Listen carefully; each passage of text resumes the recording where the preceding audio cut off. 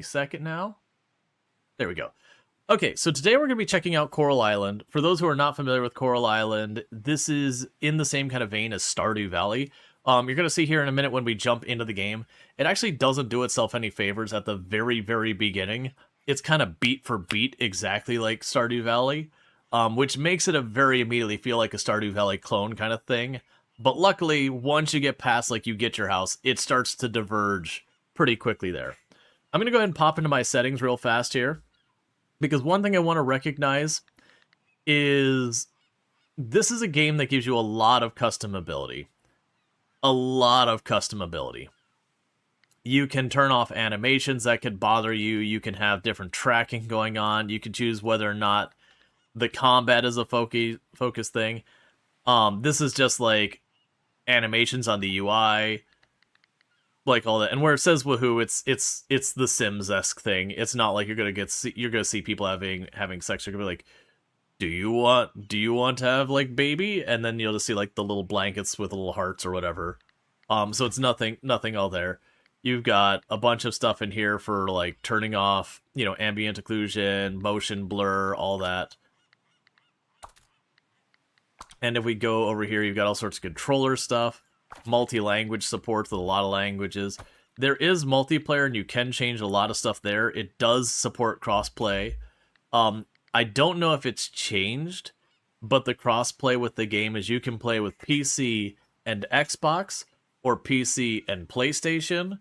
You can have the same save, where like I play with a person with PlayStation and then separately play with someone with Xbox, but Xbox and PlayStation cannot play together because Sony is a big turd. Sorry, not sorry. You have all this stuff. They do have lots of accessibility stuff, like their default font is a little bit more on the bubbly side. I can actually change to it. Their default font is a little on the bubbly side. It's got a cool aesthetic to it. It's not actually that bad of a readability font. You could change font size. Like this whole tab, there is so much stuff here. Like they've got their colorblind mode where you can set your different types. I forgot that they did 1, 2, and 3 as opposed to calling them by their names. But yeah, so they've got actually a chart here. So this is for anyone who's ever gone through like the colorblind diagnosis. This is a chart for trying to check to see if you have color blindness. That depending on these charts, some of them you're supposed to be able to see the coral, the other ones you're not. So like those top ones, the coral is very hard to see. Where if I recall correctly, I believe if you have color deficiency, those ones will be a little bit easier versus the bottom ones will be harder, depending on the type. But yeah. And then you can also change it so like you can go, oh, I've just got a little bit, I just need a little bit of help, or like, oh no, I'm full on. You could adjust it. So like they've got a lot of stuff in here that's good. With that said, we're gonna start a brand new save. And I actually deleted a number of save over the years, but you can see here, like, this is one of my main playthroughs. We did a 5-year playthrough. This is the last one we streamed. I think all of these were actually streamed at the beginning. Yeah, I'm pretty sure all of these were streamed at the beginning. But, like, this was early access. We had older saves from before 1.0, but those are gone. So we had, I think it was somewhere in the area of, like, 6 saves we played. Well, because I jumped in when summer was this season. And we played when fall got added, and we played when winter. So that's 3 runs. We played 1.0, we played 1.1. So I think we've had 5 playthroughs. Again, those first ones being very partial because of early access. We'll go ahead and start a new character. And you get to choose your character, which is basically vaguely feminine presented, basically masculine presenting, and then beefsteak. Because that's not people. That is a slab of meat of a human being. So I'm just gonna go ahead and choose that. You can change your body mass so you can be like really lean. You can be a little bit broader. I appreciate that when they make it bigger too. A lot of them, when they make your characters heavier, they'll be like really kind of a characterization. This one, it's roughly proportionate. I'm gonna actually go a little bit on that side. And you've got like your different skin tones and all that. You can also customize it, so you can go as cursed as you'd like. if you so choose. I'm not gonna worry about that for this run. You've got a bunch of different hairstyles. They don't, like, choosing male, female, whatever, doesn't change anything as far as your hairstyle options. You can do what you want, which I think is good, because it's weird that you'll have, like, you know, you have guys with long hair like that, and they look fabulous. And then, you know, you'll play a game, it'll be like, well, no, that's a women's hairstyle. And you're like, right, but dudes have that same hairstyle. Right, but that's a women's hairstyle. It's like, no, you're not listening. So the game just doesn't care. It's like, hey, we made the models, do what you want with it. And I think that's good. And a lot more games are being better about that. Yeah, I think that's a hairstyle I've done like the last couple. Was there a mohawk? I actually don't remember if there's a mohawk. I mean, yeah, there's that. There is a mohawk. Oh, the pompadour.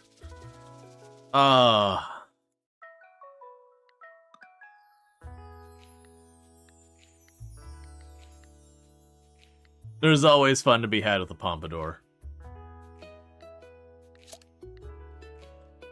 Like I said, that's the, like, I know I've done this one in the past. Because I remember the last run I did was while I had the purple hair for, like, charity. Yeah, make them either super cute or super cursed, nor in between. Yeah, this one, I don't think they give you, yeah, they don't give you enough to go, like, full-on cursed. So we'll probably lean a little bit on the not cursed side. Like, they don't give you the slider to make the eyes bigger and wider, because that's where you get character customization that is, like, utterly cursed. Have they had anything recently? Yes, there's been, 2 major updates since we last played. It's not going to be, like, massive story changes, but they've had a lot of mechanical changes and all that stuff. Been also just kind of itching to play it because I very much enjoy the game. I might just go with that same haircut.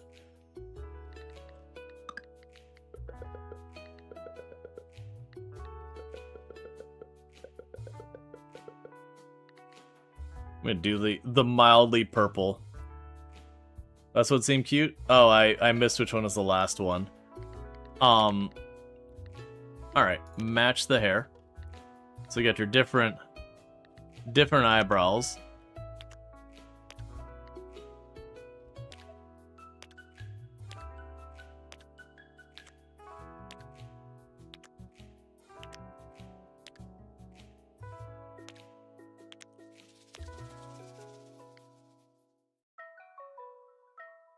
Oh, last on the list for the haircut?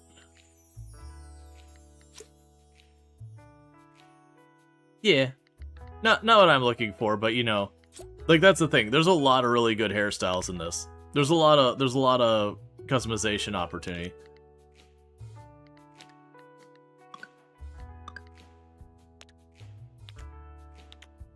Okay. Just walking around like, look, man.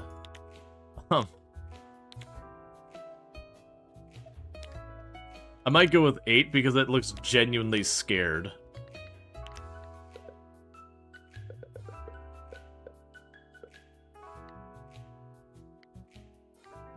Eye texture? Oh. I did not remember that. Don't give me these powers.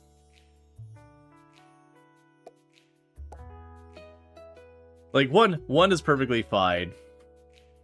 3 is mildly concerned. 2, you just got from the, you just got out of the eye doctor. Well, no, because that would be dilated. It'd be the other way around.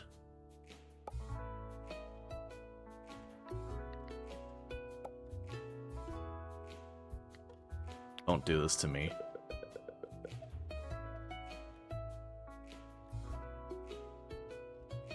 To someone who just got into the snow.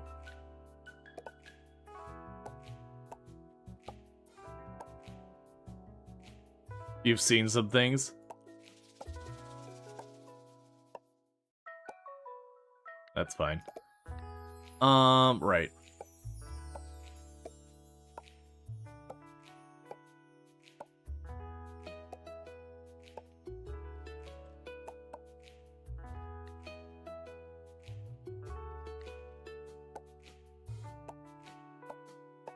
Yeah, so they all have, like, the vague same almost smile and all that. I would want, like, a properly frowning face. I was gonna go, like, once we had that, I was like, oh, we can go some best friend Binky kind of thing. But, yeah, now the character creation, like, they let you make a decent character. They don't really let you get too particularly cursed, though. Oh, I forgot they added the one with the flowers in it.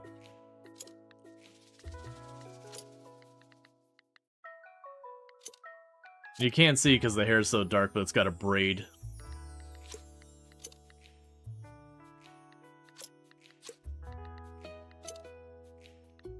Hey, Canohook, how's it going?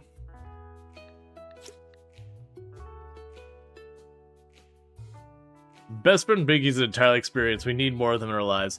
Yeah, the thing to pull off Best Friend Binky is you just really have to have a game that, gives you the opportunity to do that. That one's got some possibilities.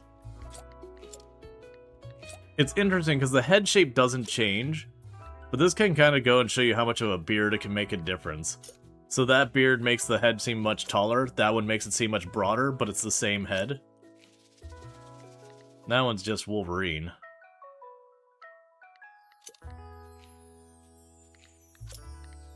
Yeah, I'm leaning towards that one. Yeah, we did match the hair color, it's just with the beard. It's leaning towards the dark side. It's fine. Okay. And you get to change your clothes later. I want to make your character a little leaner. There we go. So at the beginning, you just get a couple of these farmer's outfits to choose between. But eventually down the road, we will unlock all sorts of outfits. Some of them more cursed than others. Oh, I forgot you get to set your honorific. We have done terrible things with that in the past. So... Oh, man. What did we... We've had some really cursed honorifics before. Because you can do stuff like Doctor, Miss, Mrs., you know, MX, Mr., all that kind of stuff. I'm blanking. What was... Oh, Delicious. We did Delicious one time. I forgot about that. We did an honorific of Delicious. And so people were like, the little girl going Delicious Human, were like, whoa, whoa. Hey, I'm gonna need to talk to your parents. I cannot have you calling me Delicious. One second, I gotta adjust my green screen. It's just shifting over a little bit. You need one that sounds royal and pompous. A shame we can't put it after the name. Oh yeah, no, that's you're not wrong. And hey, Itchy Tenma, thank you for the 95 stream streak. Thank you for catching the last 95 streams. I really do appreciate it. It means a whole heck of a lot. So, because you can just do like Sir, but that's pretty mild. Glorious Leader, Emperor. Oh no. If there's a character, it might be when we go to save it, it might assign a character limit to it.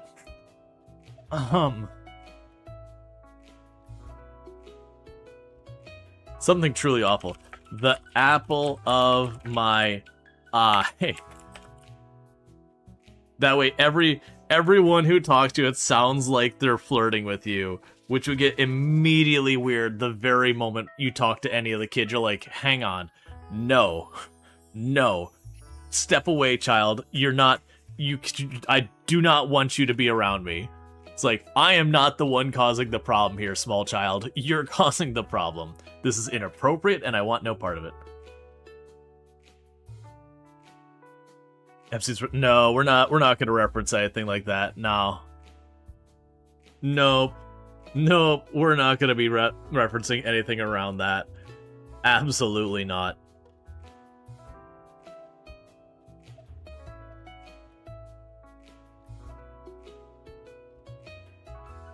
So there's good enough. I was gonna say, With like the scientist yesterday, one who has 3 doctorates.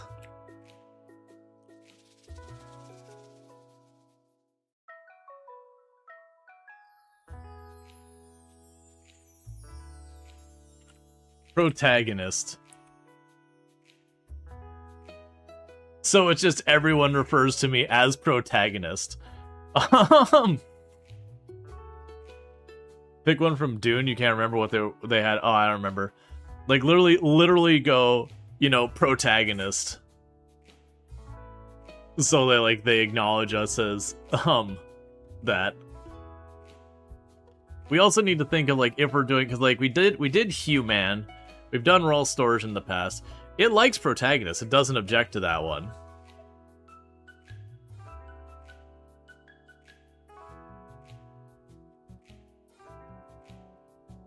Reminds me of Snowcrash. The main character is hero protagonist.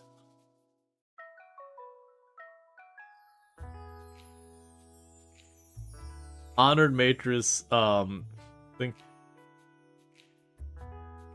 best friend.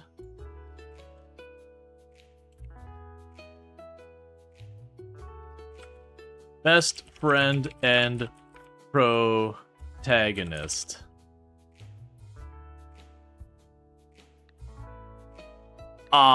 Okay, there is a character limit. I was like, there's gotta be one. I remember there being one. Pro gamer.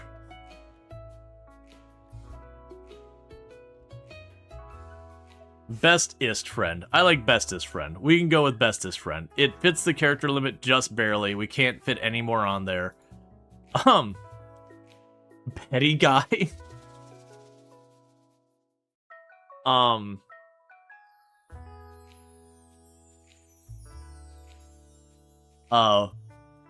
Bestiest friend. That sounds awful and I love it for it. Okay.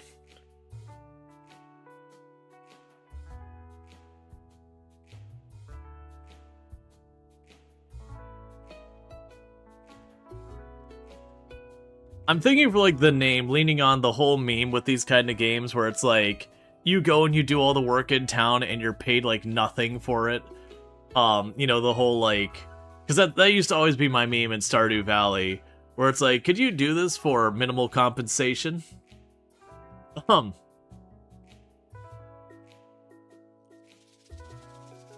Just underpaid.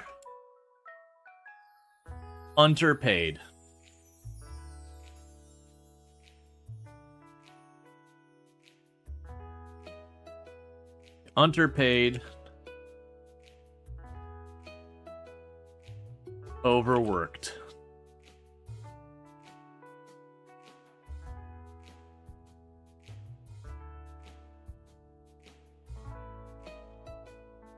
The Linus has excuse for not paying me Jack, Mr. Mayor. On the other hand, you should be melting down the statue. Yep. Alright.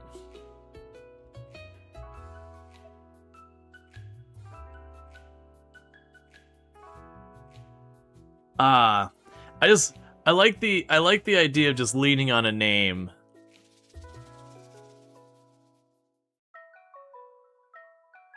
Underpaid. Overtaxed.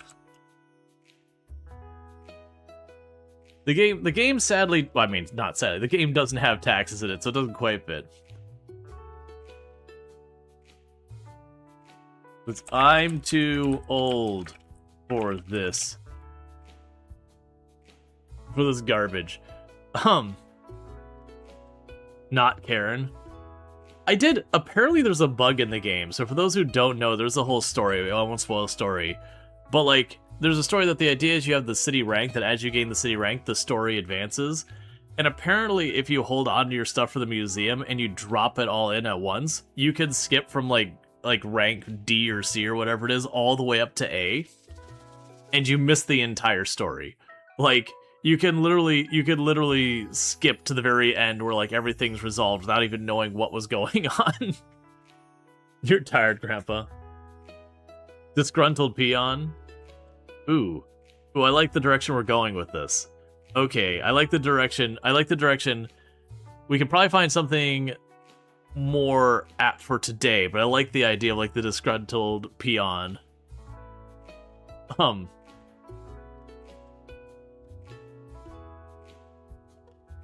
Peon Porter.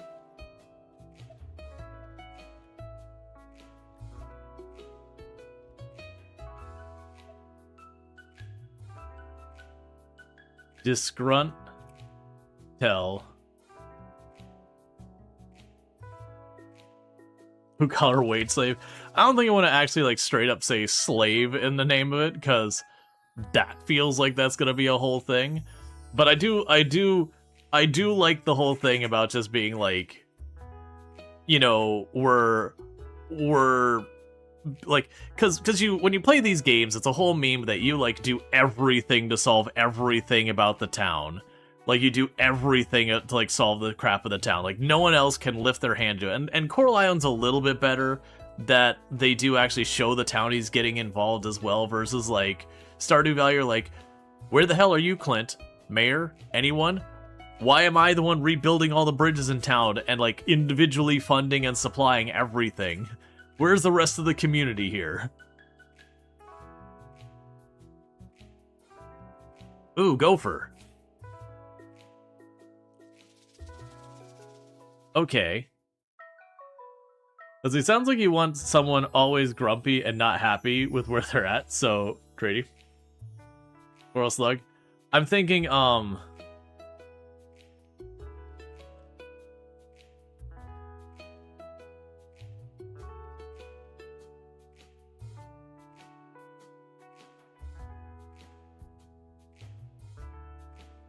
see, town, gopher.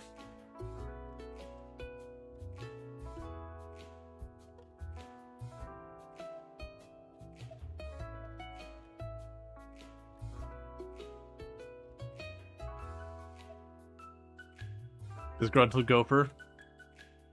Yeah, I'm wanting to, like, dance around it, so if you think about it, you get it. Like, if you like, look in here, like, wait a second, because that's the reason you're noticing I'm deliberately misspelling some of these things.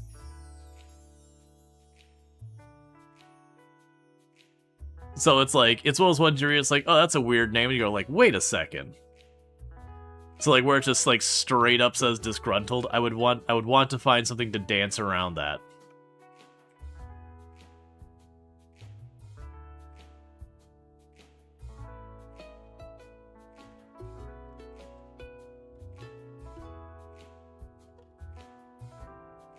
We can go for, like, DS Grunt.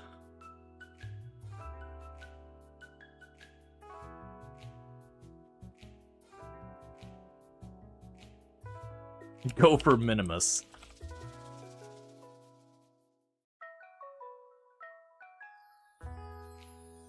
Groucho. Groucho Gopher. I can do that. Groucho Gopher. I can get behind that. Groucho Gopher. There's a name. And for the farm, works a lot. Oh, okay, works a lot's okay. Groucho works a lot.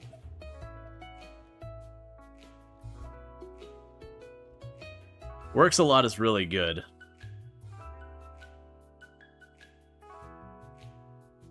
Groucho works a lot.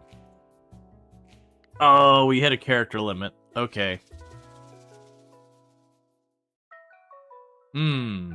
We'll go back with Groucho Gopher. Sadly, the character limit says no. Because I like Groucho. I think that's excellent. Because that's one of those things that could be a real name, and you're like, wait, what a second? And then the farm name, so we just get this farm given to us for free. Like, we didn't do anything to earn it or work it or paid for it or anything. Like, it's just given to us.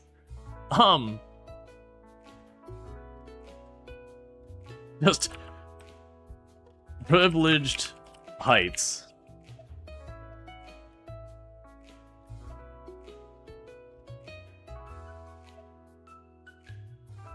Entropy falls apart.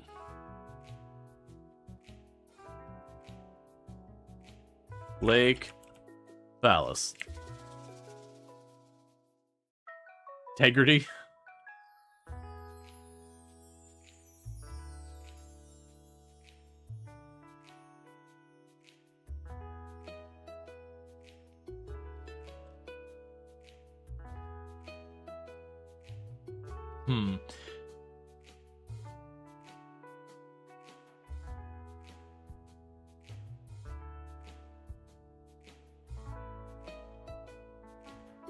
You could also just go over something like the really boring Lot B.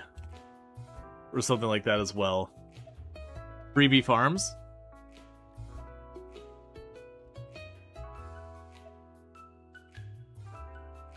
Freebie Farms. I like the direction we're going with Freebie. And like farms is fine, that perfectly makes sense. Withering Fields? Alright. You know what, honestly, that wasn't the direction I was going for. But I like it for, like, the whole, we are... Aw, come on. Withering Fields? Withering Fields. There we go. Withering Fields. Yeah, so negative income Sag is just unfortunately too long. Alright, we're gonna go with that. So, we are Groucho Gopher, which our honorific is bestest friend, and our farm is Withering Fields. Done. Let's get this game going. Because otherwise we'll sit in that screen for 2 hours. We're speedrunning, chat. It only took us about 20 minutes to make a character. Possibly a world record.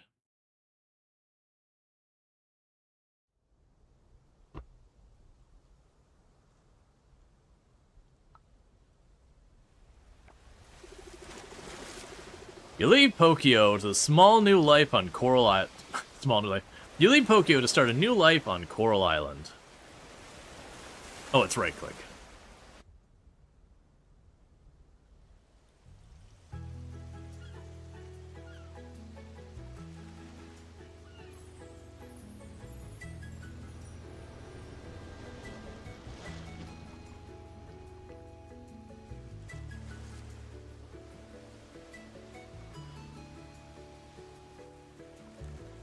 Oh man, it's been so long since I've started a new playthrough that I forgot about, like, the black eldritch tentacle things. This island better have a lot of coral to be named the Coral Island. Yep. Hello, Groucho Gopher. Welcome to Coral Island, your new home.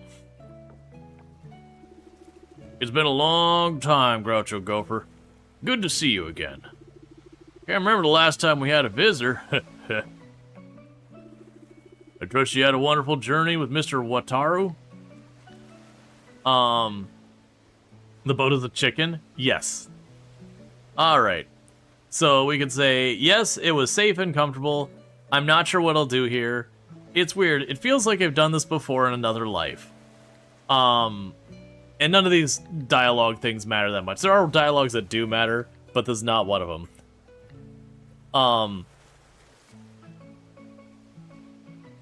I'm gonna go with it's weird. It feels like I've done this before, maybe in another life. Maybe you're remembering your trip from back when you were a kid. I still remember your parents. Good folks. You must be quite tired from the journey. Let's head over to your new place. And Wataru's like, I don't get lines. Yeah, and this is where I mentioned the game really kind of hits beat for beat with Stardew Valley. That kind of doesn't help it where people compare them that much. But luckily, it deviates very quickly after that. Alright, floors are done. Oh my, what a coincidence. We've just finished patching things up here. Is this the new farmer? That's right, Groucho Gopher. This is Dinda and Joko. They're the local carpenters. Nice to meet you, Groucho Gopher. Hello, Groucho Gopher. Always excited to welcome someone new to our island.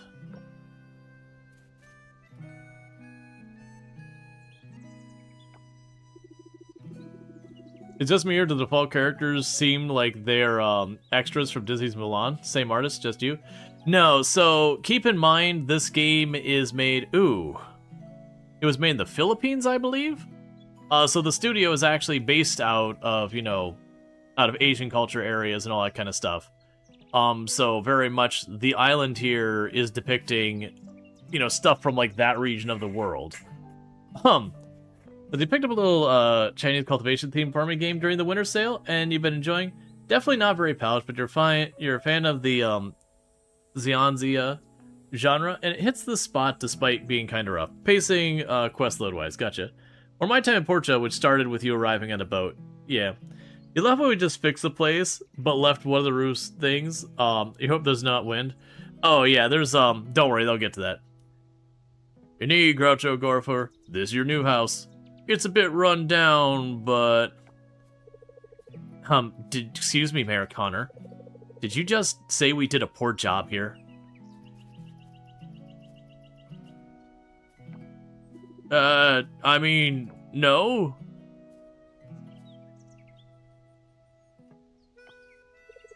Don't worry, I'm just joking. Unfortunately, we can only patch up the roof so it doesn't leak and replace some of the rotten wood. If you want more renovations, you can visit our shop at house on the hillside to the northeast of here. We won't charge you for it, but you'll need to gather materials yourself. Once you restore the foundation, you can decorate the house the way you'd like. You place the complete instructions in your mailbox. Well then, it's about time we head home. See you both around. Take care, Groucho Gopher, and good luck. I'm gonna mix up all the voices.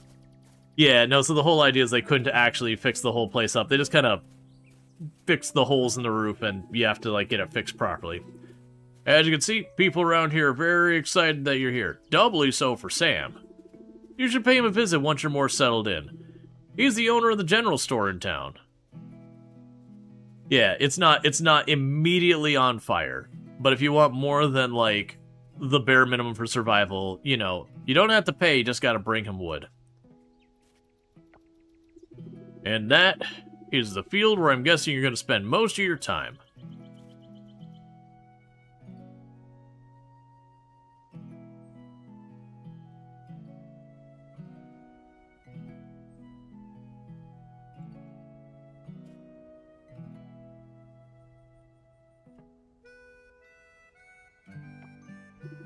It's a bit messy now, but I'm sure you'll take care of it in no time. I do expect it by Sunday, by the way.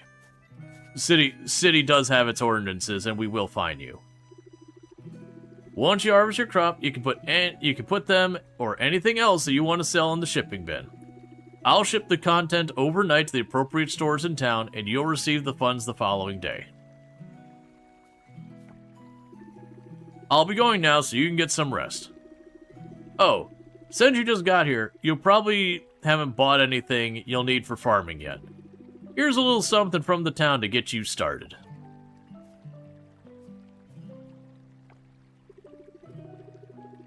You received a watering can, an axe, a scythe, and some random seeds. If you need anything else, I'm at your disposal. Come to me with problems, questions, some mean sake. Welcome home, Groucho Gopher. Yeah, no, they don't do like the Tom Nook, you're horrifically indebted or anything like that. Alright. So we could go out here. We've got our mail. Groucho Gopher. To repair your house, we're going to need to gather some more materials. Collect 50 wood and 20 stone. Once you have everything, head to the carpenter place and order at the counter. Your house will be repaired the same day. Because we're not slackers like that Robin who needs like 3 days to get the basic work done. We just get it done. Here's the tools to fix the cowboy job we did fixing your house.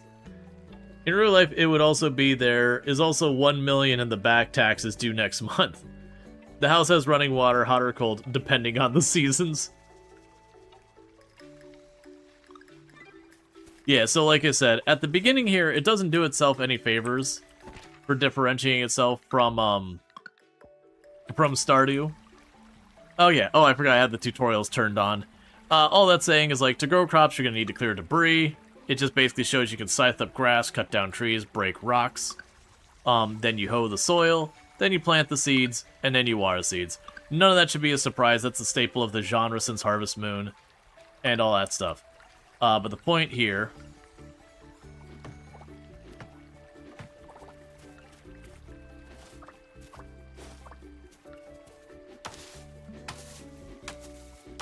is we want to go ahead and get this all sorted out as fast as we can.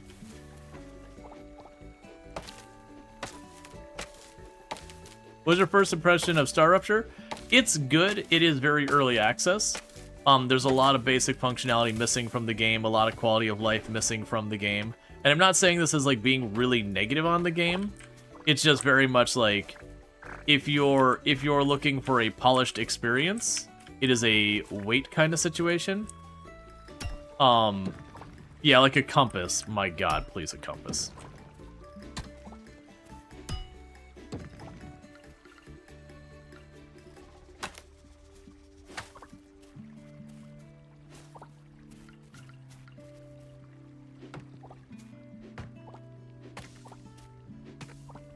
Okay, so we got all that.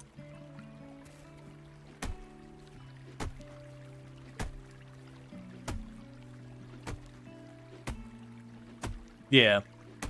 The thing I will kind of hold against it, as far as, like, I mentioned early, it kind of does suffer from the fact that that very first scene is, like, beat for beat almost exactly Stardew Valley. Everything from your character panicking at the mess and everything, that where people are like, it's a Stardew Valley clone. It's like, it isn't, but, like, yeah, you're really setting yourself up to be way too compared with that. And at this point, it's, like, too late to change it. This game's been out for a little while now. Alright, so we planted all our crops and all that.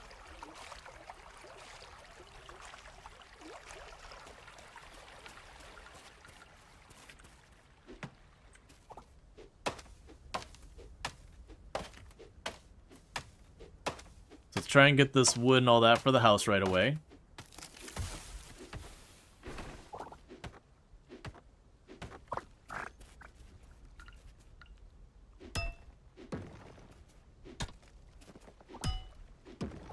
But, like, this game also does a lot of... Oh, we already got our first geode already. That's good.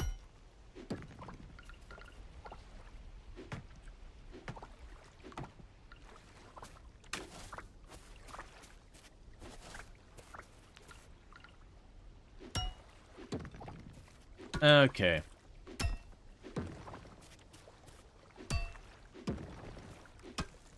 And you've probably noticed that they have changed the sound effects quite a bit.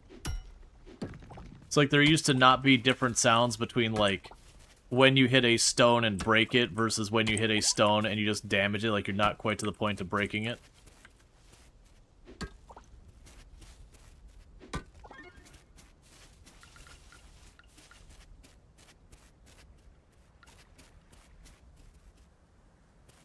Alright, so let's go ahead and we can run up here and drop off stuff real fast for them.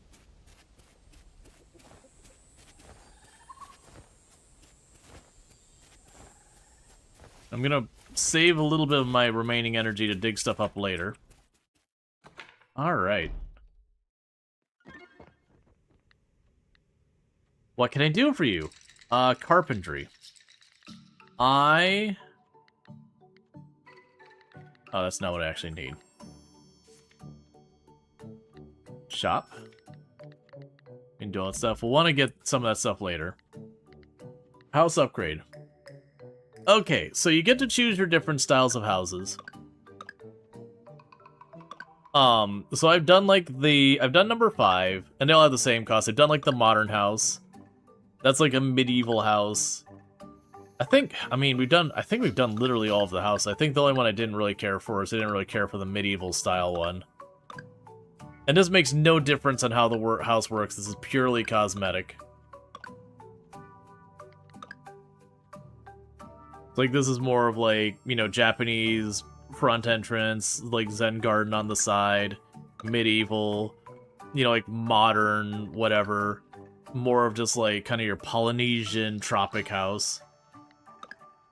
And that's just like your regular one. Number 2. Yeah. So like in the times past, I've done like the modern, and I've done the more Japanese one.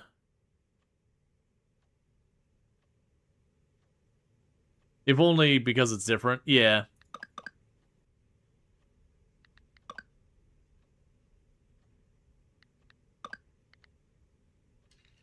The designs are super. Yeah, like all the designs are good. Like I said, for me, the only design I'm kind of is on number 3. I don't like the medieval design. It's kind of like whatever.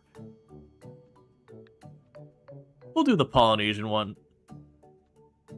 Pull. I don't think I want to wait on a pull. I think I'm going to do the Polynesian one, because I know I did the modern one my last run, and I think I did this one the run before that. I don't remember if I actually ever did the Polynesian style one. Awesome. Thank you. I'll work on it right away. And by the way, you could change it later if you change your mind.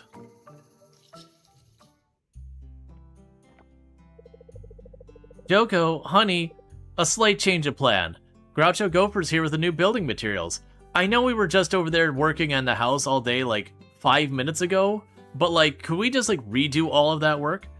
Yeah, you like all that. The interiors, the furniture, and all that. Oh yeah, there's lots of customization. I actually haven't gotten into half of that because so much of that came later. Let's head over to the farm and repair Groucho Gopher's cabin.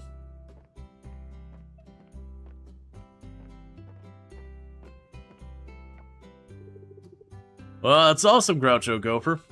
Let's do it. Okay. Dina and Joko are repairing your house. How are the house upgrades? More comfortable, right? Now, move it and help me get this stuff inside, kiddo.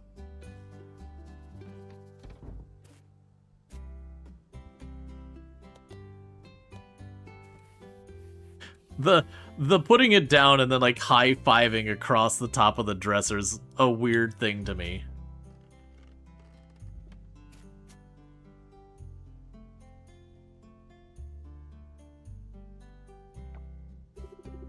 Ugh, that old thing was real heavy. We finished. What do you think, Groucho Gopher? How long is the warranty? No more holes, thanks. It looks brand new, thank you. This would be like if we're wanted to be like absolutely just crummy about the whole thing. And be like, how long is the warranty and all that? I'm gonna go with no more holes, thanks. I hope you can sleep better now. Look, no more moldy wood. We've replaced all of it. We also built a new foundation for the house. That means it's strong enough for more furniture now. You can start decorating and making things comfier. Speaking of decoration...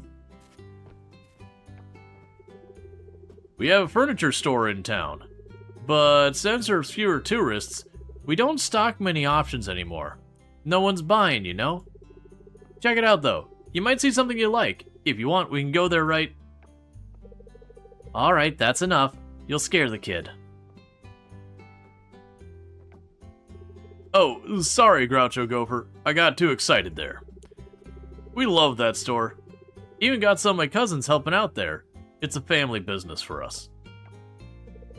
Feel free to visit whenever you have the time, Groucho Gopher. It's in the middle of town. Shouldn't be hard to find. Alright, that's all for... Honey, aren't you forgetting something?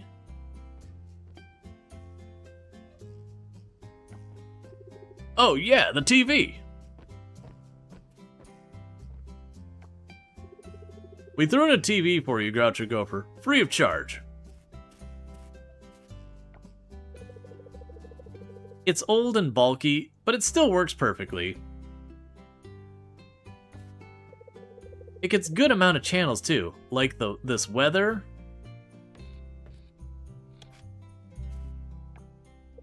Well, sometimes you gotta smack it good at a 60-degree angle like this.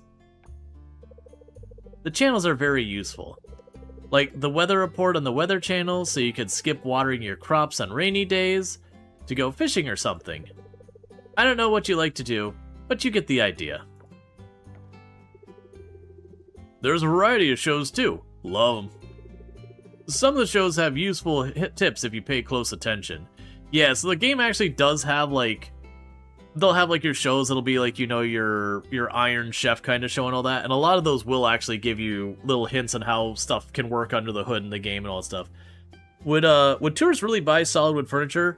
Yes, it is actually a thing that happens. I say that with minor exasperation because, like, you have people who travel to, like, Ohio just to buy Amish furniture, which is stupid expensive to ship. And there are furniture stores on, like, you'll go on a cruise and there'll be, like, a furniture store that'll be just at the harbor when you get there. There are people who, that's what they do. I've actually been stuck on a part in this game for a very long time. I couldn't wait to see you get there to see what you do. Gotcha. Because we couldn't see it? Let's see. I guess that's all for now. See you around, Groucho Gopher. See you, Groucho Gopher. Don't forget about the furniture store, alright? Okay. And we're gonna ignore the TV for now. Your house just got bigger.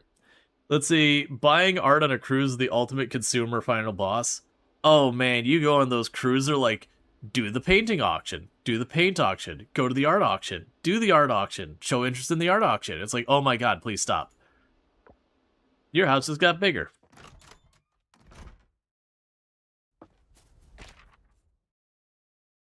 Oh, I think it was more of them telling us about the TV station. It was basically the game's way of, like, tutorializing, being like, hey, there's this TV over here. Like, there's good information on it, like the weather. Oh, that little jingle when you finish a quest is new. Alright. So let's race over to Sam's store. I'm trying to remember how I even bring up my... Okay, eyes for inventory. Oh, right. My inventory is non-existent. That's right. So we're gonna head on over to the store.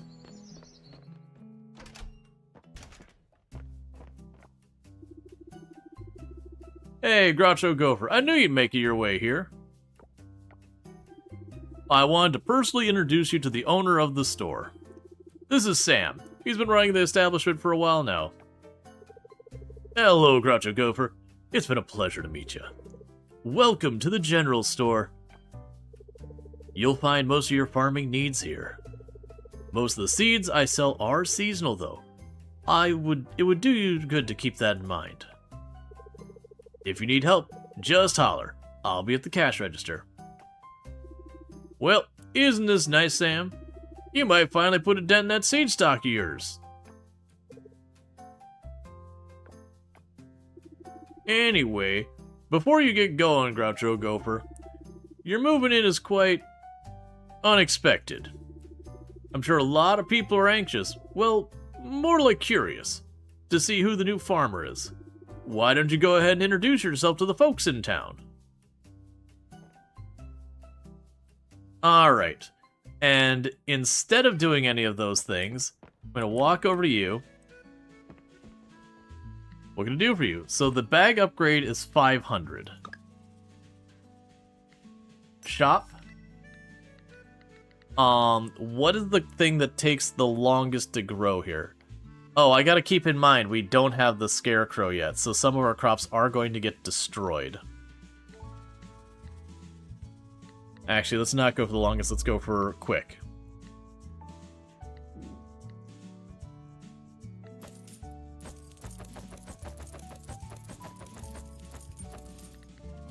There we go. We'll just make some mistakes. Did you give me a new quest? Oh wait, I need to pin it. Oh, I might as well talk to the people who are already here.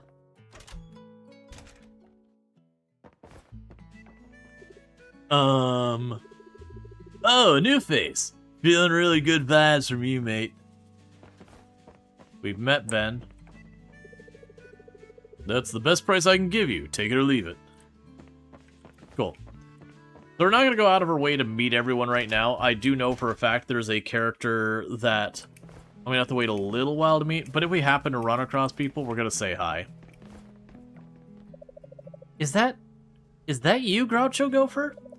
Wow, I almost didn't recognize you in that getup. Oh, so you're the one moving it a lot, huh? That would explain the outfit.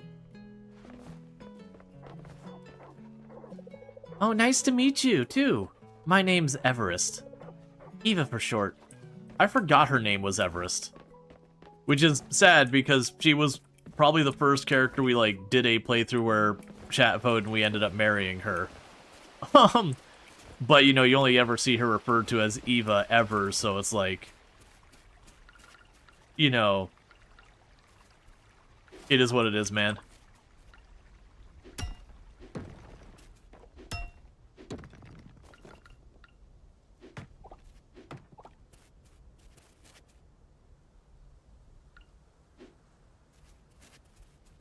Oh, that's loose stone they don't have inventory space for. I see. That checks out.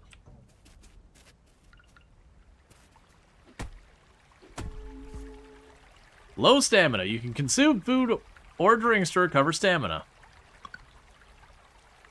Equip food and press left click to consume it. You can also go to bed to replenish your stamina. And if we go to bed, that advances the day, so we're just going to eat some candied seeds.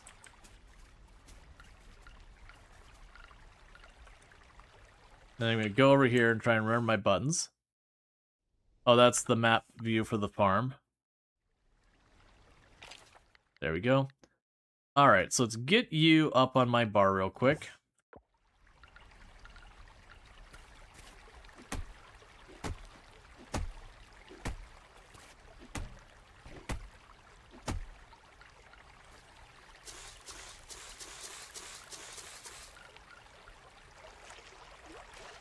Because basically I want to get as many seeds in the ground here right at the beginning as we can.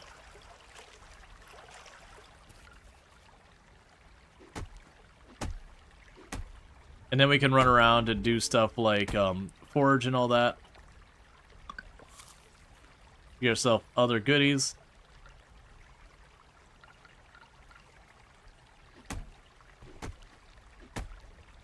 We're also going to need to drop a bunch of stuff off in the sale bin to allow me to do more.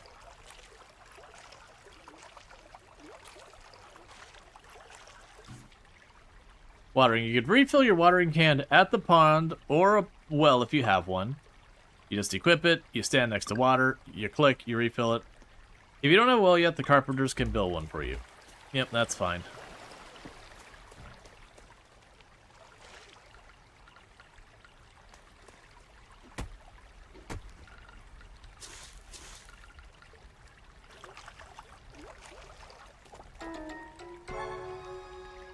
You got a coffer. New discovery of copper. Bring it to the blacksmith to unlock. There may be valuable items inside.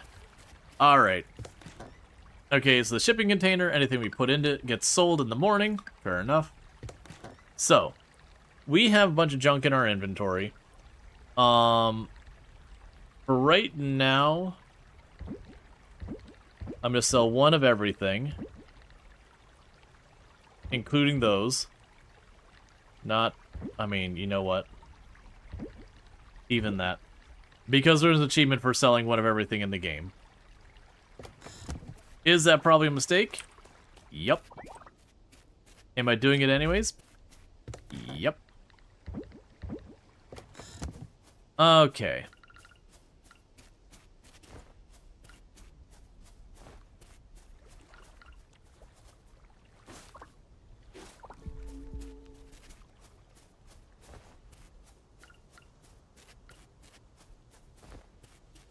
Alright, and if I'm not mistaken, foraging does not cost you energy.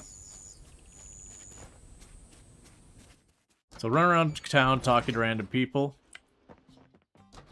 as we see them. And one of the quality of life things in the game is you can actually pull up your map and it'll say that someone's up there. There's no one in the houses over here, so we can go up here and meet someone over there. We'll just vaguely work in the direction of people on the map forging along the way. We don't have much inventory space. So that'll be a whole thing. Oh, hey, here we go. Hey, Sharp.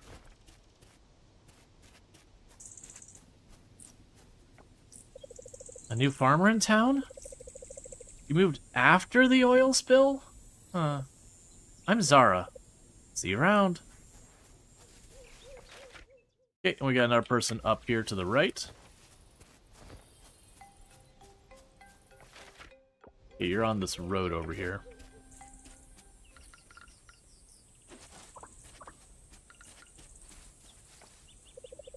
Oh, hey, it's nice to see you again.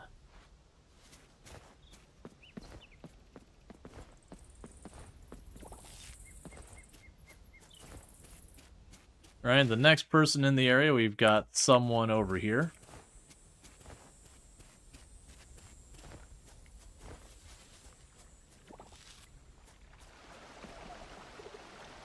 You're Groucho Gopher? I heard about you. Heard you're looking for some fresh air away from the city. Okay, who's talking about me? Need to have a conversation with them. We can't go in there to meet them yet.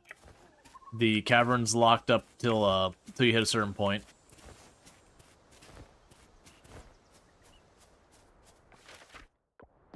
Yeah, so we got someone in the observatory. Yeah, no, it's that they do have Suki has stretch marks, and it's kind of an interesting thing that if you marry her, she already has a kid. Where most of the people, there's a room in your house that becomes like their room. In her case, that room becomes her daughter's room. Groucho Gopher. Did I say that right? I'm Waku. It's a pleasure to meet you. Dad told me about you. He's the one who brought you on the chicken boat. Yep, the one with the hat.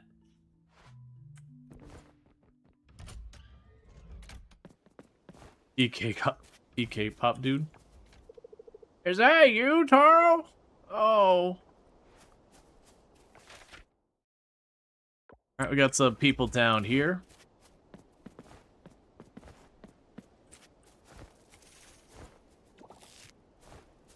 Already finding silver stuff.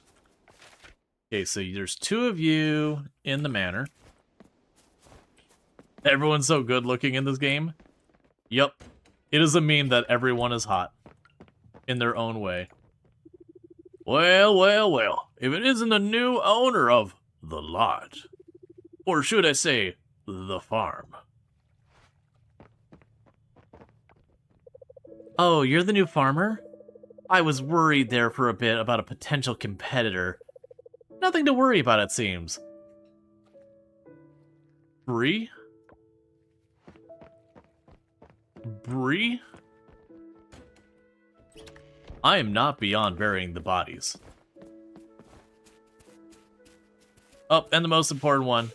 Taco. You say hello to Taco. He seems to like it, and that's all that matters. Never mind, Mary Bree. Then Sabotager. Shade Throne. It's like, oh, I have nothing to worry about. And also check out the Ents and our fantastic content creator. Someone I definitely recommend checking out as well. Does stream in German, just as a heads up. And all that kind of good stuff. But yeah, absolutely fantastic. Are you really the new person? Dad said you were a farmer. Is that right? What kind of farming tools do you have? Okay, I believe you. Why don't you look like a farmer, though? That hurts.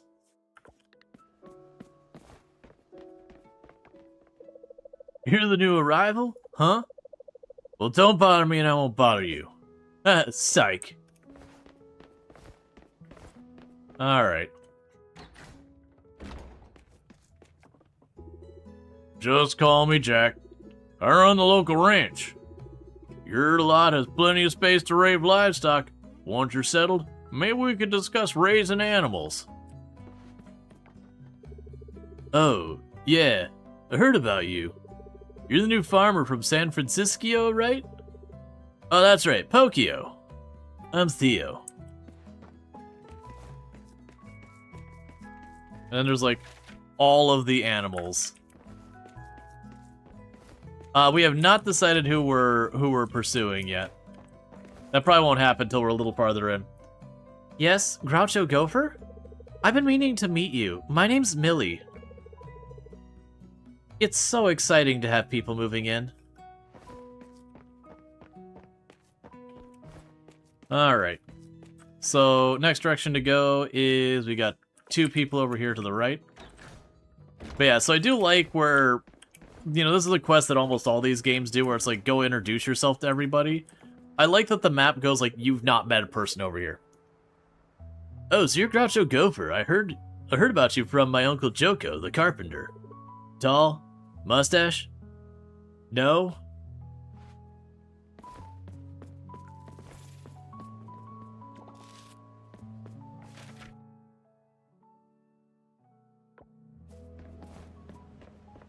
And pretty soon a lot of the businesses will start closing for the night.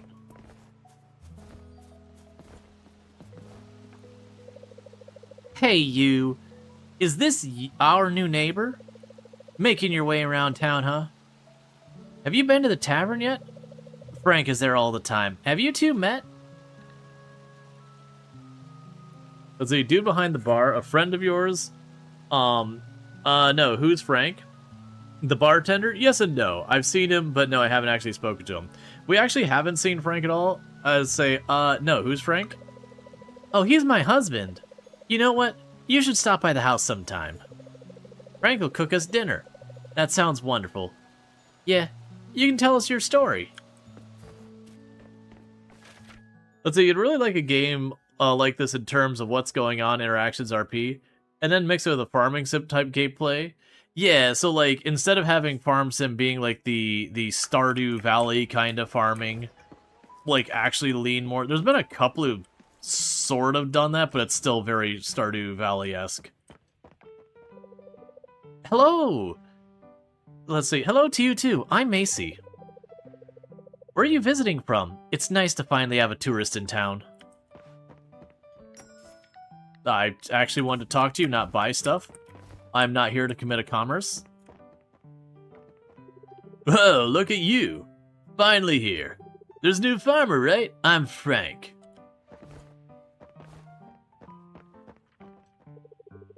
Oh, I have to say, you're not what I expected. What is with everyone being that way? Well, spring's not the best time to move here. There's so much we can pass on to our children. Little things we, the parents, can do to be, can become their habits. Yeesh. You been playing Bollock Town 2D side-scrolling? Yeah, no, I saw Dalek. I think I played that a little bit. It did end up being a thing I did on stream, though. Oh, hello. I don't think we've met. And I can't say hello to you because you're in your bedroom. Because apparently she goes to bed at 8. Yeah, so she's the only one we missed there. There's Zara. We're probably not going to go into their house yet. That all the way out there. We can't go to the blacksmith yet. Oh, there is someone in the abandoned villa. Interesting. Alright, so I could probably go into the inn and meet people. But most of the other ones I'll probably be pretty much like locked out for the end of the day.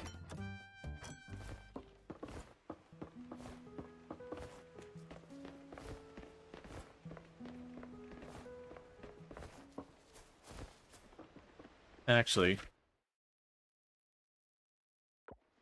Yeah, I doubt we can go into the beach shack yet. Yes, you're close, so I won't be able to go in. And our inventory is full. Me and that message are going to be real acquainted pretty quick. And I do have lots of inventory upgrades, we just don't have any of them. Hello, bestest friend Groucho Gopher. Nice to meet you too. I'm Valentina.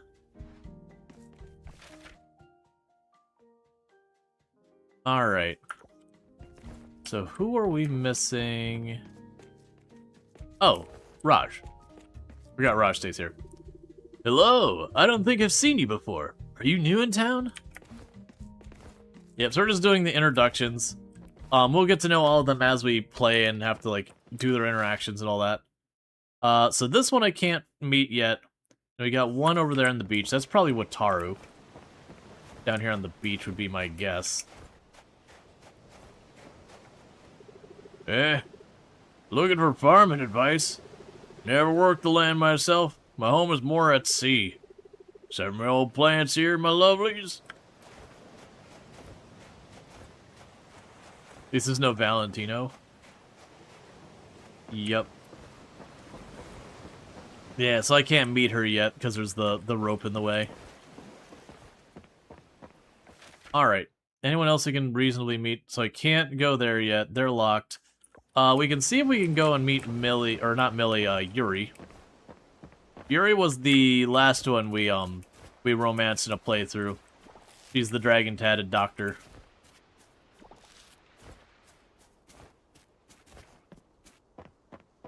The game... Oh, never mind.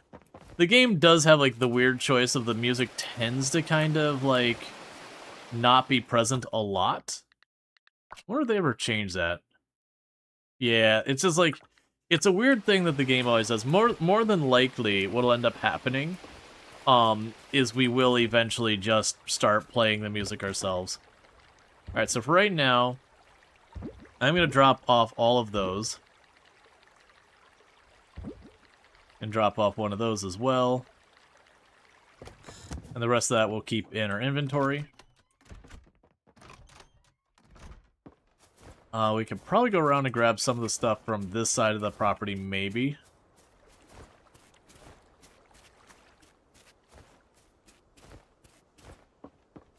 For more forageables. Because early on, money's going to be a real problem.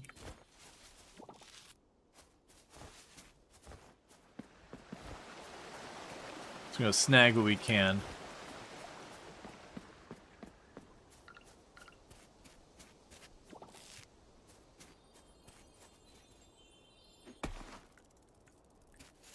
Oh, that's new. Okay, so I dug it up and instead of getting like a geode or something like that, it was a bug that was buried. That wasn't a thing before. You find it okay, you just want to be sure since your phone setup is all weird and things. Yeah, no, it's again like a weird choice that the game has made. There's just a lot of times where like, you know, could I have sound, please?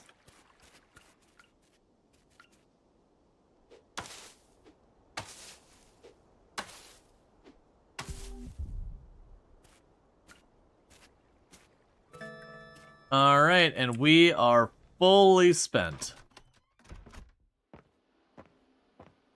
Hey, Spoopy, can we get a shout out for Spoopy, another fantastic content creator on the platform?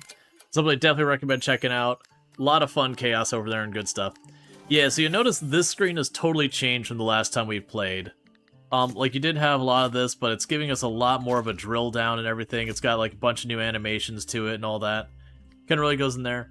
Playing some Last Caretaker, that's a heckin' fantastic one. Now, I absolutely appreciate having you here and all that. So we got ourselves 300 bucks selling a bunch of random junk. We're gonna go into the next day. And there's another one that is a change that happens as well, is now you can see like whose birthday is without having to consult the calendar. It'll like come by, it'll be like, oh, it's this person's birthday. Oh, I only need to meet one more person. They must have changed that quest. New item alert. Introducing the basic bag. It's a bag, but it's basic. It's basically vanilla and caramel, but in a bag form. It has a total of 20 compartments. That's 5 more compartments than your basic tool belt. Carry more, do more, worry less. Available at Sam's General Store for 500 bucks. You guys want to check out Coral Island? Oh, it is very much of this genre. It is my favorite game.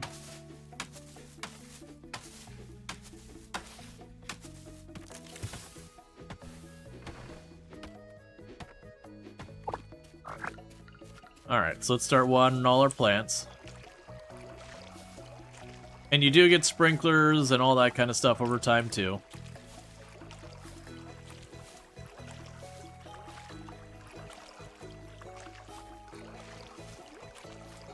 Okay.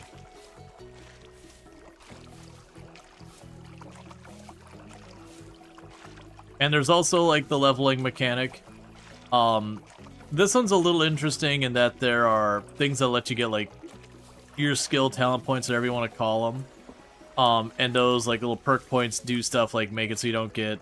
So there's, like, just the level itself makes it so you don't get as tired as fast, you know, doing the various activities and all that. So let's go here real quick. We can go to our crafting. New crafting recipe, we can make a makeshift box. And we got all these, like, paths and all that crap. So we're going to want to make a makeshift box, and I need trash for that.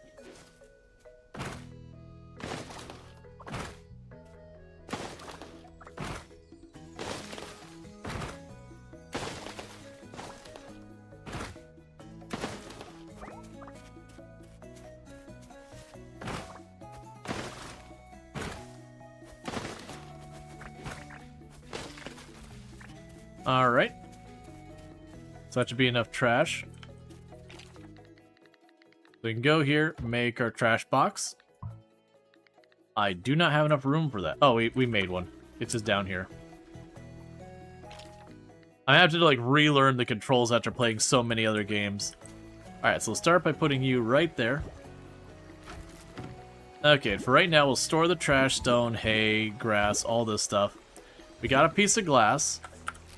Let's drop that in here. Oh, I don't think I sold any trash, did I? Yeah, we did. Oh, we didn't sell any of the stuff there. Alright. So we need to meet one more person. There's some people out there in the square. I think it must have been Meet the Townies had a higher number before, because I remember the thing you get stuck on Meet the Townies, because you had some of the people were unavailable the first couple of days. You're the new farmer who owns that lot? I used to play there with my friends. My name? My name's Oliver. Why? My name's Randy. I'm the elementary school teacher. What did you say your name was? We need to talk... Oh, it's literally telling us how to craft stuff now right after we did it. Cool.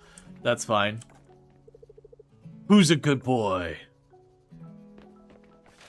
Alright, we've got two strangers up here. That'll probably be the blacksmiths. Yeah, no, Taco is the bestest dog. Oh, hi there.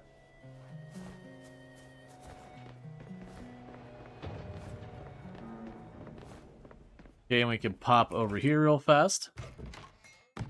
They have cybernetics. I mean, Randy does. You must be Groucho Gopher, right? Damn, I wasn't expecting you to look like this. You're surprisingly cute.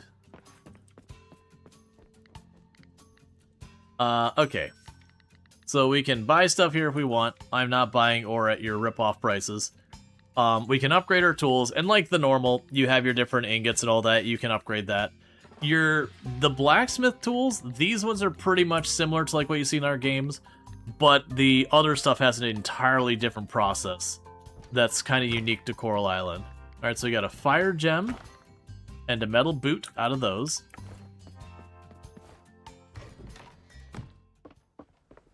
Okay, Pablo, I see you straight to the point. Pablo is definitely one of the beloved characters. Definitely one of the pursued ones. Okay. What did you say? Now we got construction in the middle of downtown. Okay, do we have other people we don't know nearby? I've got 2 people over to my right we don't know. I've got 3 up here we don't know. We got a lot. We got a lot. That's fine. Let's loop down to these 2, and then try and catch these 2 up here, and then we'll work our way around. Actually, wait. Is that the way I should approach this? We're just gonna go whoever's closest. Socket and pan. Yes, may I help you? My name's Luke. Pleasure's mine. Yeah, there's, for the bachelorettes, there's a character you don't meet till later, Nina. And she's kind of the same way who walks up, who's just like, hi, love, and you're just like, this person's fantastic. Oh, Groucho Gopher as in Groucho Gopher, Groucho Gopher? It's nice to finally meet you. Butter. Adorable little kitty. Alright.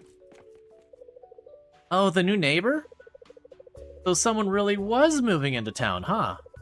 I didn't believe it until you saw you myself. Oh, there are so many adorable pets around this town. Okay, so who's the next person we can introduce to ourselves in the area?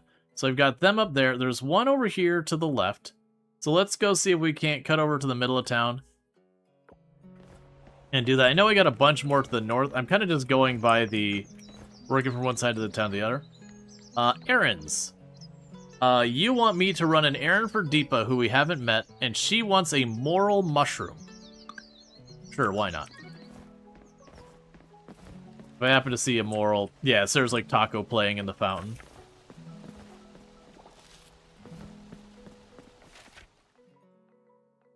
Yeah, you can run over here.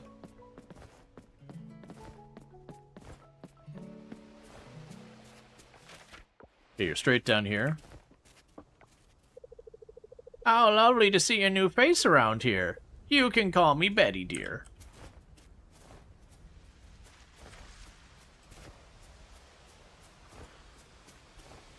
Okay, we can run down to the beach. Right, and you don't open today, so I can't meet them yet. So no one new to meet down here. No one new. Well, actually, I can't meet her yet. She's not available. So other than back here where we can't go in the cave yet, we got that whole side of town. So pretty much it's going to be meeting the whoever's up here, and then cutting through this middle part, and then getting those two. And then that should be everyone we can meet at this stage in the game. And we want to keep an eye out for a moral mushroom.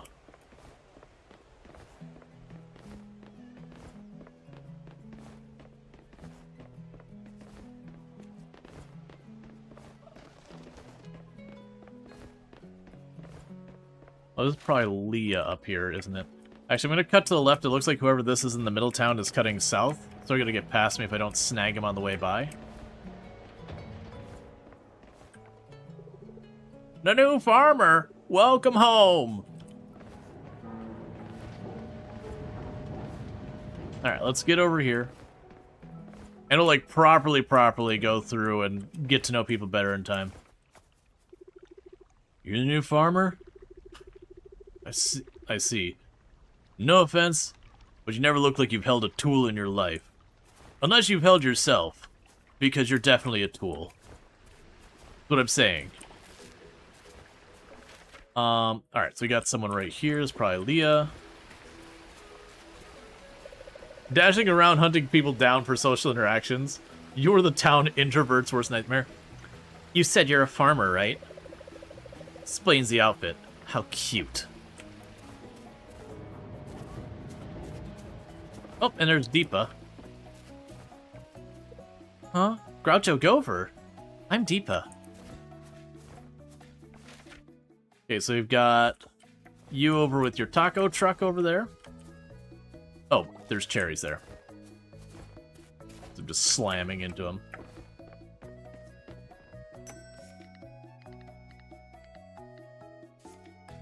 And I want to talk. There we go.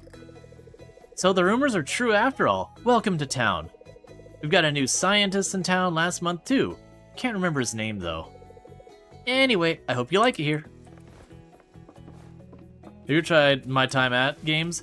Yeah, I very much have enjoyed them in the past. Sadly, their new one is going to be using generative AI, which is a real bummer. But I've enjoyed my time at Porsche and my time at Sandrock. It's just a bummer that they've jumped onto the AI bandwagon. Good day, stranger. Oh, you just moved to the farm. Welcome to the community. My name's Anne. You're gonna be a farmer, huh? Well, what brings you out here then? By the way, you can call me Paul. Alright, who am I missing? Have we introduced ourselves? Oh, we're missing. That's probably Lily. She's probably working. So yeah, I think it's literally just Lily, and I think Eleanor and Ling, I think, are the only ones I'm missing. Actually, am I missing Eleanor? Because you're not home. I must have already met Eleanor. I don't remember when.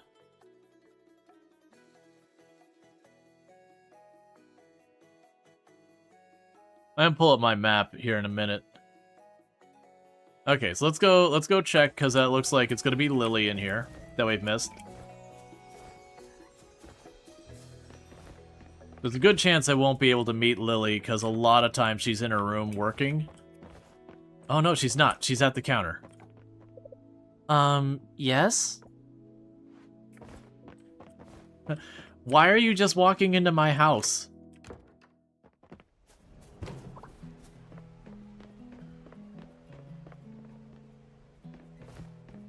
Okay, so let's check, because we can go here. We can see all of the people in town. And of the people, we haven't met Eleanor, we haven't met Anthony. I don't believe we get to meet you and you for a little bit longer. That'd be Mark, and I'm blanking on her name. I think that's Ling. That'd be Nina. Oh, and Scott. Yeah, so I don't think we can meet them yet. Can't meet them yet, can't meet them yet, can't meet them yet, can't meet them yet. I have no idea where she is, and he's not in town right now. So can't meet her yet. So somewhere in this entire town is Eleanor, and I do not know where. I'm going to take a quick little glance here. We're not going to make it a big deal, because I'm going to have to meet her here in a minute anyways. Like, they'll bring me there. It could be that she's out of town. I don't remember how the beginning of this works. Yeah, I'm just going to assume she's not in town. Alright, so what we're going to go ahead and do is, how is my inventory doing right now? It's basically full. Oh, and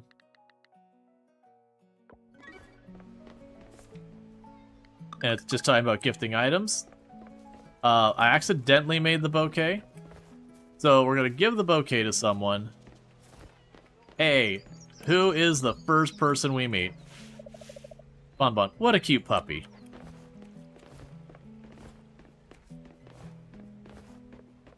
You're still up here reading your book, right?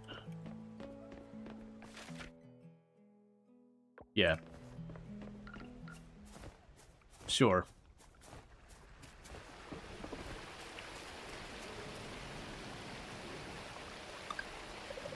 Aw, thanks, Groucho Gopher. You're so sweet. Alright. I only did it because I'm literally being compensated for it. Alright, errand to townies, get the morale for Deepa.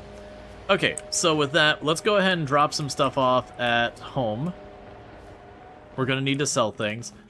I'm going to avoid selling any of the artifacts, that kind of stuff. Yeah, it's too far north.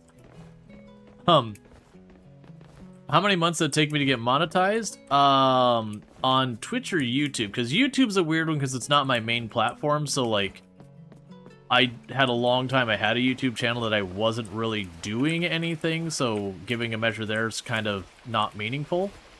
Because, you know, obviously if I'm not working on it, it's not growing. Whereas Twitch, I was able to monetize after it. I think it only took me like a month or two to hit affiliate. Like it was like literally the second month I streamed, I was able to apply for affiliate.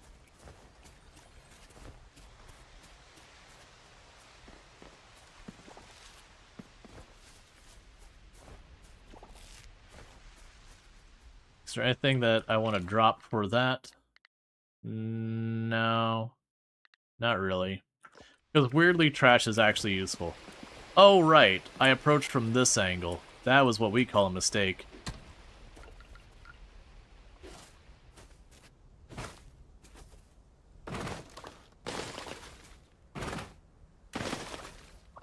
Alright, Chili. You have a good one.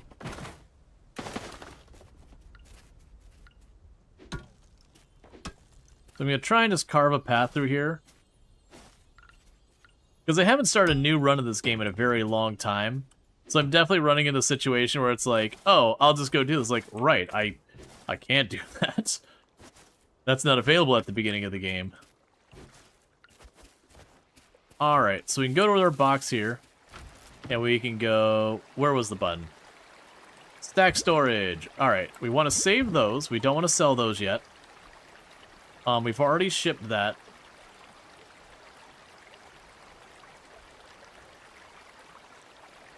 Want to ship one of those as well. Ship one of those, ship one of those, ship one of those.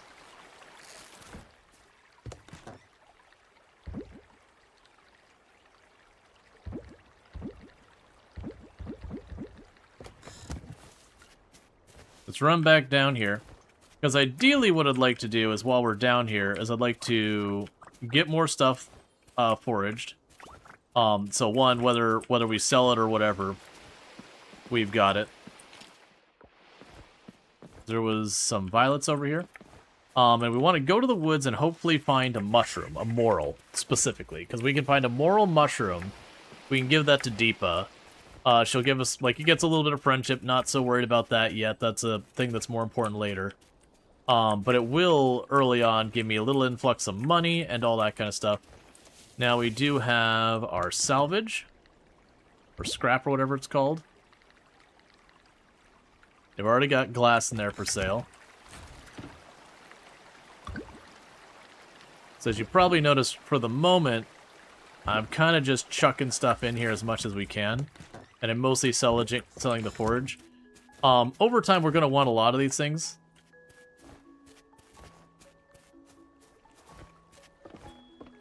We're going to want to clear this property as well. There's going to be some back and forth on priorities. Now, these kind of games, you can make them as sweaty and stressful as you want. Like, you can go, hey, I'm just going to take my sweet time progressing. There's no timer on the game that's like, you have to get this done or else.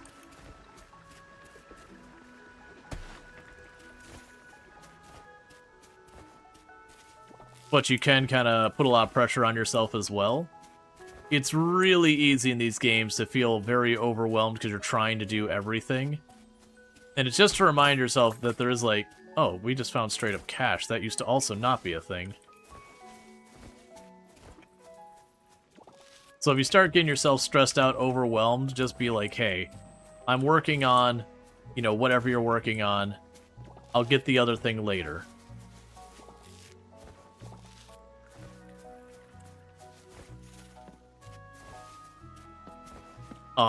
And yeah, you could run to a situation where it's like, oh, I missed on this. I'll have to wait till next year to do it or whatever in game, and that's fine.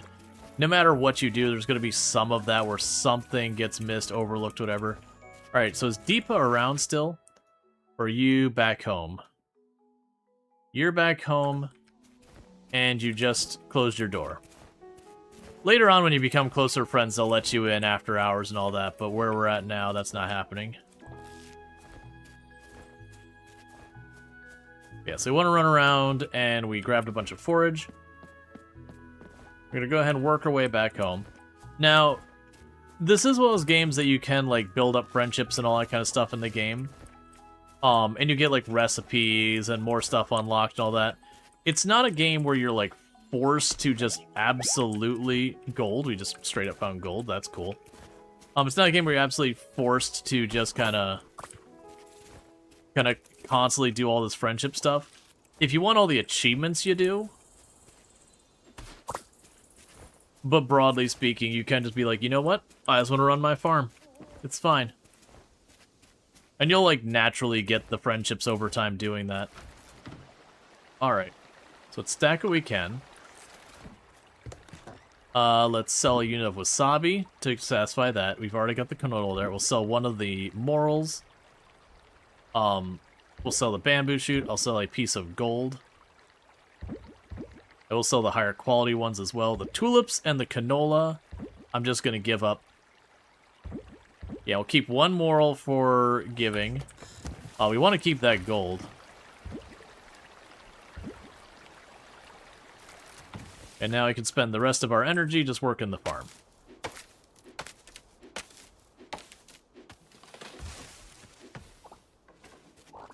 And I'm trying to not fall into the issue I tend to run into these early games. Is early game I tend to always want to scale the farm immediately. And what I mean by that is I'll tend to go in there every dime I get. I'll almost immediately turn around, go and buy another batch of seeds. I probably should do that to some degree, so I'm probably going to run and do an effort there. But there's definitely a juggle of like, okay, what are you working on the first?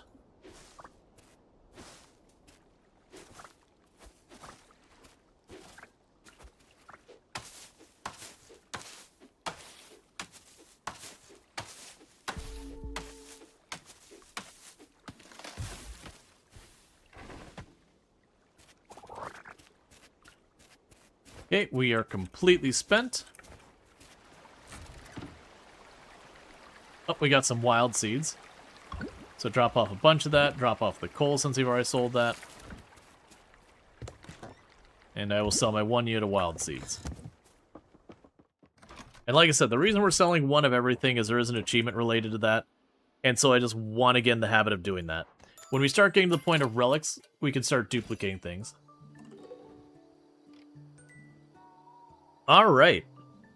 So we gained a level in foraging, which now means I have ever so slightly higher max stamina and health. And over time that will reduce the cost of stamina for foraging. We can also now make candied tree seeds. We just sold a bunch of stuff. So yeah, that foraging fetched me over 600 so I can get the bigger backpack today and more seeds. And a new day. No one's birthday is on this day.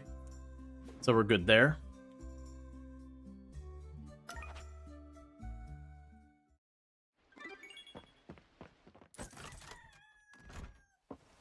And it's raining, so no crops to water. Hello, Groucho Gopher. Looking for a way to pass the time? Or maybe you want to earn some extra coins while you're waiting for your crops to grow. When you have a moment, come visit us at the Beach Shack. We have some gifts for you. Alright, so I don't need to do anything here. So let's ignore the farm for right now. We are going to beeline over here as fast as we can. Because we can see if we can't get to Deepa. Deepa's probably at home right now. Yeah, let's see if we can't race up here to Deepa really, really quickly. Did you put the moral in the chest? I did. Good call.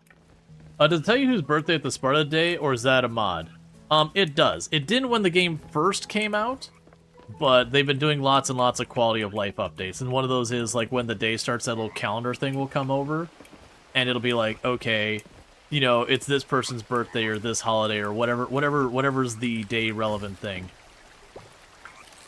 But thank you for catching that, because it would have sucked to walk all that way and not have it. Okay, so we're going to beeline up here. We're going to drop off the mushroom with Deepa. She will pay me for it. We're going to go and visit Sunny and all that. Yeah, so you're not open yet.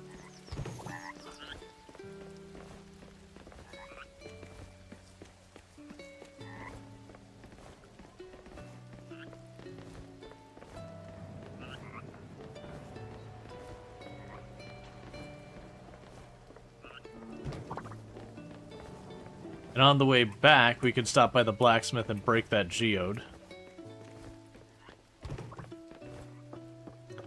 Free trash wasabi.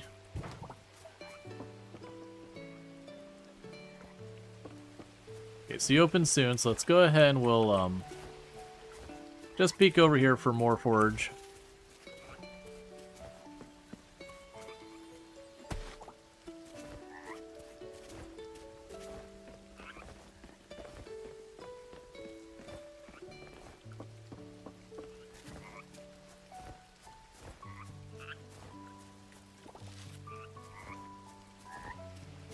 Okay.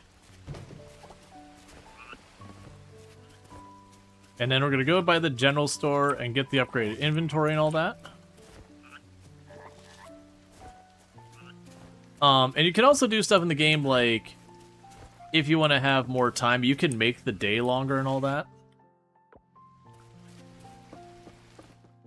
Which can, you know, alleviate the time pressure even more. Where are you, Deepa? Ah, those pictures are from my performing days. They're covered with dust now.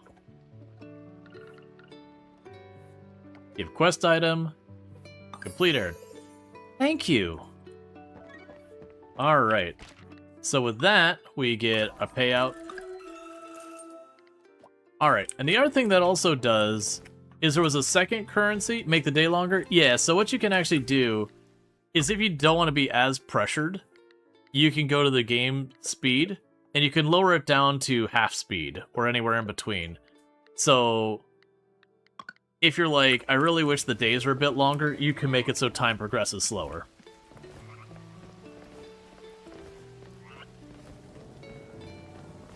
Let's go pop the geode.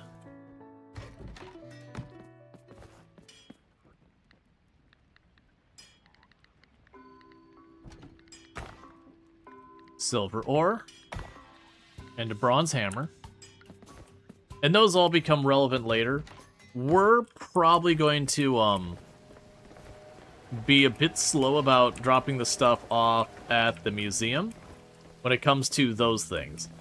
And the reason I'm saying that is what I'm probably going to do is try and hoard them.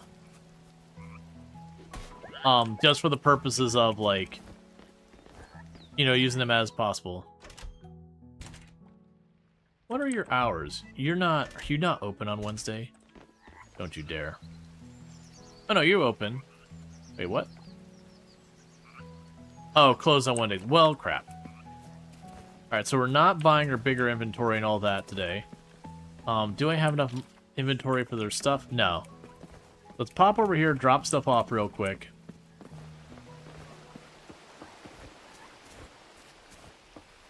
Okay.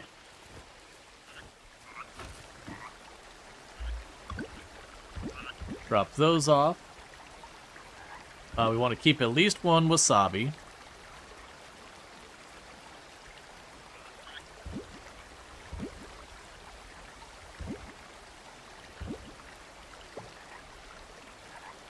We'll keep 2 of those, we'll sell the other wasabi.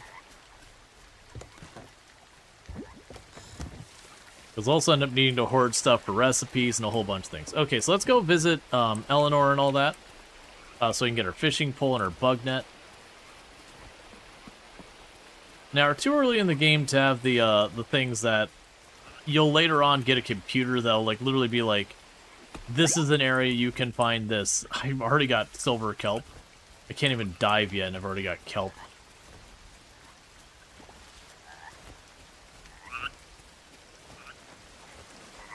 All right.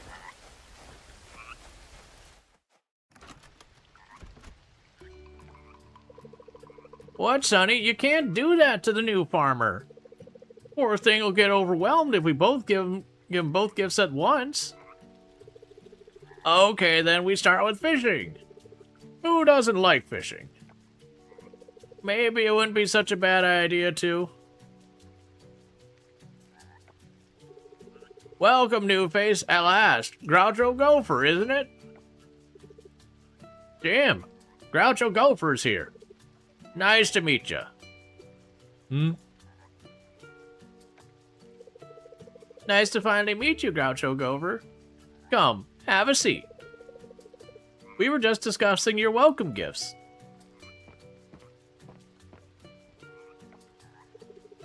It's fine if you prefer to stand. Gotta keep those leg muscles strong, eh? Speaking of leg muscles, I have a perfect workout for you. Catching bugs. Sit, Groucho Gopher.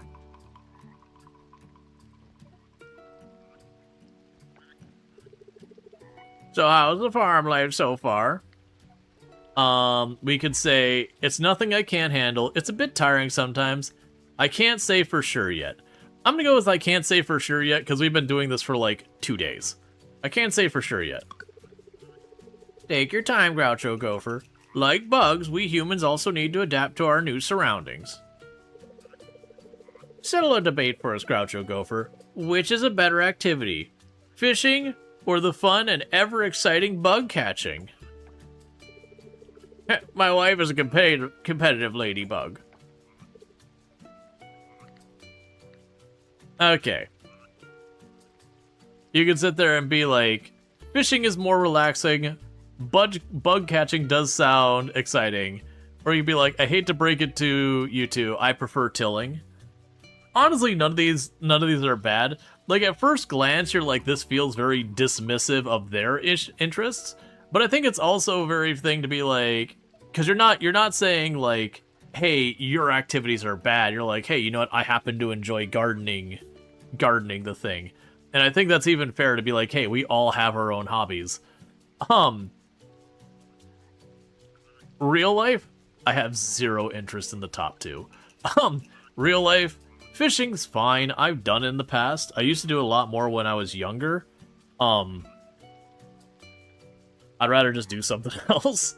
And I've never really been into bug catching. Like, not counting like when you're a little kid, you catch some bug and you're like, hee hee, I caught the bug or whatever.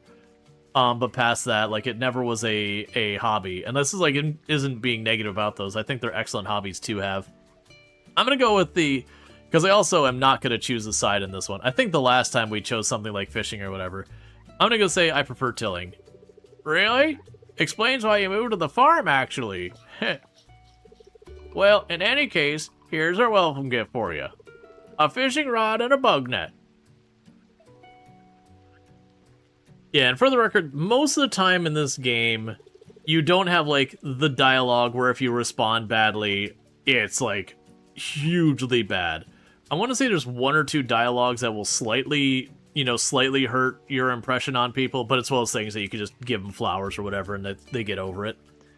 Versus, like, there are some of these games where if you make the wrong answer, you are hard cut off from ever having that thing. Is he screaming? Yes, he's hard of hearing. So he is yelling. I'm just not going to yell in the mic as well. But Sonny has a hearing problem, so he yells. There's actually a lot of representation in this game for a whole lot of stuff, and so like he's hard of hearing. You can sell your catch or donate it to the museum. Looks like they're gonna need it. Good luck. Alright, so now we're going to suffer horrifically because I have even more stuff to make my inventory even more of a problem.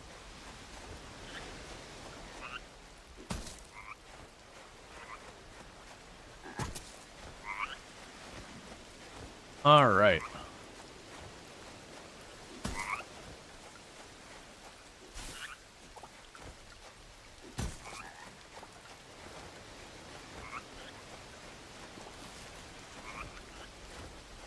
Let's grab these shells and all that. And you'll notice I'm breaking these. You can get coffers from the sand that are a little bit harder to find elsewhere. Okay, I have no inventory. Did I get a solar fragment? What? Okay, that's an endgame material. Wow, the progression of this game is so much weird. I won't be able to use it for anything. It's not like a material that's like, you know, me getting it's like, oh my god, I've got some. It's like, oh, that's a material you use a lot when you're in the end game. That's cool. So we're going to chuck all of this in my my storage at the farm.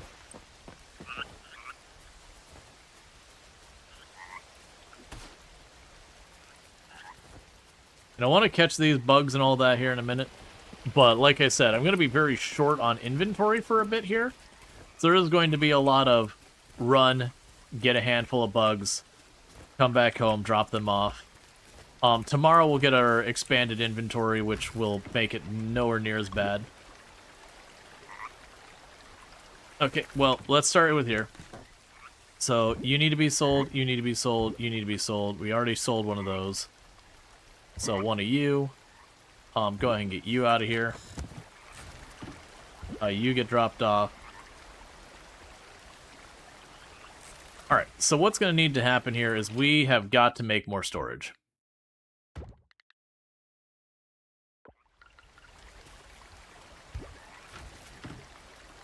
So, for the moment, I'm going to chuck these in here, and we're just going to have to do this whole thing where we juggle stuff around.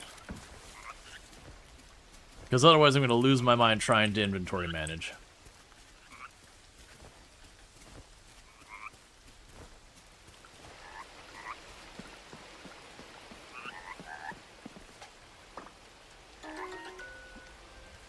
Alright. And I need a bunch of those butterflies, because I have to sell one, I have to donate one. Yeah, when they get alerted... Right, it's left click and hold to creep up on stuff with that.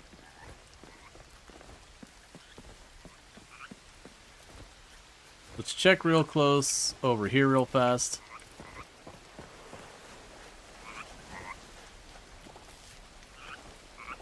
Haven't sold any of those yet.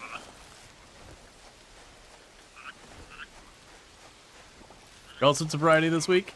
Yeah, no, I tend to bounce around, especially when you have games that are early access. I'll have a tendency with early access games most of the time to just play them for a stream or two. And then if I enjoy them a lot, I'll end up coming back to them later. Just because when I know I cannot finish a game, I tend to not want to put the time in.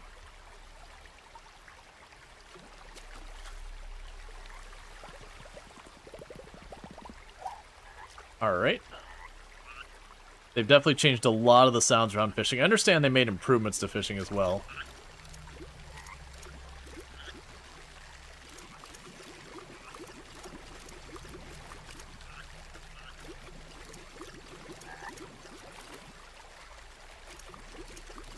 And we suck at fishing. We have the worst pull, so it'll be a little bit of a fight.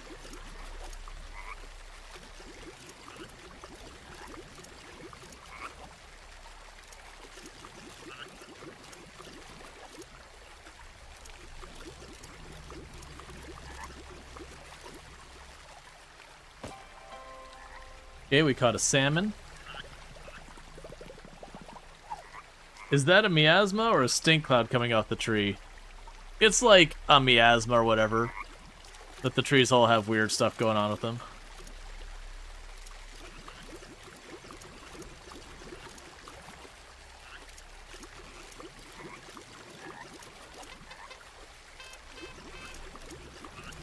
A boat is leaving the pier. What?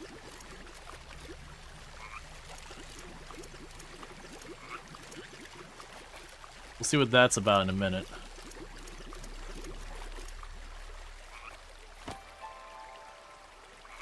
There's ourselves a second salmon.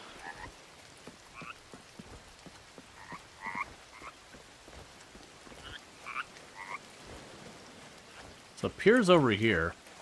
That's a new notification.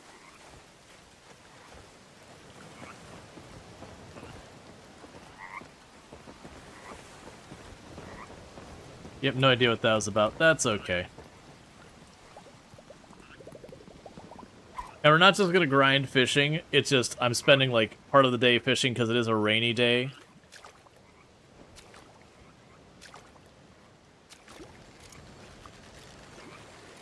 We're trying to catch a couple different fish just to work on progressing those. Because we're going to have to catch a lot of different bugs and fish and all sorts of nonsense for the museum.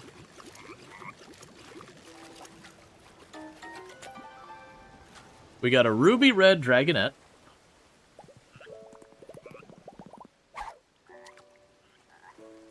And thank you, Klaus, for the 10 stream streak. I do appreciate that as well.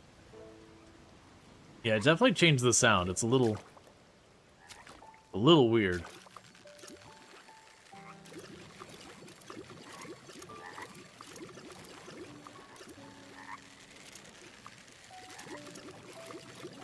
And you do have a thing where as you level, you have a tendency to catch better fish and all that. There's also legendary fish in the game. And one of my understandings of what changes they made is it used to be the shadows just of the fish were just kind of generic or whatever. But they did add, like, if a legendary fish can be caught, you'll see, like, a glowiness to the shadows and all that kind of stuff. It'll also show, like, what size of fishes are available and all that kind of stuff. So you can kind of, you know, basically at a glance get a little bit of an idea of what you're in for. We caught a lobster. But the hope here is I want to catch a couple different variety of fish. With the fish, I'm probably not going to drop any of them in the shipping container unless I already have a duplicate. Because we need those for the museum. And then there are ways you can, within game mechanics, you can turn one fish into multiple fish, like breed them kind of thing. It's those things to try and get them while we can, versus just beelining to get the museum up as fast as possible, whatever. It'll be very nice when our fishing pole isn't hot garbage.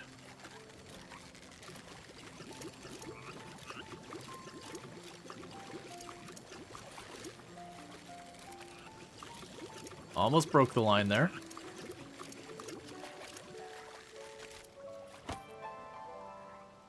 There's our lobster.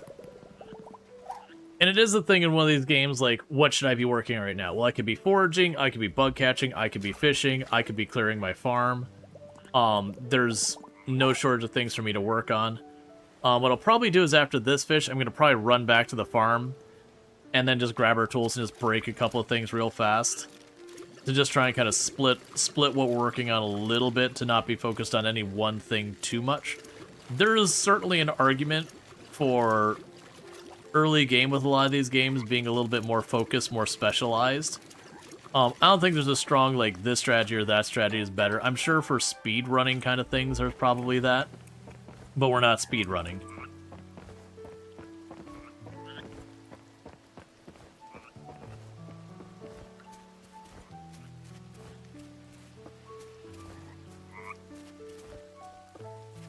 So let's try going to the left here and see if they have a bug along here we might be able to snag in the way by.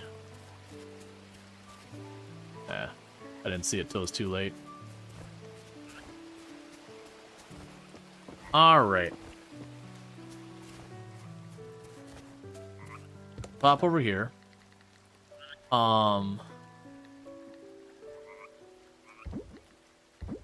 want to ship those. Ship that. We'll want to ship and donate, so there's one for shipping. There's one for shipping. And then we'll hold on to the rest of them. So we pop in here. Quickly just drop that in.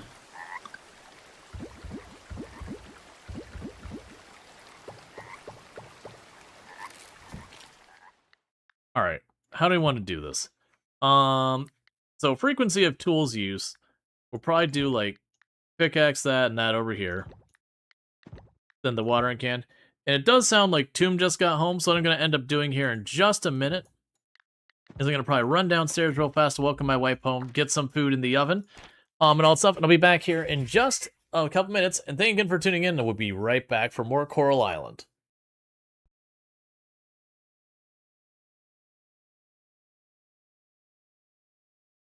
Don't get mad at me. Stop. This is okay. Alright, I'm sorry. Hey. Tynan? That's not okay, man. Very clearly this isn't my fault. Oh, it's not even... The worst thing is it's not even the darkness hurting them. They walked into the 2 tiles of fire, and they are dying in the fire. And I'm losing my entire reputation with them, all the way from 98. The whole way down. We were allied with them. We are no longer allied with them.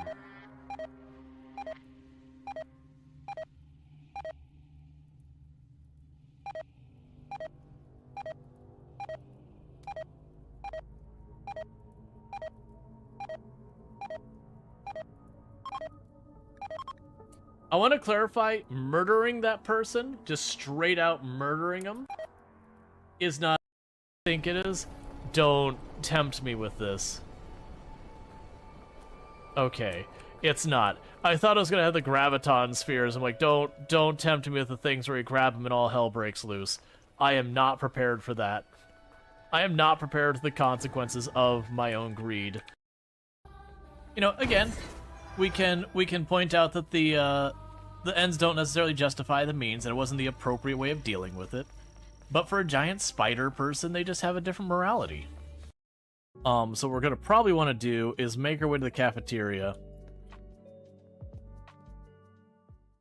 Oh, sorry. It needs to hold my mouse in the window.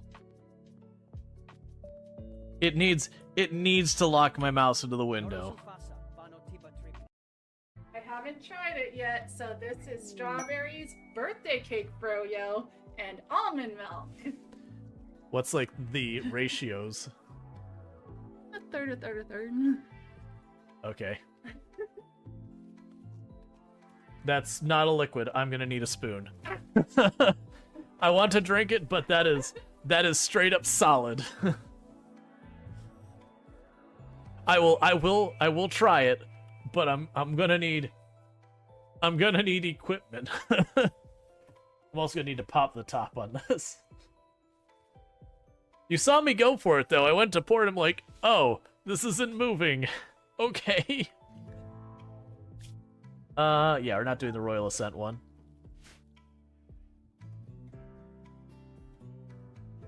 You have a 5-inch drill if you need it.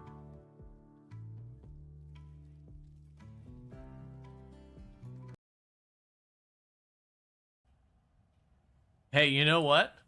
That gave me 100-something science. Do you know what that tells me? The suffering of my people is worth every penny of it. That said, that is what you don't want.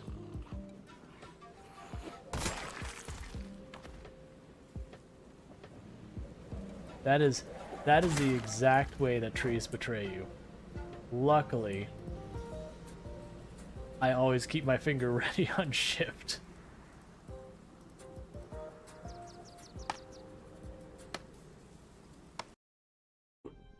If you're ever wondering, chat, you shouldn't leave school in session in a toxic environment. Or don't mean like toxic like people are mean and not kind and all that. We're talking toxic as in like, you know, industrial waste. Also, children, you should have grown up faster. We talked about it. Well, it takes care of your overpopulation of children. Yeah, but it took care of it a little too good.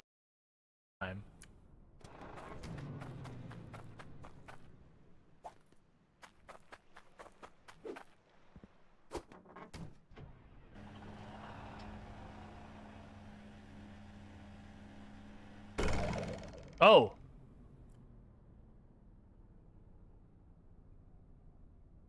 I was not expecting that. I'm thinking honestly of that engine all the way back there. I'm more pushing the jet along than lifting. Come on, just a little up, just a little up. Yeah, that's the problem. We've got two... I'm basically... Okay. Revert to space hangar. Alright, so let's see. So the weight is a bit farther back than we wanted, I think. It's your old like to turn your rec room into research benches because you do steel and silver. And they're really... Did you... Screw you, Cassandra. Cassandra's like, screw this hospital. Get it out of here.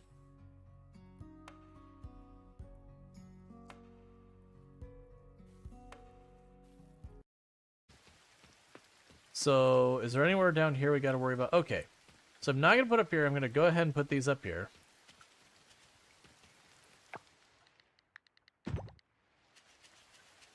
I had gotten the amount of tomato seeds I wanted, and then the game was like, congratulations, have tomato seeds. I was like, wait, no, hang on. Is there anywhere we got one...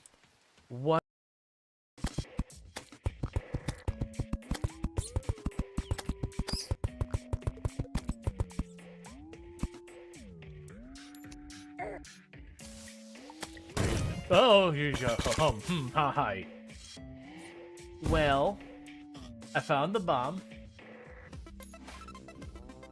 I thought that bomb was going to be the treasure chest. I was not anticipating a bomb on a button. Okay. Oh, none of these are great choices. No, those are both real bad.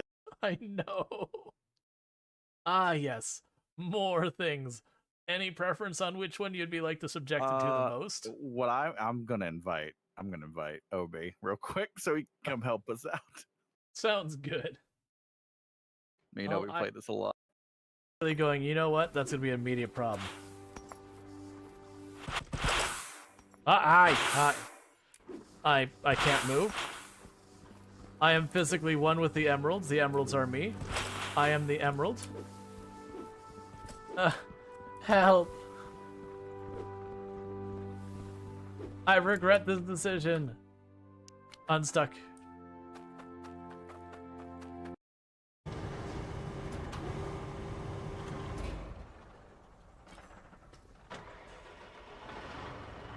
I got it on time.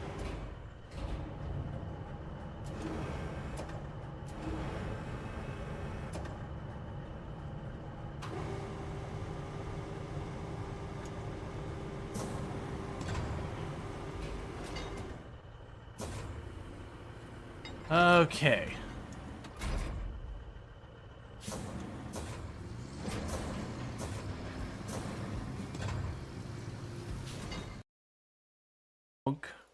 Oh, good. Paperwork. Oh, not good. A wall of zombies. So prisoner, begin converting them. So let's see. They're a tough child. And they want to be in the mines. Alright. That thematically fits this in a very uncomfortable sort of way.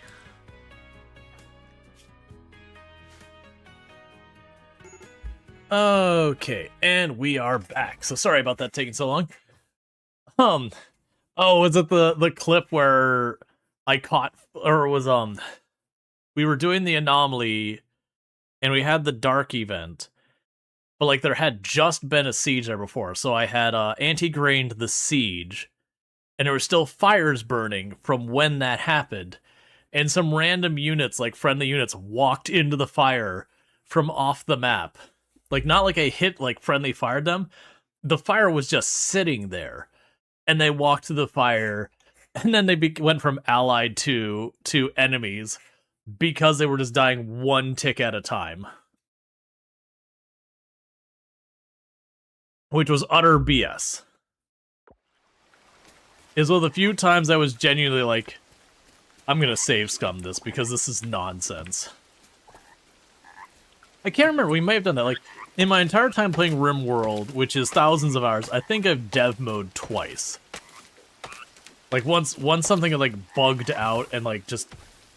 Oh, I think it was one they had that bug where you'd go to land your shuttle and it would just fail and everyone would die kind of thing. So, like, it wasn't, like, you messed up in some way. It was just literally a bug that would cause the shuttle to fail to land and anyone on board would die.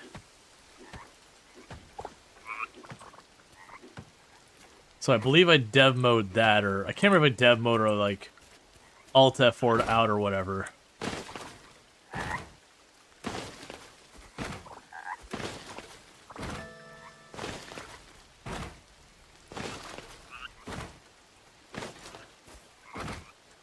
But yeah, there's that one, and like I said, there's all those bug situations where it was just clearly like, this is not how this is supposed to work.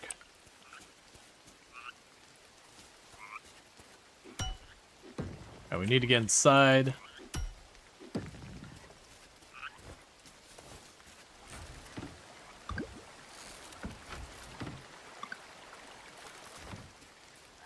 Okay.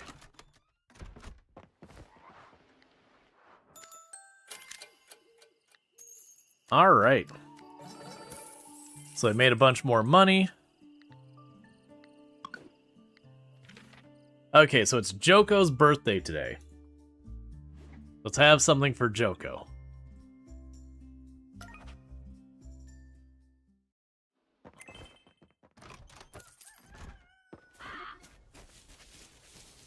Well,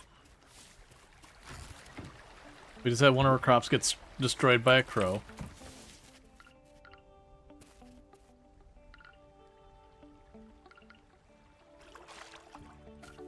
Actually, for that matter, we do have the wild seeds.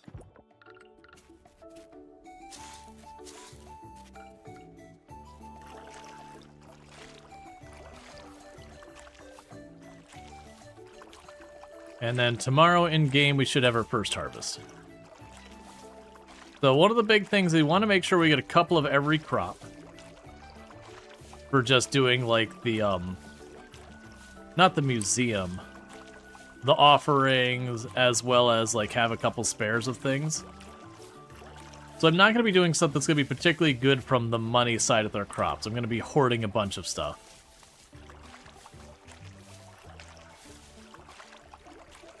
All right.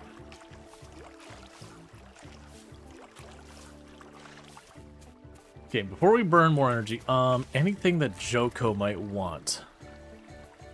And I have no idea. Like I don't remember because I don't think. I want to say you have to try stuff. Oh, one thing you can also do here, by the way, is say like you're going and you're like, I'm gonna pursue this person. I can sit there and be like, okay, this person, I'm gonna mark them as a favorite. So I can mark them as a favorite, and you can have them show up here first.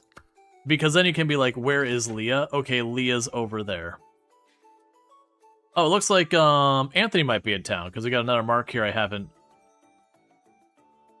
seen yet. Alright. But yeah, so let's undo that. But you can also sort by like which ones have the highest heart, which ones have the lowest hearts. Wonder what that symbol is. Oh, that's for the romanceable characters. You can go out on dates and all that now. You can have it so it puts all the bachelor bachelorettes first. So you get the idea here that these are all the romanceable characters we've met so far, and there are more. We haven't met them all. But the other one, the one I like, is upcoming birthday. So we can see that Joko's birthday is today. We don't know anything Joko loves or hates. And then we know the next birthday will be Paul on the 7th, Kenny on the 9th. You get the idea. So you can easily spot that. So we don't know at all what Joko likes. Generally speaking, most people don't like foraged goods in the game. Nor do they like just random like fish and all that. There's exceptions.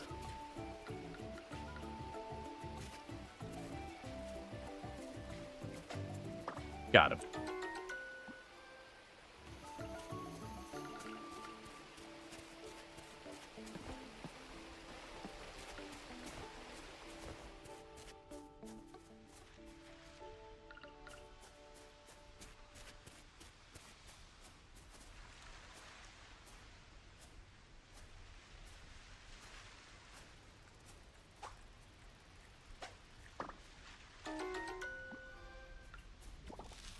Okay.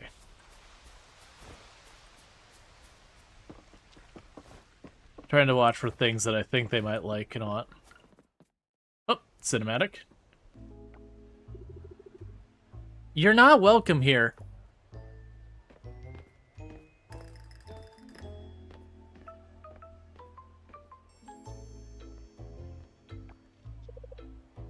Hello, all. Passionate residents of Starlit Town. All this commotion is unnecessary. Pufferfish isn't here to do anything destructive. Quite the opposite, actually. We're here to bail the town out. Enough with the lies, Miss Pufferfish. We can all see what you're here for. You can call me Karen. And please do elaborate, Miss Betty. The oil spill that reached our town last year was your doing. These old bones have seen enough of your atrocities. We don't want your oil drilling company around, Mrs. Pufferfish. Please stop now and take the drilling away from here. I'm afraid that isn't up to you, but yes, we hear you. We're an oil drilling corporation, but things are not as one-sided as Miss Betty suggests. We don't need your dirty. If I may, Red Shirt, we can make Coral Island lively again by bringing tons and tons of workers here. Once we turn the museum into a storage facility for oil, expand drilling sites to the lake and across the beach, see where I'm going here? I can see plazas with vending machines around town, parks. Many of our workers will want to relocate to this dying town. Pufferfish can help the Coral Island become a magnificent oil town. You see, creating jobs and attracting our internal talents. In no time, you'll see this town alive again. Picture this. Pufferfish workers everywhere, chilling by the pier, inside fish and sips, enjoying life. Red Shirt? Look at the big picture here. Let's face it, nobody cares anymore about this charming little island. Let us bail you out, expand our operations here on Coral Island's coast. That will make this island a world-famous oil town. We're putting you on the map. All you need to do is say yes. And by bail out, you mean drilling around the island. Pufferfish's investors will make a hefty profit. Do the math. It'll trickle down to you people. Folks, let's cool our head. Nothing will be solved if we act out of emotion. Miss Karen, thank you for your time. Our door is always open, Mr. Mayor.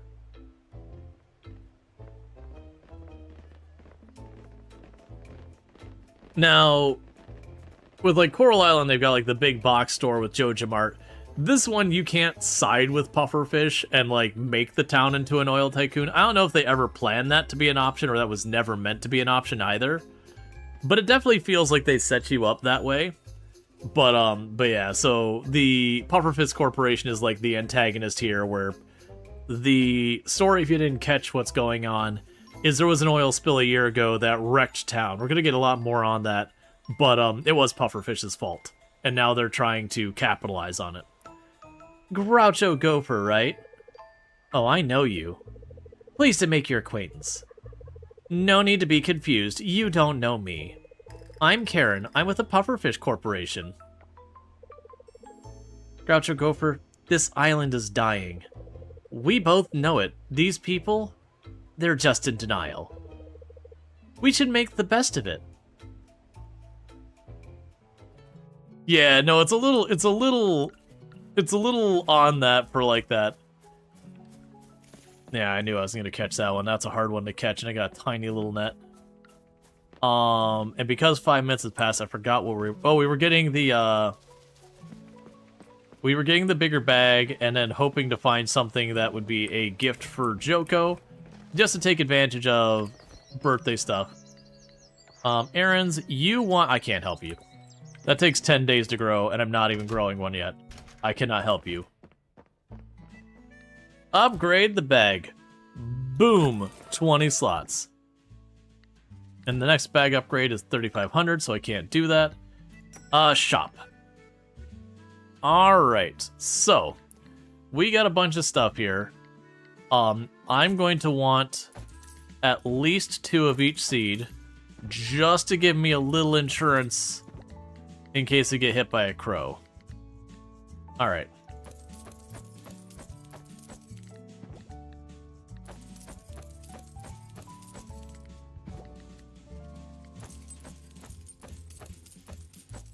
I'm actually surprised that worked out that way.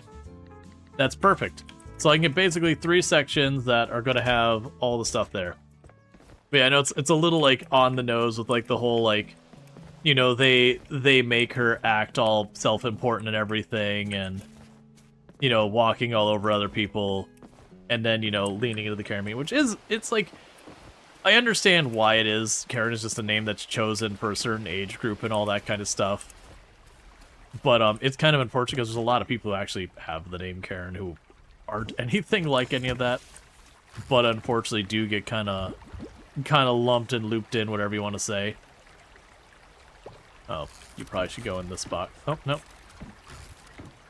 So it is It is unfortunate with that whole thing that you're effectively like collateral damage.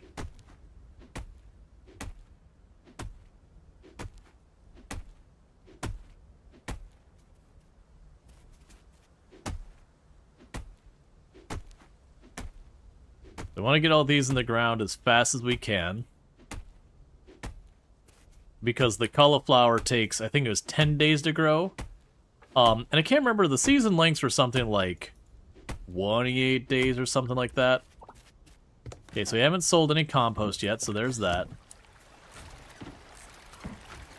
And over time, I want to organize these chests. Right now, I'm not going to focus on it because the chests are too small to really do a whole lot with. Once we get the bigger chests, we'll go that way.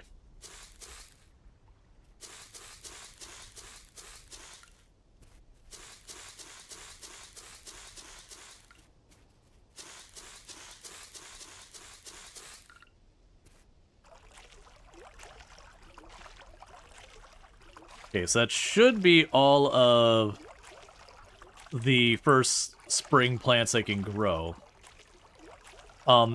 There are a lot more flowers and plants and all that you'll get over time.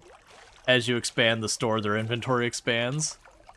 So, like, right now where it's like, oh, we have all of these, it's like, well, kind of not really.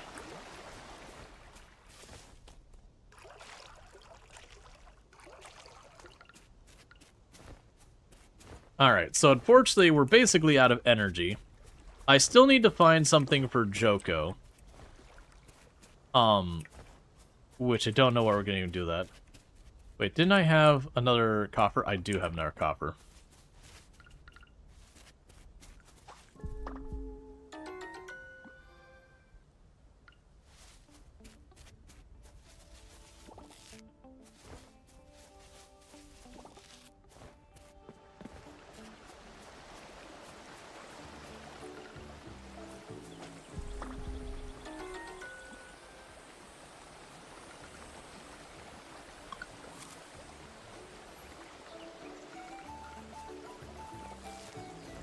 Okay.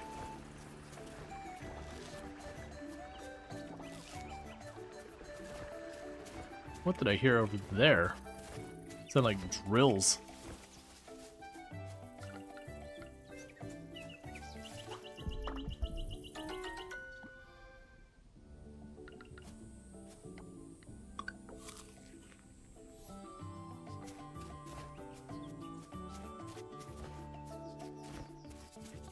I need to be careful. I keep pushing my character all the way to the edge.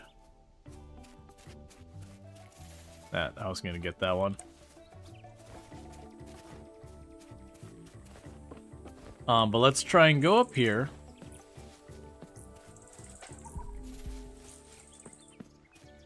The good news, it only takes like the full stamina cost if you catching it.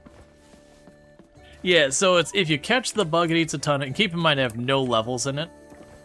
But yeah, no, it takes a ton of stamina. If we miss, I only lose like 1 stamina. Thankfully. Let's work our way over here. I already have a mantis. I'm going to leave that alone for a minute.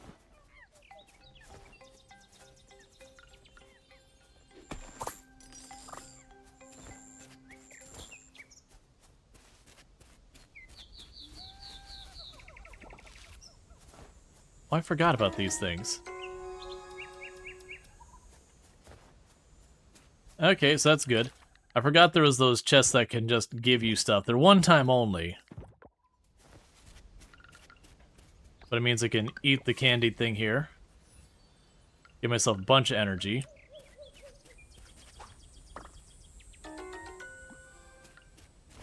I just work on catching stuff in the area, foraging.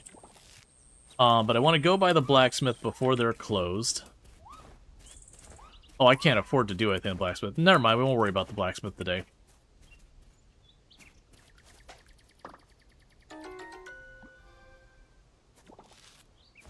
I like the Red Admiral. It's like not actually red.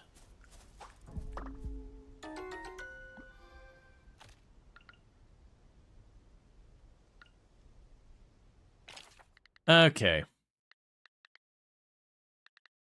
We'll eat the regular shiitake. Clear up the inventory slot.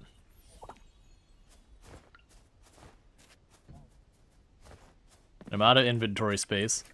Do I have enough flowers to make a bouquet? I do. My inventory is full.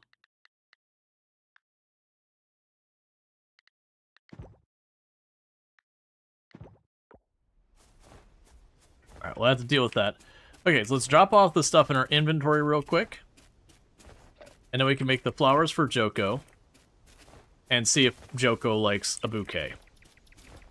There's characters who like and dislike everything. Like, for example, with, like, flowers, when we met the one doctor has allergies, so if you bring the doctor flowers, he gets pretty upset about it.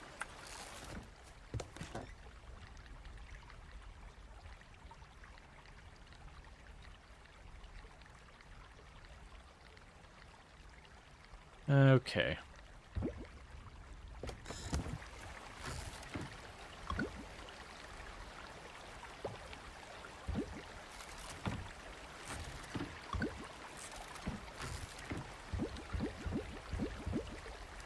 Okay, get a bunch more of them. Let's see. I think that's fine to be holding on to that for right now. Yep, alright. So what we can do here is really quickly, let's make a bouquet. And let's run that bouquet over to, Joko for their birthday.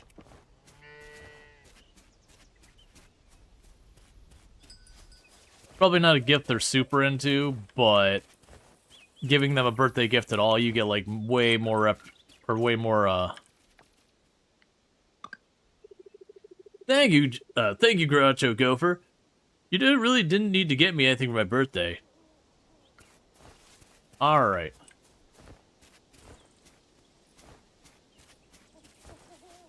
So we've run around, we've done a bunch of foraging, we did some bug catching. We can run on down to, like, the beach. Maybe find some shells and all that. Let's, before these damage my crops, let's push this back.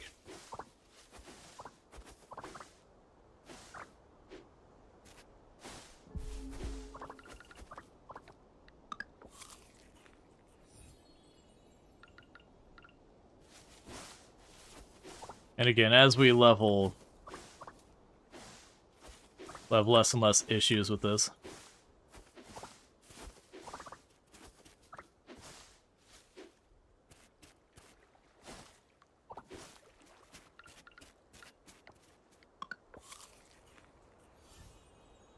Alright. We can just keep cleaning up the property little by little and all that good stuff. But yeah, you sleep well, Basset. Thank you again for tuning in. So we'll get to harvest the first of those crops tomorrow.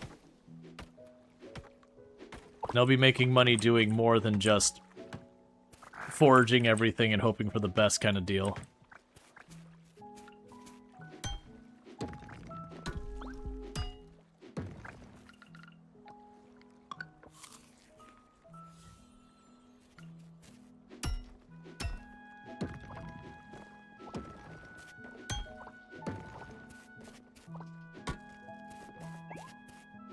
Okay, more geodes we can drop off at the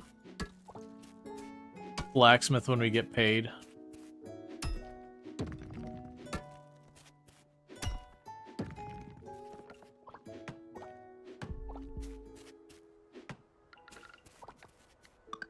And the stamina becomes less and less of an issue as you play through the game. You get more ways to restore it. Your stamina bar gets larger, just broadly speaking. As you level up your various activities, they take less stamina per action kind of thing.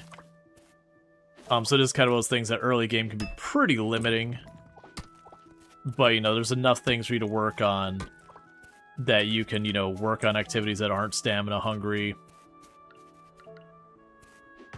Or, I mean, there's no rush, so you can literally just... You run out of stamina, you go to bed. Bring on the next day.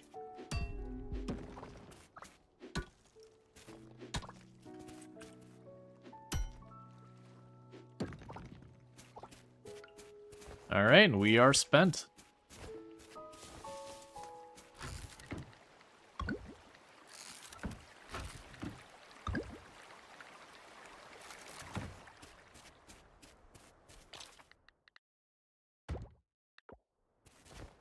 I lied. Enough materials for one more of these seeds.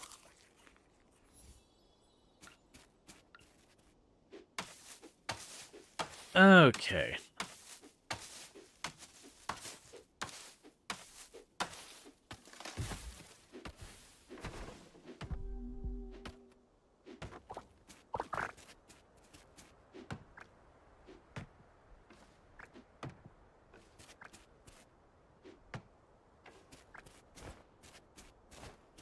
Alright, we keep dropping it all off.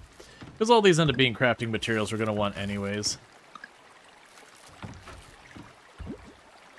Alright, this time I don't have enough materials to make another seed, so it is bedtime for the character.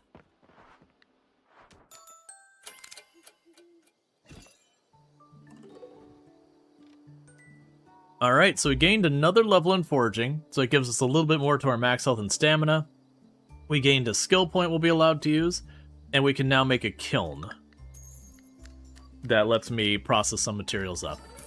We didn't make a whole lot of money because mostly I didn't sell much.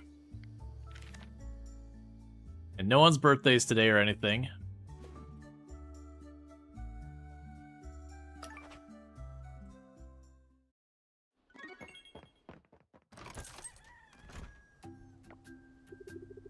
Yeah, good morning. I'm Mark.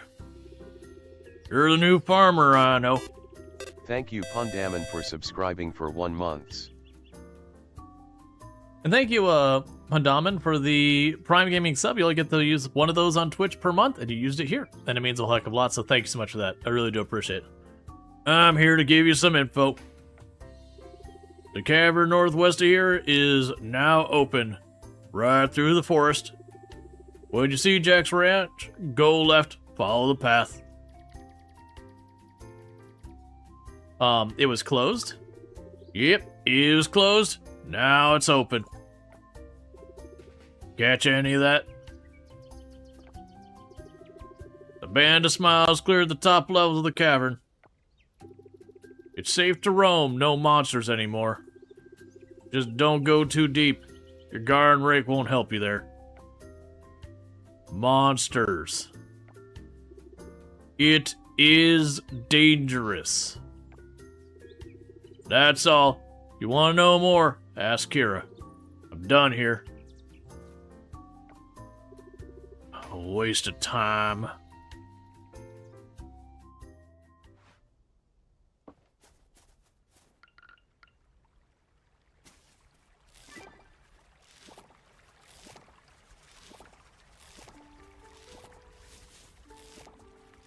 Alright, let's gather all these crops.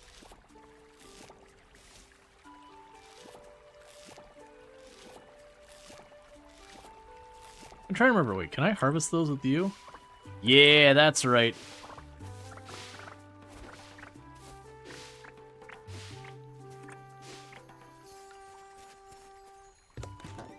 Alright, so we definitely need to sell one of each of those.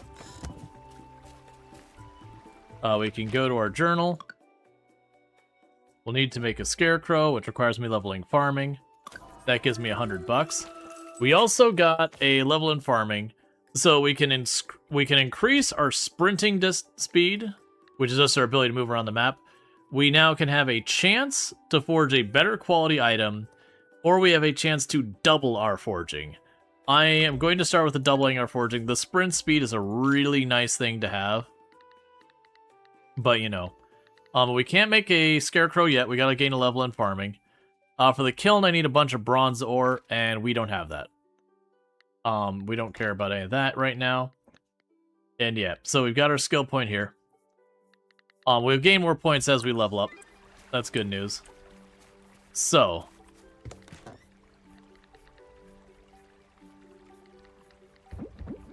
let's save at least 2 of each.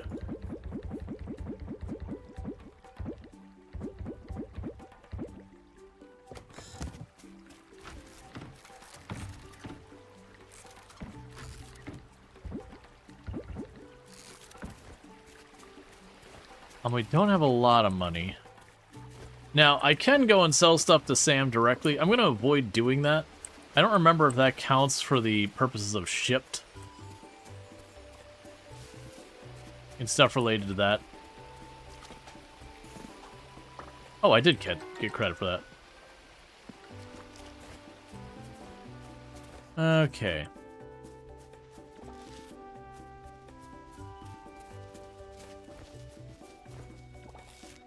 And grab some of this. And what we're probably going to go for today is let's get over to Sam's. We're going to check the board notice for anything new I could potentially do. Oh, didn't we see Anthony was around here somewhere? So Anthony's right up here. All right. Before we go too far,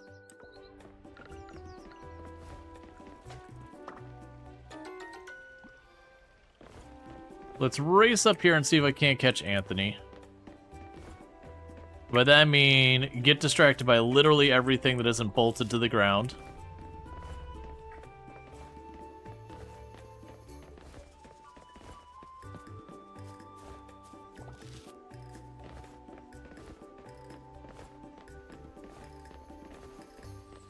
Wait, did Anthony go the other way?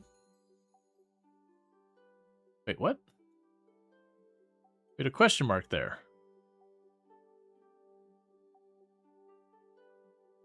Oh, the question mark took a left. Oh, that's probably not Anthony. That's probably Kira. Because we want to at least get, you know, introduced to everyone.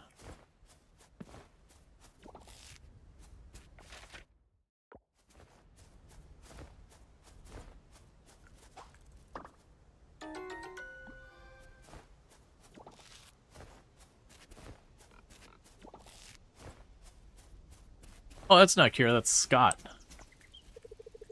You're from Pokio, huh? I came from the Metropolitan area myself. The Big Apple. You've heard of it, I'm sure.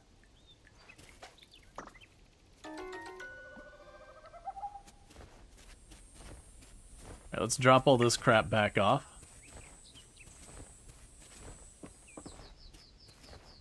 And you do get fast travel and all that later.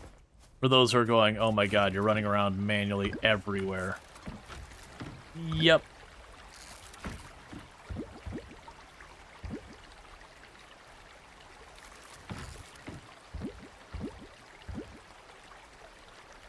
All right.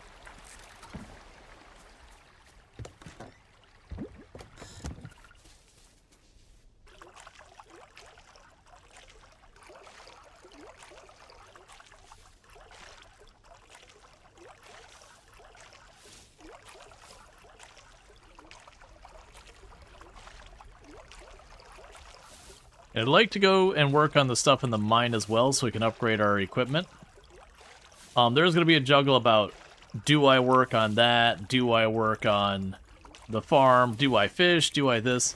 And it's a classic of, you can work on everything, but you don't have enough means to do everything at the same time. So you're going to have to pick on one or two or like split your days or that kind of thing, and that's fine. The big thing is to remember you don't need to be working on any specific thing. You can just take it as it comes. Errands, you want a flower. That's fine. We have some of those in the sale bin I can go and grab. Alright. So shop. 1, 2, 3, 4, 5. 1, 2, 3, 4, 5. 1, 2, 3. And that's all my money. So let's go over there, grab the flower. We can give that to Deepa. She'll give us an extra $100 or so. We'll get more merit points for the town, which aren't a thing that matters yet, but we'll get there. Let's shuffle the stuff around so that the stuff here is. Because we want to juggle between making money, leveling stuff up, and just progressing anything and everything. We'll start unlocking a lot more different things in the game very quickly.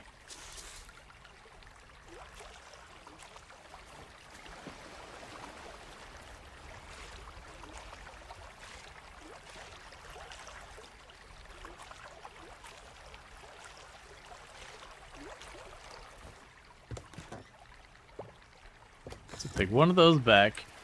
Okay, so where is Deepa right now? She tends to be up here or over by, like, the lake. Yeah, so she's straight east by the lake doing her painting. So I'm gonna go give her her flower for that she's requested for the quest. She'll give me a bit of money. We could go and use that to buy more seeds. And we can kind of assess what we want to work on after that.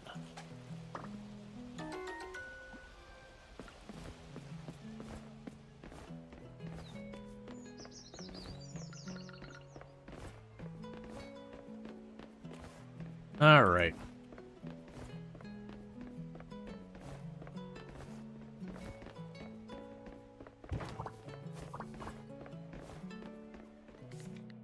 Interesting that they have the shop here. Yeah, so you can buy all these clothes. They're out of my budget right now. Also, is Anthony here? Because he runs the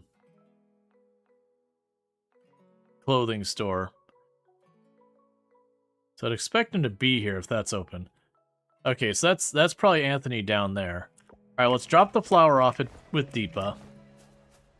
Get that knocked out. See if we can't run down Anthony before he leaves.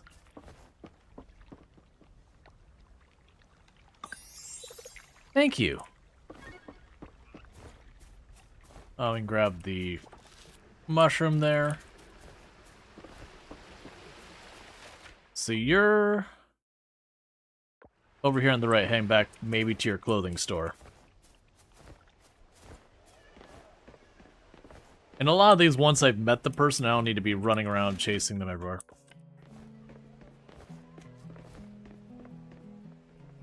Oh, you jerk. I missed him by a second, but unfortunately because that area is not open yet, I can't actually go into the building. It's fine, I don't actually need to meet him or anything right now. Okay, so we need to get our payout from this.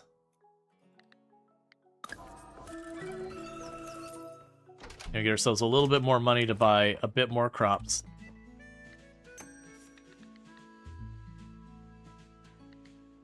We can go 1, 2, 3.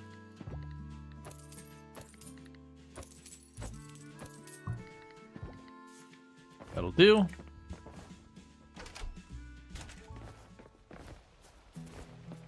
We're not gonna have much energy to do anything in the mine. I also need to save money for the blacksmith as well. But the way to look at this is I'm putting this money in to level up my farming. Each time I buy a seed, you know, that's ultimately going to be a bit more money when, you know, when it's fully grown.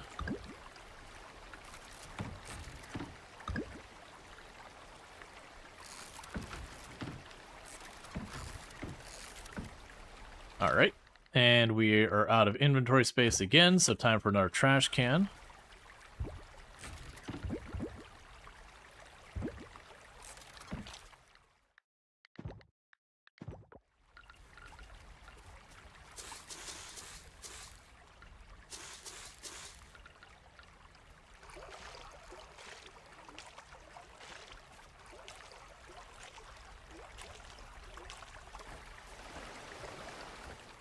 Okay, so let's go with the left side here. Catch a couple of bugs, forage on the way. Maybe we poke into the mine knowing we're probably only going to barely be able to step in there and make no real progress, unfortunately. But, that's going to be what it is. Most likely we won't really make any progress in the mine until we could, like, dedicate a rainy day or something to it.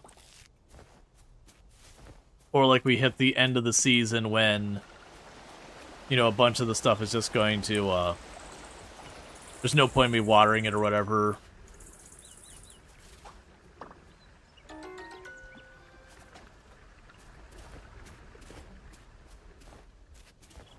Oh, is, Kira available now? Yeah, so we can talk to Kira. We're not chasing her around later. A farmer? Okay. I'm Kira.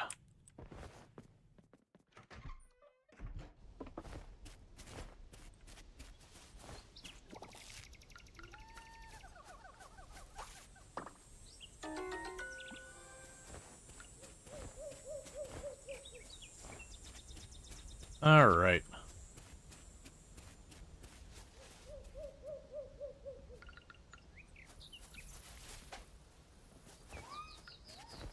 fine. I missed it. Moment, a few words. Fact.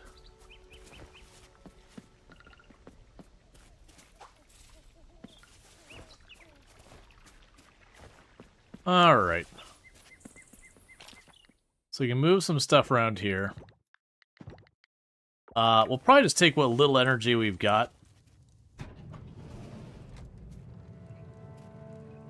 And pop in the mine, just do a little bit.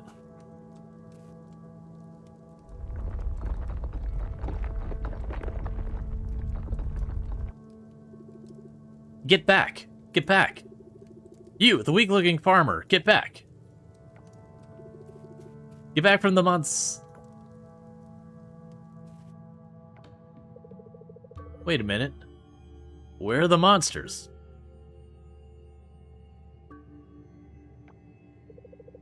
Well, Mark and I did clear out the top levels. But that quake... The shaking happened right after you entered, right?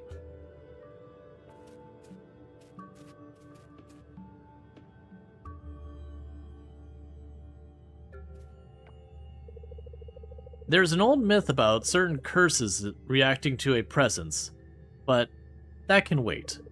My name is Kira. I assume you're the new farmer?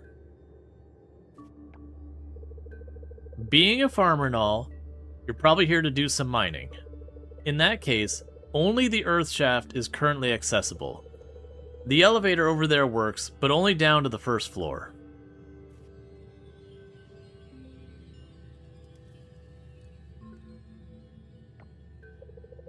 From there, you'll have to descend by foot. If you go down deep enough, you can restore access to the other floors.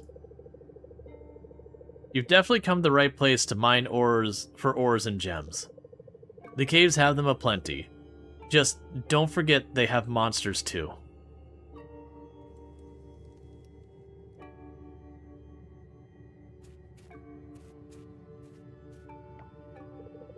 Take this sword. You'll need something to defend yourself with. The long descent, so make sure you're well supplied. Be careful down there, and good luck. Yeah.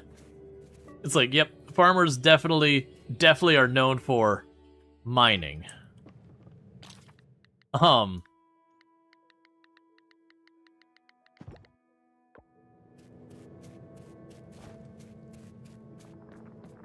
Alright. I don't anticipate we will be reaching floor 5 today. I don't have enough stamina unless we get real lucky. Or we just straight up start finding lots of stuff there. But there's only one way to get ore.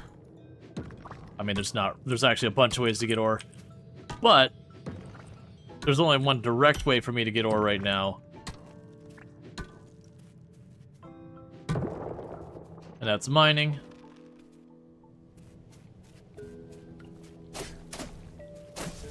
Oh, they changed this.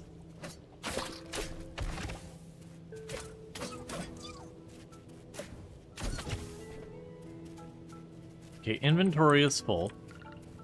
We will eat a mushroom.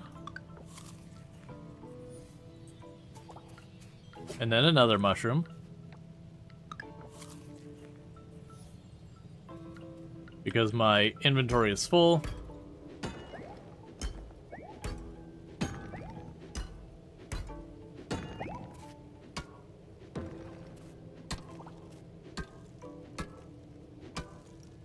Alright.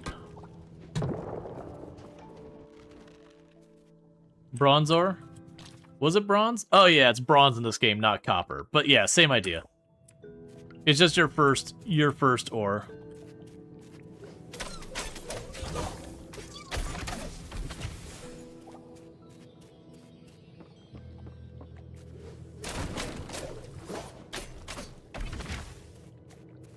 Yeah, so definitely improved the combat. It's still not amazing or anything, but it feels a bit better than it did. It always felt like a little bit on the clunkier side.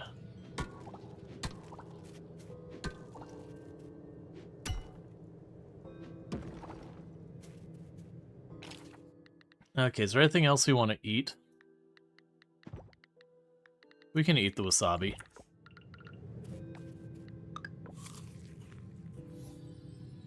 It's not a lot of energy.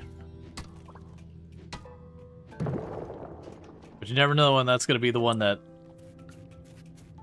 pushes through the other side.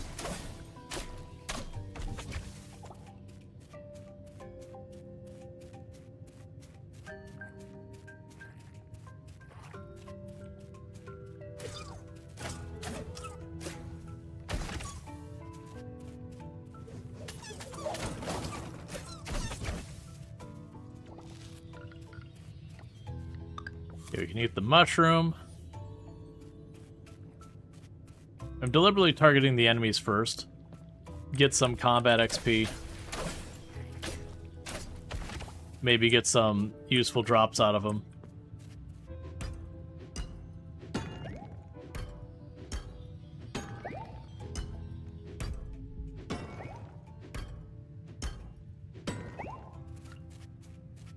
And sadly,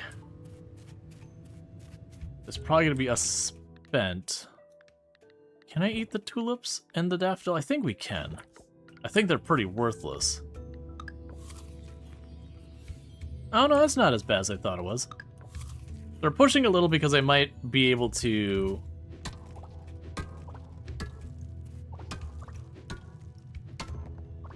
get to the 5th floor here. Depends a lot on our RNG.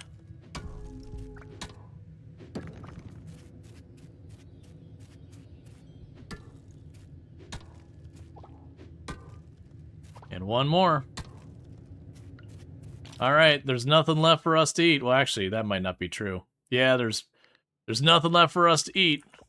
So it's time to go. Honestly, I didn't expect to get even that far, let alone that much ore, so that's not a bad start. So now we get to slowly walk home with a basically non-existent stamina. We might get lucky and see a mushroom along the way. We came this whole way, though, so there's a pretty good chance we won't. I need to fight the temptation to try and catch anything. I've got a single point of stamina left, and if we catch something, we're going to end up like 5-10 in the negative, which means we'll eventually just pass out. And that's not super useful. And if you don't like the graying out effect you're seeing right now from my character being tired, you can turn that off. I mostly keep it on because otherwise I will not realize I pushed my stamina too far until it's too late and get myself in trouble.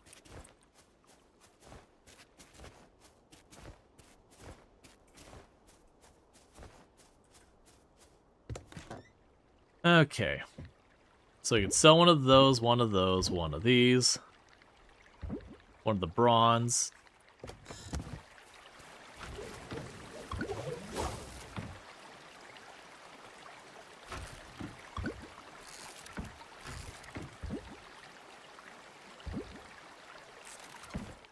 Okay.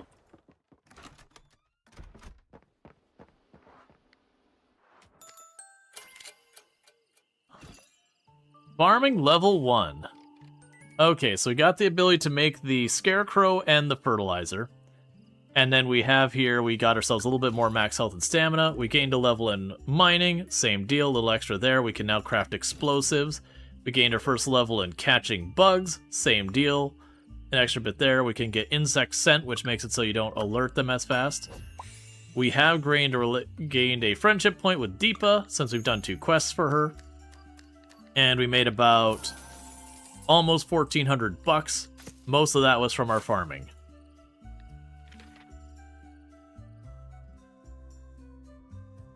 Okay.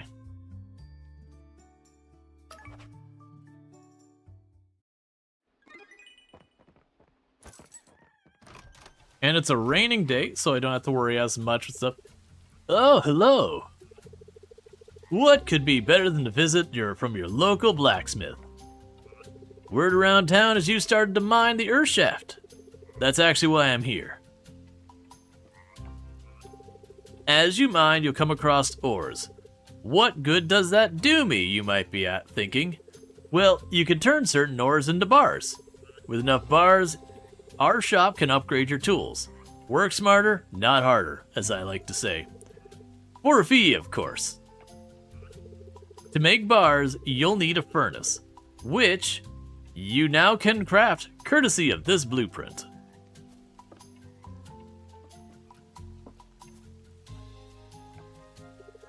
You need 5 of the same ores to make a bar, so you'll need 1 charcoal to fire up the furnace. Yep, I think you're all set now.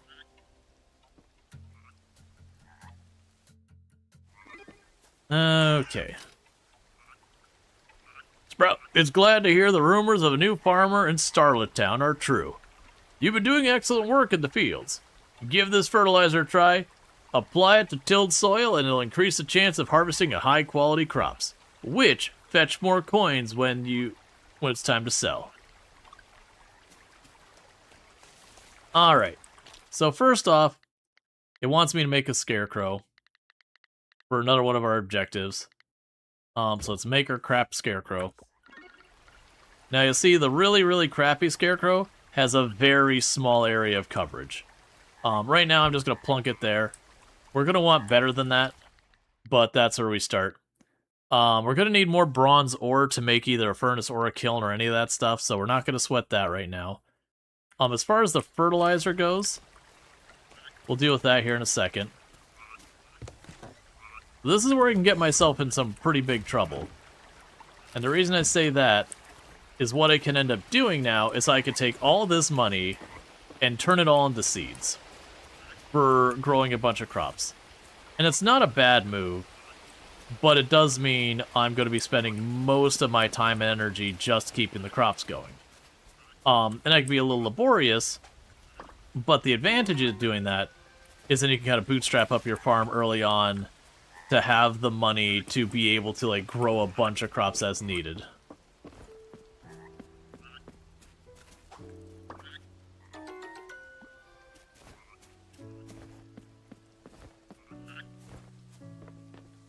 Oh, looks like the museum's open.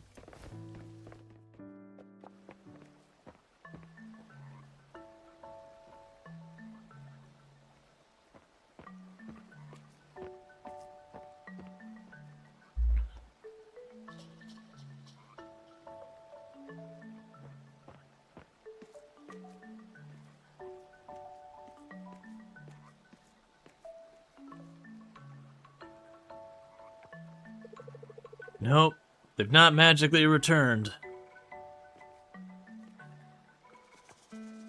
Oh, hello there. You're Groucho Gopher, right?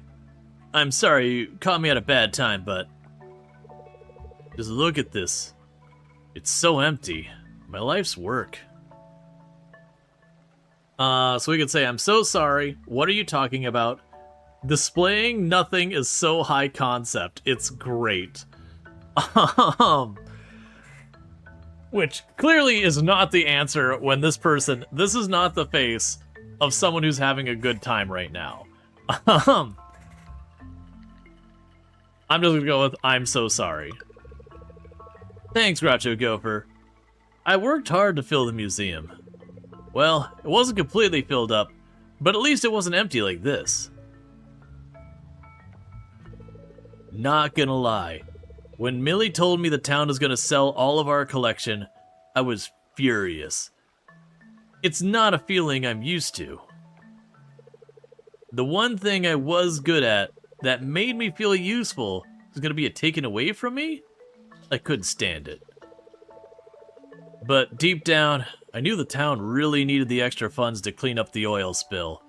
There wasn't much I could do about it. So I went back to my folks to cool down and think about what I was going to do next. That's when I realized I had 2 options.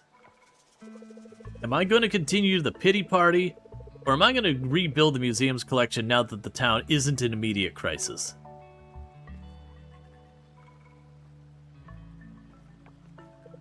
That's right, I'm going to rebuild the collection.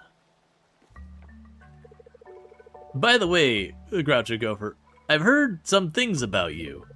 People tell me you're good at finding things. Now, I'm not too bad at it myself, but I certainly could use your skills. If you find anything interesting, why don't you bring it over here? It's like, sounds like a lot of work. Maybe, will I get paid?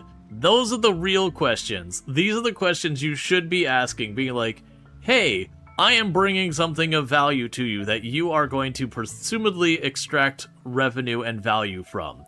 Am I getting my cut? Like, thing. I can bring anything. Not anything. We have a list of items we want on display. Things like historical artifacts, fossils, critters, sea creatures, and so on. Just drop by whenever you want. Drop by whenever, and we'll see if anything in your bag can be displayed in the museum. So, what do you say, Groucho Gopher? Want to help me fill the museum with treasures of the island? No. That's what I like to hear. Now remember, it's for minimal compensation. And for my very first thing, have a fly.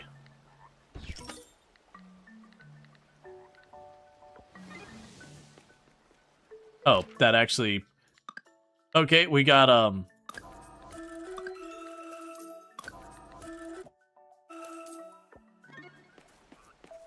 The fly was enough to get credit for the quest. Hey! Well, actually, let's wait to donate everything. Like I said, I wanna be mindful with the donation kind of stuff. That, the sea creatures and that you can sell and do a bunch of stuff with. Errands. You would like a potato. Deadline in 5 days. I think we will have a potato by then.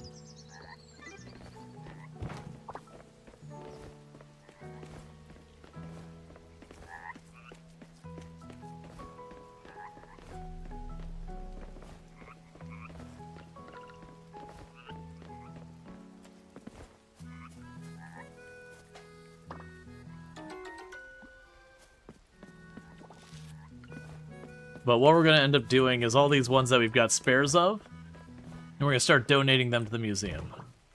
So you should be opening momentarily, and I have enough inventory space to do that.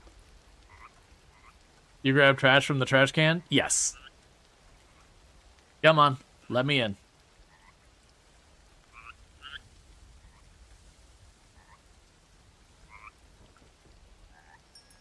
And you're open.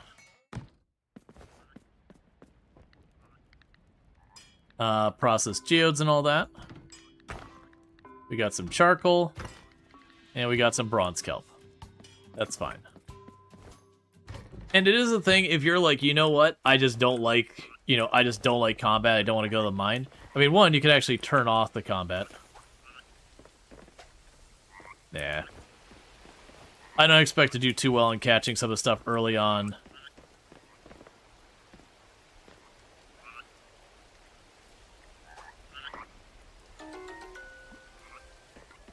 I don't expect to do too well catching stuff early on because we need to upgrade our stuff and all that. Well, let's race back home.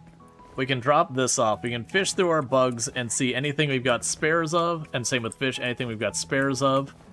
And we can go and drop them off at the museum to get our first donations to the museum in there. Because that's going to help with the town rank and all that.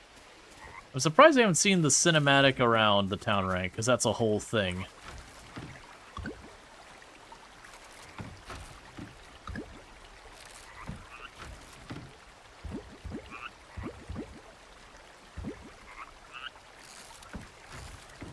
Alright, so we don't have any bugs or artifacts we want to get rid of yet in there. We've got a spare of you.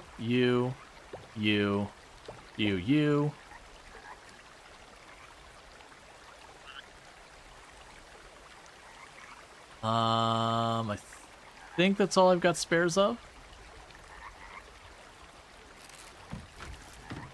And that's fine. Oh, and you. So we got the spares of that. So we can drop these all off to the museum real quick. We can then pop by Sam's. and buy a bunch of seeds.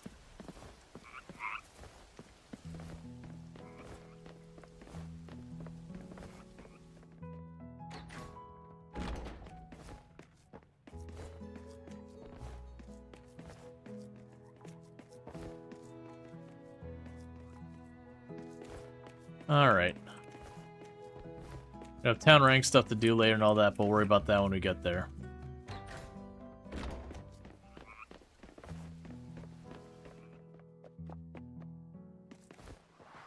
Okay, donate items. There's the beetle. There's that. And we got our first reward, which is some candied tree seeds, which is basically a junk reward, but useful nonetheless. We got a bunch more stuff in there. Alright, so let's run over to Sam and grab a bunch more seeds. I'm just gonna grab kind of a mix of things. No real focus on any specific one.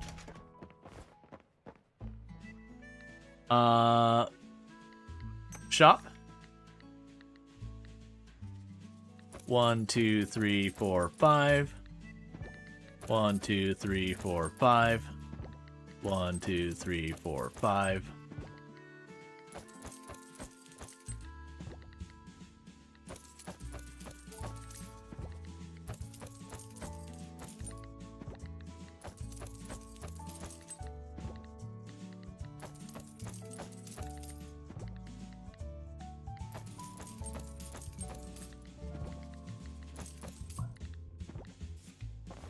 Okay, so we are going pretty hard on that. That is going to mean the next couple of days, it's going to be a little bit of a struggle for us to,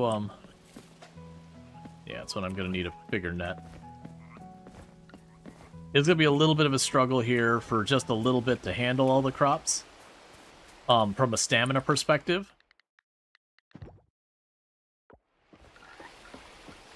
And I'm just going to chuck down fertilizer.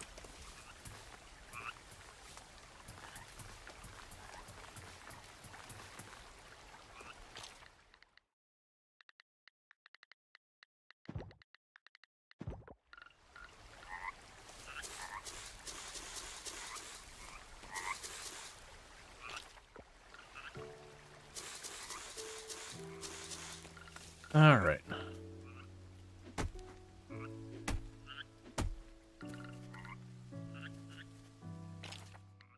I really don't want to make the trash scarecrows that much.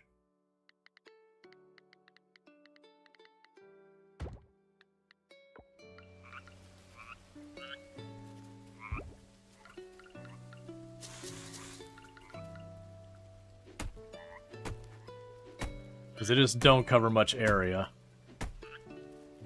But we'll get the bigger ones. It'll be a while till we get the big ones, but these will do in the meantime.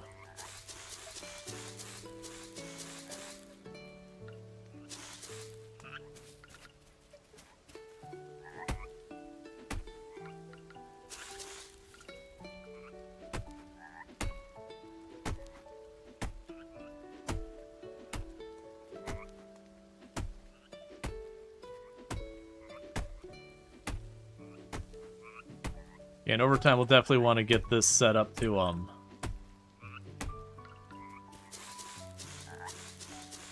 let me cover them with scarecrows, even if I don't want to deal with the crappy ones. Okay. Okay, so I got all this. If I want to make more scarecrows, it's more trash, I believe. Go get a little bit more trash. It's not like there's going to be a shortage of it.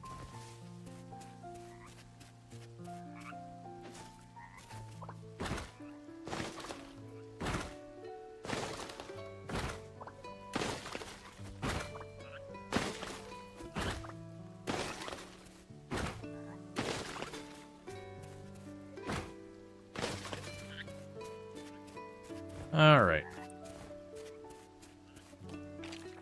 We can make the scarecrow.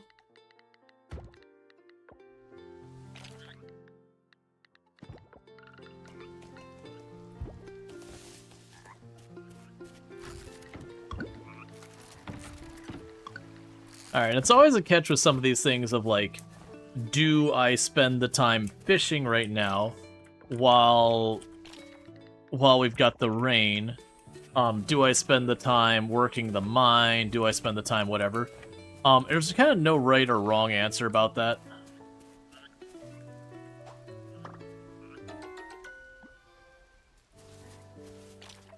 You know, they're just all things that need doing at some point.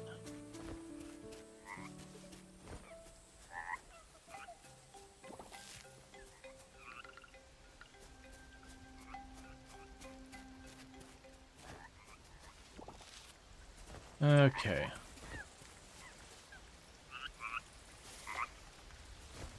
That's fine. Just kind of zigzagging through here to snag some of the bugs on the drive-by. Get a couple of forageables while we're here. Monkey? Yeah, no, it's also a thing I should probably be, making sure to get farther off to the east to grab, like, the cherries and all that. Because those are seasonal forageables. I'm not going to sweat it too much. Realistically, no matter how much effort I put into it, I'm going to be missing some forageables. I'm going to be missing some fish. I'm going to be missing those things. Over time, we're going to get more and more stuff, and we'll be able to make more happen. Yeah, ginger's really solid for recovering energy.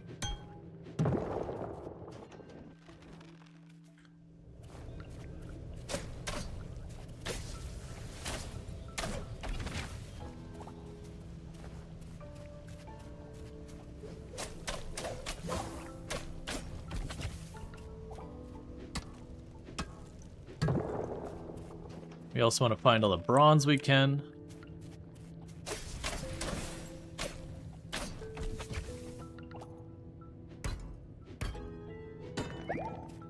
Because we're going to need lots of that.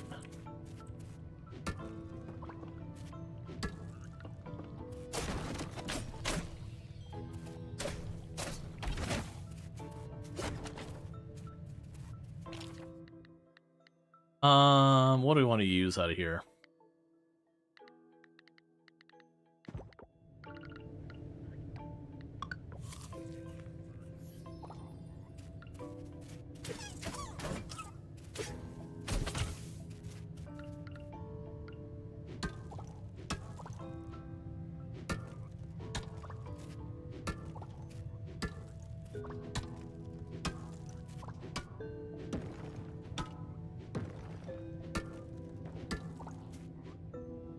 Stop giving me net new things I don't have inventory space for.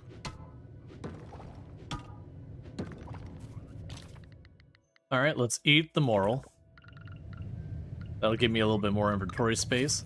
That was the candy, which that's fine. We'll eat the moral, clear up some inventory space. We've got 2 wasabi.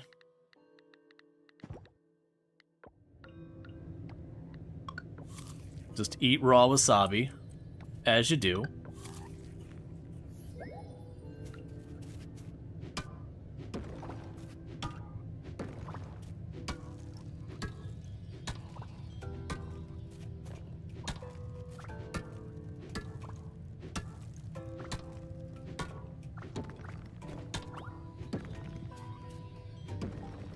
Come on.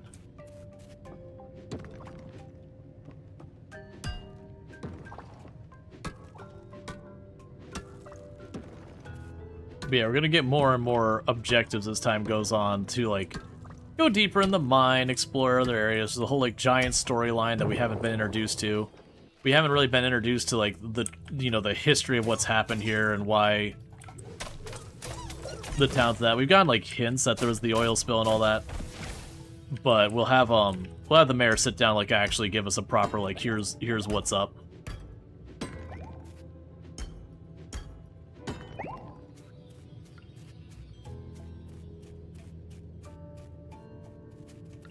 Alright.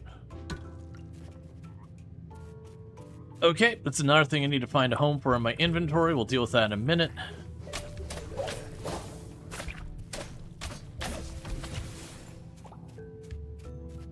It's also a useful one.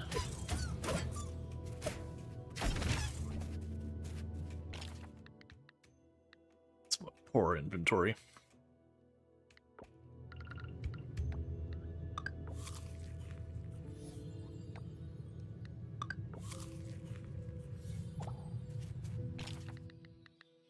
Don't want to eat the root.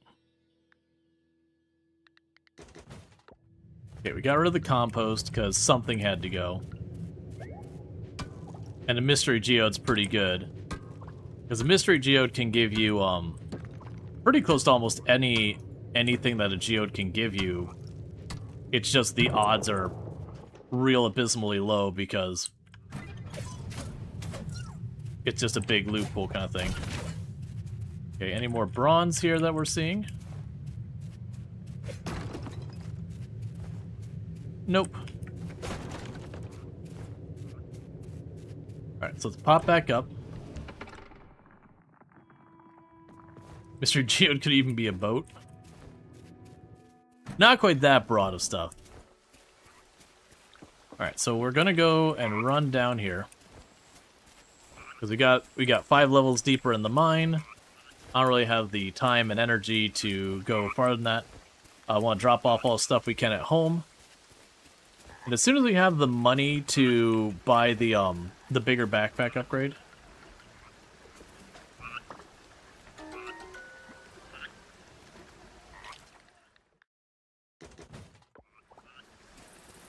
That's another new bug.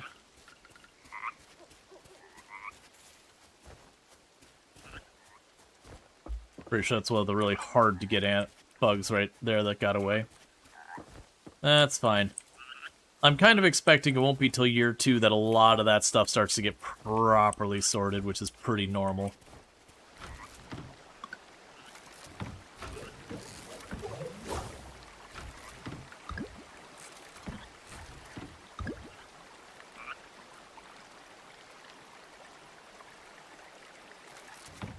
Yeah, we can sell the geode and the ginger. That's a spare, and I have one in the box. That's a spare, and I have one in the box. We've already sold that. So chuck all of you in here.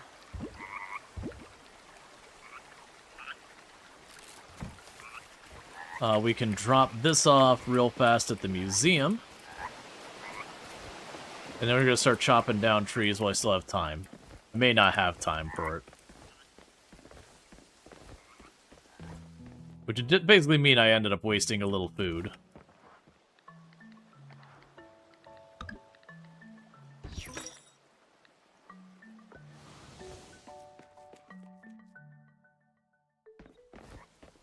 Museum at 11 p.m.? Absolutely. When would you show up to a museum? Middle of the day, early afternoon? That doesn't show real commitment to the museum. We can claim a reward from Into the Mines.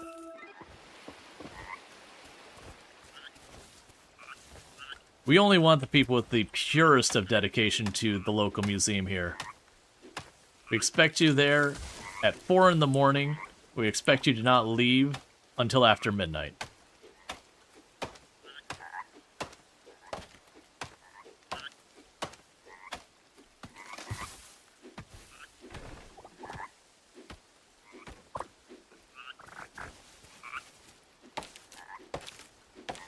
Come on, just burns that energy as fast as you can.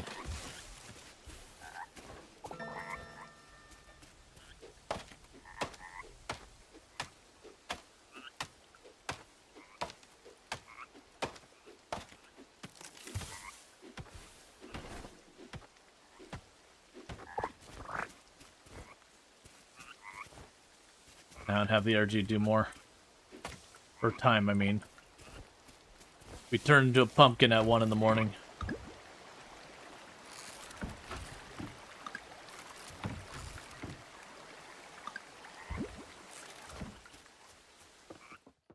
Okay, so we still needed 1 more copper to be able to make the furnace. Alright, we gained a level in combat, so more health and fitness. We can make a trap and a ball of goop. which I believe is something you can eat for health. Made out of slime bits. Alright, and today is Paul's birthday.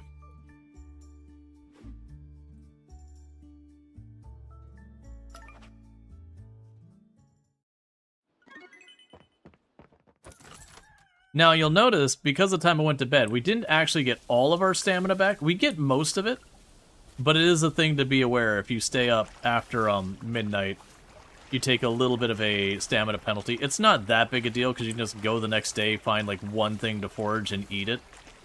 Assuming you don't just have a bunch of food laying around.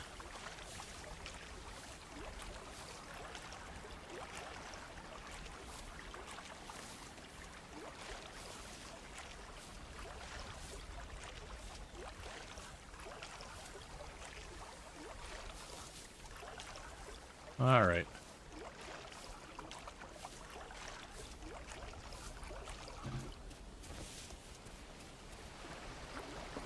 And this is where I mentioned I was probably making a mistake growing as much.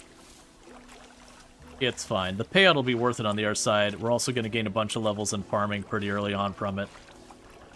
And that'll help a lot because then I'll be able to get the bigger scarecrows and all that. We'll get more stamina efficiency.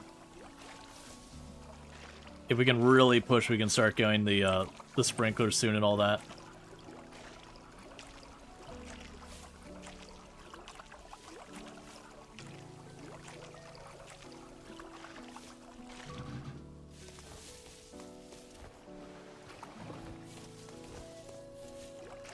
I should also check because eventually the spa opens up. And then you can go to the spa and like just rest. And I want to say it's pretty early in the game. So when you have days like this where you start your day and you're like 2 seconds into it. And you're already just like spent. That's the thing. Do I have some spare flowers?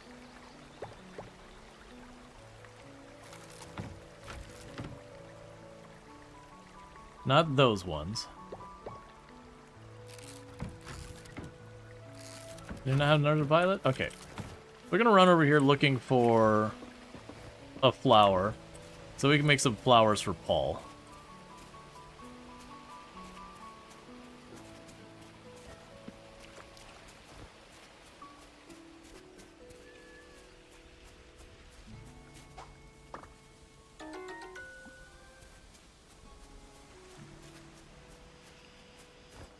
Okay.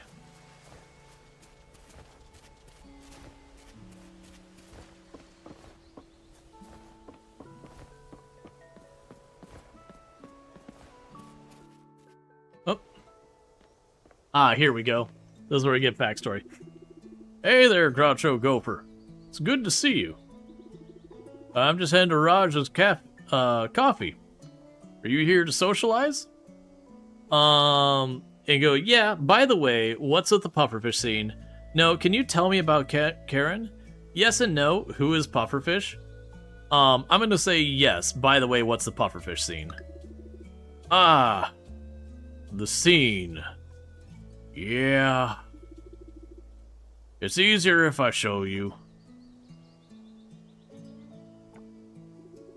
Let's head to the community center and chat there. My coffee can wait. Kind of just like, I'm just ready to start my day with coffee. Nope, instead it's gonna be a little bit of trauma, a little bit of ego, and no coffee. You see that large F on our town rank board? Yeah, that's us. It didn't happen suddenly, though. This room used to be the pride and joy of our town, proudly displaying Starlit Town's A rank. An A, Groucho Gopher. Sometimes we got a B, but it was never an F. Until... I need to sit down to tell you what happened.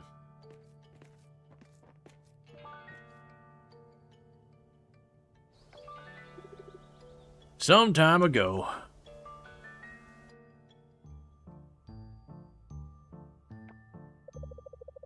That's correct, Mayor. As usual, every season we start by looking at why people visit Starlet Town. Visitors come here to see your museum, your heritage sites, and the ocean. The town rank we reward based on the condition of these 3 attractions at the time of review. Today, we're awarding Starlet Town with the rank of F.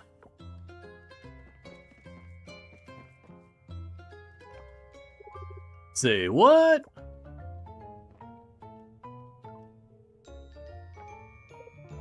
Hello. Listen, prepare all the necessary documents and equipment. I found the perfect location.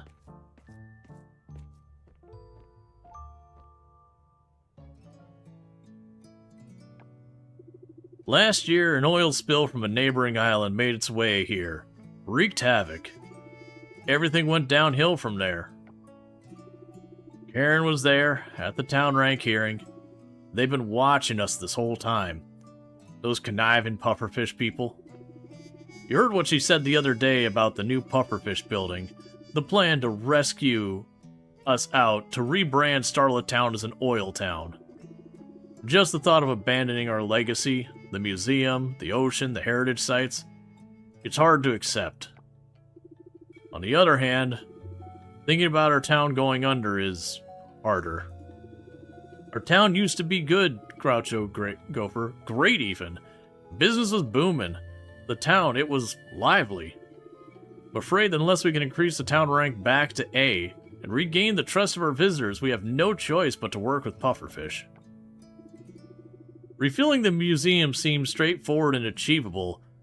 It'll just take time. But healing the sick heritage sites and getting rid of those stubborn roots in the ocean?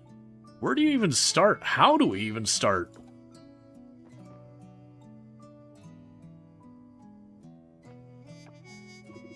Our town is in a difficult position. It's a lot to take in, I know. How about you join me for coffee? A walk in fresh air, it'll do us both good.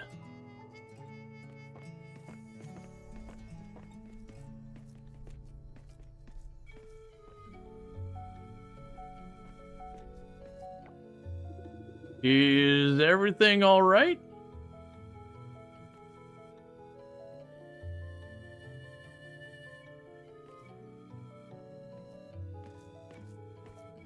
It's, okay. Yeah, the roots in the ocean, it's just like the way they kind of present the oil spill that's got like a little bit of a mystic to it. You'll see when we go to the beach next that there's like these giant black like Cthulhu root things going everywhere. And it's just like the areas that you've not cleaned from the oil spill yet.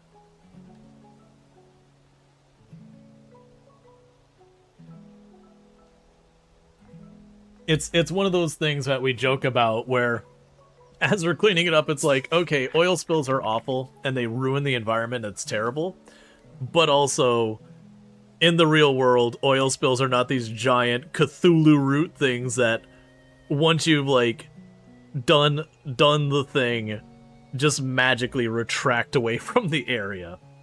But, you know, it was a way of gamifying it.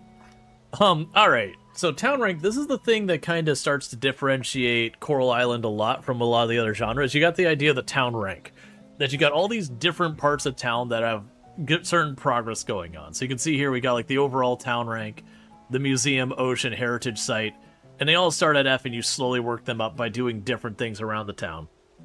Showcase your overall progress at revitalizing the town. Raise the town rank by improving the ocean, the museum, and the heritage sites. So now if I pull up my stuff here, I can go over to the town rank. And so right now the only two stuff I have access to is the overall rank and the museum, and it tells me everything I've done that's added to it. So if I like go to the museum though, we can see I'm at 24 points out of 134. When I hit 134, the rank there goes from F to the next tier higher. And the highest rank you can get is S.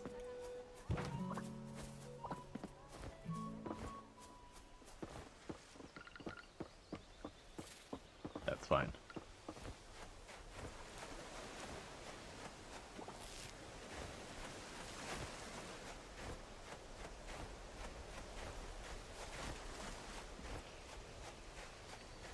We've got our, you know, crab rave going on at the beach.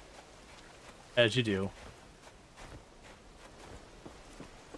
So I'm hoping... There we go. I was hoping just to find a couple more flowers. Because now I have what I need to pop up here. Make a new bouquet. Because it's Paul's birthday, and there is Paul. Alright. Give flower bouquet to Paul. This is special. Thank you so much for the birthday gift. Cool. So that satisfies the birthday obligations for the day. And I'm tired of seeing that little exclamation mark, so I click on that. That's because there's new items on the menu that I've never purchased. So you can spend a little bit of money to get items to recover stamina and all that. Right. So we have... What day is the blacksmith closed? It's closed today. Alright.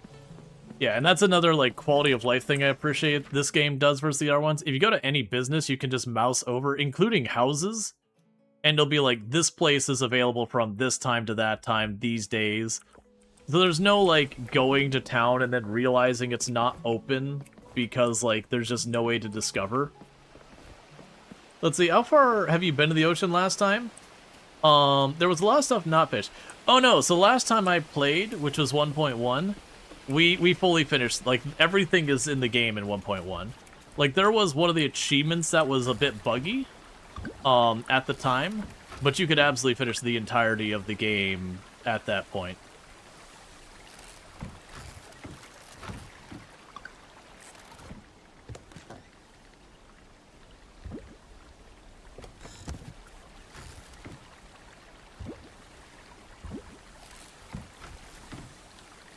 Alright, so we've got all that going. We're on a windy day. So the things I could do is I could push the mine, which is probably what I should do. Or I could work on the fishing. So let's push the mine, because if I get one more bronze ore, I can make our furnace. And then for every 5 after that, I can start making, you know, getting the ingots. And as we get the ingots, I will be able to, I'll be able to craft stuff. Oh, wait. Do I even have the energy to do anything in the mine right now? A craftable snack for desperate explorers.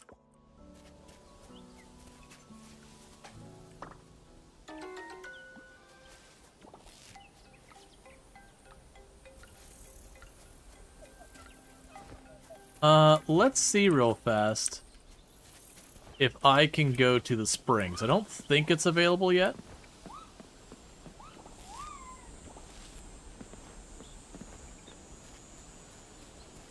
Oh, no, there was, like, the tattoo place, like, the actual, the store there. There was some stuff that wasn't available, like, there was the tattoo shop, you couldn't use it at the time. That's implemented now.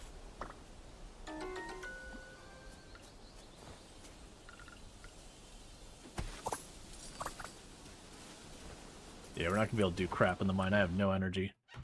Are you open already? Ah, you're out of service. I didn't think it would be open yet. What does windy do? So, in Coral Island, you have different weather. If you have sunny, you have windy, you have overcast, and you have, like, rainy, and there's, like, snowy and rainy are kind of the same thing. And then there's different fish and bugs available for each of those. And some of them have, like, a lot of overlap between the days. And then there's other ones that you just... you know, you have certain bugs that can only exclusively be caught on those ones.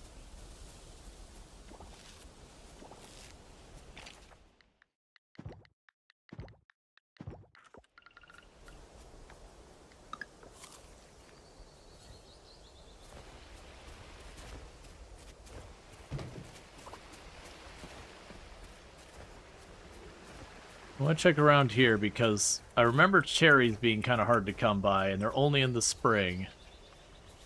Oh, hey, it's... yeah, there we go. Got more candied things. Like I said, those are hidden on the map.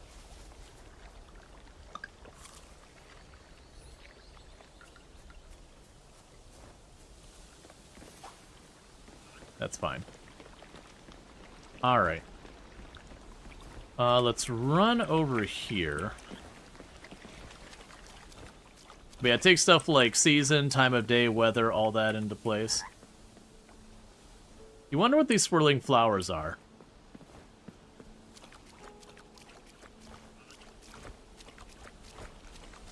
Oh, right. You don't understand what it says.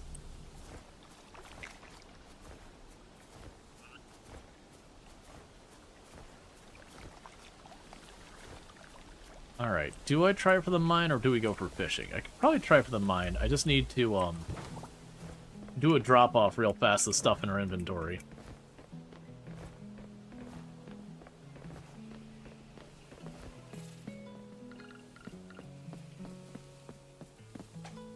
Yeah, once they're alerted like that, you usually can't catch them.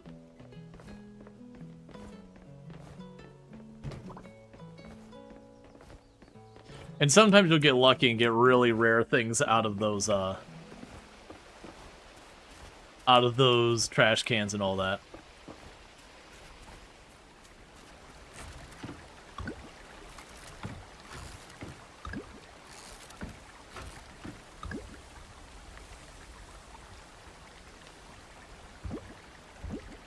So the snail can be donated, because that's a spare snail. Pretty sure. We could ship one of the moths, that's a spare moth. We could ship one of the flies, that's a spare fly. And ship one of the... Well, actually, let's leave you there.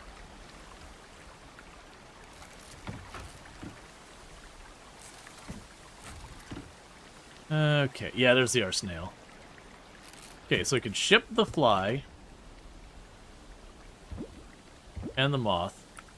We'll grab the snail and donate it. Is the dash, you do run but not long enough to cost stamina? Oh no, it's like a dodge. But it's a dodge that makes you go a little bit faster. So I end up just spamming it. Eventually you end up getting the fast travel and all that, and you don't really need to do that kind of stuff.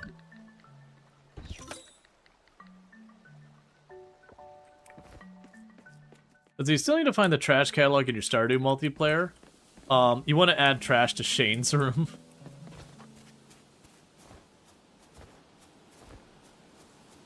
Yup.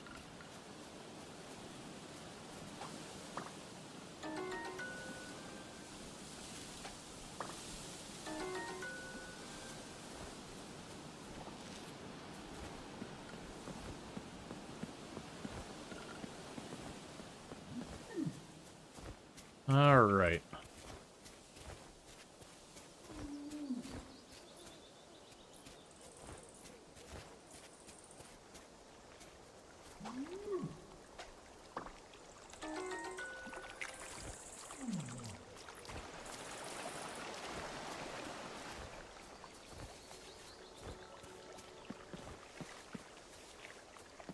Can't say a thing over there. So let's move you down here. All right. Because we still need more bronze.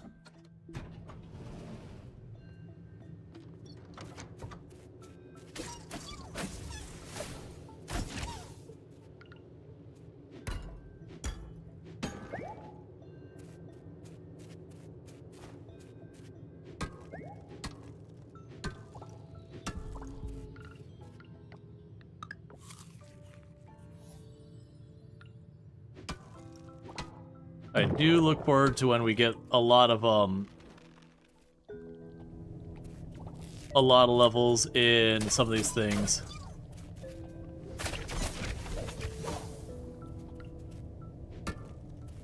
Alright, more mushrooms.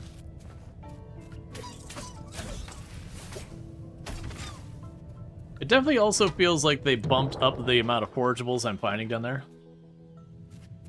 The caterpillar looks like a kid in a costume.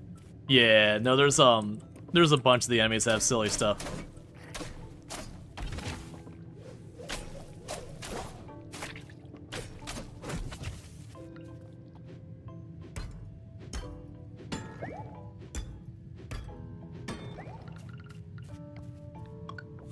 I'm about to be low energy again, so I'll grab you.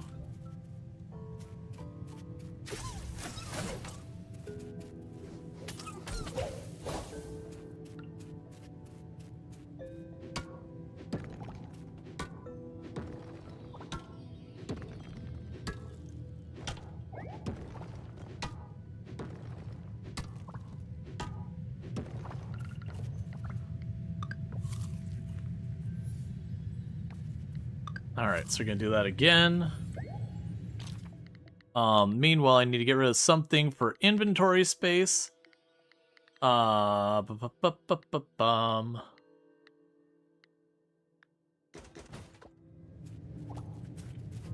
Oh, that's not what we're looking for.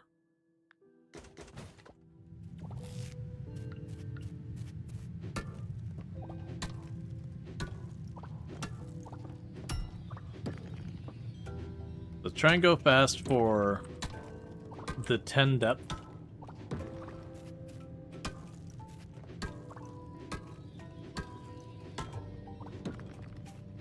Alright. And this is one of those games that you can take the time to like min-max your farm and make a huge area. It's totally unnecessary.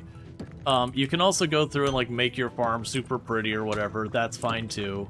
Neither of those are required in any respects. Money is a thing you will end up using a lot of in the game, but it's usually not something that you're always just struggling for every penny or anything like that either. Because there isn't like, you know, taxes or anything else like that that's becoming a gradual drain on your money, you can just do whatever that's working, and that'll eventually get you the money you need.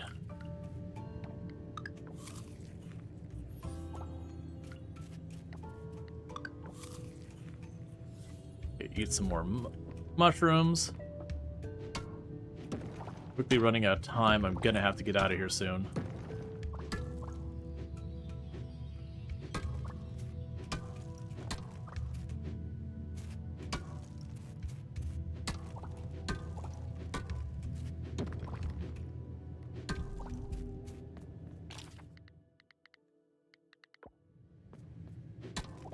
I think we just go. I don't have enough time to do all that. Bear with me, chat. We have a quick ad break. I want to quickly eat some of this food I've got sitting here. So I'm going to go ahead and just pause the game for just a minute while the ad's going on. I'll be right back. But thank you again so much for tuning in. I'll be back in just a minute.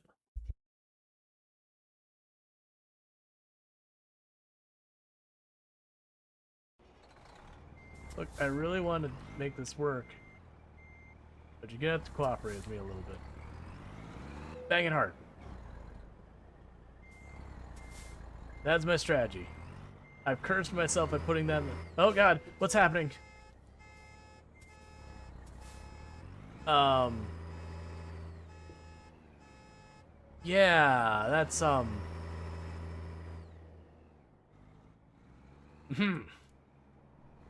That's how that works. And since there's two sides of that airlock, this shouldn't be really that bad.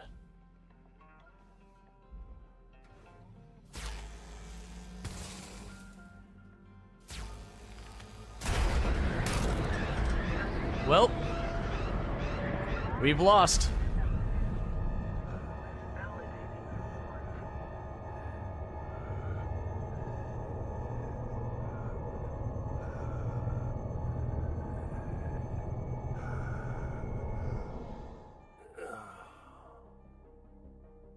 I thought we had depressurized it.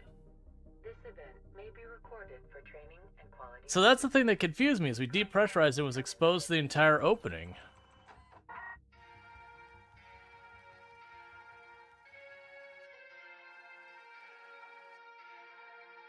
Well, and that brings the end of our hard space shipbreaker run. So this would be the Kurzawa power attack, which I assume is basically saying it's the train station. Alright. And now I just have one more business up this way. I think it's a business. Or it's the border. Who really knows? And then they'll bring a conclusion to our tour and we can go back to our farming needs. I think it's the border. I think it's the border. So, We're gonna try and make a break for it. The wizards can't stop us. They don't know. We can make it. We can escape this world. Hurry. Don't let me down, John Deere four-wheeler. We can absolutely get out of here. Oh. At least the wizards were enough to put a "you can't go this way" sign. Alright. Thank you for the follow. Welcome to the stream. With that, that does conclude our tour. Okay, This has and been we're back. Sorry, like I just made my dinner earlier, and I was sitting here and it's just like, it smelled really good. Ooh, don't grab that snail. Not unless I could find something else to eat. No, I see. Oh, right, that's up. I know where that's over there. Yeah, I just need to rush home. We've got like 2 minutes before our character passes out. And outside of seeing, like, you know, the Black Widow or whatever, one of the harder to get spiders, or critters, I should say, not specifically spiders.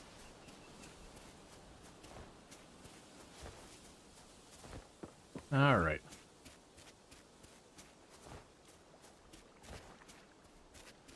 Also, low-key, another thing I like that this game does is that you have the, like, farm overview. So you can kind of get, like, the whole, like, I want to glance at my farm and look at the whole thing. It's not an important mechanic by any stretch of the imagination. But it is just kind of a cool thing. Alright. So I got a spare of those so we can ship that, and I got a spare of those so we can ship that. I'm gonna grab you out and put you in there. Because we'll keep the higher quality version of the bug. Drop the ginger in there.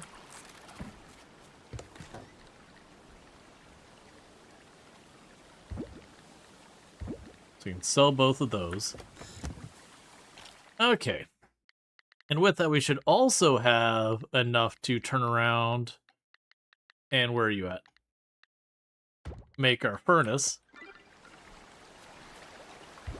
I don't have enough material to do anything with the furnace, but I do have enough for the furnace. And that is... my next quest is to smelt a bar. So you spent all day making your first loaf of sourdough. It's now proving the fridge since baking at 3 AM doesn't sound appealing. Yeah. Alright. Okay, no birthdays today.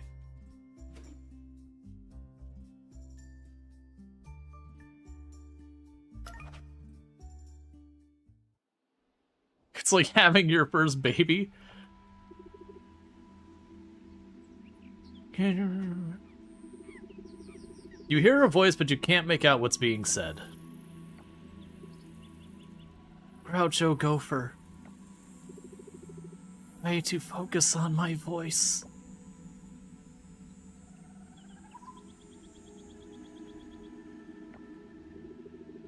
Good. Now listen closely.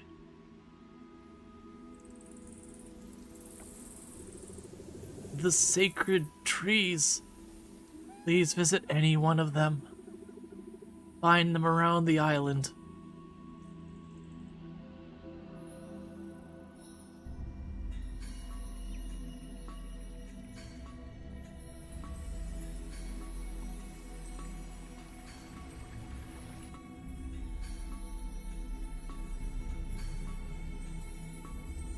Oh, I never noticed very carefully that there's the miasma around it, but I didn't notice, like, the black goop underneath it.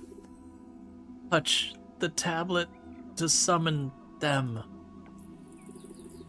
They will open your eye. You are my hope to heal the island. Now, wake up and go, Groucho Gopher. Hey, Unquiet Item, thank you so much for the 25 stream streak. I do appreciate that. You had a strange dream last night. Alright, so we can go ahead and add that onto the to-do list. Oh, right, you can only have 2 quests highlighted. It's fine. PSA, the lab is seeking a capable diver to assist our work. All candidates must complete the compatibility check on site. Please visit the diving pier to apply. Ling, head of Starlit Laboratory. Alright, well, let's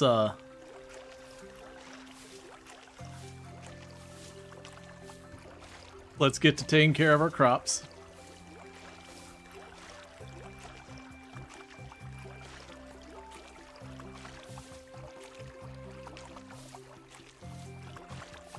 Yeah, so we're kind of getting to where, like, a bunch of these things are all landing at almost the same time.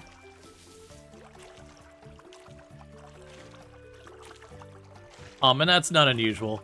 Basically, we're at that earlier phase of the game where they're kind of introducing us to the mechanics one by one. So you get, like, a lot happening at once. And then once you get introduced to the mechanics, it will be a thing that slowly it'll go from where they've just introduced the mechanics to you start, you know, engaging it more, you get more information about it, you get upgrades, you get advancements, all that kind of stuff. And as I said before, it's not a thing to sweat that a lot of these games, they will do this kind of thing where they're like, hey, you can forage, you can, you know, trap, you can fish, you can do all this stuff. They'll introduce all the mechanics, and it can feel like you need to do everything, and eventually you probably will. But it can be very overwhelming at the beginning where you kind of feel like you're being pulled in 3 or 4 different directions and you're not really sure what to focus on. And just kind of our natural tendencies to want to, you know, kind of min-max, speed run, whatever you want to go with in games, really does not like it. Like, you know, a lot of games can be very linear that you work on this, and until that's done, you don't touch anything else. Alright, so we got that sorted for the moment. We can drop some of this stuff off. We've already shipped those before, so you don't need to worry about that. Oh, I haven't shipped silver ore yet. So we'll ship the silver ore.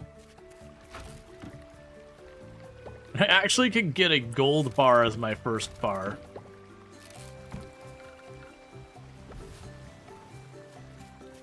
Okay, so we got our first bar going.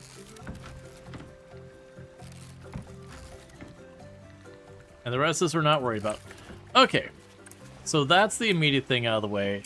Now I got a bunch of stuff to chase down at the same time.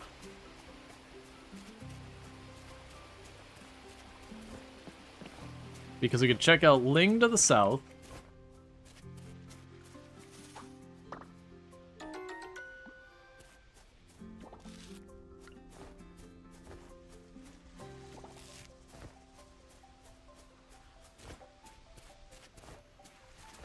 We can deal with, like, the sacred trees. Wait, was the sacred tree up here? No, sacred tree's down and to the left. Let's do the sacred tree real fast to start the giant quest line. There's a bunch of stuff to deal with on that one. Yeah, it's fine. You don't understand what it says.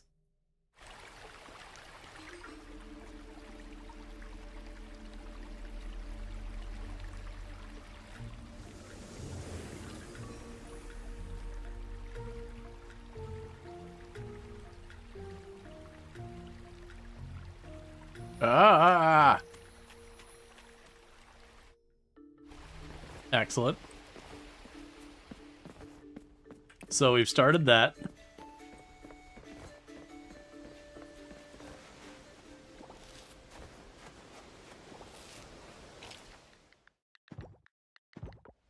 So we got that done. Yeah, so this is what I'm talking about, the roots. Yeah, it's definitely what an oil spill looks like. Don't worry about it. It's definitely Cthulhu monster tentacle things. That's just what oil spills are. Don't worry about it.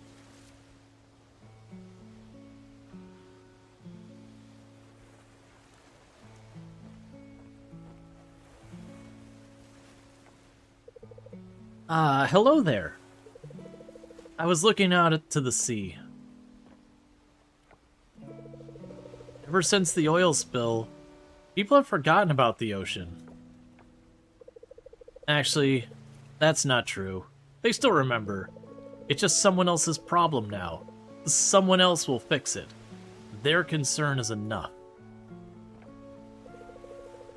It's a shame, because we can still do something about it. There's still time.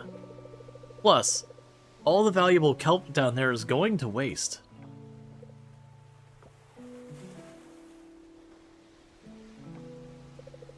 Sorry to unload on you like that. Are you here because of the letter I sent? What am I gonna do if this person doesn't work out either? By the way, my name is Ling. I run the lab in town. Thanks for showing up. Here's the deal. You need a diving suit to get into the water, and I need the right someone to activate my science down there. For now, let's do an exchange. If you can activate 5 solar orbs in the ocean, you can keep the diving suit. Here's what a solar orb looks like. You want to bring a scythe to clear the trash, because the orbs are most likely buried underneath it. If you're able to activate 1, and let's assume something happens, because something will, you'll have questions, I'm sure, but we'll cross that bridge when we get there. Whatever happens, just know that the solar orbs are the key to restoring our ocean and healing the sick coral. Since I can't go in the ocean myself, you'll be accompanied by Kibble, the bot. You'll learn more about how it works when you're down there. Let me know how it goes. I need to head back to my lab. Good luck, Groucho Gopher. Alright. And this is one of the mechanics that is very unique to Coral Island. That was weird music going on there, but okay. There is so many different quests piling up. Alright, let's go dive in the ocean. Oh yeah, and they did add, so, if you found, Kibble the robot would sit there and, like, have dialogue while you're down there. Some people found it very obnoxious. You can turn it off. If you want. But, you know, Kibble is adorable and all that stuff. From trash to treasure, let's get the scrap. Go scrap for that measure. Alright.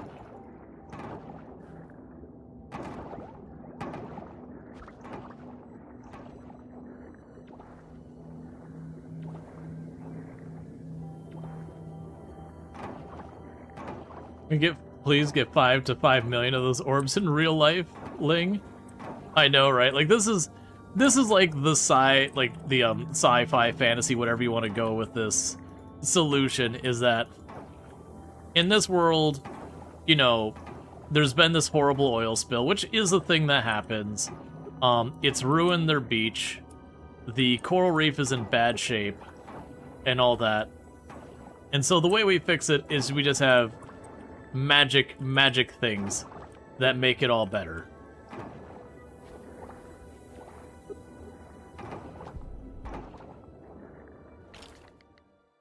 Alright, so let's grab the daffodil. Can I eat you? I don't think I can eat you.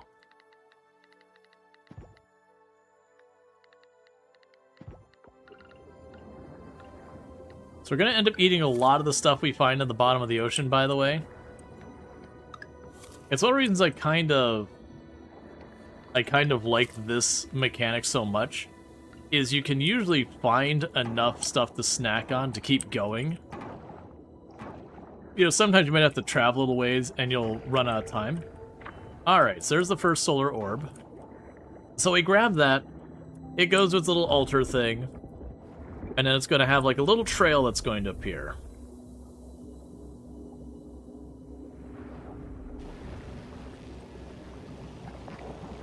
So we follow its little trail, and we have to clear up... Well, that was an easy and uneventful one. Alright, what I was going to say is you follow the trail, and it starts clearing things up. That one was very easy for us. Usually end up having to, like, follow through the trash a little bit. And so now the oil in the immediate area will start to dry up and disappear, and we'll get openings to new areas. And so now we have access to a little bit more of the ocean. Diving. You can exit the diving at any time by pressing X to call the anchor. And some of the big valuable stuff down here is you've got the kelp, which is what I just grabbed there. There are underwater critters that you capture. Like that sea slug I just got.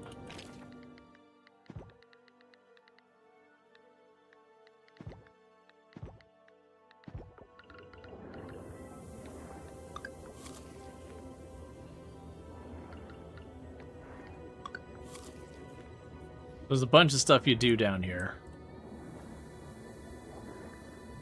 But like the clearing the ocean floor is kind of the big one. As you can see, the entire ocean floor is pretty much overwhelmed with trash. It is one of those things that like in the story they make it out to be, it's like, oh yeah, big bad pufferfish. They cause all this pollution and all that. And it's also one of those things that you sit there and go, all right, let me just have a quick thing. I don't think the heaps of tires and other garbage that's on the ground, like on the bottom of this everywhere, I don't think that was the local oil companies doing.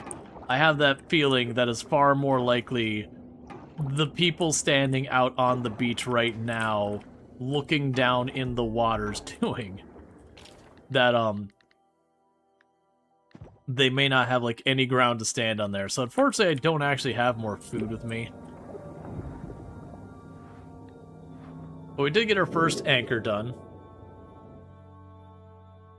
Yeah, so this whole thing about, like, cleaning the bottom of the ocean, and it's a thing that's not like every time we go down there it resets or anything, or, like, you lose progress.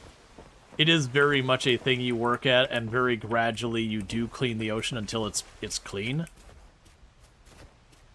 I want to catch it, but I can't. I have no stamina. Let's run up here. See if we can get to the blacksmith in time to get these copper dropped off.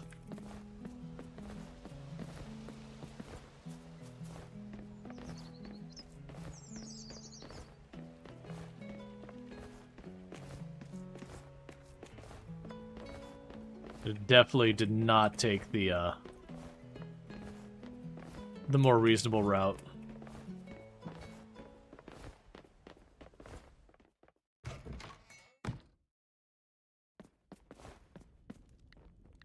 Okay, process coffers and geodes.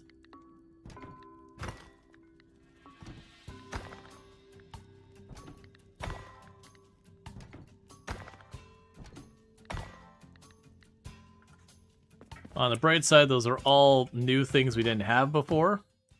So that's a positive.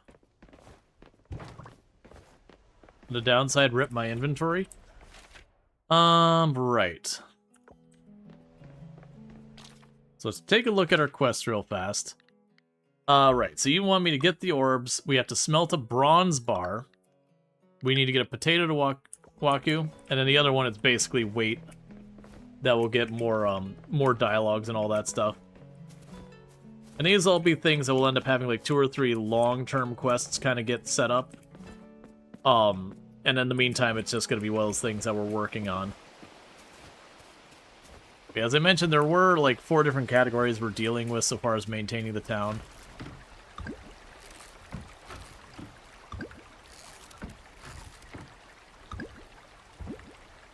Got a lot of the bronze kelp. It's actually interesting. I thought I sold some of the bronze kelp. I am unwilling to get that bar right now. Okay. So with that, I need another box.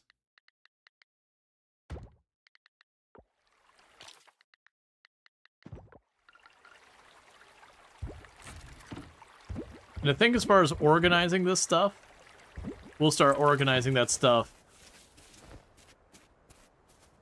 We'll start organizing all that stuff when we get to the point of,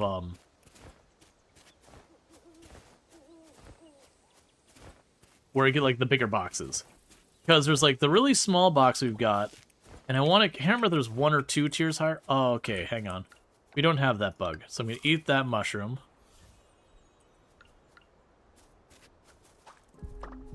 And now I do.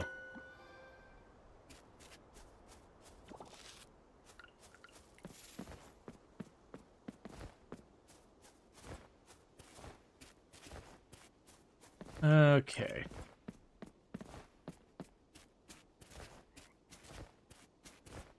Just zip around here looking for forageables real quick. In some people's trash cans.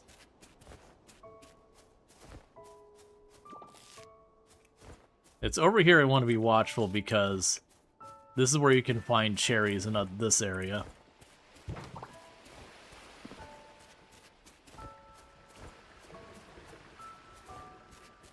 It's only spring.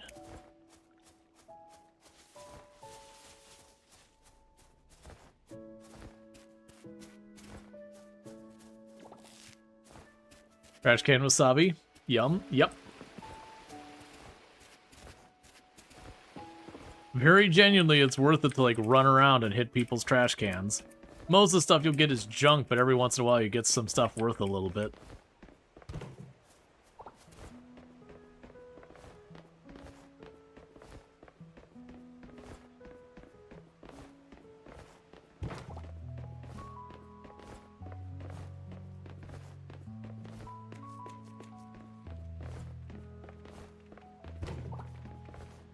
Okay.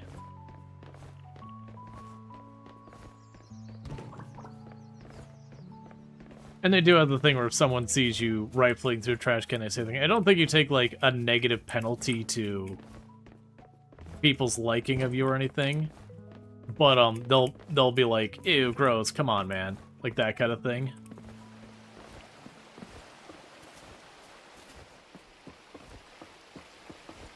Yeah, I don't believe you take a rep hit. Like I said, they will make a comment about it if you're close enough.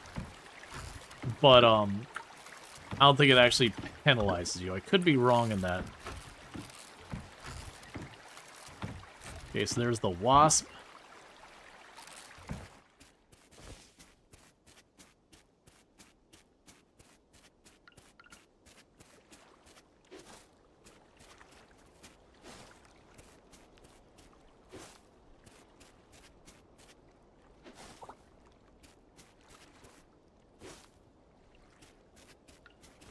Alright, that's all I already spent.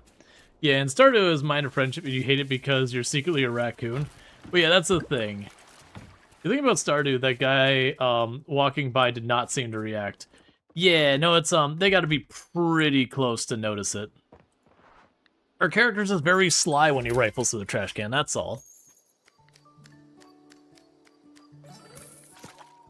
Alright, so we didn't get a whole lot of money yesterday. Alright, so today's Kenny's birthday.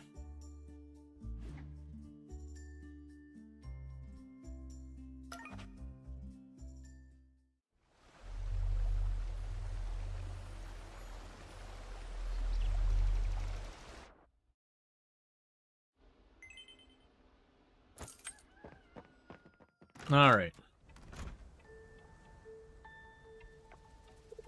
Good morning to you, Groucho Gopher. You have a great spot here. Waking up to this every day must feel amazing. I heard from Ling. That feels weird. Calling her Dr. Jihong Ling? Well, she insisted. Anyways, she said you went diving. How was it? Let's see. Can I bring Kibble home? I want to say yes, but Kibble isn't mine to give, so... Anyway, when you dive, you might come across kelps. They look like large dancing worms on the seabed. Yeah, you have a great spot here. It'd be a real shame if something happened to it. Those are kelps. Useful stuff. There are a wide variety of kelps. Each has its own characteristics and benefits. The ones you're probably encountering now are bronze kelp. They're kind of brownish. The lab can use them to upgrade your seeds and fodder. It will then increase the quality of your crops and animal products. Higher quality means higher prices too. You need to extract the kelp's essence before bringing them to the lab though. And an extractor can extract the kelp's essence. Here's the blueprint for making it.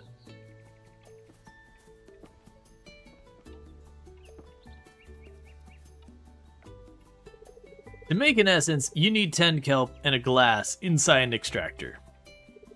Bring me 10 kelp essence to the lab, and you can choose which upgrade to produce. How's that? Good luck.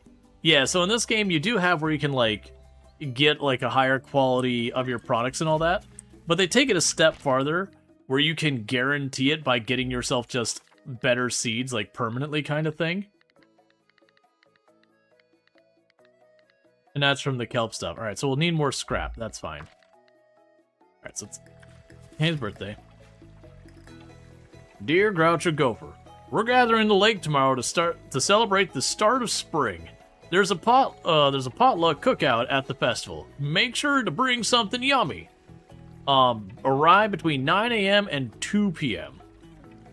Human, afraid I was when summoned me, but open path she has to my home. This mean Human must come visit me. Understand you will after meet. How Heel Island. Left of your farm.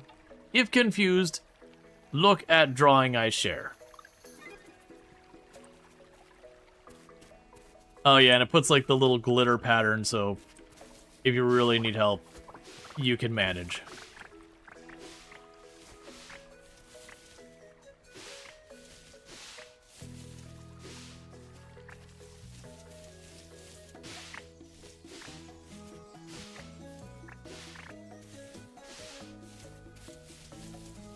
Alright. So. We will ship a potato. We will ship a lettuce.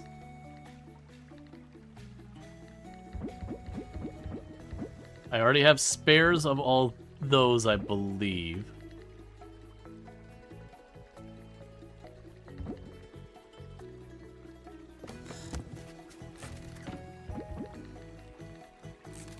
Alright, let's grab one of those potatoes. So where's Waku? Because we can get that out of here.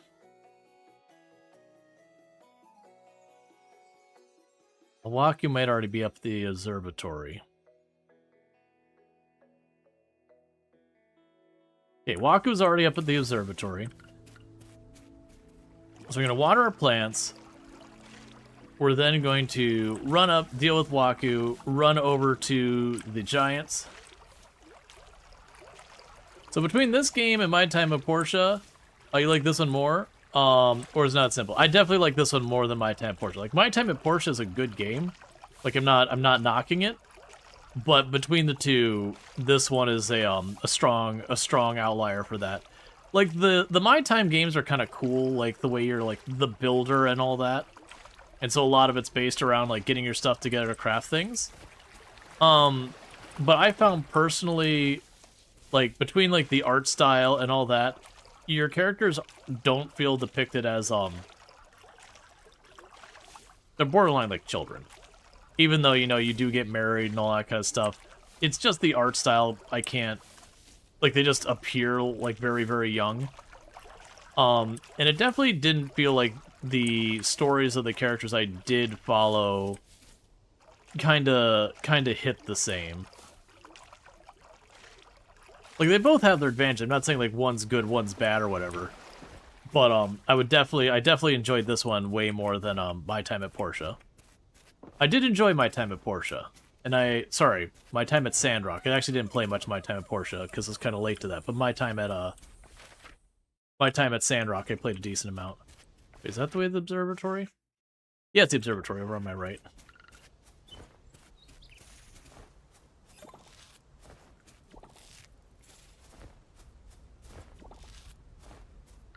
Okay, so we run up here, turn in the potato.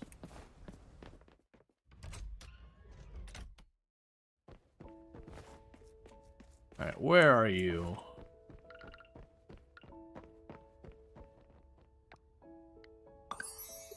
Thank you. Alright, so we got that quest done. Give me my money. And then I just have... I have a bunch of main story quests. Those will start to clean up in time. But yeah, no, even though they're like vaguely in the same genre, I would say there's distinct differences between because like My Time at Portia and My Time at Sandrock, I wouldn't even really compare them that closely against, say, like Stardew Valley. There's certainly similarities in the fact that you're doing like slice of life and you meet people and you romance them and yada yada. Like, I'm not saying there's not that similarity, but at the same time, that's kind of where a lot of that stops. Because as like the mechanics, yeah, there's farming in both of them, but like to a certain degree, Stardew Valley, the farming is like one of the absolute core aspects of the game. Versus when you go to My Time at Portia, that's a really small part of it. I also feel like there's more. I find the story in this one where you're trying to like fix the island and get it. It's a far more graspable story versus My Time at Portia and Sandrock was a little bit weirder. Similar to like Stardew Valley is a very grounded story in that you got like the local big box stores just trying to muscle in, and you can choose to support them or not. Uman. Even though we've got magic garbage going on, it's still more grounded in the sense that like the town's in a bad way and you're just trying to improve it. I, chieftain, thank you, Uman, to come here. You're what are you? Goom? I, chieftain, is giant. For long waited I have for you.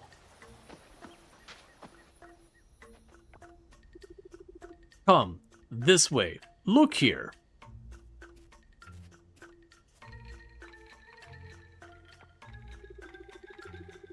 Seeing you have these writings, but understand you do not. See you not power of shrines, but see you must. He they are to help goddess. Help goddess, then sickness gone. Time now for ceremony. I'm doing good, thank you for asking. Fast, we must do. Hurt only little, will open eyes will. Starting in 5, 4, 3, now. He's not that big, he just has a big head. Yep.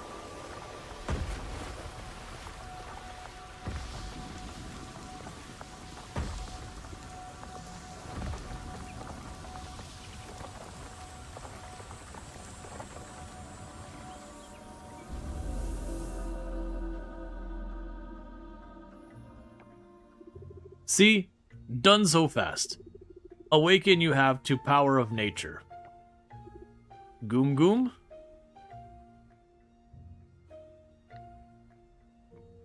Goddess who? The goddess must answer, not come from me. Ready you are to meet goddess. In Lake Temple, there her home. Speak no more. Rest now I must after ceremony. Again will I speak to you, Human. Not now, later. Goombai.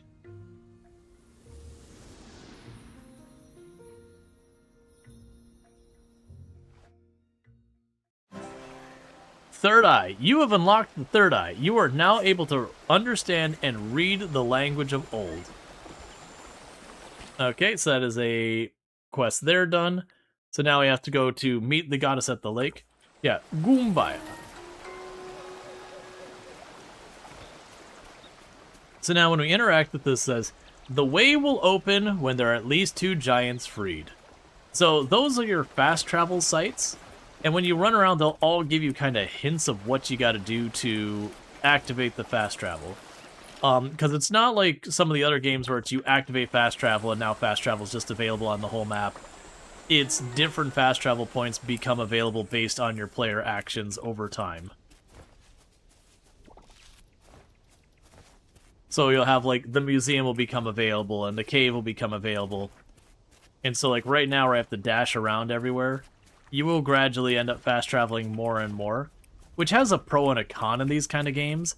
It's definitely one of those things that quality of life is really necessary, but at the same time, you eventually hit the point with the fast travel where you end up needing to kind of go out of your way to see some of the cinematics because you end up fast traveling right past them. Oh, I don't have a mangosteen. I know I need more than one of those. Let's just chuck those in here for right now. Oh, and I have donated and shipped you, and I have a spare of you floating around here. Yes, I do. So I'll do this. Offer your best aid to nature, thus nature will aid your travels. Alright. So let's run over here real quickly to meet the goddess kind of thing. And that'll unlock where we do like the offerings and all that.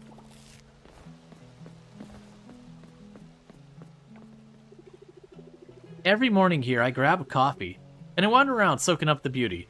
Yeah, so when you see these people like Natty here, you'll notice she doesn't end up showing up in the list of like the regular townies. These are tourists that come to visit. These are actually people who are like really, like people who kickstarted like and put like a lot of money behind it kind of deal.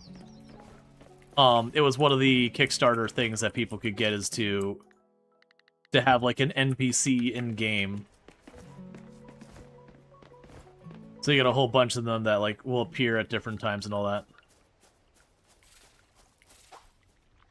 It's fine, whatever.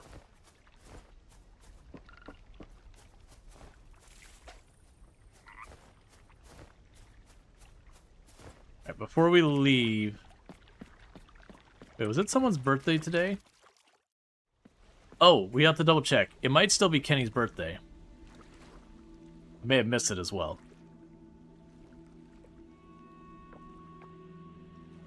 Groucho Gopher. At last. But my time is short.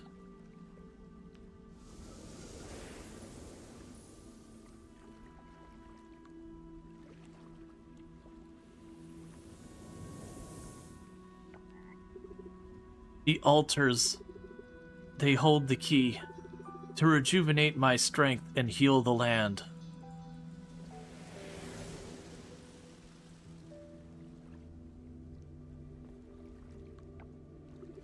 Begin with an offering at this altar.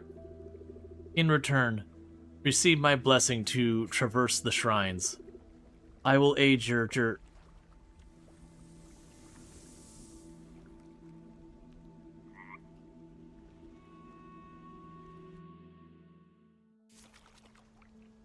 Temple offering. You can now offer certain items at the temple to heal the Coral Island. Alright. So yeah, so then we have over here, it's like, offer your best aid. So the first thing we'll get is the fast points between the start. So I've got the altar. So you've got, this is your classic thing where it's like, bring wood and a bunch of other junk. And all that. And they've got just a bunch of this. So this will be like crops and forage and all that stuff. Divine walkie-talkie battery died. Yep, it happens. Progress. Oh. This is a new screen. Okay. So we've got our 4 altars. We've got crop, catch, advanced, and rare. None of them have any progress. But as we get our progress, we'll unlock the hot spring, goddess blessing, mid-forest, bamboo sanctuary, deep forest, and savanna. So right now, does me no good. So, I want to, first, before I forget, because I did just mention, okay, so it is still Kenny's birthday. So we want to get some flowers, or something, to give Kenny.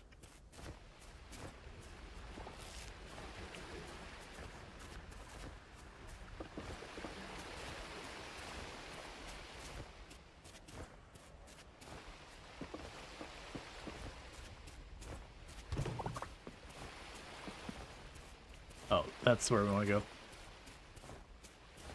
So we want to try and get that done.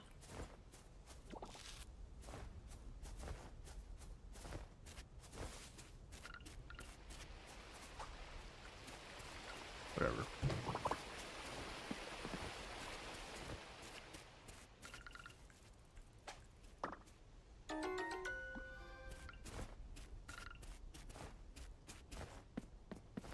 So Kenny's usually over here on the western side of the map most of the time.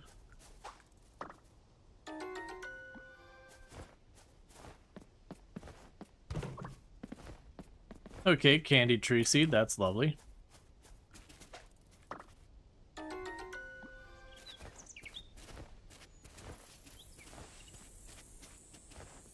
Come on. Well, there's Kenny.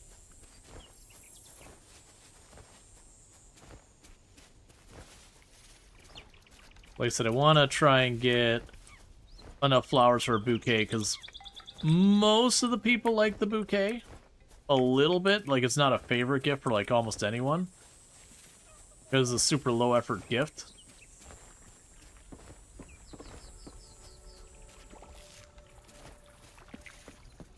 That's fine. That's whatever. So let's see. 1, 2, 3, 4. Crash Can, I feel like this game is teaching kids bad lessons. I mean, Stardew Valley does the same thing where you'll go into, like, you'll get, like, trash can pizza, and you'll be like, alright, yeah, I'm definitely eating that. Alright, so let's go here, and we can craft a bouquet.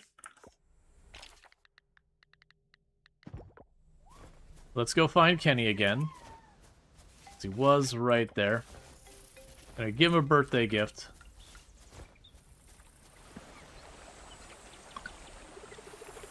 How did you know it's my birthday today? Thanks a lot. Cool, so we don't have to worry about that now. Keep getting our reputations up and all that with everyone. Right. So the things to work on would be the offerings and all that. So what I'll probably do is we're gonna run home to the farm. We're gonna chuck the stuff we got in our inventory there. And then I've been stashing a bunch of stuff specifically for the purposes of doing the offerings and all that. And we'll want to start working on that.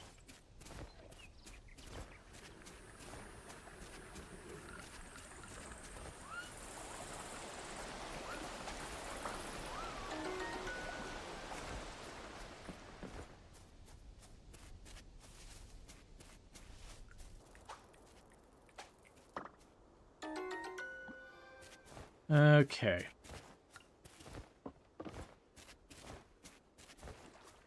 We've not been good about doing any kind of fishing, but that's okay.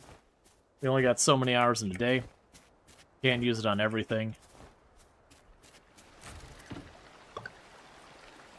Also, that's not what I wanted to do. That's definitely not what I wanted to do.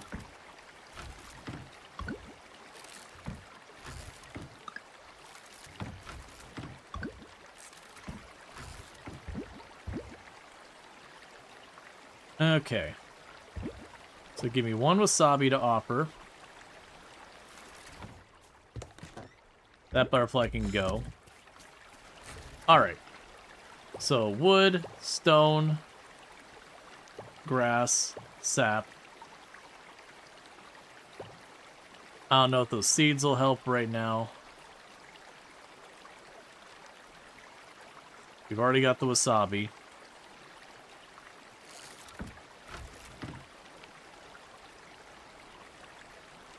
We can donate one of the beetles. We'll worry about that. Grab the butterfly. And actually grab a spare of the butterfly. So one of you gets sold, the other one gets offered. There's the flower.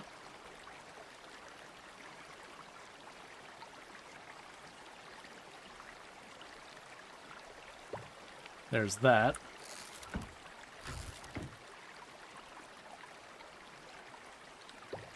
The acorns.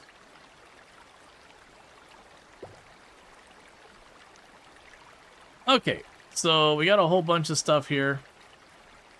And I'm out of space right now. So let's take what we can up there, turn those in. We won't actually be able to drop all of these off right now. Some of them are going to be other parts, but we're going to run up there, drop off what we can, all that stuff. You like the offered ship donated on thing? Yeah, so they've always had the offered and donated things there. The ship they added way later, because there's an achievement for shipping one of everything.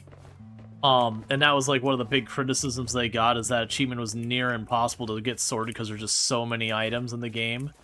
And at different points that achievement's also been bugged. Raja's Coffee Corner is absolutely amazing. Every time I come here, I end up getting several bags, taking several bags back home. Can't miss it. Yep, and that's our Kickstarter person. There's honestly not even that many, so it's kind of surprising we found more than one on, you know, already. Alright. So. We can go you.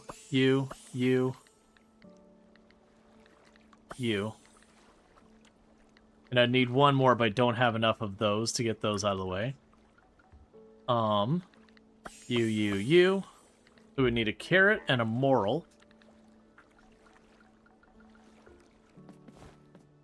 And then the other ones I will need to go back.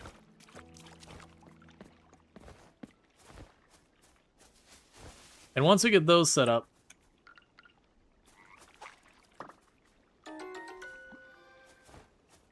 then I can not have to go and like do this run all the way back and forth. We can just fast travel straight to it.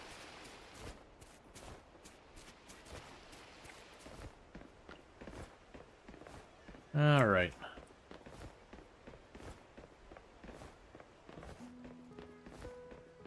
Yeah, so it looks like you need to get any of the tree seeds, and you just get 5 of them.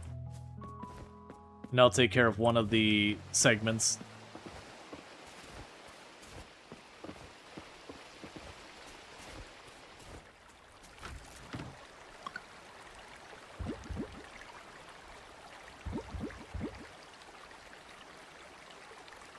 I'll grab you out of there for right now. We can toss you in here. I wasn't able to do the bug yet.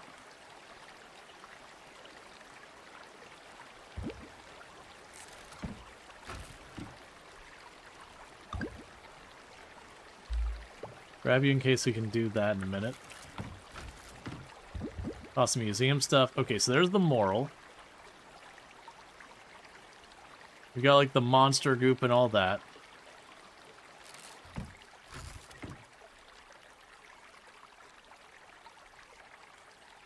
Did I not harvest carrots? I should have a carrot in here somewhere, right? I deliberately didn't sell them all. I mean, I'm gonna get more, so it's not the end of the world, but I must have accidentally sold them all.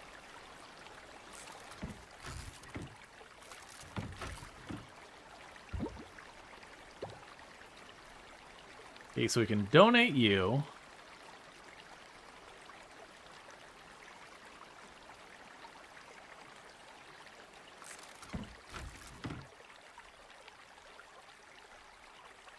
Donate you.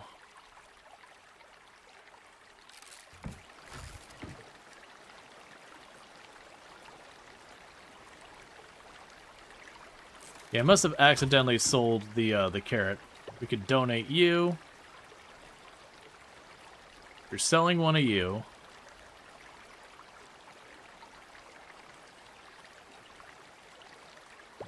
So, well, actually, put you back for right now. We can donate you.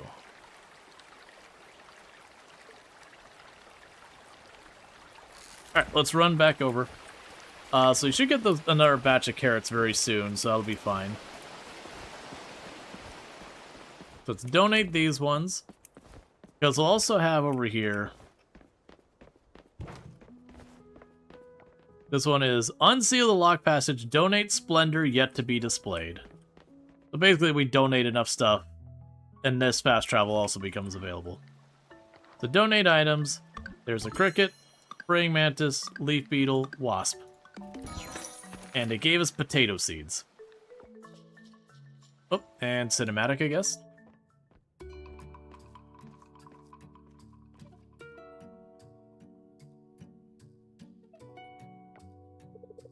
Maybe if we do this...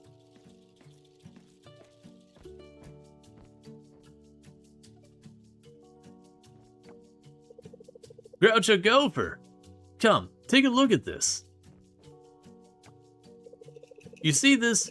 This is a blueprint for a bigger museum. The museum we have now is... It works. But can you imagine something bigger, something more extravagant? Imagine this, Groucho Gopher.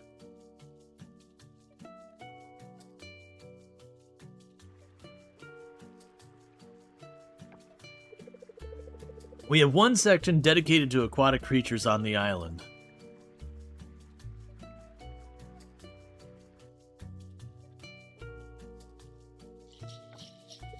Then there's another section that look after the fossils we've dug up.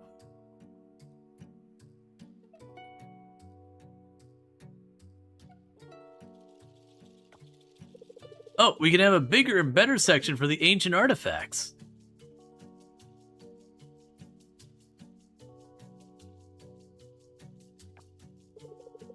Doesn't that sound exciting? That does sound really cool. Isn't it? But there's one big problem, though. The town just doesn't have the budget for this museum. At least, not yet. So, what if we raise the money to build it? By that I mean, I'm gonna start a Kickstarter campaign. Do you know what Kickstarter is? I don't know, can you explain? Kickstarter is a crowdfunding platform where we put up our project online and then people can help fund it. In return, we'll give them something from the project as a token of appreciation. Great idea, right? Anyway, I'm almost ready to launch our campaign, but there are a few things I need help with.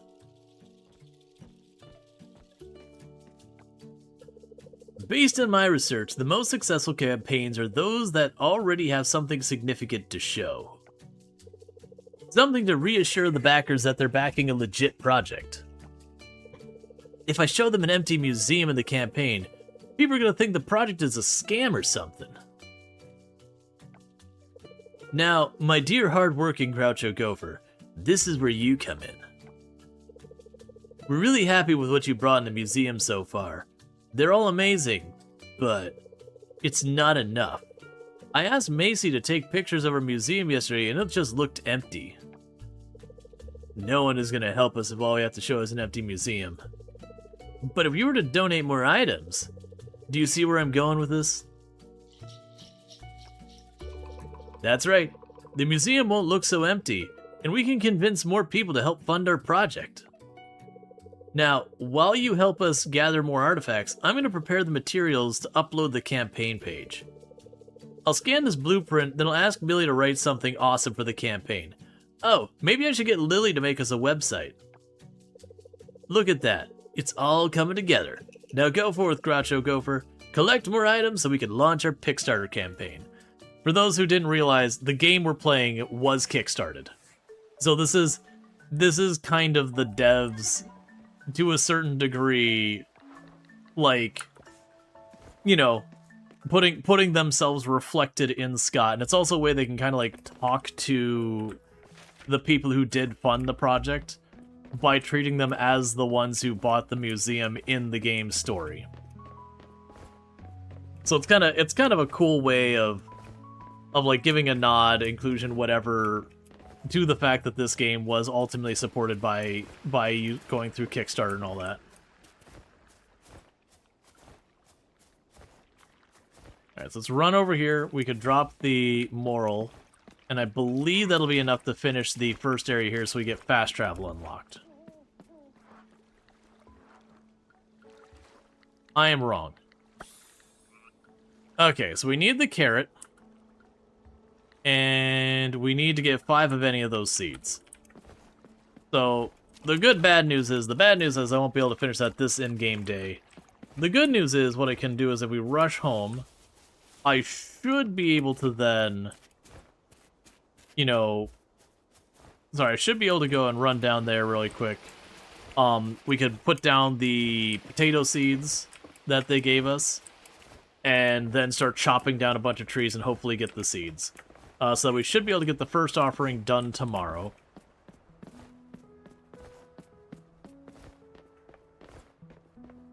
Okay, and you're not active yet, that's fine.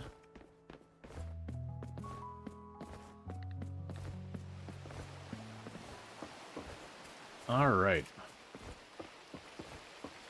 But I hope everyone's been enjoying the game and all that. I've mentioned this a couple times before that this is Coral Island has been one of my favorite releases in a long time. So you have offered and shipped. You already have one in there to be shipped. There we go.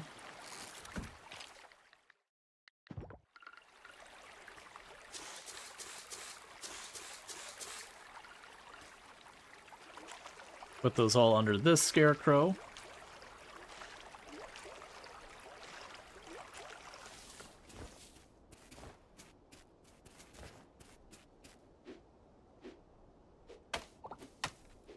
All right.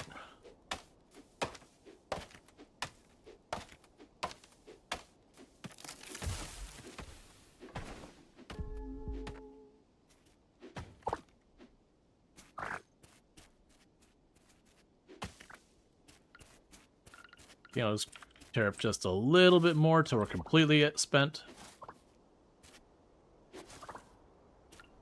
All right. So we got 2 pine cones. That might be enough. Nope. So I need 1 more pine cone or 1 more oak seed.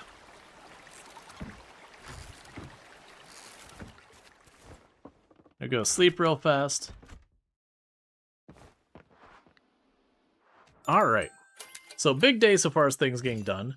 So we gained another level in farming. So we got another skill point. We got a bunch of XP, and we've got our first sprinkler that we can make. So that's a good thing that we can start working on getting our sprinklers and all that. We got our compost bin, which I don't care about, and we got more fertilizer. We gained a level in foraging. That's just gonna let me make like walls and fences and all that. We got another level in catching, so we got a skill point. Where now we can make bug jerky. And we made ourselves a bit over $1,000. The Cherry Blossom Festival is today. Well, crap. It's fine. So for the Cherry Blossom Festival, I need something I could put into the cauldron. It's very similar, like reminiscent of the luau in Stardew Valley.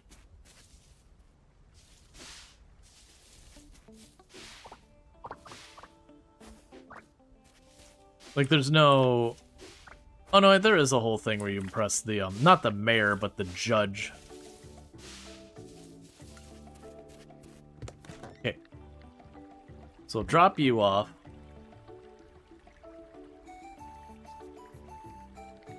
The turnip might be the best we could put in there.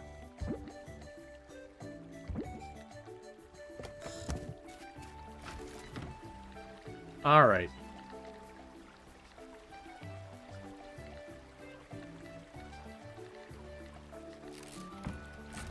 Yeah, so we've got some spare flowers, so I won't worry about the flowers. We can sell these. We can grab that turnip out, drop the bronze ones in, and we'll sell that. We'll have a second flower there. We can sell the flowers here. So the turnip is going to be dropped off for the festival.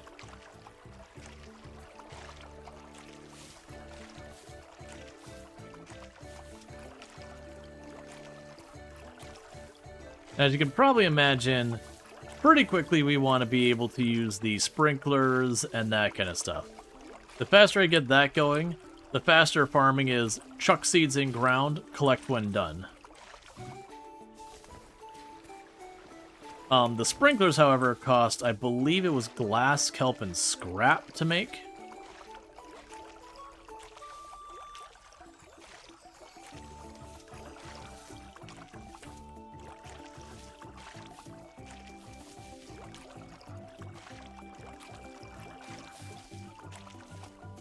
Okay.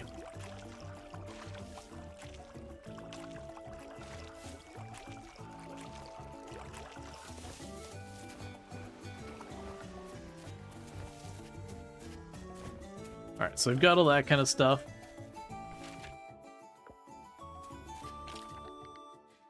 So we got all that. Oh, no, it was actually... Oh, silver kelp. That sucks. Alright, so let's look at our skill points we can get here. So we have the chance of getting double insects. I'm gonna grab that one first. And then we have the chance of double crop. Because the staying watered is kind of a meme. So I'm gonna go ahead and go with the double crop, and then we'll go for the quality next. Because getting multiple just helps in so many ways. Alright. Oh, it's still flagging this here.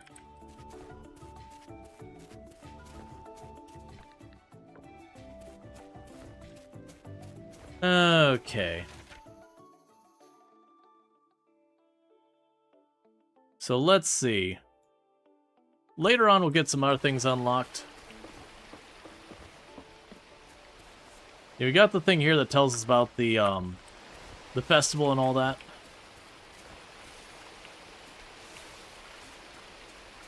And that starts at 9. And we didn't get a carrot yet today, but that's okay. Oh, what we could do is, because you're 9 to 2 p.m.? I believe it's 9 to 2 p.m. I'm going to see if I can't get real quickly going here. And if I'm lucky, I can really quickly get a pine cone or a acorn. Because if we can get one of those two really fast, we can get the offering done. Because that's kind of in the same area that the festival is.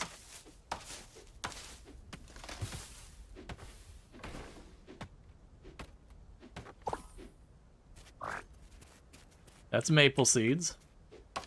Oh, no. Oh, never mind. There's the pine cone. That's what we needed. So drop all you off. Grab the fine pine cones. Alright, so let's go and run up here real quick. We're going to beeline over to the temple. Turn that in. And then we're going to immediately beeline from there over to the festival to make sure we don't miss it. Because I believe the festival, if I'm not there by 2 p.m., we just don't get to do it.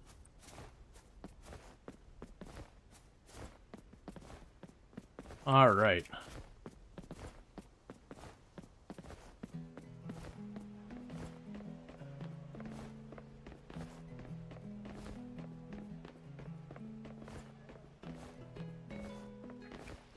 Alright.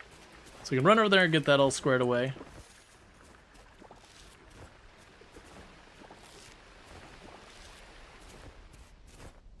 Just grabbing those forageables since they're like right there.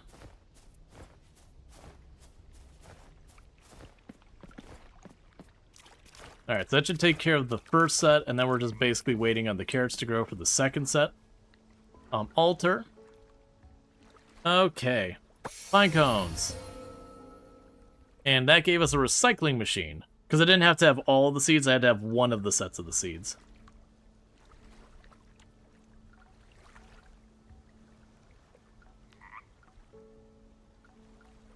Okay. So for the ocean loot, I would need to find sea salt and a bunch of different oysters and all that. And then the other ones are the different seasons crops. Okay.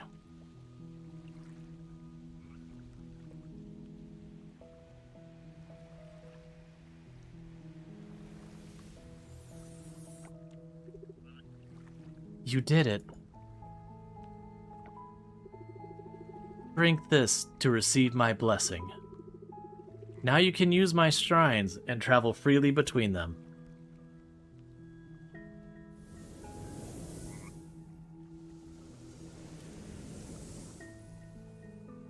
Okay.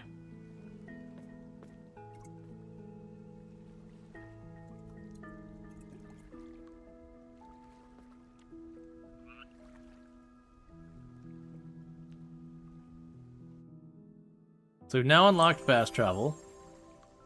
You've unlocked the ability to use teleport shrines. So we got a recycling machine, which lets us turn trash into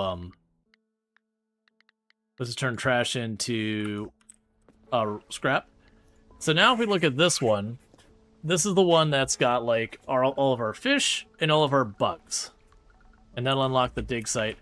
We don't have any of that stuff on us right now. I wonder if I can cut through it this way. Because this should take me to the festival area.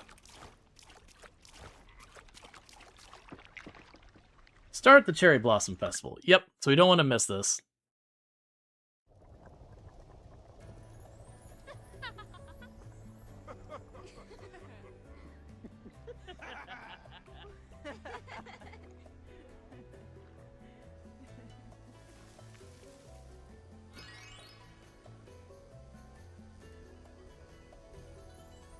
Okay.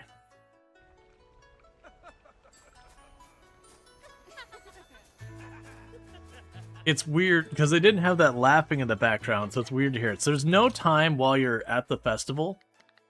So that's a thing to keep in mind. But if we go to the flyer here, it'll show you that there's the beanbag race. That's gonna be or burlap race. It's very unlikely we're gonna win that. That depends heavily on your stamina, and early game you're gonna be low. You can win it, but it's really hard. And then we had like this shop and all that. But what does happen is an exhausting amount of dialogue. Are you saying hi to everybody? You poor thing. It sounds exhausting. Smells good, right? I gathered the dried coconut husk for the grill this morning. We've been grilling with dried coconut husk for generations. Frank's super excited about it.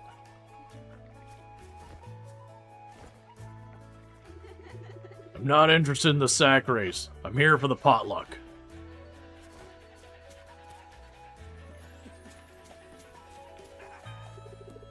I hope they don't strain themselves during the sack race.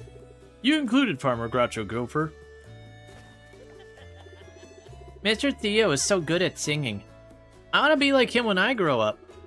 What do you want to be when you grow up? We've already had that existential crisis. We don't need to revisit it. Yeah, Mr. Theo is finally singing a good song. Good food, good weather, good company. It's fine by me. I don't crave durian all that bad. As long as Frank here grills enough apples, we're A-okay.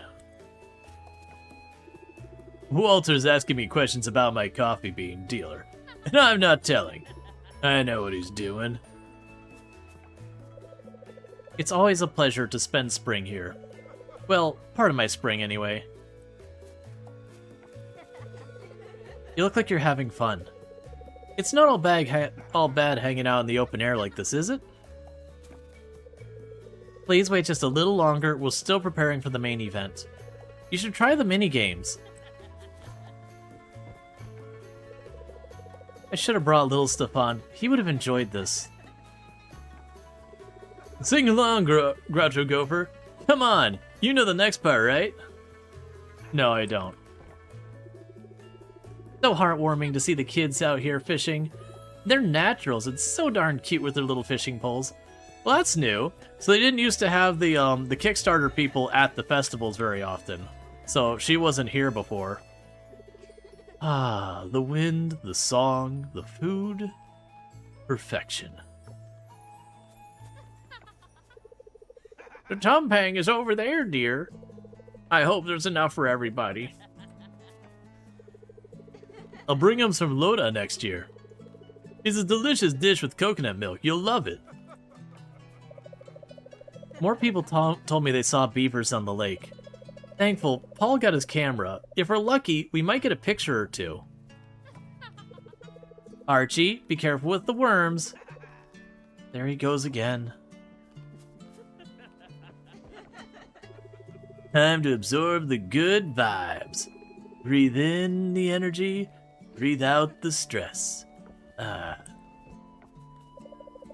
songs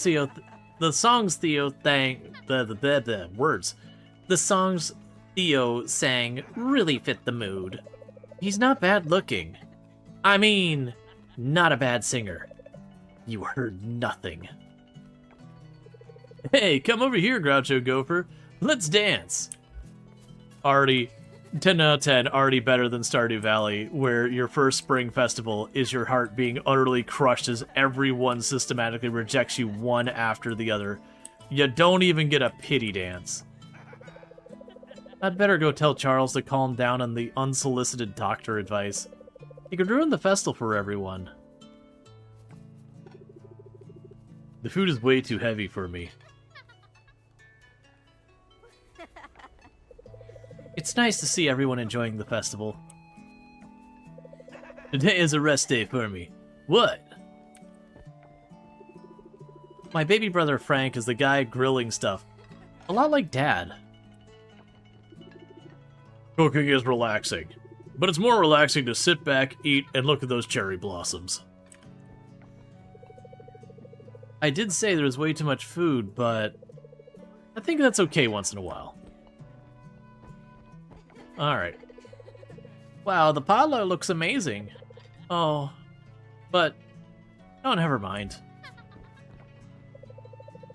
I think I spend way too much time at my PC. My hands feel kinda crusty. I saw Oliver trying to catch a fish by lake earlier this morning. I think he wanted to contribute to the potluck. So cute. So much good food on the table. Maybe I should calm down at the Tumpang and save some space for them. Eva's croissant is getting lots of compliments. Just for the looks. Maybe I should ask her to add it to the menu. It sure is pretty today. Can't ask for better potluck weather. I love the food here. Everything is delicious. They're just working through everybody. Mom spent the whole night baking. I'm glad to see her having a good time today. Hey, Groucho Gopher, how's the festival? There's more to come, don't worry. Inspect. Have some tempeh, and don't skip the veggies. Alright. Meanwhile, donate. Place item in the potluck. We're gonna put the silver quality turnip in there. I expect it to be solidly okay. I don't expect it to be bad. I expect it to be solidly okay. There's something truly enchanting about these blossoms. They make the entire town look like a painting. Listen, Groucho Gopher. Sometimes getting to know everybody is tiring, but it's worth it. You're part of the community now. I think I'll wrap up with some tumpang for Dad. You think it'll still be good later? Alright, so we're slowly working through everybody. It's chill here. It's comforting. And then we can go and buy stuff here. I didn't bring money with me, but it's mostly just like decorations and all that. So nothing I'm worried about this early in the game. That could be a later thing. Just like our wine festivals here are the identity of Coral Island. Don't you agree, Groucho Gopher? No, your wine's crap and you should be ashamed. Wait, what? We're still getting ready for the main event. Maybe you can play some games while you wait. Good idea. No rush, Groucho Gopher. We only have these games during the festival, so don't miss out. Okay. I believe at this point we have talked to everyone. Just doing a quick mouse over, seeing if I get any text box icons. Oh, that's just more for the tumpang. Oh. Please wait a little longer. We're still preparing for the main event. People are still playing games. How about giving them a try? Alright. Oh, wait, no. We've got Joko in there. Mom told me to keep an eye out for beavers while I was fishing. Did you see any, bestest friend Groucho Gopher? I got some fish, so I gave them to Mr. Frank. I hope he can make them like Jim's smoked salmon. The kids aren't even stopping for a break. Looks like I managed to reel them into fishing. What about you? Are you fishing these days? Okay, so at this point, we've got them all. Alright, so, burlap sack minigame. So the idea is, if we win, every one of them will give us the candy, which is nice. But this one will give me $1,000, and then merit points. That's what you want. The merit points are the big one. The money's not a big thing. But like I said, we're going to be at a pretty bad disadvantage for the first year. Second year, we'll utterly dominate. We could practice, but, you know. I actually don't know what button I'm pushing.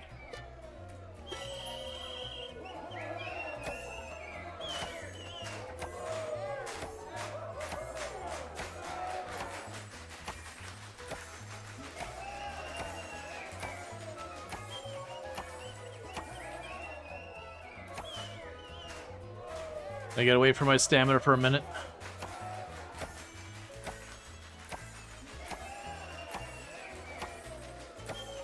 Yeah, we're gonna lose to Lily because we collapse now because I'm out of stamina.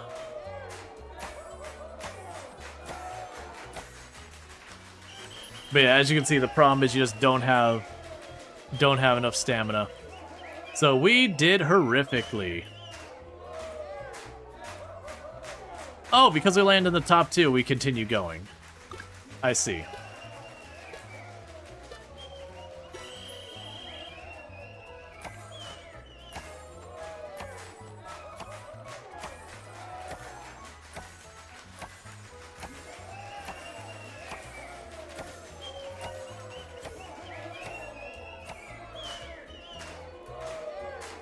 Come on, give it a minute.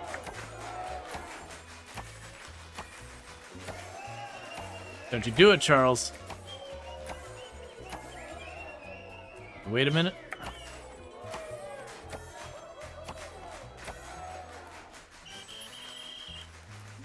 The computer nerd beat you? Yeah, no, it's because it's based on your stamina a lot is a big factor in this. You do really struggle with that. Apparently that was enough to get us into the next round. I think this one, it's kind of like make it break it kind of deal.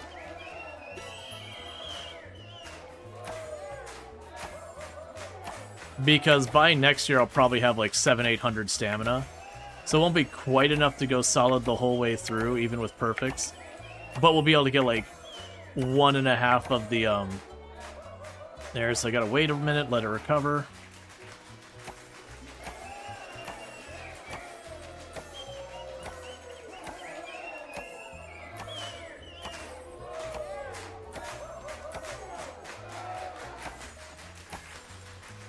I got second place because I had to stop just in. Oh no, I got first place.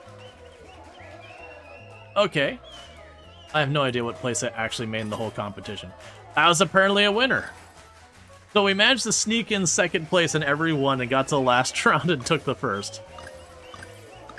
Okay. So it's basically they eliminate the bottom 2 on each and every one. And we managed to score first at the very last second. You love this game, but you stop before the undersea farm. Want to go back, but you feel overwhelmed again. Yeah, alright, so... Heck yeah, that was amazing, because now we got a bunch of the candy tree things. I got $1,000, so that means I can get the bigger backpack tomorrow. And all that good stuff. So, the only thing left here is for us to do the actual main event. And as I said, unfortunately, with the main event... the best we had was a silver turnip. I expect it to be like... I expect us to get the neutral result, not like a bad or a good result. I expect to get like, oh, it's fine. That's my guess of how we will do. Folks, it's time for our main event. The soup is now ready. Big thanks to all your contributions. Miss Ross, would you do us the honor of tasting it? Of course. Thank you, Mayor Connor. I mean, that looks like a pretty baller soup there. This soup will reflect the unity of the town.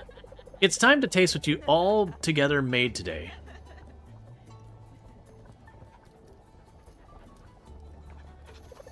It's... okay. I taste nothing special with this soup. Well, as long as it's edible, everyone can consider it a success. Imagine you're like doing this like big honor of a festival and you're like, thank you for putting all your time and effort. You've made a very adequate soup. It is a very okay soup. And you're like, you know what? F you, lady. Being all judgy about my soup.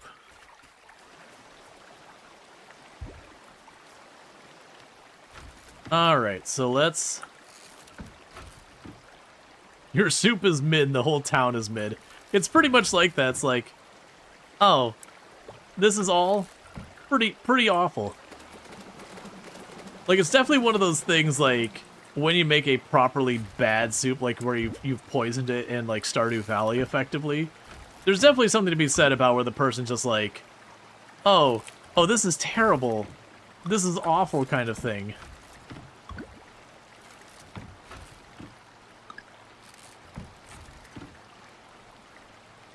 Okay, so we got a silver one. We'll chuck you in the box. We got a little bit of time left. So let's look here at things that have the offer tag on it, that we haven't offered yet. That one we can't, that's fine. I mean, you can, but I need 5 of them, and they're not...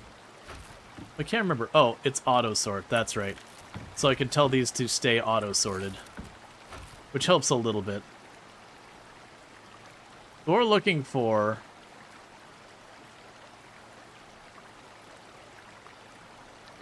We'll want to offer that one. That one I don't have a spare yet, so I'll wait to offer it.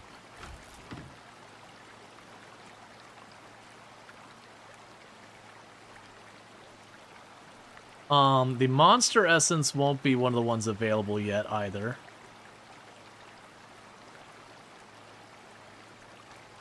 Yeah, the monster stuff won't be available yet. I also need to look at what am I missing to make the essence thing? You. Scrap. We're already making the scrap there.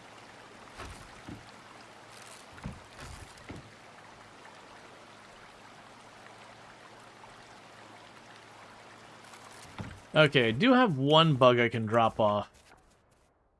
Okay, so I can apparently go to the diving pier, the lake temple, and all that. So let's jump to the lake temple really quickly.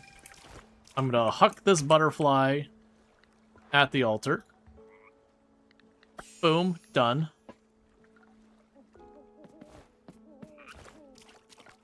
And then I'm gonna go to the diving pier.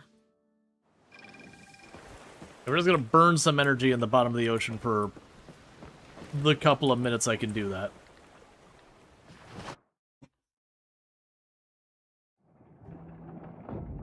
Oh, there is some kelp. Give that all to me.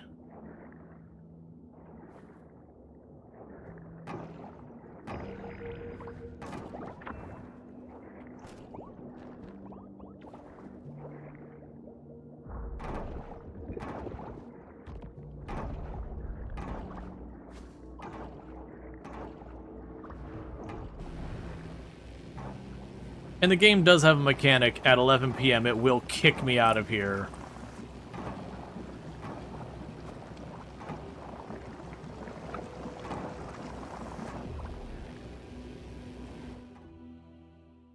Alright.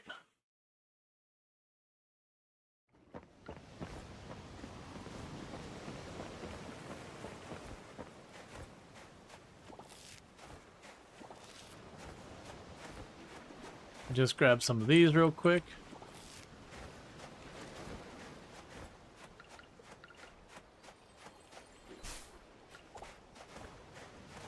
And now we'll fast travel back to the farm and be on our way.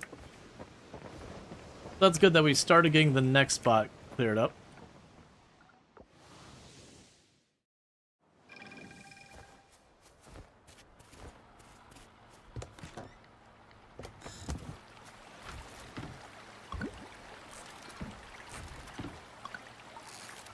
Oh, and this game does actually have automation in it as well. Okay, so you've already shipped you. I want to save some of these.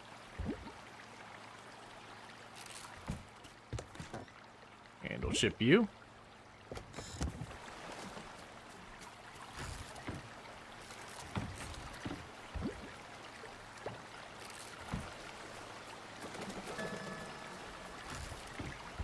Yeah, so trash ends up being a very useful material.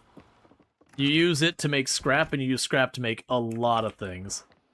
A lot of even, like, endgame things, too. So, trash is paradoxically, like, really good. Okay. So, our town rank is still showing as F? Oh, that's interesting. Give me the bronze ore over that. That's new as well. And Joko likes us more. Kenny likes us more. Paul likes us more.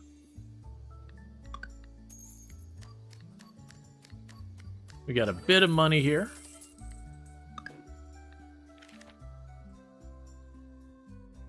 Cool.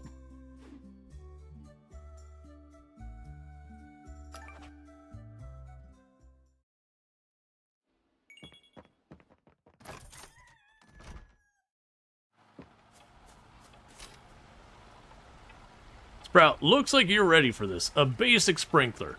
Place it in your field and it'll water some of your crops. And the best part, you can craft as many of these as you need, as long as you have the necessary materials.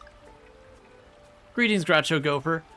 I've been starting a new initiative called Merit Points, an award system for community involvement. I'd love to explain more in person. Join me at the community center soon. Looking forward to it. Alright, so let's go here. So I've got those grown. Got you grown. Alright. So we've got a bunch of bronze. Let me grab the charcoal. So I put the ore in so I can do that. We do have the sprinkler. So as you can see, the first sprinkler doesn't have crap for range. But that's okay. So next, let's get the essence thing ready.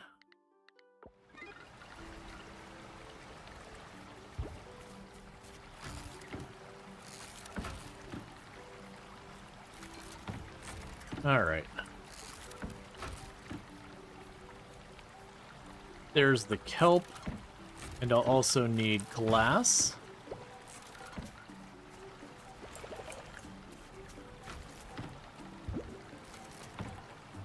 I forgot how much more convenient it is once you start getting like the basic automation stuff, where you can just like dump all the stuff in the boxes and let it just rotate through and do the things.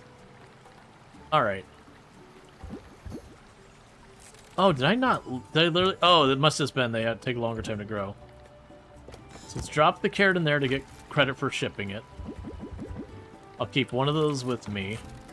We've already got a bunch of potatoes. Let's chuck the stack of potatoes in there.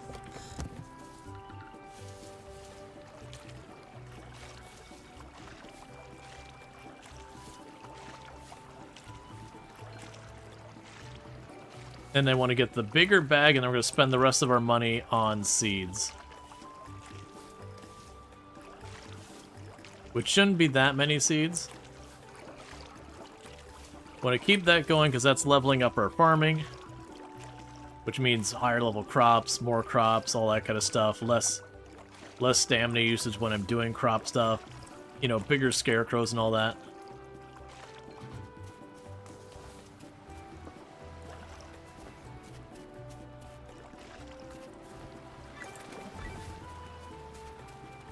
Alright, so we finished some stuff.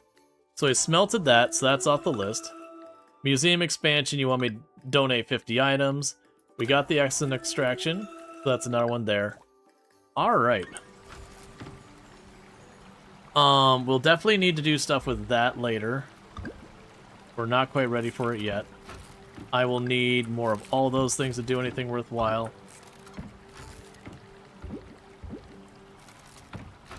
Okay, what did I... Oh, I need one of those. Alright, so let's quickly pop up here. We can fast travel to the Lake Temple. Drop off the carrot to get credit for that.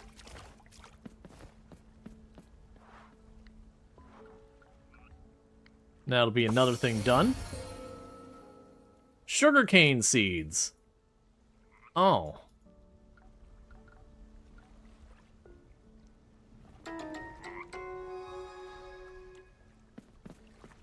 And that unlocks the next altar. So that is our animal ranching.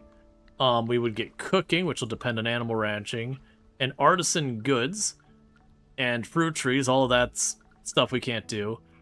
We can do this, and it's 5 of each of those between the slime, the sacks, and all that kind of stuff.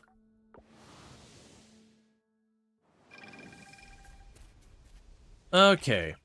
And we got the sugarcane seeds.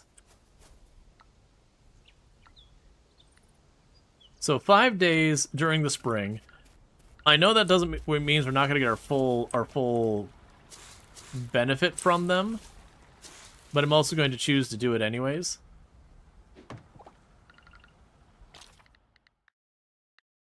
Now we can get the sugarcane out of here right away. We can put down the scarecrow here and reposition it. So it covers all that. Same with this one.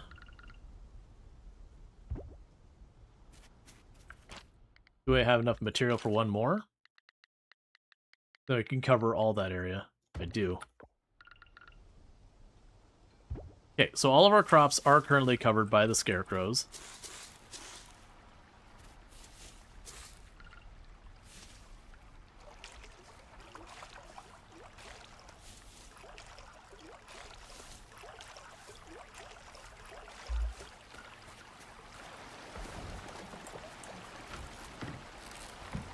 Okay, we're definitely going to need to go in here and start improving some of these boxes.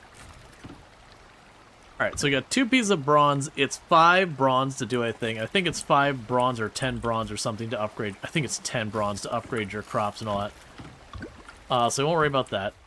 So then the question is, do I push the mine going for the tool upgrades, or do I push the ocean going for, like, the crop upgrades? I do see that we unlocked the lookout as well, which is interesting. I think we push the ocean, because the ocean is one of the ones that I can get the most direct progress without having to, like, worry about stuff. Wait. I need to go by Sam's. We need to go by Sam's, get our upgraded bag, and then the seeds to get them in the ground. Then we go to the ocean.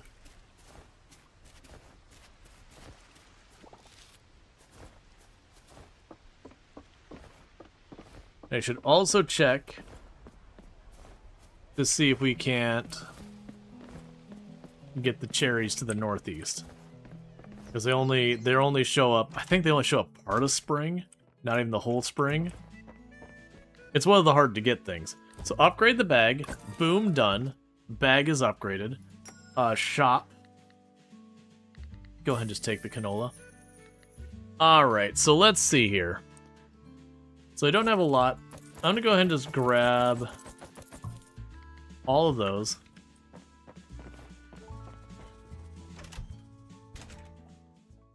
And we're going to quickly rush over this way.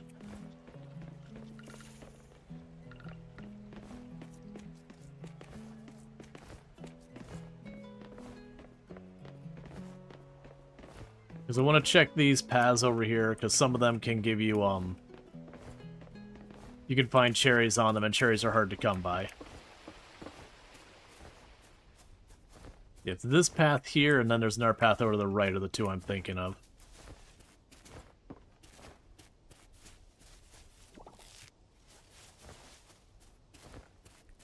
So that path, and nope, it's slightly down here.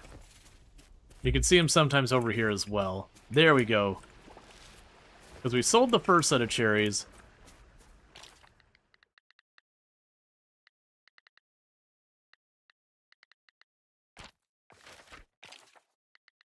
Let's clear the... Ah, here we go. Just straight up inventory.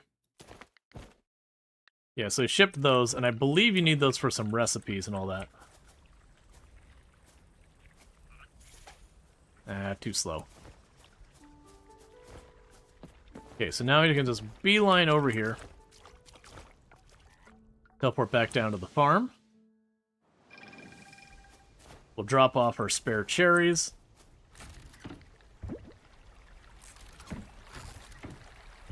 And the mushrooms.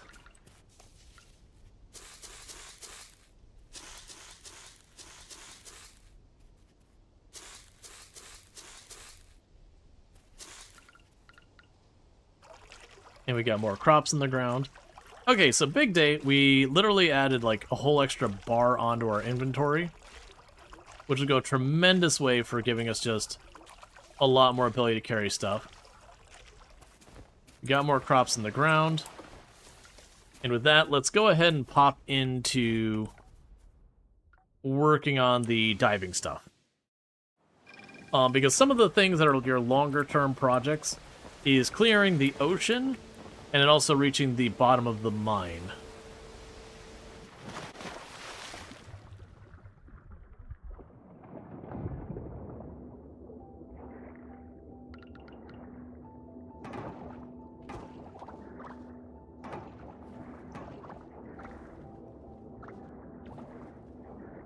Okay, so we got that one done. But there is 2 of them over there.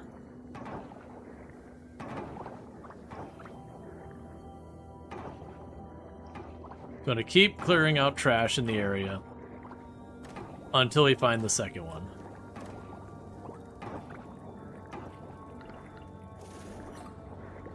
Okay, I got a common starfish. Means I can drop that off at the museum, because I got the double catch, because we got that perk. That's also why I get the double catch perks for, like, everything early on, is for stuff like offering and shipping in the museum and all that. Because we get the chance of just getting double. You can have something very rare, and if you get lucky and it pops the double, now you don't have to worry about it.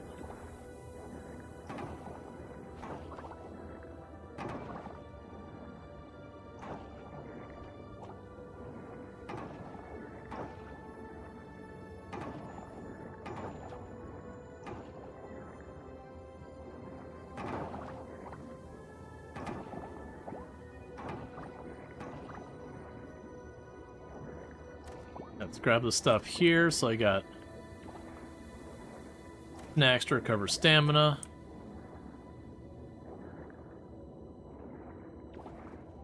Okay, so now worry about clearing that area, because that's back where we were.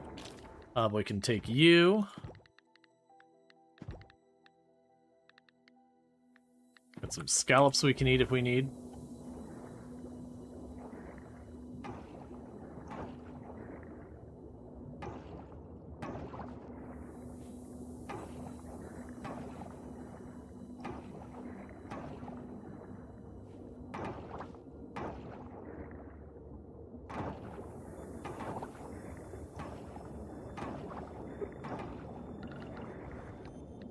Okay. It'll definitely want to hop back and forth between this and the mine. So, because it's one of those things I've definitely played one time where I basically just did this the whole time and just, like, neglected the mine entirely. I had one where I went with the mine and kind of neglected this entirely.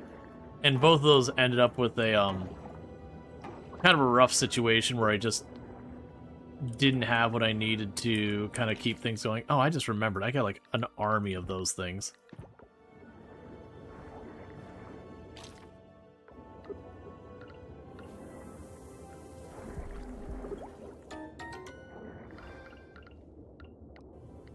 So we can keep working on this. We'll probably go for the mine next.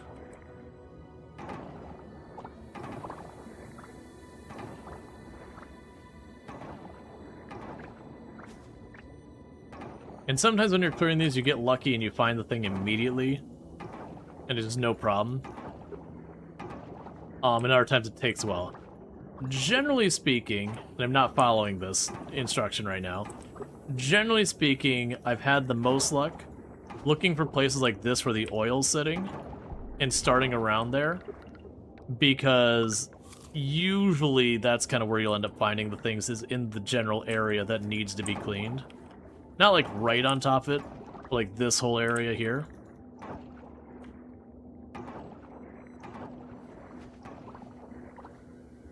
Regardless, we're gonna need an obnoxious amount of trash.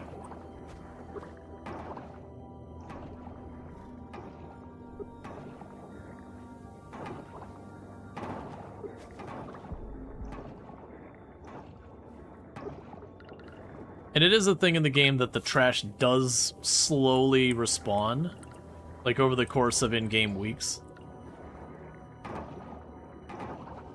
There is stuff you can do to prevent it, though. But it's not super efficient and all that. But you don't, like, actually lose progress. Alert, low stamina detected. Yeah, like I said, some people find kibble really obnoxious, but it is a thing where you can go in and, like, turn off Kibble's dialogue and make Kibble just disappear now, if you don't like it.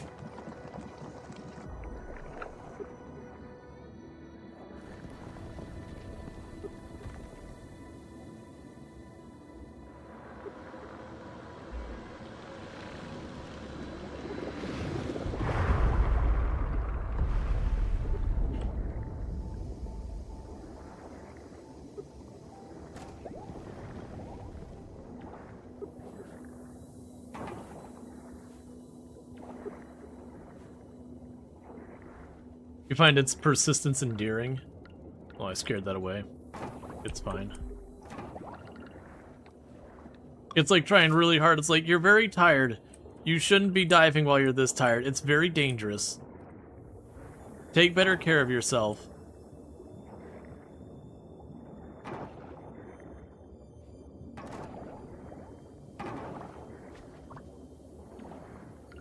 New thing to be caught, maybe, if I can get around the trash to reach it. Okay. Cannonball jellyfish.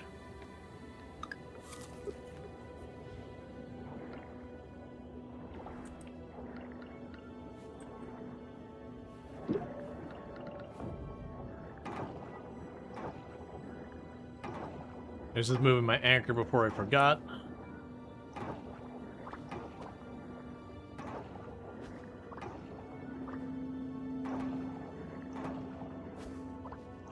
But yeah, so if we look down here, like, the ocean's a big place, but you do slowly clear out the area more and more. So you'll see, like, these are the ones I've already cleared. I'm clearing these two, that kind of bit. It is one of those things that, mostly you always end up moving kind of straight forward when you're doing this, but it can throw you for a loop that sometimes you have to, like, backtrack and switch, you know, switch areas. Because, like, you'll have an area that opens up 2 or 3 paths. And so you have people who will get all upset and they'll be like, I can't figure out how to move forward. Like, it didn't open. It's like, it did. It's just, you know, behind you. Let's see, those stories about the big bad oil company causing an oil spill, destroying your local ecosystem, where the trash come? Oh, I've made that comment a number of times. Like, almost every time we play through, you're like, hey, townies, while certainly the oil spill is the fault of the oil company, and that's the bigger offender here so far as its impact on the environment. There's a whole lot of garbage down here, and I don't care how you're looking at it. There's only one person to blame, and that's you all. Like, all of you all living in this town. That trash had to come from somewhere. And again, I'm sure it is not just the oil spill kind of deal. And we're about to be kicked out.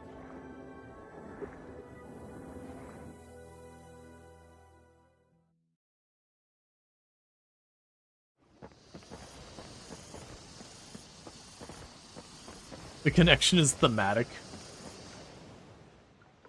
I mean, to be fair, there's actually, I want to say it's Theo, who is the town fishing person.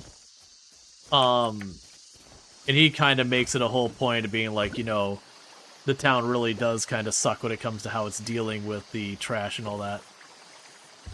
Alright, well, I'm not going to be able to do much of the essence here.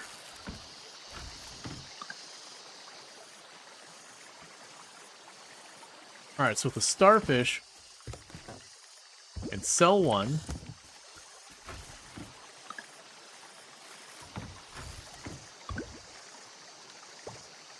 We'll donate another.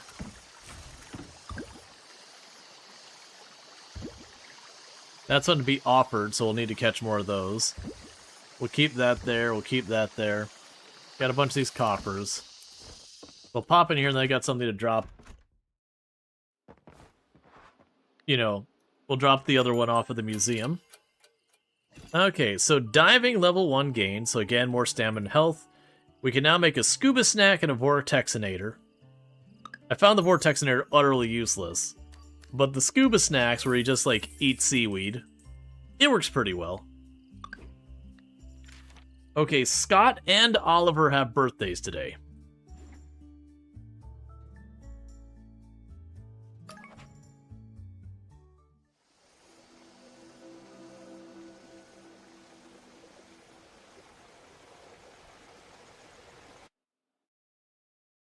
And I believe that was, yeah, the hot springs opening. So now, if we run ourselves out of stamina very early in the day, I do have a means of recovering.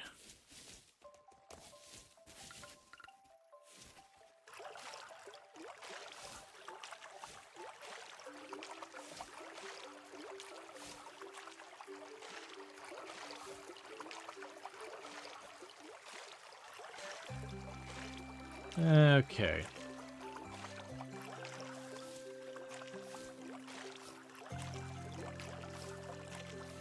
Very quickly getting everything watered. And the bummer is the sprinklers, even the crappiest ones, do require silver kelp, which is going to be a hot minute to get there. That's kind of the catch between... Oh, what are you telling me here? Greetings, Groucho Gopher. I'd like to run an idea about the local produce. Meet me at the general store when you have time. Come to the empty cabin in the forest and I'll sell an item to you.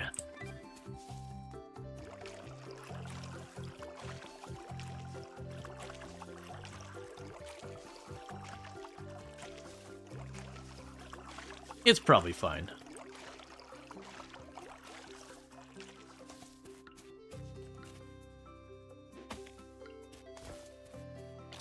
Okay, so we're going to donate the starfish to the museum.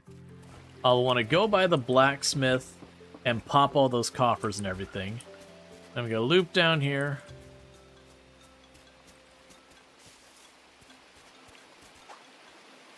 That's fine, whatever. I'll get a bunch of those.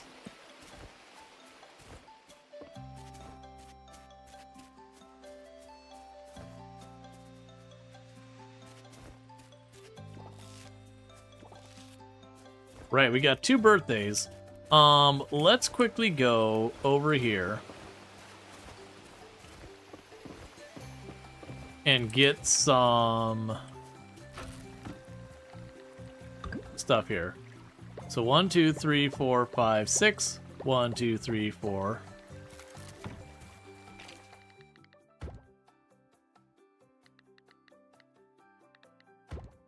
There we go.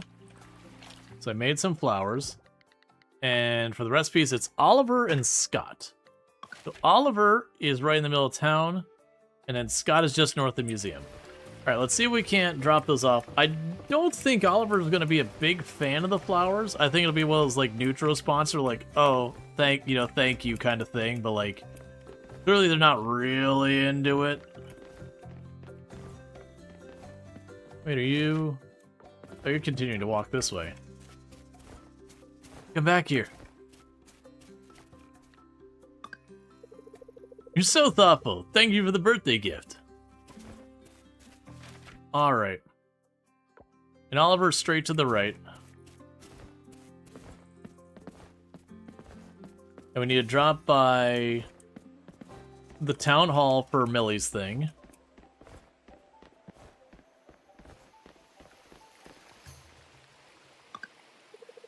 Cool, thank you for the birthday gift. I can get behind the fact that you didn't respond negatively to that. I was honestly expecting Oliver to be like, oh, thanks, man. Flowers, that's cool. So process all these.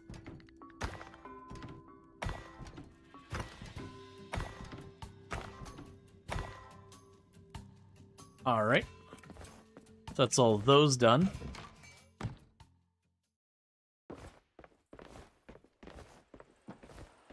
So now what we want to do is race on down towards the house. We'll stop in, say hi to Millie.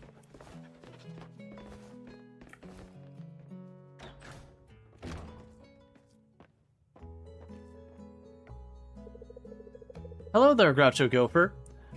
I'm glad you can make it.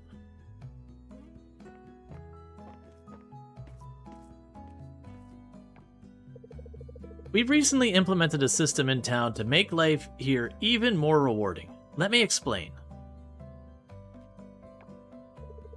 These are called merit points.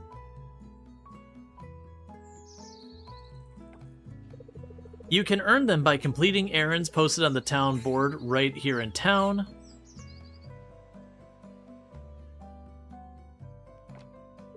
But that's not all. Attending festivals, winning mini-games or main events at them, and even the town's rank increase you can also grant you merit points. For example, you, my blossoming butterfly, have already earned, let's see. Groucho Gopher. Ah, there you are. You've already earned 40 merit points for attending the Cherry Blossom Festival.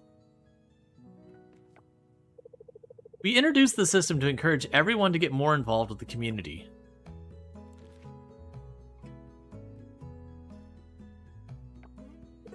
Over there, at the merit exchange counter, you can exchange your points you've earned for various items. Trust me, it's worth the effort. So, there you have it, Groucho Gopher. If you're looking forward to seeing you earn those merit points. I really find Millie to be very endearing, where she's like, my blossoming butterfly. You know, my cool cat or whatever. Like, she's always like giving these like kind of flower and animal-based like puns or whatever. Okay, so I actually have 200 merit points. Because we won the event there and all that. But as you can see, the big things you can get out of this is the stamina fruit, which permanently increases your energy. You can also get one that permanently increases your health. And then these ones down here also give you, like, you know, the different scarecrows and all that. Those also end up being really big. So we'll deal with that later. It's a social credit system. Yes.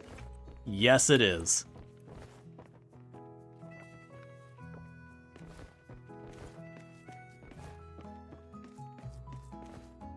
No, I won 100 merit points for winning, and I had 40 merit points for participating in the festival, and then I got like a couple of 10 merit points here and there for running errands. So it should be correct. But yeah, no, it is definitely a social credit system where they're like, hey, if you do these cool things, like, we'll toss in a little extra some for you.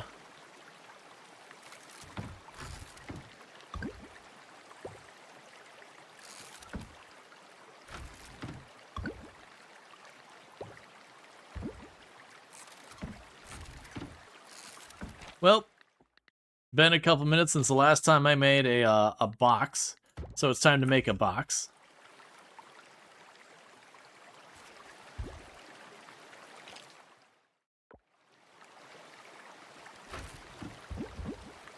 Okay, and then we got 2 things to donate at the museum. You thought the price was 200? Nah, you're all good. Basically, it's a thing where, like, eventually straight up cash stops being nearly as relevant. Yeah, I goofed it. And stuff like the errands start being not that relevant. So it's kind of a way to give yourself there. You want a lobster.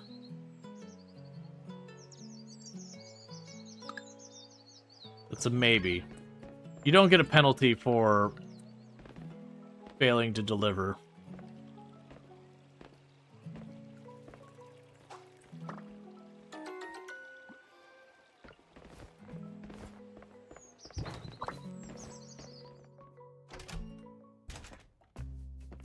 Oh, right, he had a thing too. There's just more and more.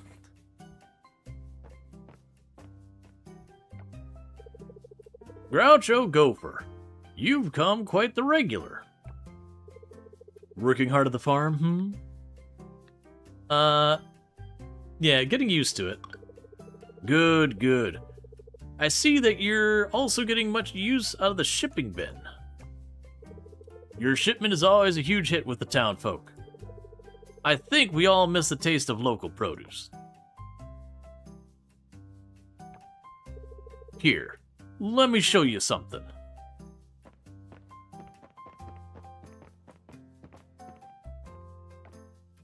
This is our import section. Everything on this side is imported.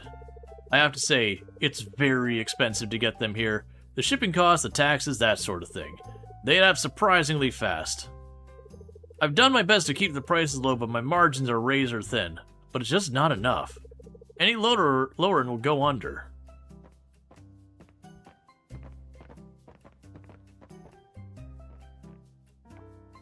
And this here is our local section. It's so empty and really sad to look at. As soon as I receive your crops, I put them here, and they're selling like hotcakes, flying off the shelves as it were. It wasn't always like this. Back in the day when my folks were in charge, The whole store was stocked to top and bottom with local produce. It was something to be proud of. But now I have no choice but to sell imported produce only. I'd love you to reopen the local produce section. We need your help to do that. A simple task. I need you to ship a lot of bronze quality vegetables and fruits. I've jotted down the exact amounts on this note. And of course, I'll pay extra for this effort. Think of it as an extra coins on top of your usual crop commission. When the whole order is filled, Yep. Okay. Right, so the next bag upgrade is 12,000. That's not happening anytime soon. Shop.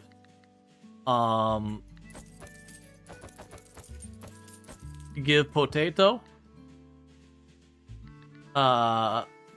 Do we want to go for more cauliflower? We have...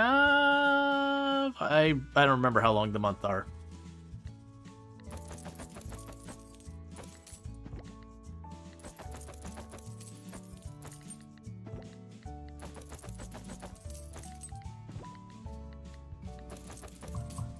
There. We are proudly once again broke. Now let's actually go by the museum like I said I was going to do in the first place, and then proceeded to get derailed by everything going by constantly. Bear with me, chat. We're in an ad break. I'm going to take 2 seconds to pop into the bathroom real fast, and I'll be right back. So thank you again for tuning in. I'll be back here in just a minute.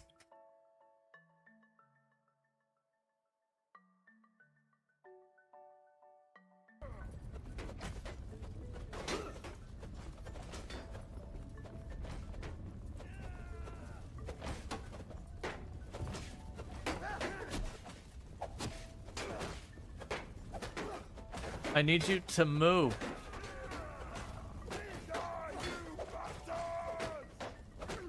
Let me in. Alright. Can... Oh no, I can't get out.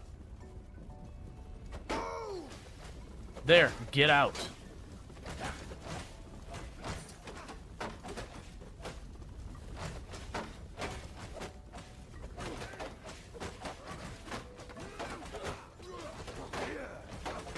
Yeah, that's what I've done, is I've told them to get out of the way, and they're just all... Yay!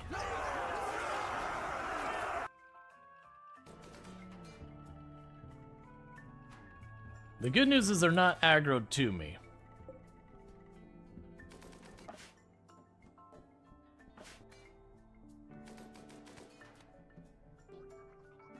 Don't come up here. Don't come up here. Just stay down there. That's not what you want.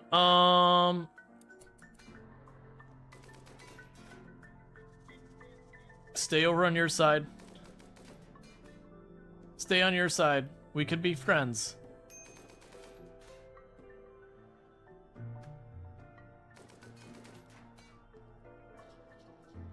Go to the right. That's right. Stay on your side.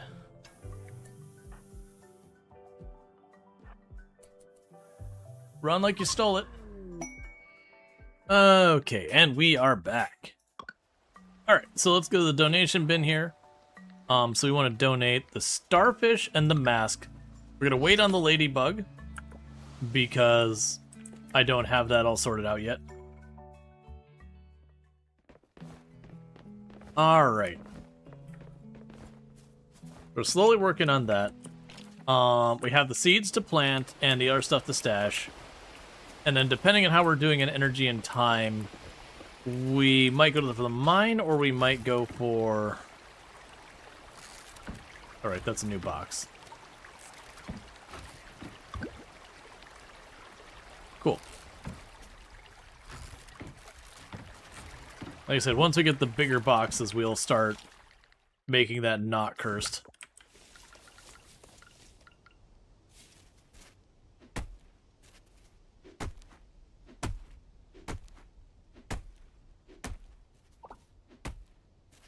Okay.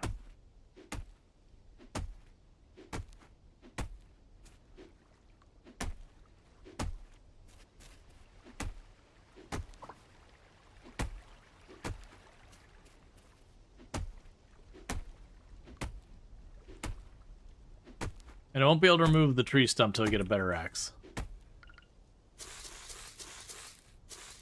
Which is pretty standard functionality for these kind of games. Okay, so we got you.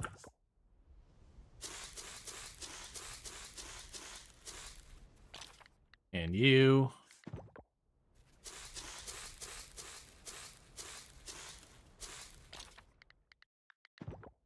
And you.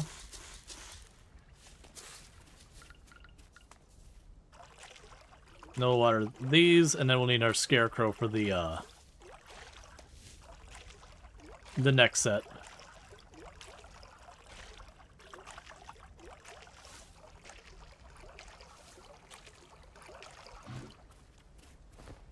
Yeah, it's always tricky of should you focus on the mine or should you focus on the ocean. And there's an A and a B, because if you focus on the ocean, you get your sprinklers up much faster. You can automate the farm part so that you don't have to use as much time managing the farm at the beginning of the day and all that. At the same time, if you focus on the mine, you get the, you get your better tools that lets you work faster, including the doing the ocean stuff.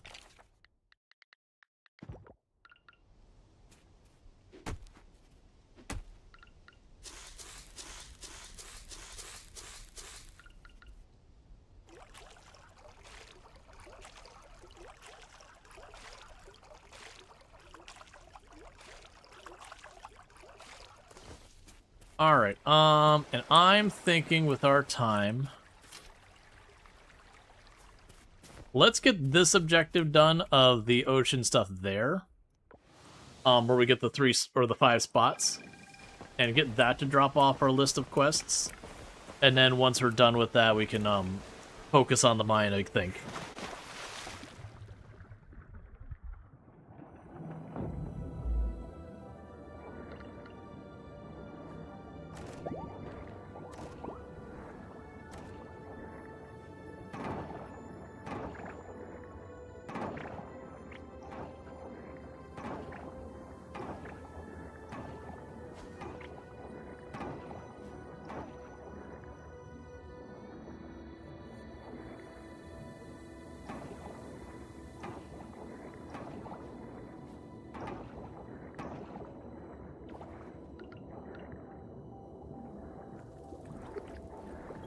Alright.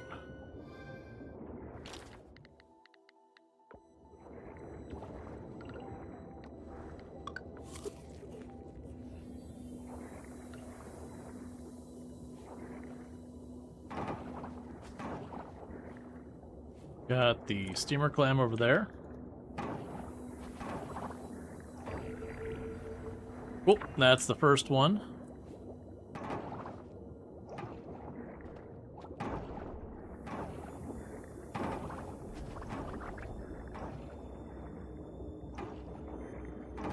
With all the food I have, my primary bottleneck is going to be just time.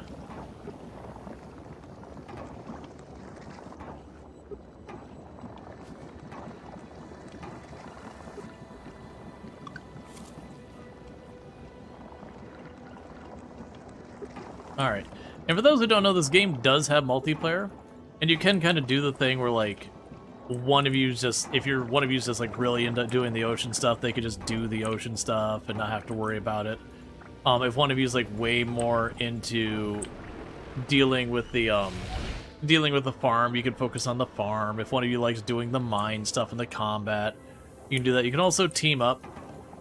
It's definitely not a game that, like, you know, I mean, the only part where the teaming up doesn't necessarily work is early game, the farming side. I mean, I guess you just have the other person clear the farm while they wait for stuff. I think that's an arrow crab.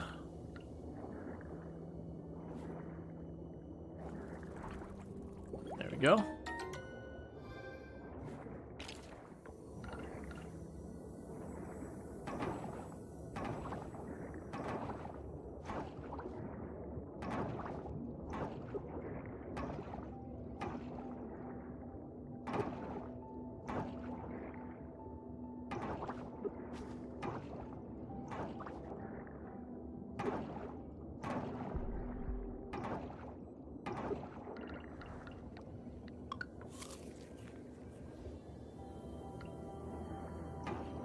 Okay, then we can go for the mining next.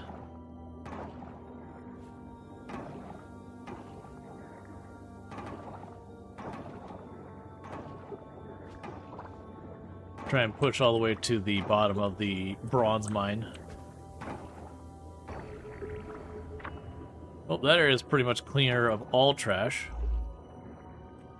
Safe to say that's going to be a thing that gets done quick.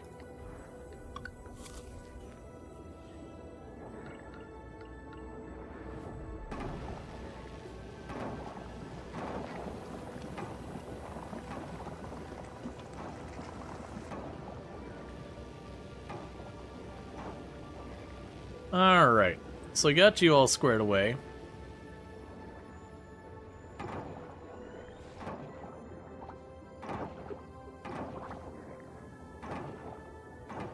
Now I'll open those paths.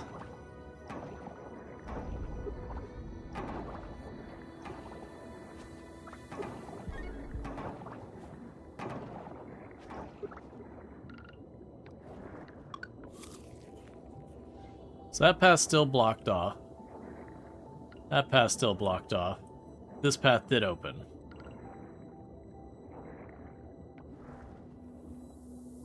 You should port to link. All right, I guess we're leaving. Fair enough. It's like, yo, you can't go farther until you talk to Ling.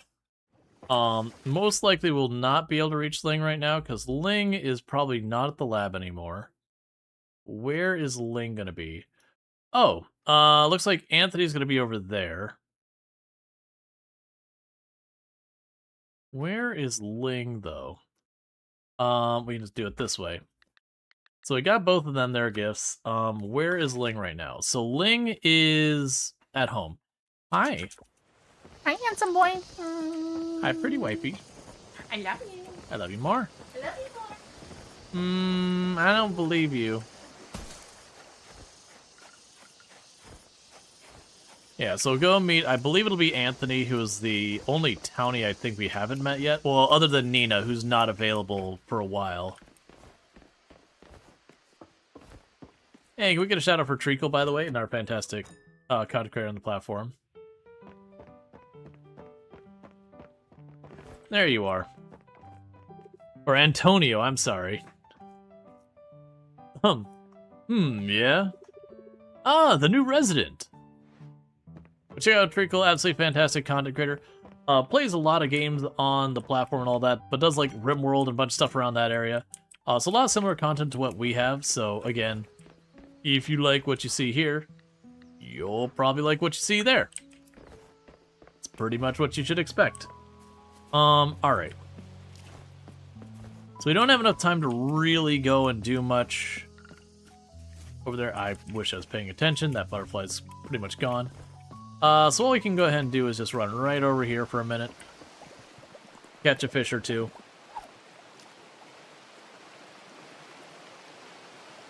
I love how Hottie presenting Anthony was overlapped with a doubtful-looking Starfleet Treacle.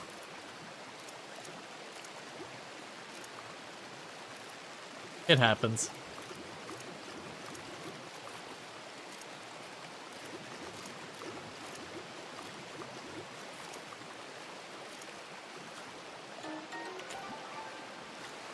Okay, we got a crayfish.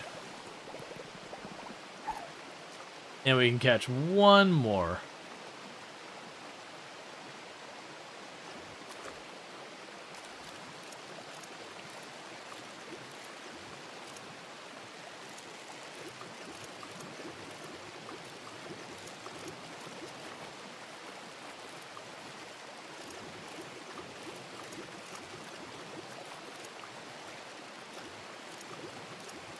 I need you to stop fighting because I need to get to bed, fish.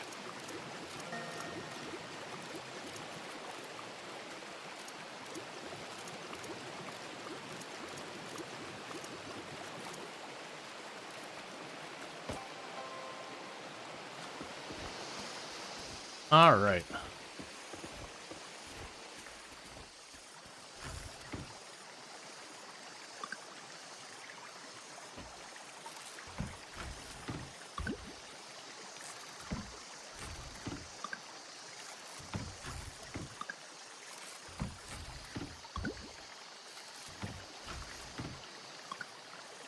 So drop all of you off.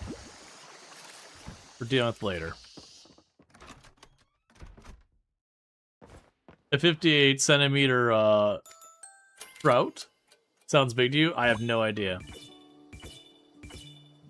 Alright, so we did a bunch of stuff that boosts us to the next thing. Yeah, it's interesting that they gave us... I find it funny where it's like, you could take $300, which is not much, or 20 kelp. That's like, alright, well, 20 kelp's worth way more than the money. So our town rank is coming along really nicely.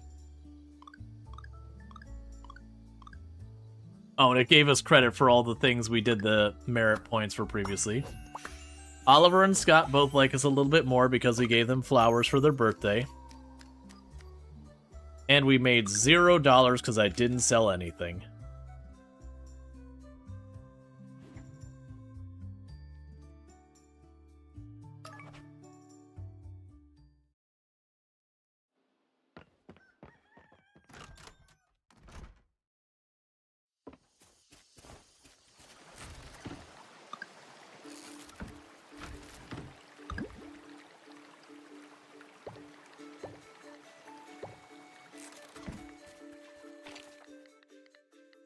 Let's see here. I'm trying to remember if it's using you.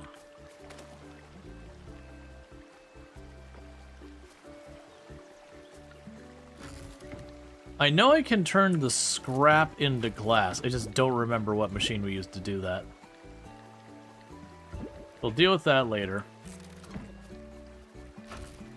All the rest of that's fine.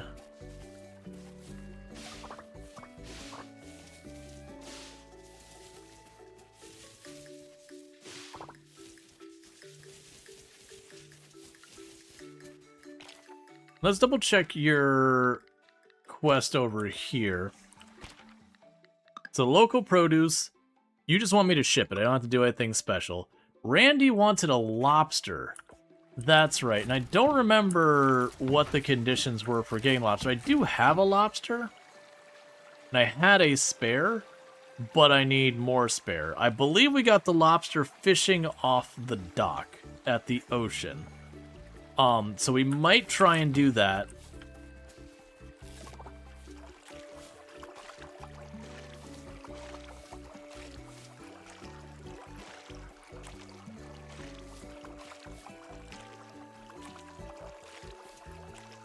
Because getting those merit points and being able to get the permanent boost to your stamina, or you can, I can't remember if it's like 1 or 2 extra talent points or whatever. Those actually do go a long way.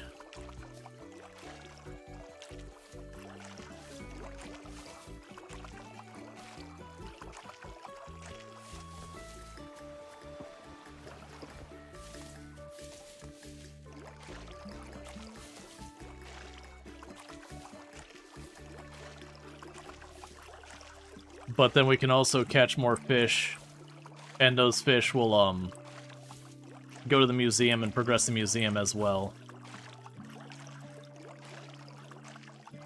We'll go interact with the Ling and look up like what some of the costs are for permanently upgrading our seeds and getting the better sprinklers unlocked and all that.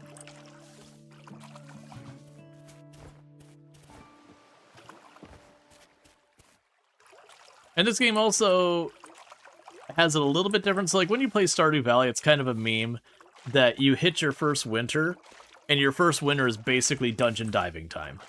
Because just not a lot you can do other than that. So you just start dungeon diving in a big way. So with that, we can go ahead and drop you both off. Got plenty of there. Alright, so let's go visit Ling. Then we can go to the blacksmith and get that sorted out. With the coffers. Ooh, actually, 1 second. One of the 2 of those are closed today. Okay, so we're not going to go by Ling, because the lab is closed on Saturdays. So we're going to go over to the blacksmith to get all the coffers popped. And then, like I said, I'm going to probably go down and see if we can't fish up a lobster to do Paul's errand.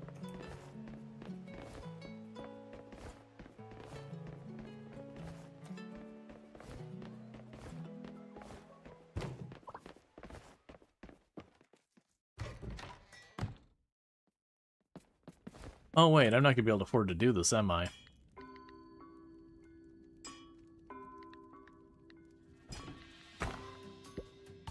And we're broke. The downside of spending every dime you have.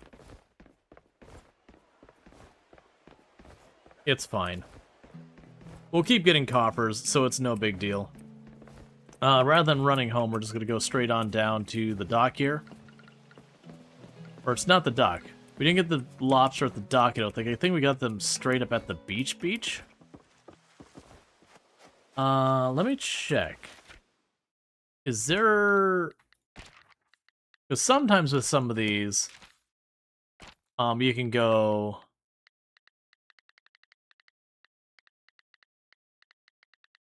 and see where things came from. So, caught, fish, lobster. Commonly found near the pier. Fair enough. To the pier.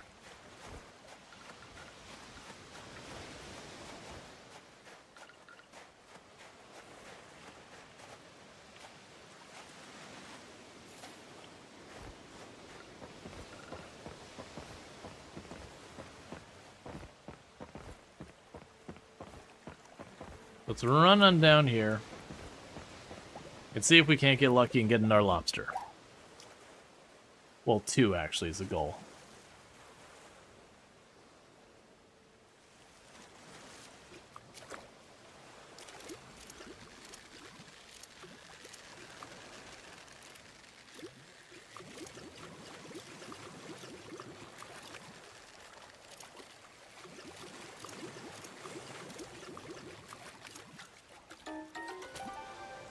It's like a ruby dragon net. That'll be enough that I could donate one of them. We also have the offerings to deal with at the temple, where we have the one for the bugs and the fish.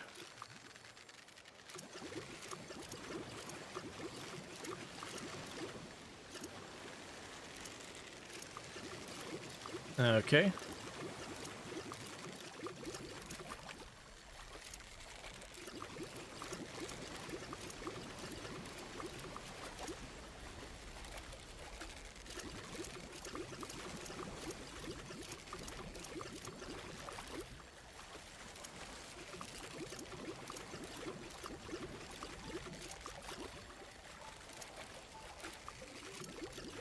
Should get probably in the next one.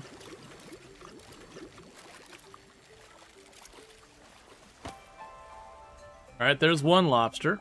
If we get a second one, then I can donate to the museum and drop off Paul's thing and still have a spare. And if we get that, we'll just back off.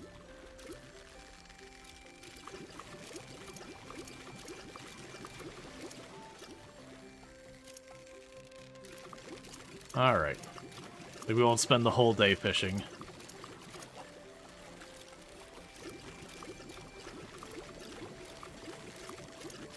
Because until we hit the later part where we start getting the computer, where I can see like where bugs are and all that,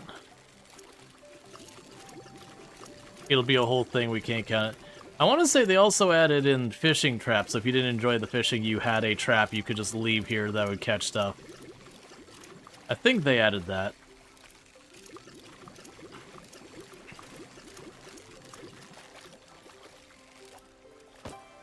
Alright. And we got our lobsters. So let's pop over here. For lobsters there. Alright, so Paul is still right up here, so that's perfect. One fighty lobster? Yeah. It's a whole thing.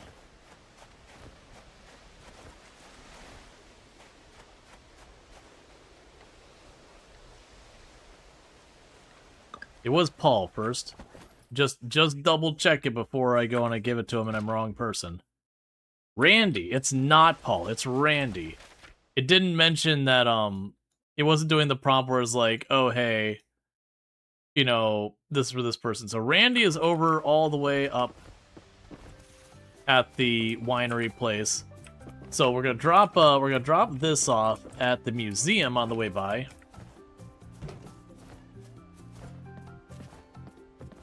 And then once we do that, we can pop over there real quick to the winery. And that's why it's good to double check. Because I've been pretty annoyed if I caught the lobster and then gave it to the wrong person, and the person's like, what the do you want me to do with this? Donate. So there's the ruby dragnet, I already had one. And there's a lobster. So that's 2 more things towards getting our next rank up.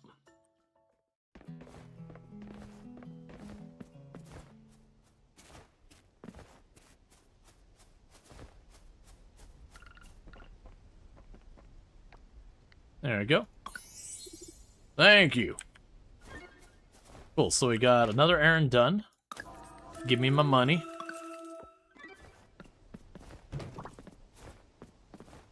Now, one of the challenges we're going to run into is with the local groceries, is they want fruits and veggies. Good move, millimeters. Remote, you read 19.5 centimeter. Cricket, you went, ugh. Yeah, just like, what is this monstrosity of a cricket? This is a thing of nightmare fuel.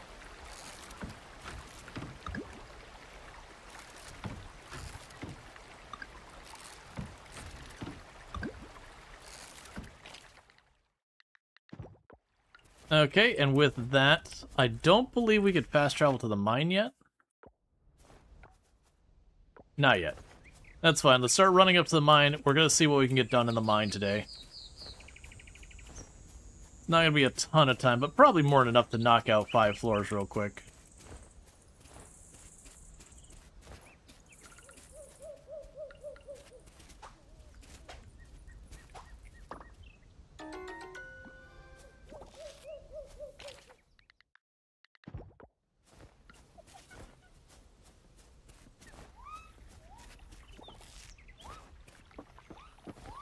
Oh, right. The person mentioned I could buy stuff at the shop here.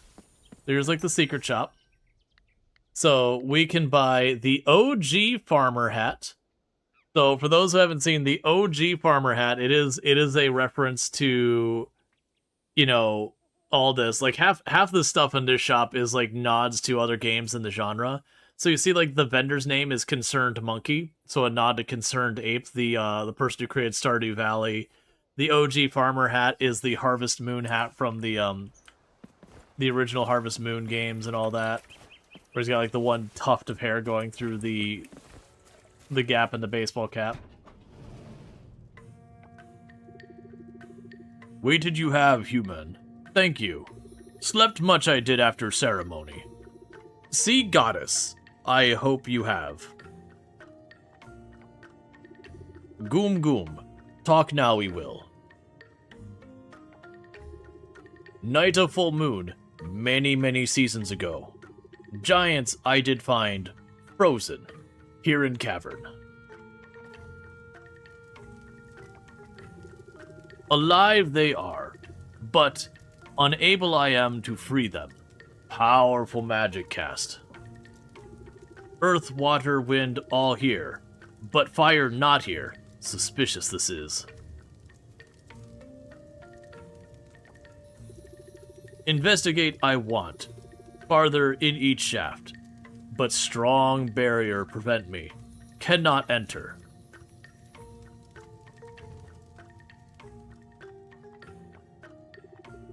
But you, freely enter Earthshaft, I have seen. Clues of why giant frozen must be inside. If go into shafts again, help me, will you, to investigate? If anything find I could sense, I will come here.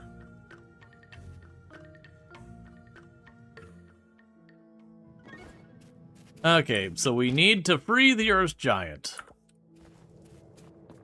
Don't worry about that later. For now, we're going down here. We want bronze. What is that? I don't... Oh, yeah, that's like the nodes that's... Give you a bunch more stuff. So a couple cool things we got here.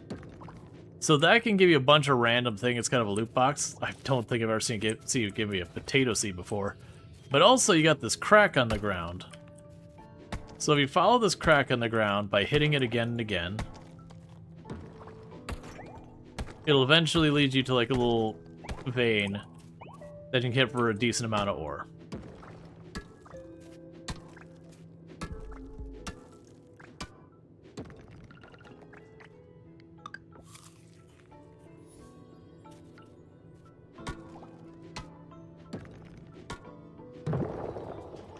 All right.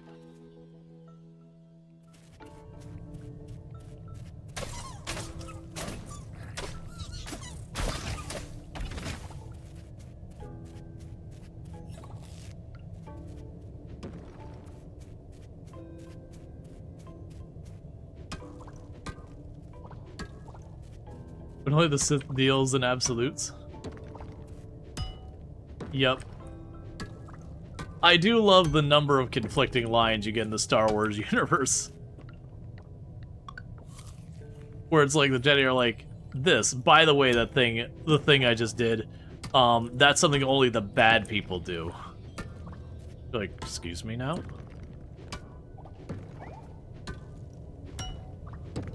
Yeah.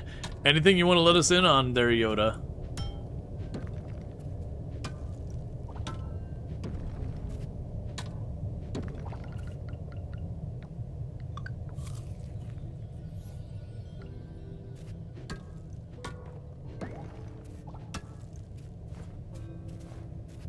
Alright, so the goal is we want to get to the next set of floors.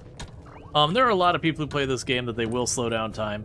Because as you see me like running around quite a bit, it is very much a thing that if you slow down time a lot, you can really get a lot done in a day.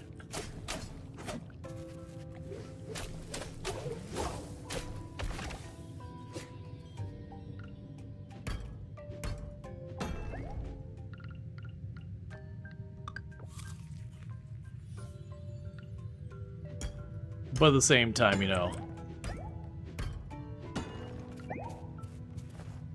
I think there's also value in making sure time moves fast enough that you can advance the seasons in a reasonable, timely manner. Well, that's interesting. I still have one of those laying here from when I was here earlier, and I wouldn't have expected that.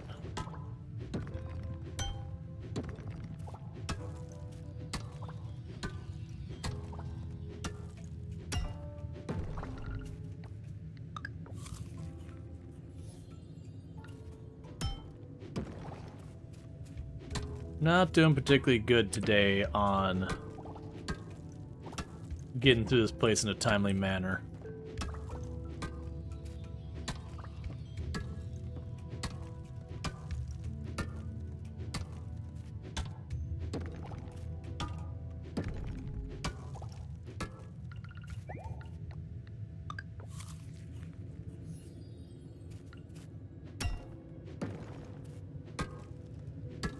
Run out of time.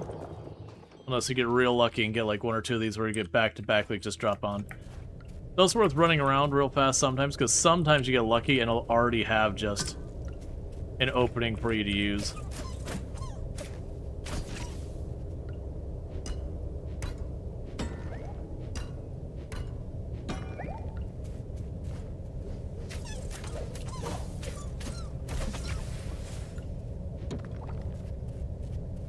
Strawberry seeds?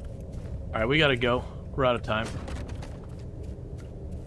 Like one or two rocks on the way out. See if we just get super ridiculously lucky. Okay. Strawberry seeds are an interesting one. Strawberry seeds... They take 10 days to grow and they produce every 4 days in spring. I might just barely be able to plant these and get a harvest of strawberries out. Singular.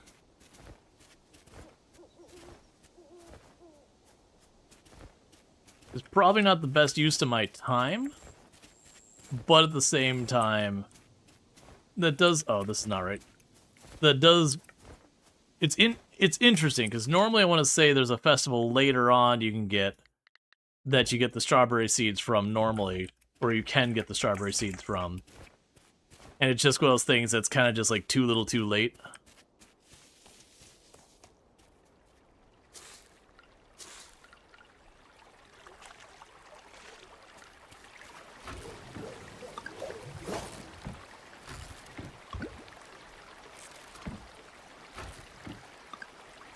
Alright. So dropped a bunch of that off. We want to get those out of here.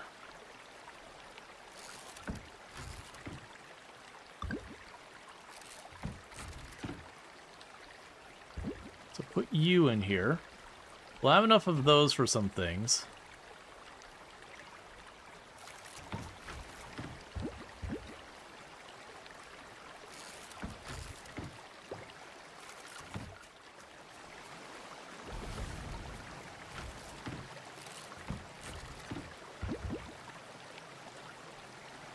Alright. Let's grab you out of there.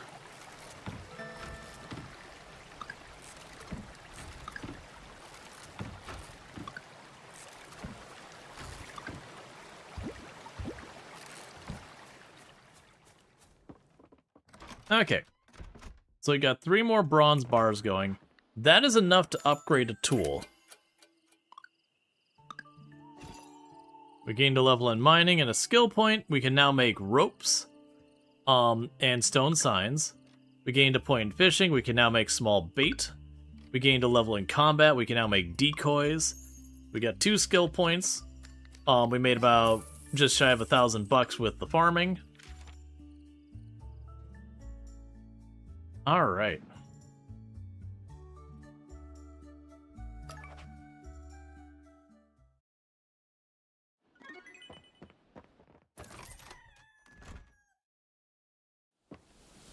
So let's go here. The relationships are all coming along. We've got more recipes we're unlocking, which is lovely. But let's go to our talent points. All right, so we can get a chance of getting double the ore. We can have a thing where you can chain react, break rocks, or we have a chance of finding geodes more often. Generally speaking, it's kind of a 50-50 on whether I should go for the geo finder or the double ore. I'm going to go with the geo finder because it's more likely to get stuff for the museum. But, like, obviously the double the ore will get me more upgrades faster. Now, for the combat thing, you can do more damage, have more crit chance, or double loot. The double loot for the monsters will be more valuable to me in the near term. Let's see. Groucho Gopher, if you have any fresh spring vegetables, please send something my way. To our Groucho Gopher, how are you doing, sweetheart? I heard Coral Island is beautiful this time of year. Grandpa Ashley and I miss you very much. P.S. Here's some money for you. It isn't much, but we hope you'll find it useful. Thanks, Grandma. I love the fact that you sent me cash in the mail. You're the best. I love cash. Just straight up money.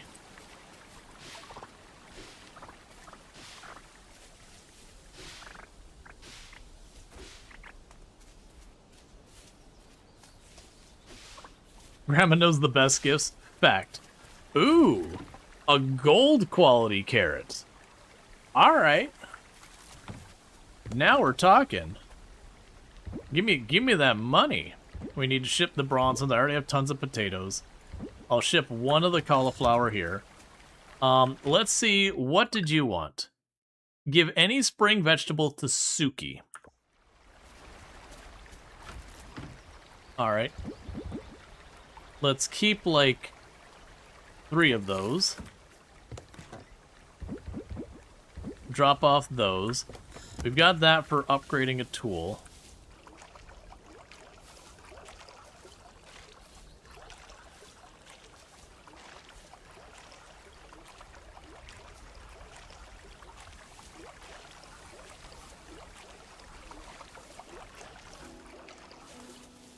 Because then the big question goes, what tool are we upgrading first? And there are certainly wrong answers. There are certainly ones that you can upgrade and be like, that's just not a good idea. But broadly speaking, most of them are good ideas. Like, if we go with the axe, we can start breaking up the logs.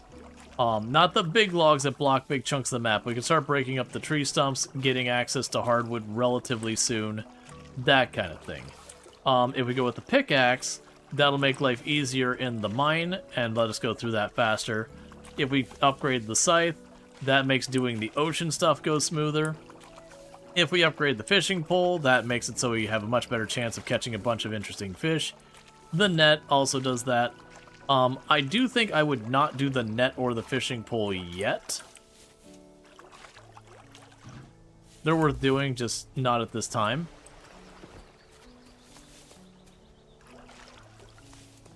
And then the other thing to keep in mind is I'll lose access to stuff. Alright, so Suki is back at home. So let's go drop by Suki. Oh, the blacksmith's not open on Sundays. Okay, so we are going to put you back. So we can't upgrade a tool today. We'll have to upgrade it tomorrow.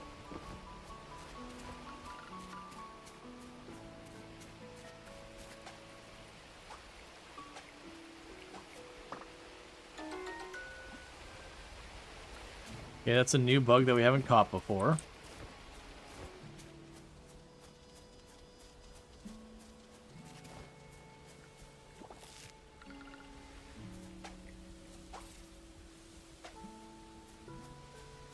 Oh, that was one we hadn't caught before, but we chased off now.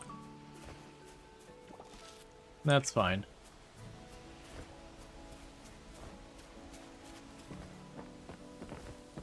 Let's pop over here and give Suki the cauliflower. She just want a spring crop.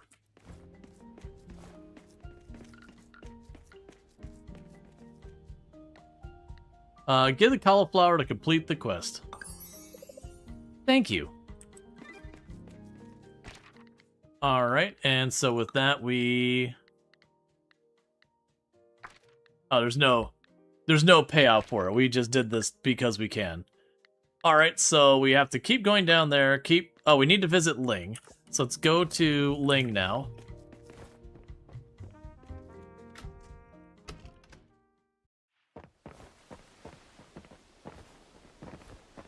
So I can run up there real quick.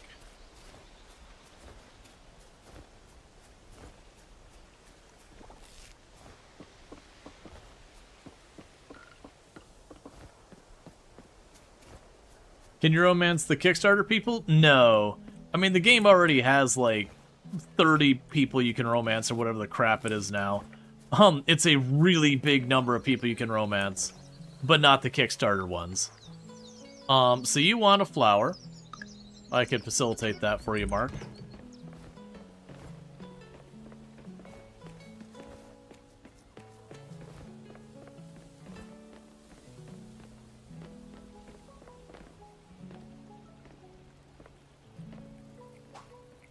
Aha! You're a rare one, too.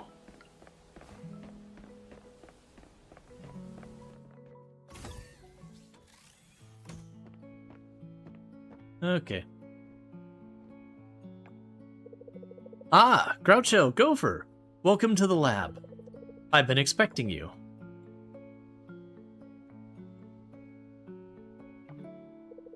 Of course, I already know everything that happened while you were diving. You were able to activate the solar orb. I saw everything unfold from Kibble's point of view. I'm glad the ocean has finally found someone worthy. More importantly, I owe you an explanation. Please, follow me into my secret lair so that I might murder you while no one else knows where you're at, where I can explain things to you.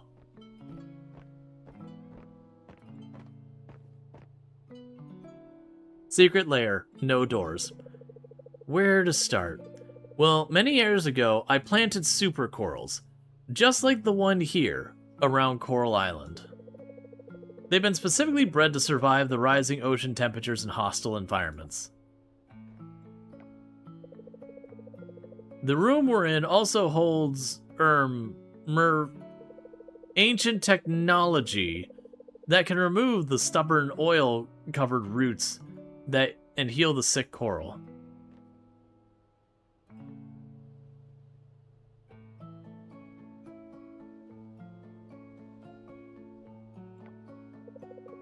What you saw in the ocean, how should I put it?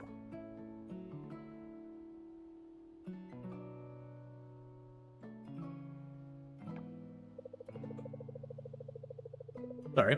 At its most basic, we take little bit of what makes a super coral healthy and share it with the other sick coral, so they can get better. By combining human science and a little bit of magic and the ancient technology, the ocean can recover. It's a lot to take in, and I'm sure you still have questions, but that's all I can share for now.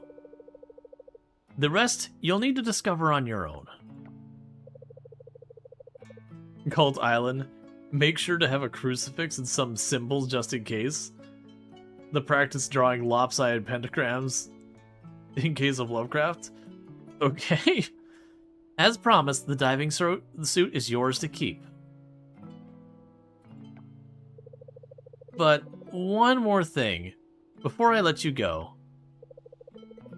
I want you to know, although you've been deemed worthy, you're not the only one out there that is worthy. Hopefully that didn't come across the wrong way, but I don't want you to feel like this is a fate you can't escape. There's nothing worse than that. Thanks again for stopping by, Groucho Gopher. She's like, you're the one who needs to do this, but like not... You know, if you don't want to, that's cool too. Alright, so as you can see, we could just straight up buy materials and all that. It is one of those things that's not a bad idea. So we can also upgrade our productivity. So if we look here, if I make the bronze kelp essence, I can permanently upgrade my seeds. And if we do that, literally we'll get nothing but the upgraded seeds from there on. And you can do that, there's like the different categories of like your regular seeds, seedlings, saplings, and then hay. And to be clear, Coral Island has, where you have like Stardew Valley, you have just like your regular old plant and then a tree. There's a middle stage that kind of lives in between those, where it is a plant that effectively takes 4 tiles. But that takes the essence, and then processing fossils we can't do yet. And then later on we'll be able to unlock more technology through the lab. But that's not available quite yet.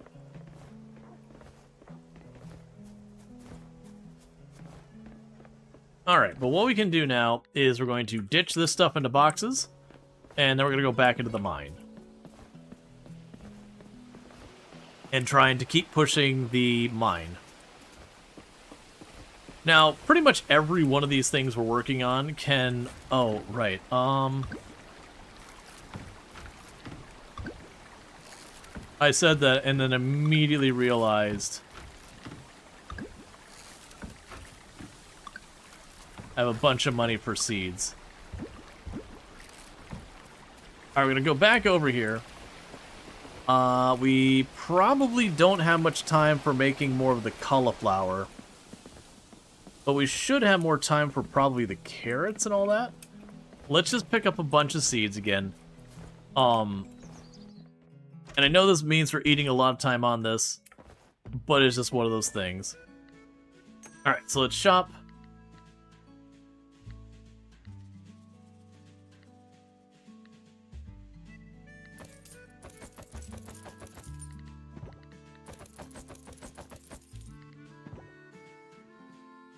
Yeah, that'd be a lot of seeds if we go for it.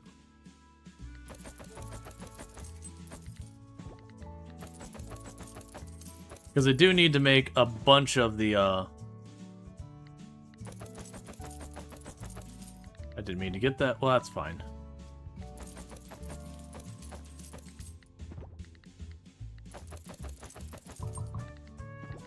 I'm gonna regret that so much. Because we do need to keep the crops going, because I have to get a bunch of bronze quality crops for stuff going on there. We can mark that one. Now let's keep on working on our quests. Because then we can go over here, we can plant these real quick. And then from there we can start expanding other things. So let's grab...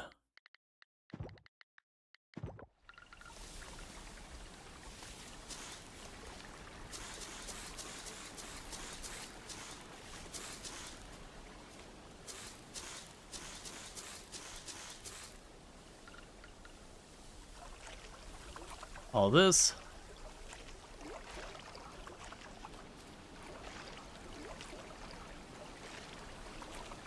And then tomorrow we're going to have to decide what tool we're going to upgrade. I'm also not going to bother with the water pail.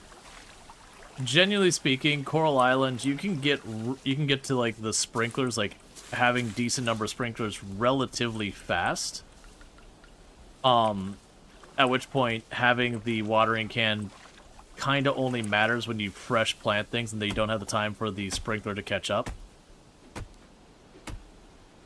So I generally find upgrading that and the hoe is not very important, because it's kind of like a one-time effort thing.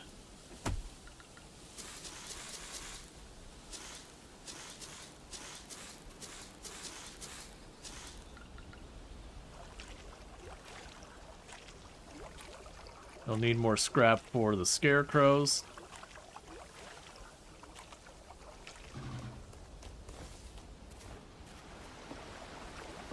Okay.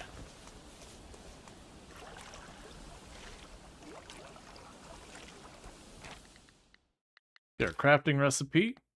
I'm going to need our scarecrow.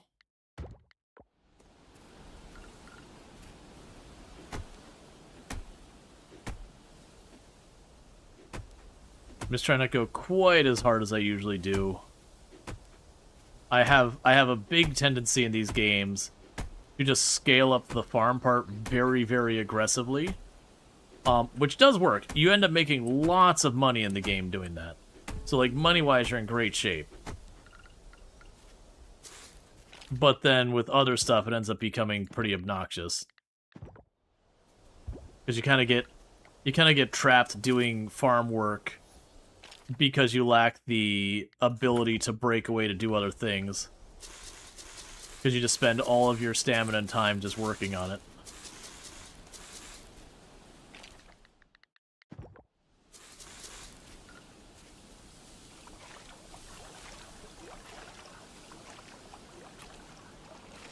And you get to the point where you're doing so much of it, you end up having to eat produce to have the energy to grow produce.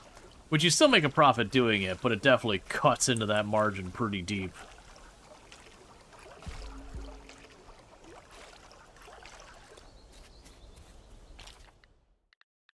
And we'll need another one.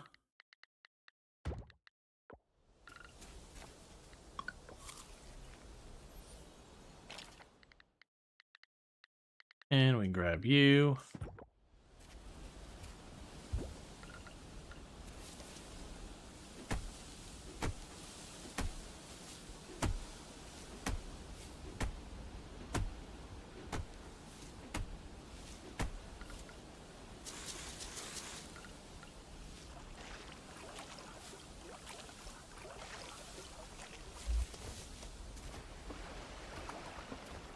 Alright, and let's go... Oh, we need to grab the flour for Mark.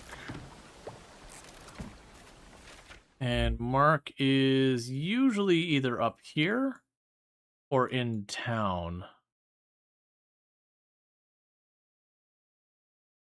Where are you, Mark? Alright, when all else fails, we grab Mark and we say, where are you? You are smack in the middle of town. Alright, so let's run over there. We can hit the hot springs and rest for a minute. And then we can evaluate what I can work on in that side. That way I'm not just burning all of our food to just get energy when I'm not in the middle of something.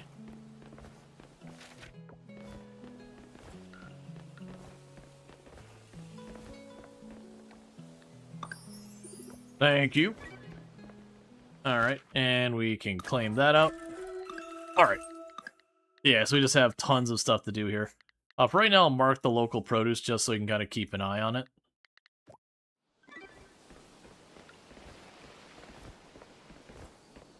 Okay, so let's cut over here. Because the hot springs will be right over here real quick.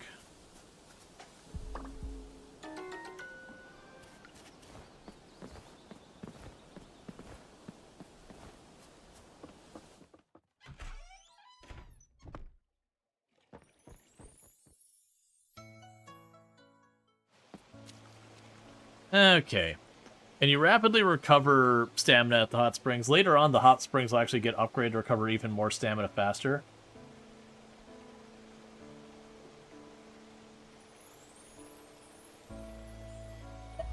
But like the energy we've already recovered, that would have been one of my candied seeds.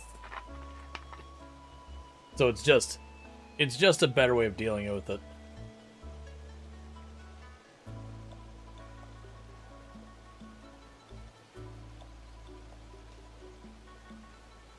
I actually didn't know the other characters ended up here on any frequency. Alright.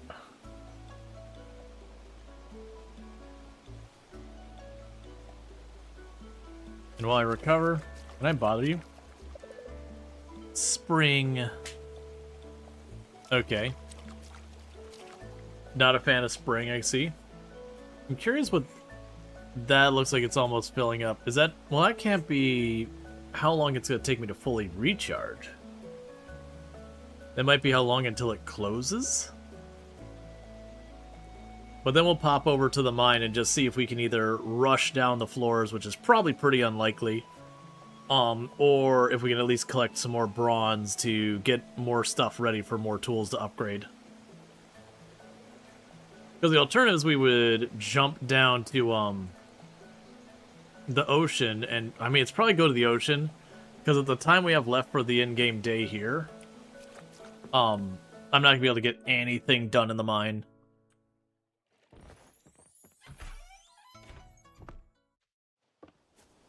Hey, Penny, how's it going? Can we get a shout out for Penny Meowing, our fantastic creator on the platform? Someone I highly recommend check it out.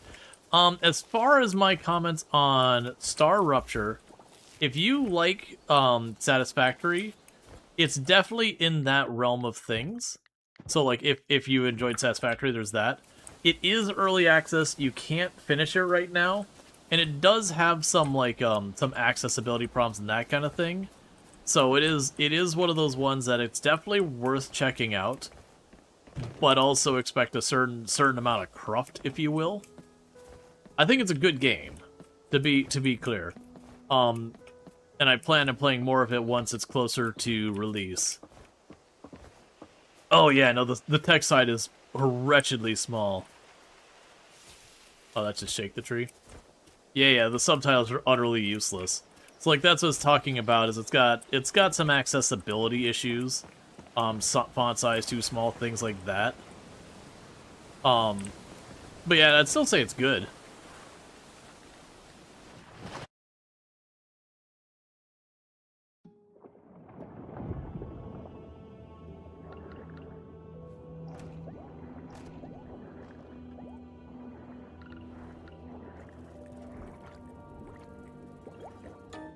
Alright, we got a Tiger Tail Seahorse.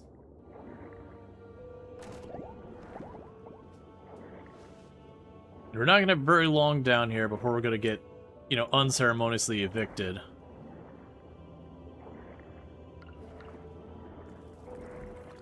Got a pom-pom crab.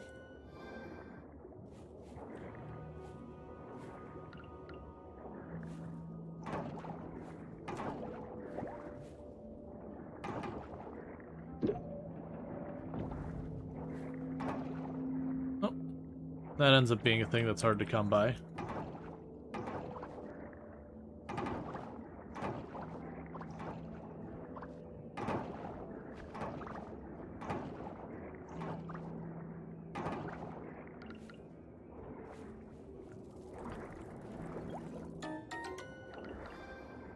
Got a second pom-pom crab.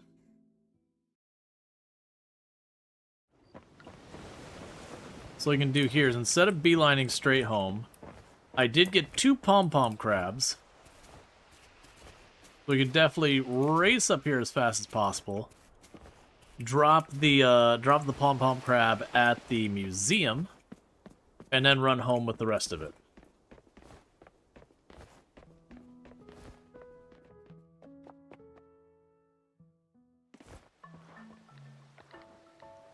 So there's a pom-pom crab.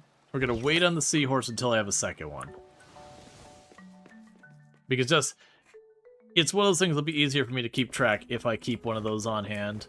And then there's some cool stuff where you can like duplicate a lot of items using in-game mechanics. I don't mean like exploitation dupe, like, you know, where you're like bugging it or whatever. There is an item that you can put items in, and its express purpose is it duplicates things.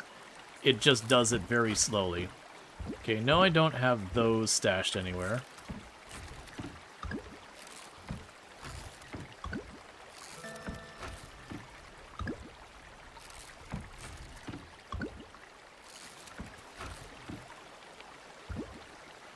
Alright.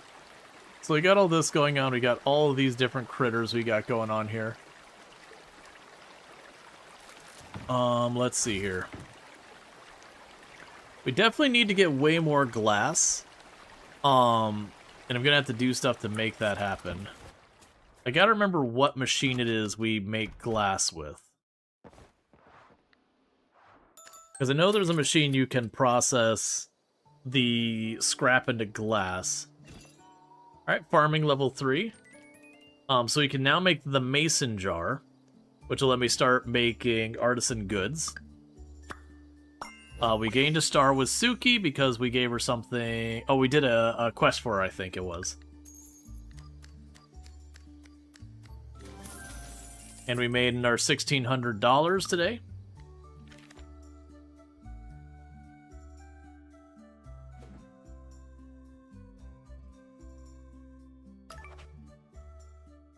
But yeah, and I enjoyed Star Rupture. I opted to not play a second day just because I kind of didn't want to deal with like the early access side of things.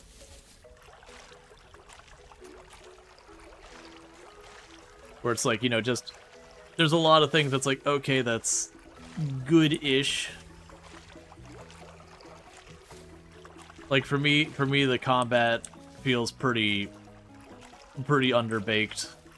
But at the same time, if you look at the roadmap, combat I think is like the next, consider the next major update, or the one after that is like reworking combat, and then like arguably the update after that also does more with the combat. Let's see, you're looking for a little break with My Winter Car so you could try it out? Yeah. Yeah, no, it definitely wouldn't be a bad idea. If you're looking for something that's not quite as like sweaty factory game, there's also Alchemy Factory. That one's been a lot of fun without being quite as gritty as Star Rupture.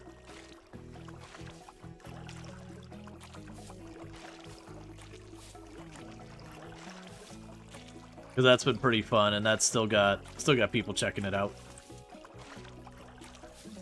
We did 3 streams of that, 2 streams of that, something like that. Had a good time with it.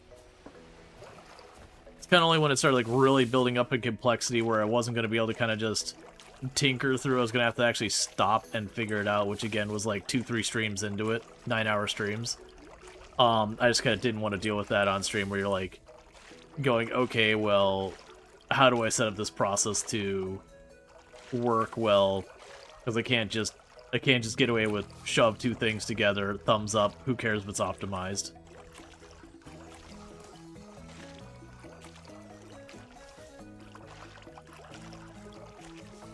Yeah, no, I opted personally to skip My Winter Car.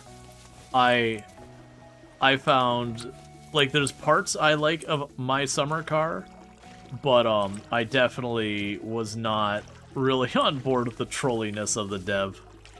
And the, you know, deliberately making things obtuse and all that because the dev finds it funny. It's fine, like, I don't have, like, a moral issue with it. But it's definitely, like, there was some of the difficulty I found very fun. But then there was some of the difficulty I found very, very not fun, just because it's like, oh, you just have to know.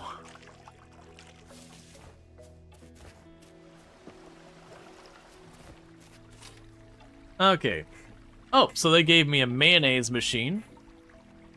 Alright, it seems like you're all ready for this. This is a mayonnaise machine. Just place an egg in there, this gizmo, and produces mayonnaise. Just like that. You've made an artisan product. Artisan products are made using artisan machines, and they fetch a nice profit. They're great gizmos to have on your farm, you hear? As you don't like some of the things that are very broken despite the game literally being the same as My Summer Car, You'd think they would have the same. They wouldn't have the same bugs again. Yeah. Dear Groucho Gopher, it's heartwarming to see you helping out on the island. There are a few folks that weren't so sure about you moving in. I won't say who they are, but I will tell you they've come to me and say they've changed their minds about you. Keep up the good work, Americano. Alright. So, I don't have chickens, so that's not going to do a whole lot of good. Meanwhile, let's look at all this. We got the mason jar. That's 12 glass. So, oh, it's the kiln. That's right. It's the kiln that's the one that makes our scrap into glass. Right. So I'm going to need a bunch of stuff to make that glass. So I do think regardless we need to do some cave or the mines diving, because I'm ultimately going to need the copper ore to deal with that. So this is all handled here. Let's check on our quest stuff. Yes, there's nothing new to check with there. Alright, so we've got plenty of stuff going on here. Let's, I'm used to having more of these points available. So let's run over to the mine real fast, or the blacksmith real fast, and pop these coppers. A boat is approaching the pier. What? I guess we'll see what this boat pier thing is. Maybe this is the tourist thing where they made it so as your town goes, you'll get like the occasional gift from the tourists.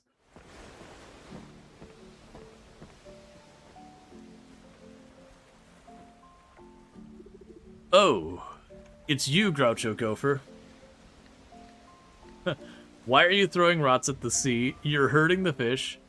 Are you playing a game I want to play? I think I did Why Are You Throwing Rocks at the Sea last time. I'm gonna go, are you playing a game I want to play? No. I'm not playing a game, and no, you may not join. Sorry, I didn't mean to sound so cold. This is something we used to do. My wife and I. It was our silly little contest to see who could skip the farthest stone at the end of the day. She once told me she liked that I never held back. She said it made things feel real. But that's enough of that.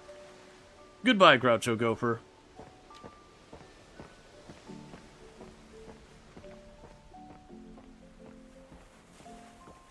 I also like that, you know, he's still walking away and you're not like, oh, hang on, let me go catch you. You're just like, nope, I'm busy snooping. I don't got time for this.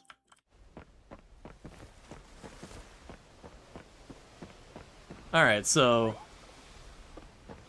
the tourist left me some coal and left me some trash. That sounds very tourist code. Let me get this photo back to him immediately so I'm not lugging another item around.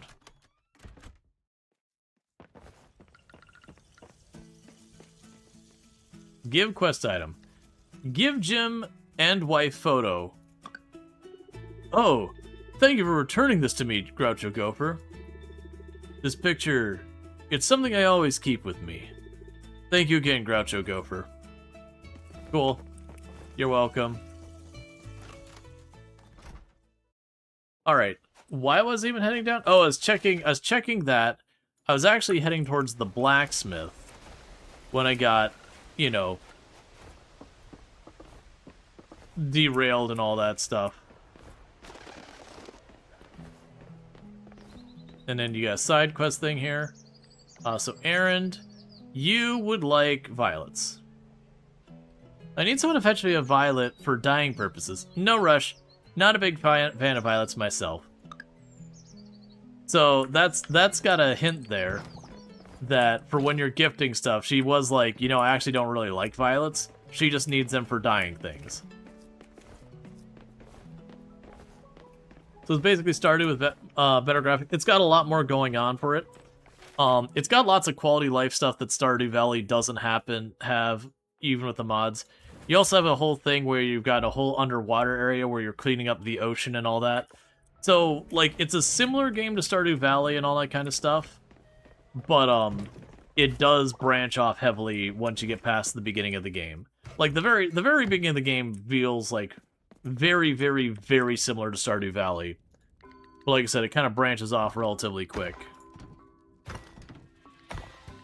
Okay, so we got a spear and some junk we don't care about. Let's drop this off at home. And then we need to go to the mines because I need some bronze ore so I can go and make my kiln for making glass. But yeah, kind of think of it as like, if you look at what's going on in the genre, so you got like Stardew Valley, you've got Harvest Moon, you've got Animal Crossing, etc., etc., etc. They do borrow ideas from pretty much all of them. So there's bug catching, fishing, trapping. There's like critters on the bottom of the ocean. They do have their own mechanics that are unique to the game, like the entire clearing of the bottom, like cleaning of the bottom of the ocean mechanic is a unique feature to Coral Island that there's not really an equivalent in any of the other games in the genre. They have basic automation in the game.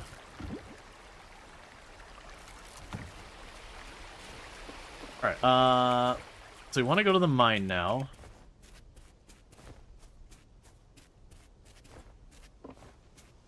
We'll probably want to pop into the hot springs first, again, so we're not wasting all of our food just trying to do that. Oh, yeah, you want to... Okay. Is she convenient where she's located? Where are you? So map.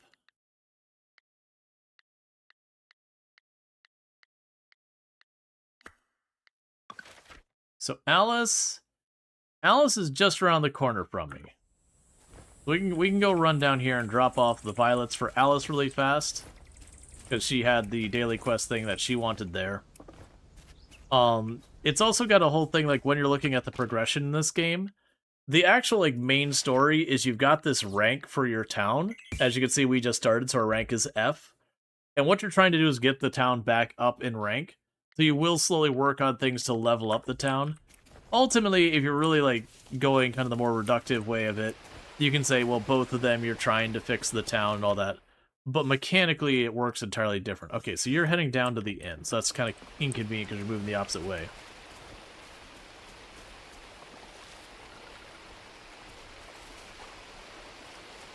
Are there hints? I'm actually curious, because I know some of those will update themselves.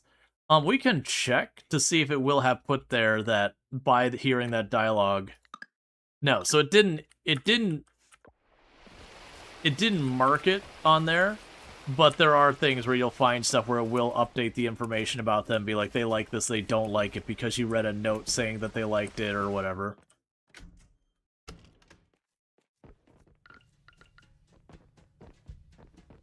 Okay. So just double checking. Alice, oh, you want 5 violets. Come on, Alice. Because it had the dialogue of gift, and I'm like, that's not what you wanted. It'd say quest item of that. So I can teleport between these two.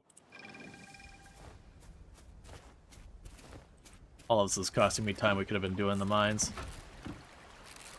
Did I not have any in there? And I am going to organize these when we get the bigger boxes. Do I really not have more violets? Oh, okay.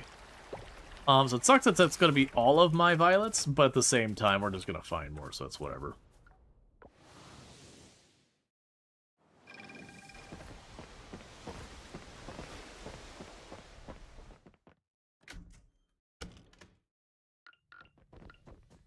You have quest item. Thank you. Alright, so we got that done. So that gives us money and merit points. I'm not going to spend this money on even more seeds right now. Alright, so we still have those things. Sooner or later, we're going to actually get the fast travels up here.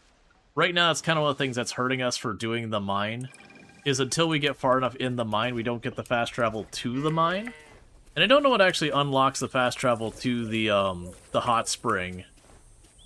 But that'd be another one. The hot spring. Yeah, if I follow this path on the right side, should take me right there.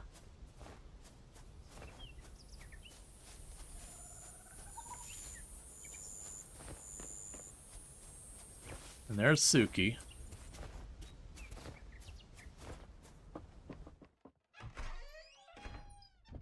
So recover some stamina here.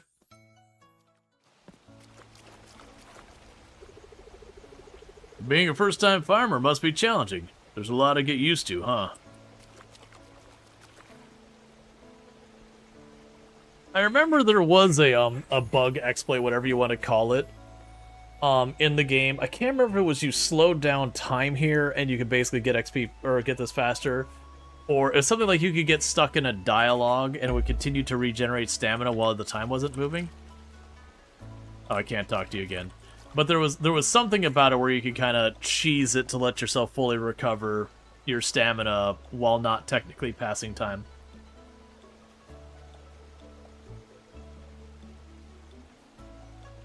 Yep, you got your capybaras. There's one up here. There's one over there. But yeah, we should make good time. I should be able to go to the mine and get some work done. We got monkeys back here. But yeah, so we're just recovering our stamina, and then we're going to go and all that. Lots of beefcake in this game. You approve hotties for everyone. Oh yeah, no, it is one of the memes about the game is everybody's hot. But they're all, like, differently hot. So you have, like, you know, you have, like, the super masculine, like, muscle guy. You know, you got, like, the more, like, feminine guy. You've got, like, the, like the whole range of kind of different things there. You know, the women come in all sorts of different builds and personalities and all that kind of stuff as well. Like, they do a really good job of having just a broad range of different personalities and different aesthetics that, again, you know, everyone is attractive, but, like, not like the same way. Oh, okay, that means there's a legendary fish there. There's no way I'm catching it. Oh, it's not here anymore. Okay, so that's information. That for that time window, legendary fish can be there. That's one of the things that they added to the game, is it used to not have that queue. But some of the legendary fish are a real booger to figure out where they can show up until you get, like, the computer and everything. And that's one of the things that they added is, like, certain places you'd see, like, the fish that just be sparkling. It's like, hey, you can find a cool fish here. My chance of catching a legendary fish right now are basically 0. I'm working with the worst fishing pole in the game.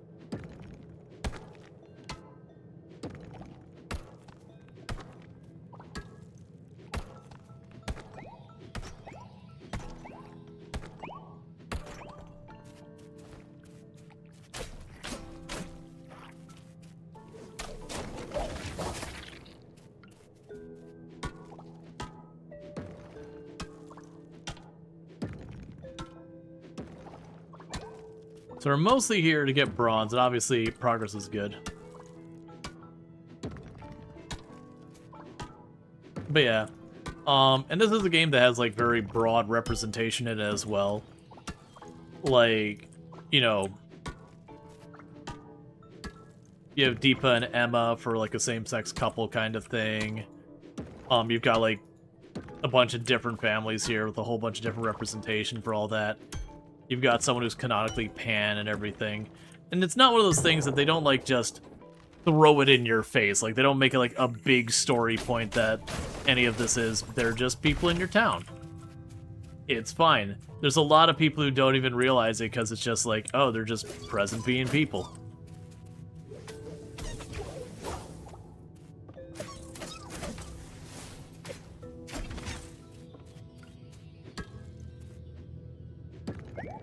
They do a really good job of having meaningful representation.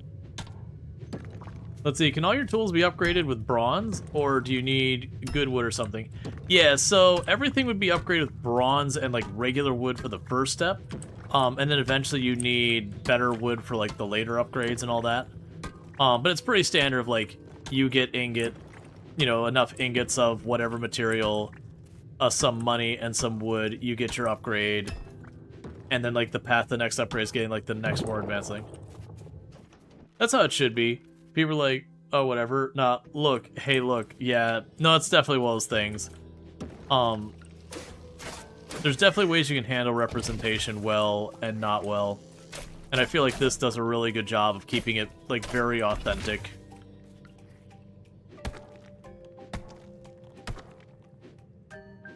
Like, it doesn't shy away from it, but it also doesn't... It doesn't, like, make it some, like, giant story piece. It's there. I think there's, like, a line or two that you run into once in a while with stuff. It's also one of those things that, you know, none of that impacts things. Like, the joke is everybody loves the farmer. It doesn't matter, like, who or what you are, like, and I think everybody loves the farmer. Anyone who's a romanceable character can romance the farmer.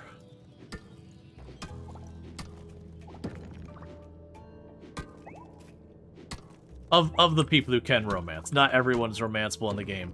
There's something like... It's like 30 people you can romance or some nonsense in the game. If we look right now on the social tab... Yeah, so it's like, what? 4 wide, so 1, 2, 3 rows. 4, 5, 6.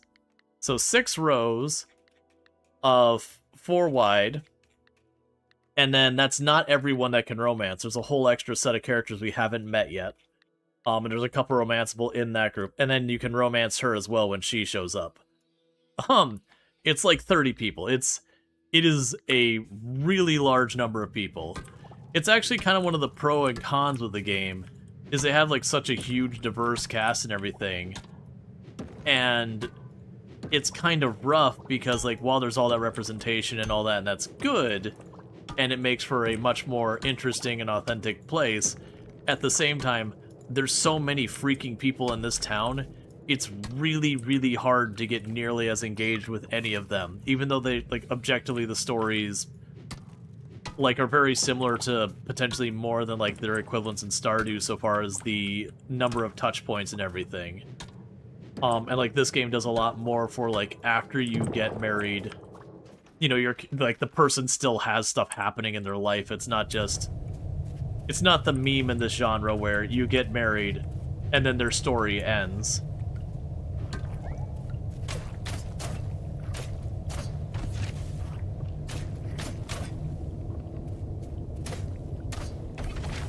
Like, their existence is to be your spouse and, like, stand there in the morning and all that. Oh, we have screwed up.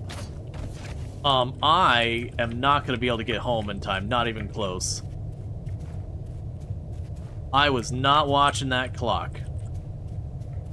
We get to visit the doctor's place. If I had fast travel, I could probably barely manage to get home in time. I'm still going to beeline it because I've been surprised before.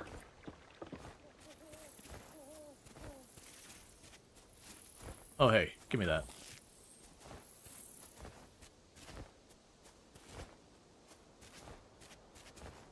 Yeah, I don't think it would have gone... I wonder if I get to my property, if that'll be good enough. I'm right here.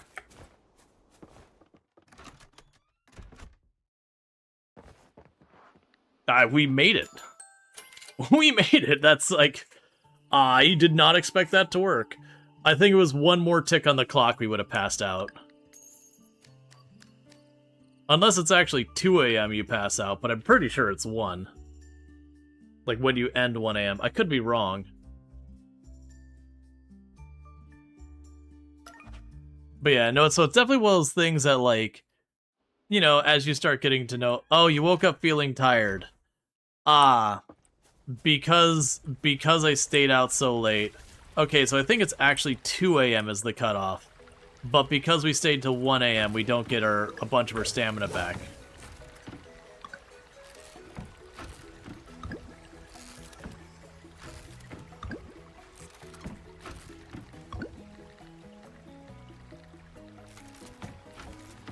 Okay. We've got a silver quality shiitake mushroom. So let's chuck the lower quality ones out of here.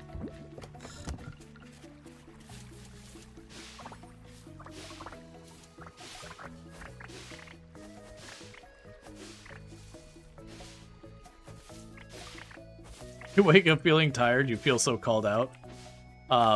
You and half the chat. And myself.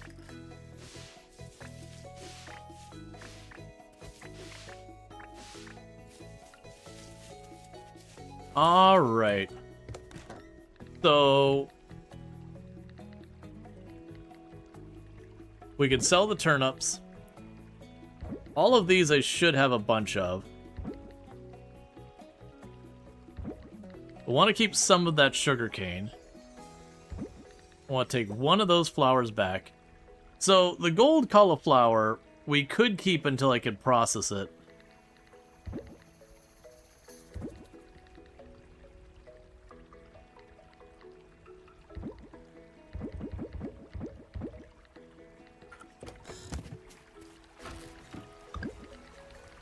Yeah, so I've got some flowers. Eventually we're going to want to make this all into sugar.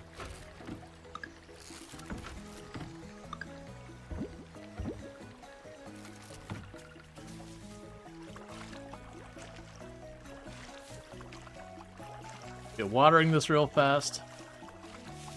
And I need to figure out how many days are in a month, because I know it's not like 31 or whatever. I think it's like 28 or 24 or 25 or something like that. So we're at the point I can't just chuck any plant in the ground and have it get done for the season. If it is 28, actually, I can do one last round of the cauliflower and barely squeak it across the finish line.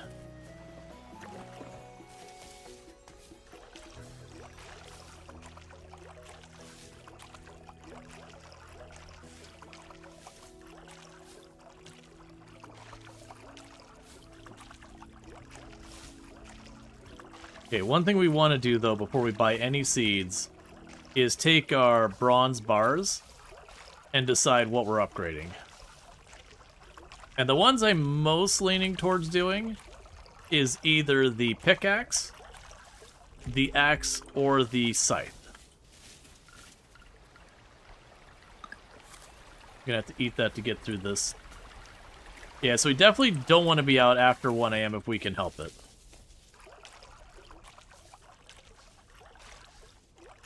Because starting your day with half stamina is freaking awful.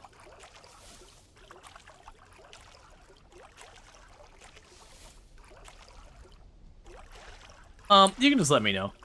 It's fine, because I could look it up the moment we get to town. I could just walk up to the calendar, and it'll be there. So it's not like you're spoiling anything. I've also played this game a number of times.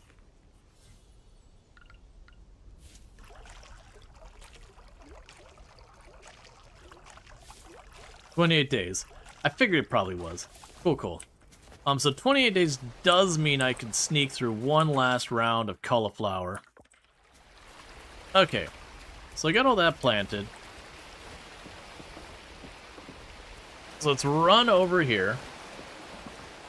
Oh, wait. I need my ingots, and I need my wood. So we're gonna go to the blacksmith and deal with that. So give me those, and we should be good.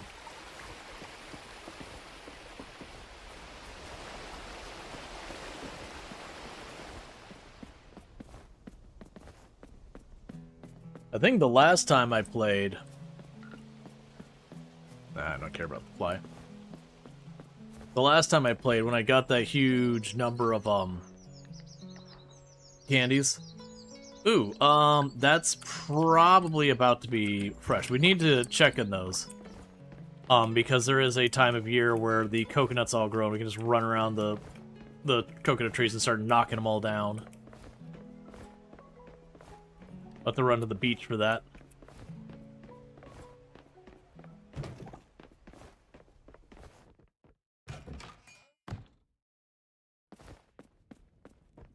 Okay. Process the geodes first, because once he starts working on the tools... Cool. I believe he'll be unavailable for a while. Okay, so that's not what I needed. Upgrade tools. Okay, so we can do the axe, the hoe, the pickaxe. So it's the pickaxe or the scythe, I think, are the two we're really we're really looking between. Because I believe we need the iron pickaxe before we can open up new areas of the map. So if I do the bronze pickaxe, it means we're going to be working on the ocean for a while. If I do the bronze scythe, it means I'm going to be mining for a little while. And it's really kind of neither here nor there, like both of them are a good idea. I'm going to do the scythe first. And we'll just keep focusing on the mine for a minute.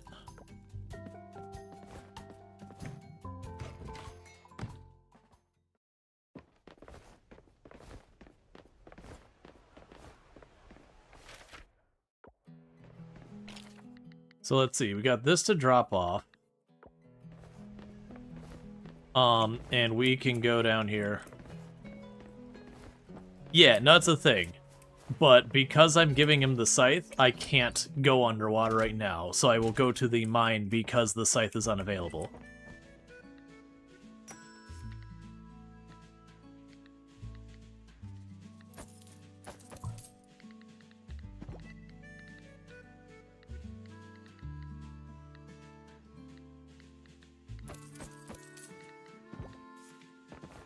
Okay, we'll plant those, and then we go to hot springs, and we go to the mine.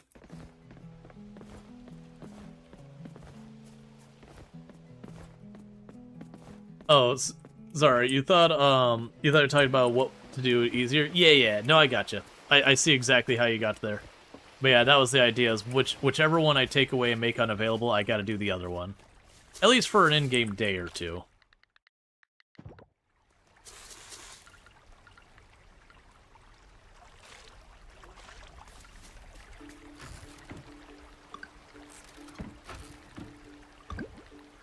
Okay, we also have something else that's about to come up that's going to be big.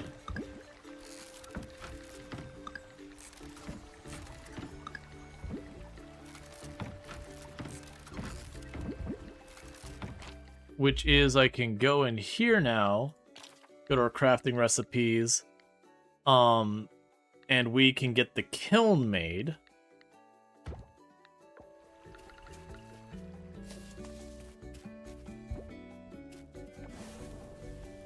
So it turns wood into coal, scrap into glass, and stone into glass. Oh, I forgot about the stone into glass.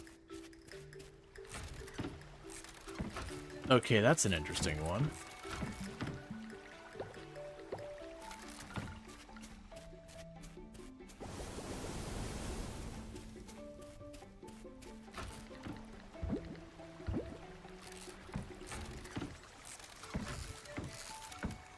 Alright, I'm going to need another box. But I can't make it because I don't have enough wood. Alright, let's clean something up to get ourselves a little bit more inventory. What I can do for that is grab those.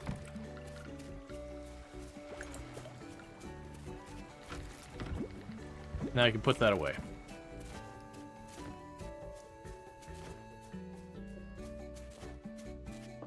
Alright, so we need to get back up here. So what I'm probably going to need to do in relatively soon...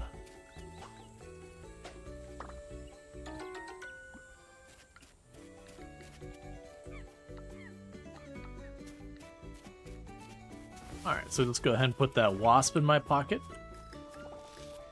We got plenty of that butterfly, I'm not going to fight with it. We need to get back to the hot springs to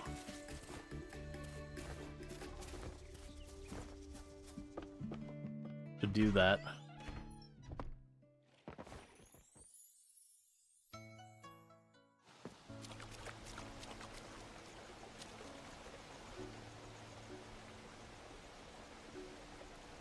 Oh yeah, I forgot. Weirdly, oh that's right. It was you'd bring up your menus. That's right. The way you'd get the hot spring to break is you'd bring up your menus like your crafting menu and you'd just sit there and let it regen while the game was paused. And the fix they got is they made it so you can't bring up those menus anymore. Because that one here, because we were at 138, and so we just wait here a couple seconds, it won't matter because the whole game's paused. But yeah, no, because like I said, there was a bug in the game for the while. You could come to the hot spring, like pull up a crafting menu or whatever, which pauses the game, and just the way that this was coded, it's not actually going based on the clock or whatever. It was just, you know, every n number of seconds, tick more stamina or whatever. So there was a bug you could abuse to just like fully recharge your stuff. I forgot that was a thing. I even think for a while they made it so you couldn't talk to the people in here. Like at first you could, and then they got rid of it. Alright, does that still work though? My folks, they had me when they were just young themselves. So we're just gonna wait like 10, 20, 30 seconds. I think we were like mid 200s. The fix is themey. Here, you were locked. Stop thinking about your work. Because I feel like we're speaking the same language most of the time. There isn't much of a generation gap. That might have actually worked still.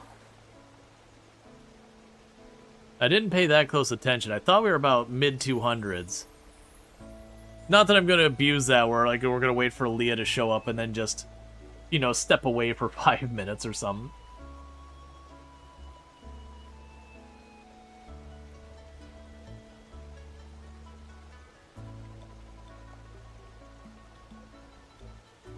Alright. So that's close enough.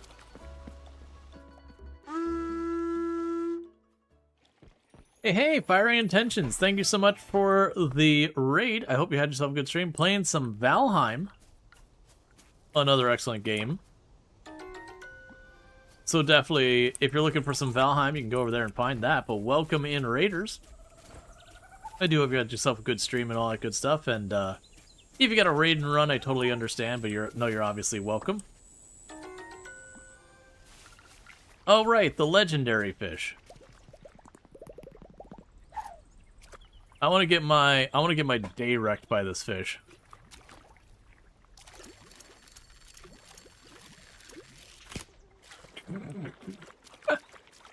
Yep, that's not happening right now. Didn't even last long enough to be able to try and reel it in at all. To be fair, I'm at fishing 1 and I'm using the like starting fishing pole. So very understandably, I'm not ready to take on legendary fish. Gotcha. Okay, so it didn't go up. Cool. That's good to know. Like I said, I wouldn't abuse it anyways. It's just kind of those things to be like, all right, let's just see if it works real fast and then never touch it again. That's good, because like I said, there was something around that used to be a bug in it where you could just regen your stamina to full without technically advancing time.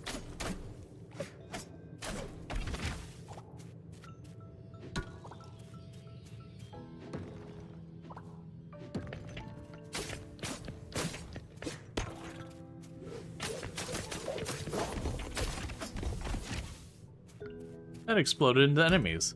That's not what I want to find in those. I want to say the last time we played, I can't remember, I kept being distracted by other things. So towards the end we actually slowed down time in the settings, because that's just a thing you can do. And then just beeline down there.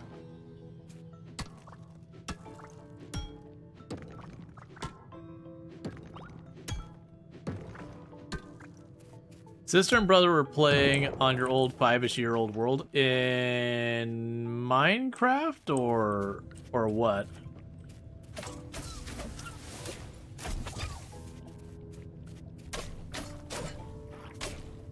Valheim. Ah, Valheim. Gotcha. Oh, I see. Yeah. Okay, yeah. I see. Cool. I didn't realize that was like with the raid kind of thing and all that.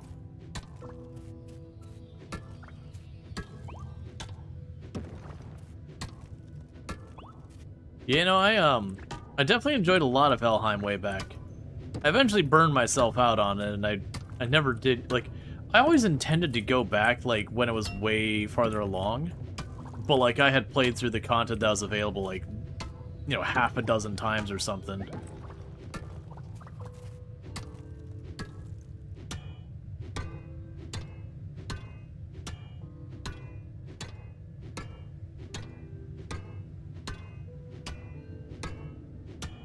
Can't tell that's working. Okay, it is working. Alright, that's information. Good to know.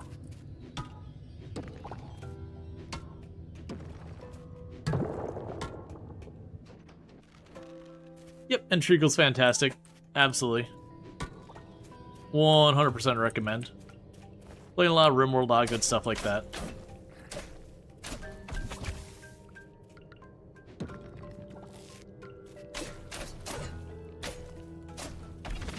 Yeah, they definitely have done a massive change in the combat. It feels a lot better now. Like, before it didn't feel like there's a lot going on. But they made, like, the sound effects a bit crunchier. And they changed the way the character moves a little bit. It definitely feels like that has significantly changed the feeling of the combat. Which makes me happy, because combat was definitely one of the weaker sides of this game historically, which is pretty honestly standard for the genre. The slice of life like Stardew Valley genre is kind of notorious for okay but not great combat to just plain bad, with a few exceptions. There's only been like 1 or 2 games in the genre that have like, oh wait, this is actually solid combat. So this is feeling pretty good. It definitely wouldn't be like, oh, this is amazing combat, everyone should be, you know, should love it or what thing. It's still just fine. But it definitely, like, it was just fine before, but this is definitely an improvement. Alright, Luxray, you take it easy. Thank you again for tuning in. Always good to have you.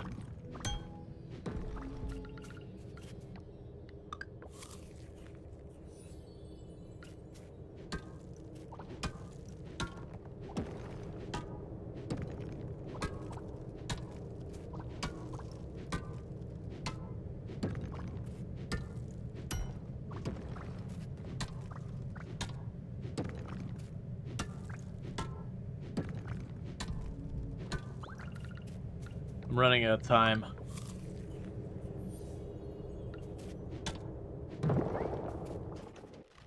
Okay.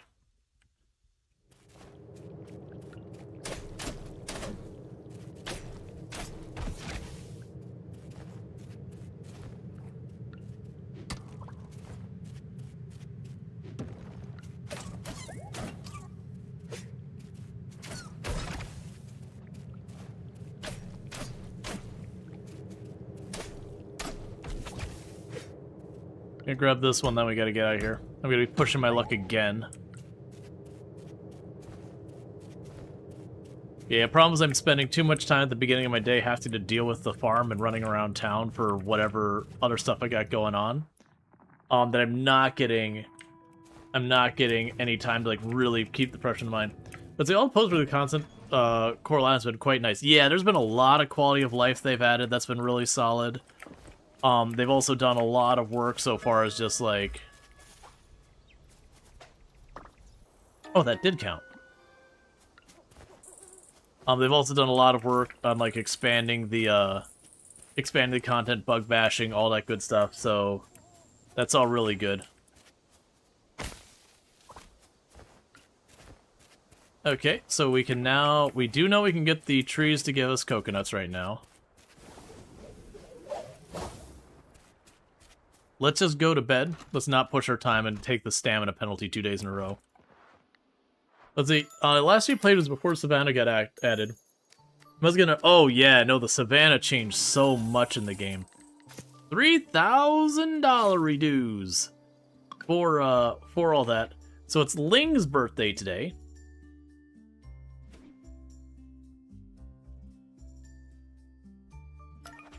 You've been playing a lot of this lately, so decided to search to see who was playing it. Yeah. Alright, so the Scythe is done today. That's good news.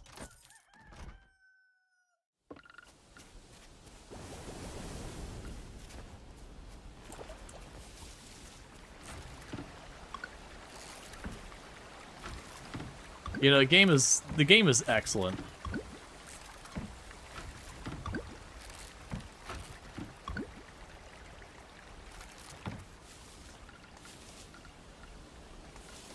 Alright, we'll probably want to run and get the scythe first.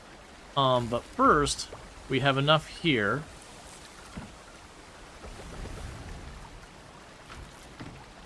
And get that going. I definitely need to go through these chests and sort these more. We've been just kind of holding off putting any real effort into sorting these out until I've got bigger chests. And I'm assuming I still don't have enough wood for another box. Yeah, so let's go quickly cut down a tree or two. Because I need the larger box. That'll give me a bit of time for the blacksmith to get open. Let's see how differently people do stuff. Oh yeah, no, absolutely. Like, even in my own playthroughs, like, one to another, I've had very different progression that I've taken.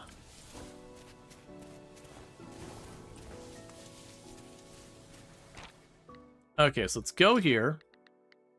Grabbing our box. Switch that up here to the top bar.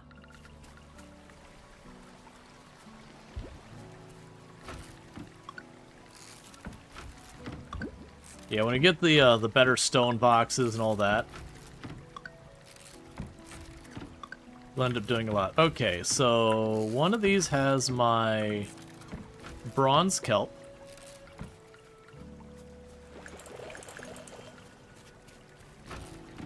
So we'll drop that in there.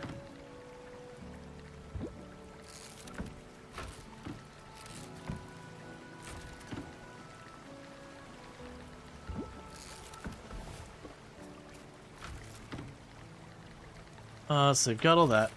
While we wait, instead of going up to town real fast, let's run down here and give a bunch of coconut trees a kick. Real fast to get a bunch of coconuts.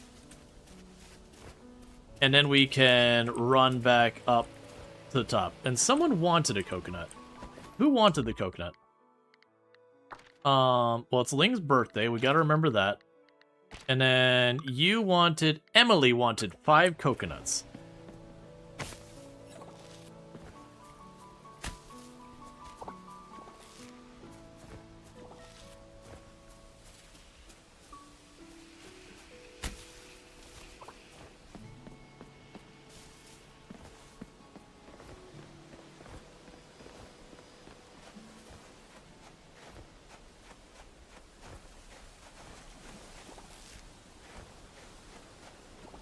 Because, yeah, we're going to let that run so we get the bronze.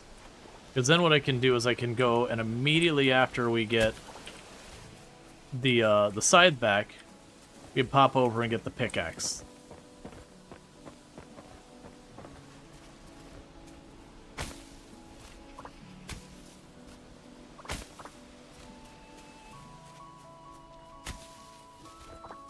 All right.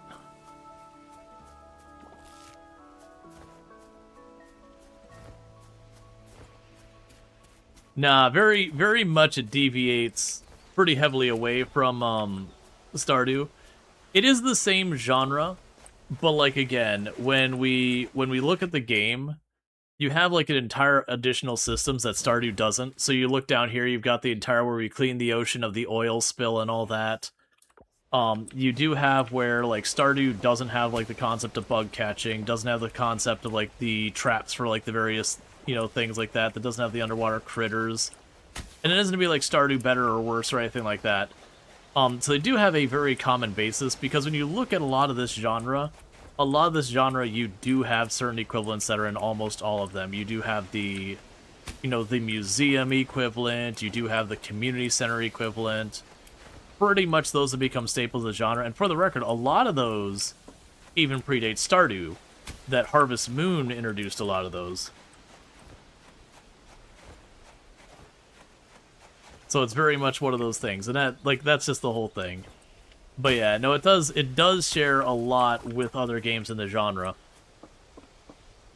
Okay, so we've got the coconuts we need for Emily. So let's find where Emily is real quick. Because we have wonderful quality of life tools. So Emily, find her. Okay, so Emily is at the hair cuttery. Yeah, no, there's definitely a point when you're deviating from the genre. If you go, like, too far abroad, people start getting mad because it'd be like, you're missing features.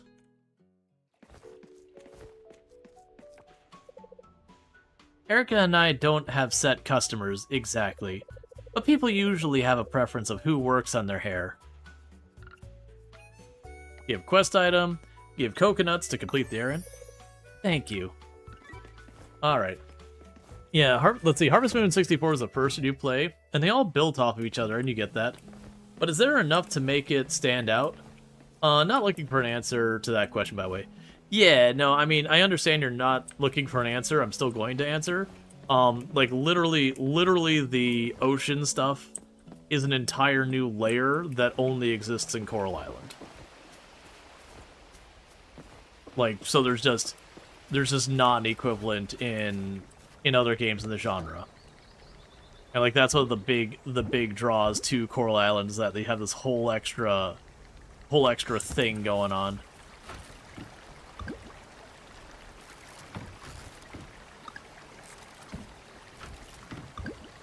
One quality of life thing I could certainly go for is a stack near. I do like stack near things in my games where you can just go and be like, yep, everything in the area, just chuck it in there. Alright. So we've got that here, we've got you here.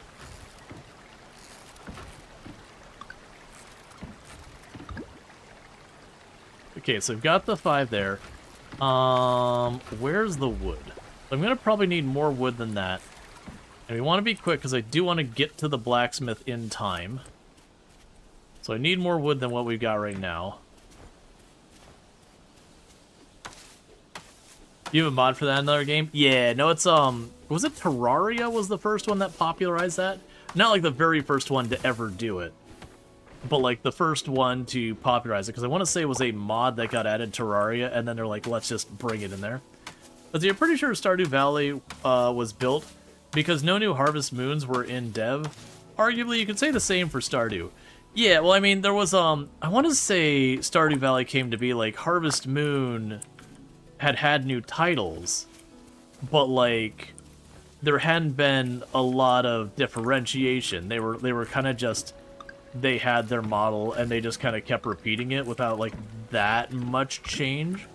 They just kind of ran with the formula that worked and then don't rock the boat kind of thing. And that, you know, Concerned Ape kind of was just like, all right, well, I want to do something new here, and kind of took the formula and added to it. The waiting for a new version of Dragon Force. Yeah, so I do think it was one of those ones, and even to this day, that's still a criticism I would mostly hold. Okay, cool. Trash can fish. That's a criticism I would still mostly hold of Harvest Moon. Is just kind of one of those things is that in a lot of ways they just kind of, you know, they found their formula and they just kept doing it. They've done a little bit more in Harvest Moon since then. I feel like Stardew Valley kind of put some pressure under them to be like, oh yeah, we need to do something different.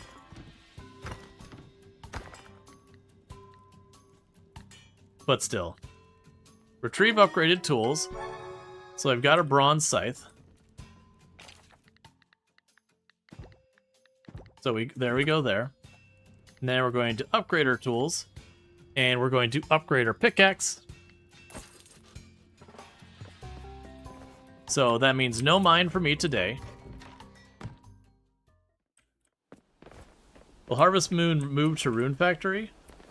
I thought so I'm pretty sure the Harvest Moon devs became Story of Seasons. And then Harvest Moon as a brand got acquired like through contract shenanigans. The people who did I think it was the translations and all that.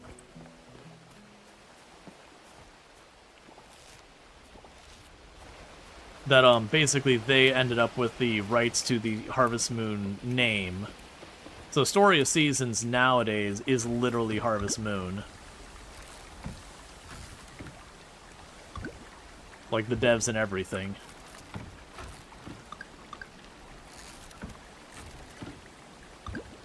All right, cool. So that's an extra fire agate, so we can deal with that. Basically got the trademark name? Yeah.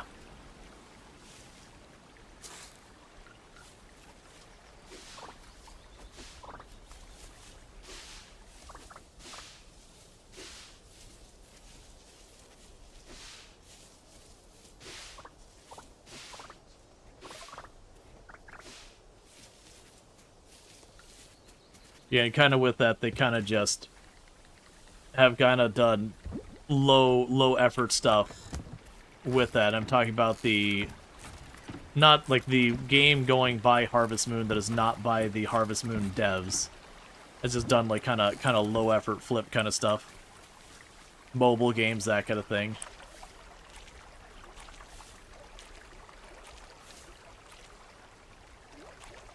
And a trademark to keep it, you have to keep using it. Yeah, no, that's the thing. The new Harvest Moon games are not by the Harvest Moon devs. They're by a different team. If you're looking for the new Harvest Moon games, like by the actual Harvest Moon devs, that Story of Seasons, that it's the same mostly devs, but like they basically just changed the new brand. The really interesting thing is where they took games that were Harvest Moon, like the name, and they've re-released them under Story of Seasons just because of all like the trademark nonsense. I don't know what that means.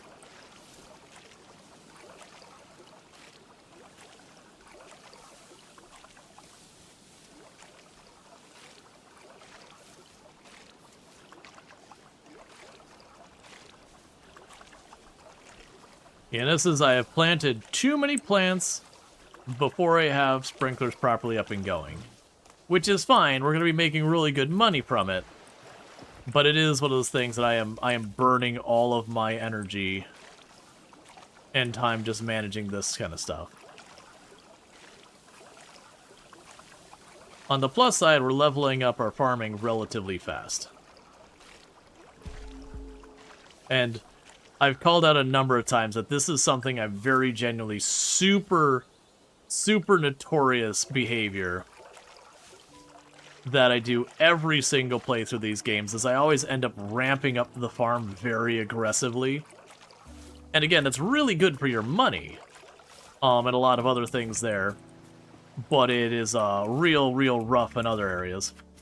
Oh, let's go to the hot springs by means of the museum, because I got the agate I can drop off. As we're already going into the evening. The problem being I got no energy to do anything else, so I might as well pop in. Yep, that's part of the early game. Yep. There's a reason why if you're not sitting on a bunch of stuff to eat for your stamina in a lot of these games. It's a, you play Stardew like a farm hermit, max out all your farm stuff and emerge after a year like, oh, there's a town here. Wifey. Okay, you sleep well. You sleep well. I love you. I love you too. The soup was yummy. The soup was nummy.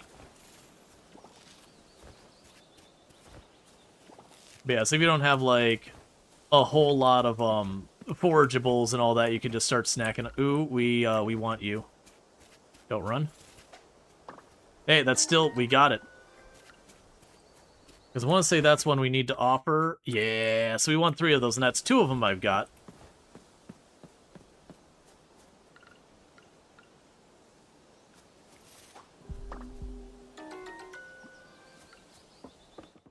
Okay. So very slowly work our way into the hot springs. But if you didn't have the seeds from town, you probably wouldn't go to Stardew till like year 2. Well, that was, we did a challenge run in Stardew Valley that I think we actually, did we do the trash? No, we did one where I wasn't allowed to buy anything from Joja or Pierre. Or I wasn't allowed to buy seeds, I think it was. That I wasn't allowed to buy seeds from anyone. And I had to get through like everything there. Alright, I gotta quickly use the restroom while we're on ad break anyways. So I'm gonna quickly use the restroom. I'll be back here in just a minute, and thank you again for tuning in. It'll be right back. So thank you again.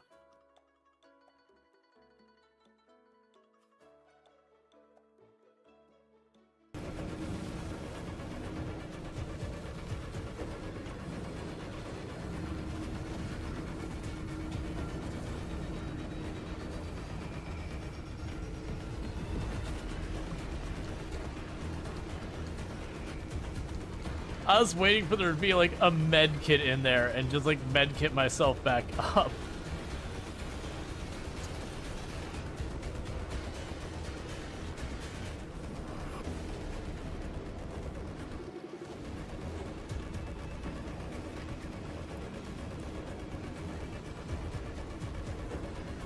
Well, there's those chemicals I needed.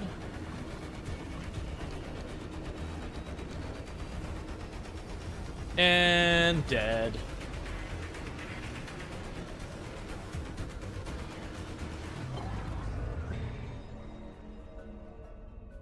You're half expecting a random oh, just like I'm impressed that even with some pretty awful grabs, I've been able to get stuff back with this one.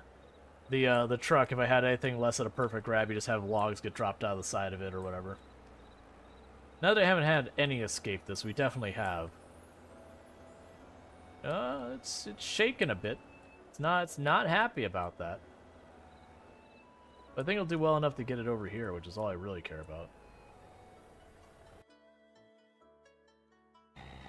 And I didn't get paid for it, but it still accepted it. We had that.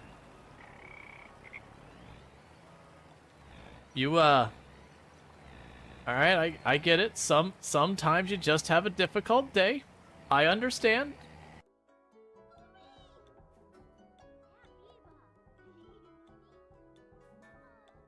Kids are such easy to become friends.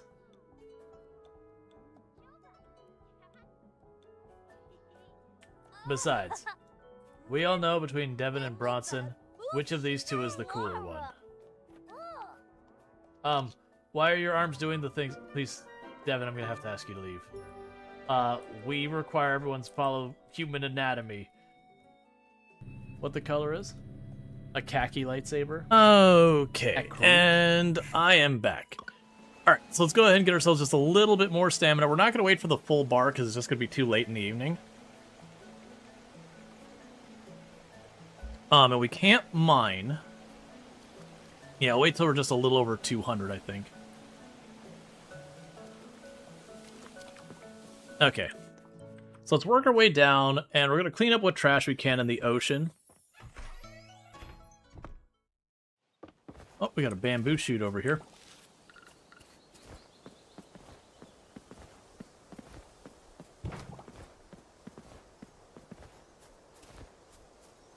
So I'm going to drop this off on the way by... I'm not going to have any time to do anything in the ocean. Oop, more coconuts. Oh, that's not the right way.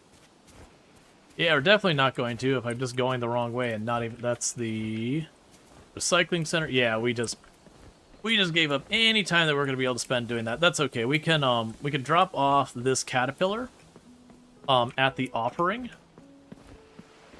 Because generally speaking, between donating, offering, and shipping, offering kind of is the highest priority, donating is second, and then third to be shipping.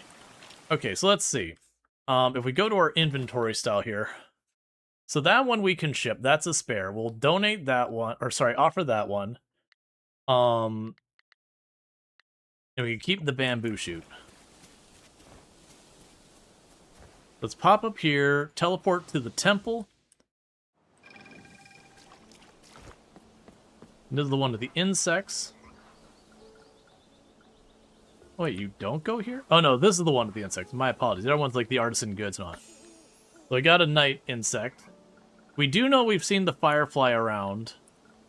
I need to just get it. Yeah, and that's going to be one. Yeah, so we're basically done with this until later on. I do have a unit of sea salt, but I don't have any of the rest of these things yet. Those will be other areas. So yeah, that's going to take us pretty much the whole year to get that. We do have the altar for like fresh, saltwater, rare fish, that kind of deal. Straightforward, you got like your different fish here. It takes a while. That one has to be silver quality. That's gonna be, these ones will be really hard to do until we get the computer.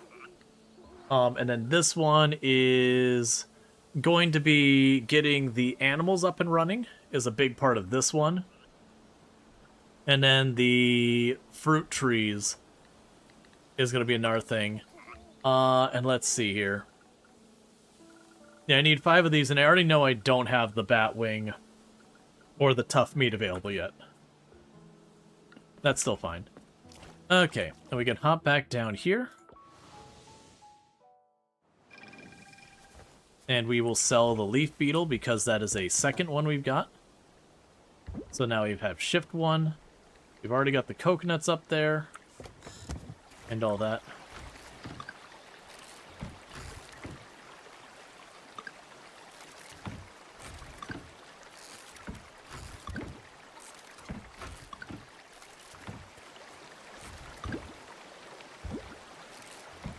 Cool, we got all this, and I guess we will go cut down some trees. Or actually,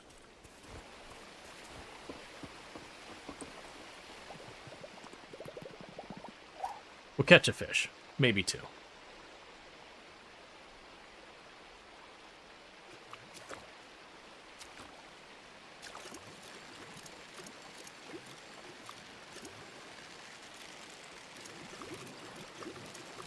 Alright.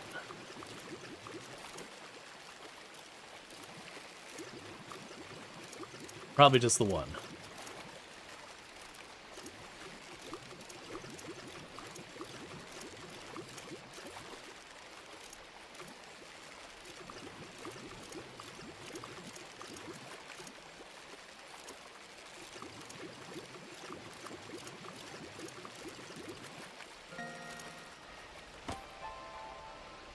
That's another brown trout.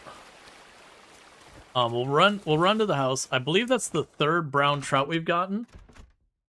So we can donate them, all that kind of stuff, whatever needs to happen. Okay. So another $1,000+ today. Love to see it. Now it's Mark's birthday.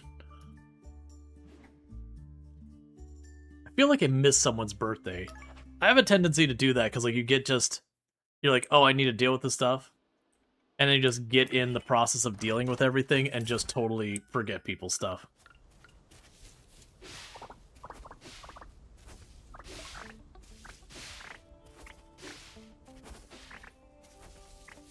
Alright.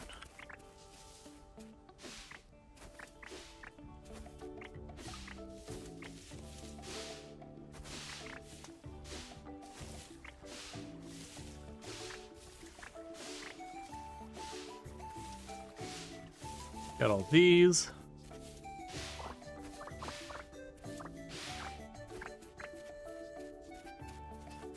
Okay. So for right now, get all of this out of here for the time being. That's just gonna be cash. We could ship one of the brown trouts.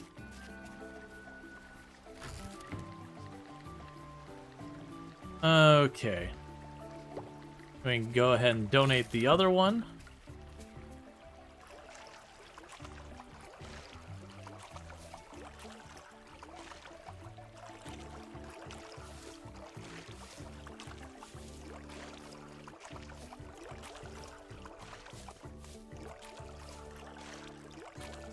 And I'll get all this sort of stuff done.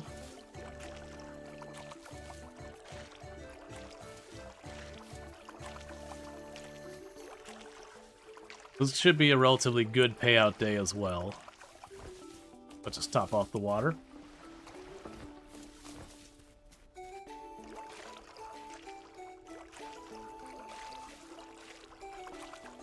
Go grab a couple of flowers to get Mark's birthday stuff done.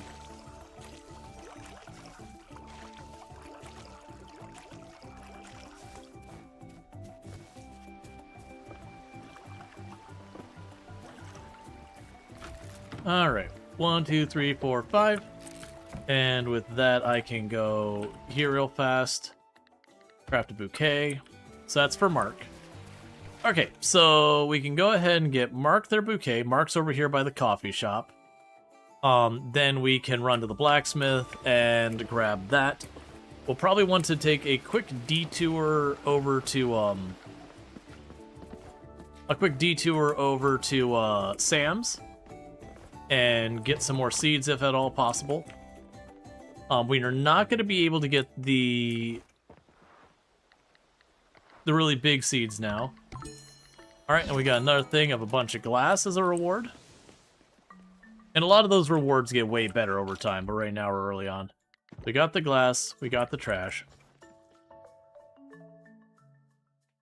Let's give Mark the flowers. Go get our pickaxe.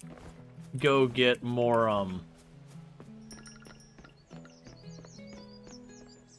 I blanking anything and stuff? Errands for town. Oh, I didn't claim the reward. I did the thing, I just didn't get myself paid. Alright. Give flower bouquet to Mark. This is for my birthday?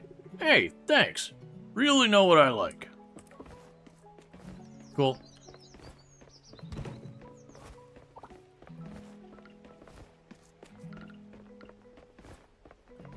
Alright. Do we have the Luna butterfly here? No, that's fine.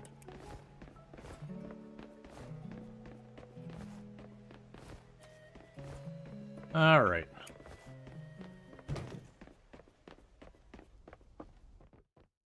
So let's go up here and get our pickaxe. Retrieve upgraded tools. Okay, so with that, we've got our upgraded pickaxe. Cool. And so from here, let's go down to Sam's, get ourselves some more seeds. We don't want to buy all the seeds to max out our money kind of thing here. Like I said, it's going to be a thing that if we keep escalating like that, we're going to end up being upset because I'm just going to wake up and do nothing but farm the entire day for a while. Right, so we do not have enough time for cauliflower. I do have enough time for this. Let's go with 30.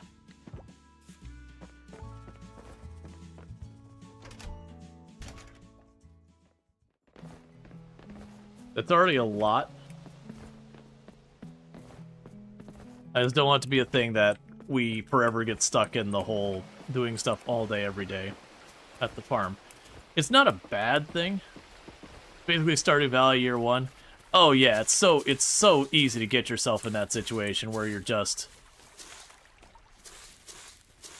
endlessly, the whole farm is just completely overrun.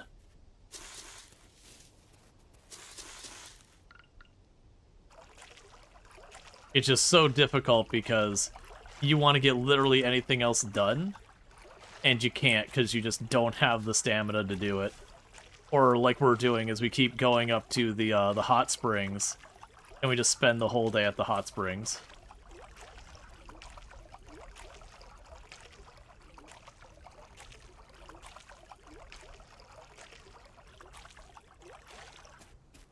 Alright.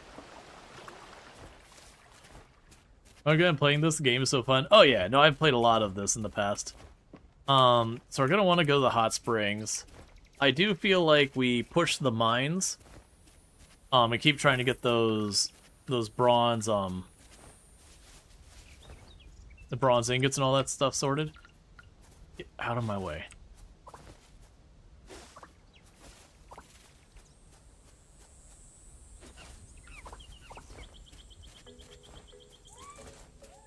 And this time, instead of running back to... Alright, that's something for the museum.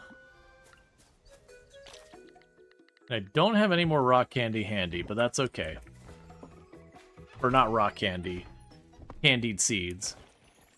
So I'll do this, we go straight on over to the mine from here, and we'll just push to see how far we can go.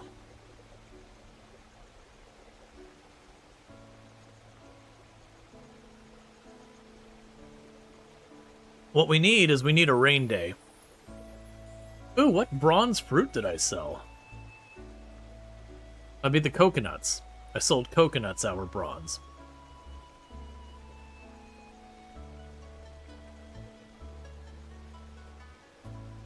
Alright. We got ourselves get fully recharged, and we're gonna go back into the mine. How are we doing so far as our, like, leveling stuff, by the way? I've been keeping an eye on that. Oh, right, I can't pull up menus on this place. Here's where you talk to the villagers. I have found over the years, I stopped doing the one-off dialogue. Like, this has the same kind of thing where you can gift stuff to him. And that helps. But you can also go and, like, talk to them. You get a tiny little bit of reputation each and every time you talk to them. I did that early on in Stardew Valley, so you just did your rounds where you talked to everyone and got that little teeny tiny bit. But as you learn the game more, you're like, you know what I'm going to do instead of any of those interactions? I'm just going to go to either the mine and push the mine, or I'm going to forage, or I'm going to fish, or like anything that isn't just talking to the people. You start learning ways to recoup your stamina early game. So that's like, yeah, you do a bunch of your farming out there, and then, you know, you run around and you get some goodies and all that. Yeah, there's that legendary fish to just troll us. I think that was a great addition to make it so legendary fish actually has a physical presence.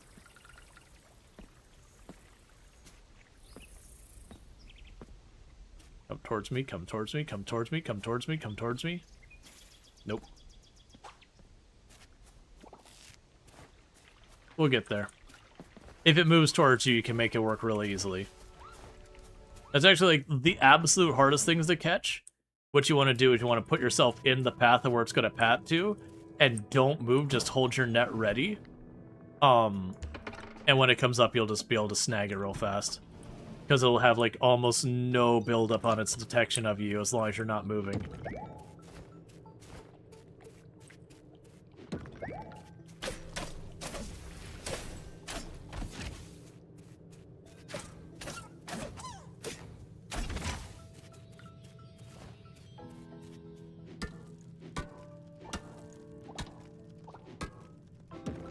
Because I partly feel like what I would like to do is try to keep getting our bronze tools, like, you know, to keep the blacksmith working those. We will definitely want to make sure the chickens happen sooner than rather than later. That was pretty clean.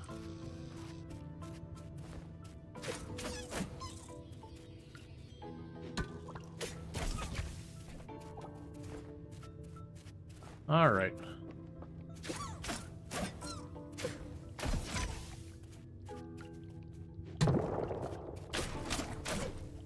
Let's see, it'd be neat to have a game that genre separates the physical, social, combat fatigue values. I could see something like that. So you get like your, you know, your quote-unquote 10 stamina points a day.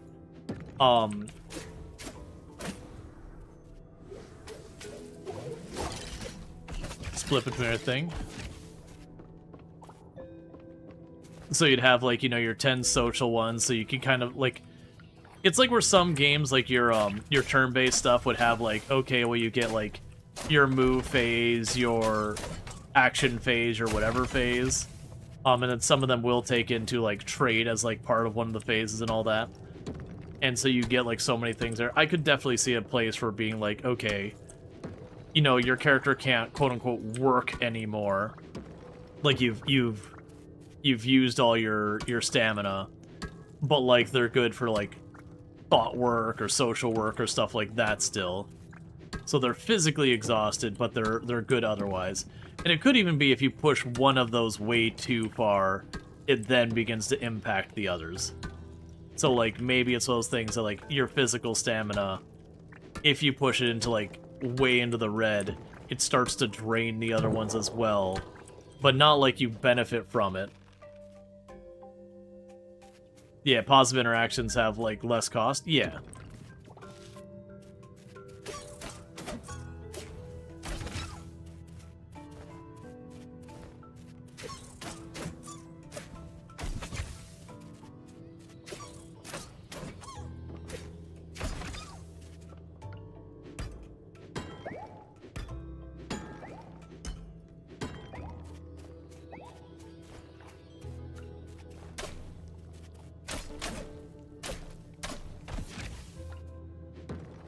Okay.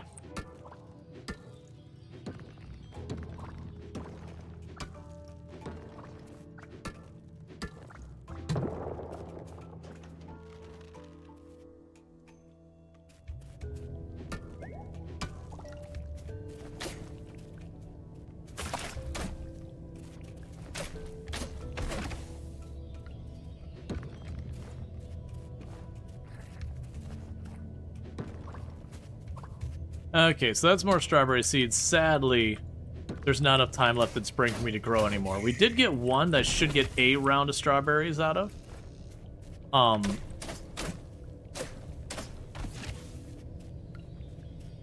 But not much past that.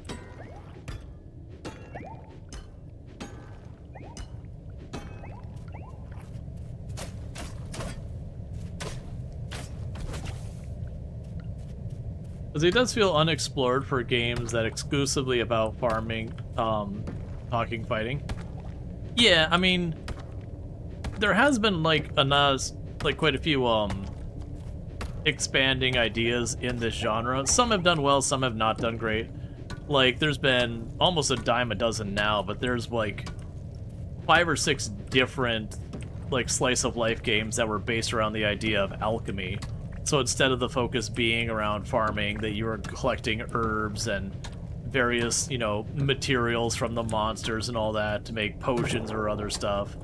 You've got like My Time at Portion Sandrock, who again, farming wasn't the focus, but instead a lot more on the other things. All right, so we got a Ring of Speed. That's our first ring, used to increase tool speed. It's literally the only ring I have. We're not going to be able to reach the next down area. We'll try and grab ourselves just a little bit more bronze.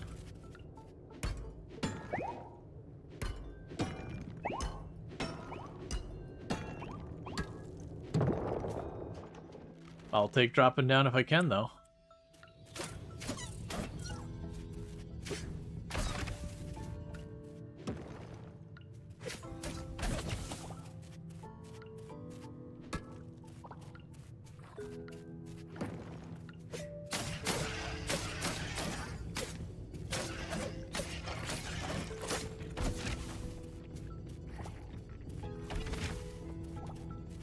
Okay, we gotta get this, and I gotta get out of here. I'm out of time.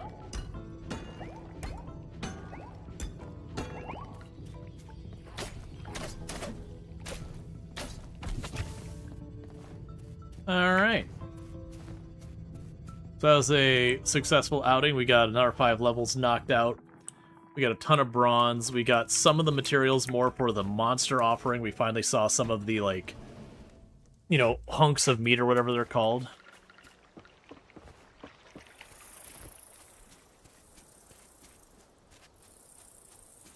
I want to watch for fireflies. Oh, hey, mangosteen. Oh, inventory is full? I'd rather have the mangosteen instead of the moral. You can get, I believe you can get morals more than just spring. I think the mangosteen is strictly spring. It's not the right way. I need to go over here.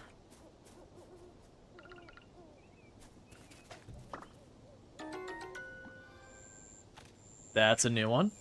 Alright. Delete the 1 units of hay.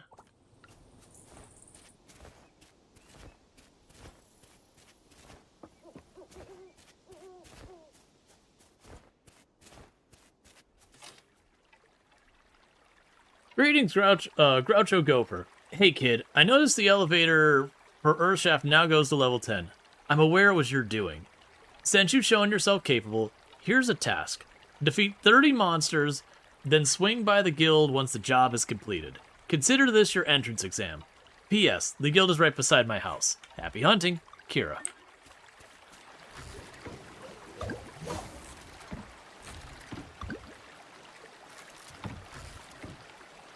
Okay, we'll want to donate the bug there. Meanwhile, we can grab you.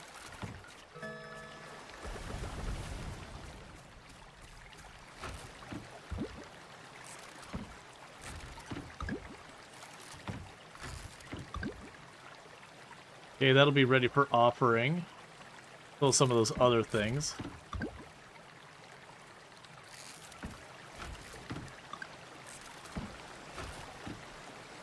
So drop the seeds there. I won't be able to use those. Poison sack, the meat, the bone, the ginseng, and all that. Oh, did I not put that back? You'll need to go in there as well. And get our sleep.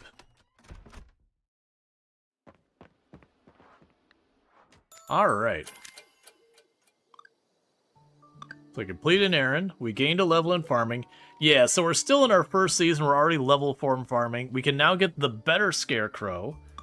And another point there. We gained a level in mining, which just gives us stone stuff here. We might be able to make the stone chest. We gained a level in combat. Mark likes us slightly more because he gave them a birthday present. Farming gave me another, like, 20-something thousand. Or not 20, 2,000, which is a very different number.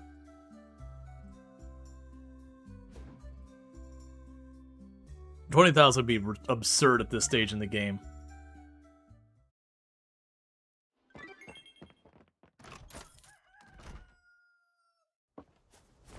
Okay, so we can grab you.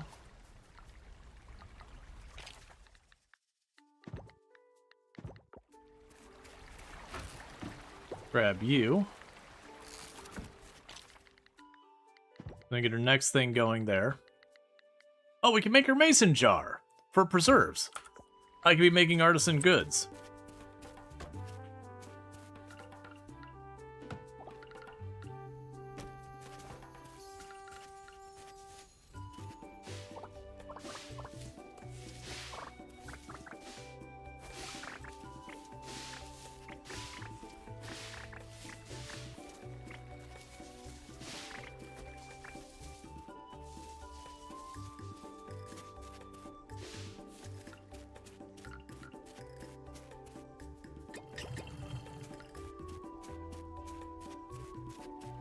Alright, now is where we kind of change our setup. Oh, that's not what I want to do. Stop doing that.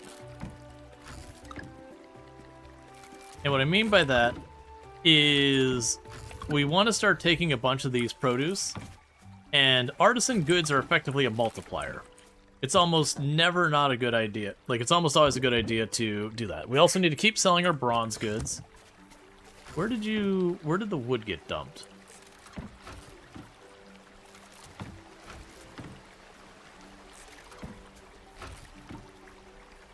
I had 30 wood and I stacked it away somewhere. What? Where did... Oh! Did this must have taken exactly like the exact wood I had. I see.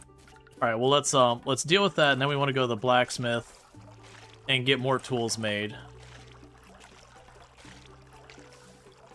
Like I said, I'm not worried about the watering can because I'm going to ultimately just be replacing that anyways.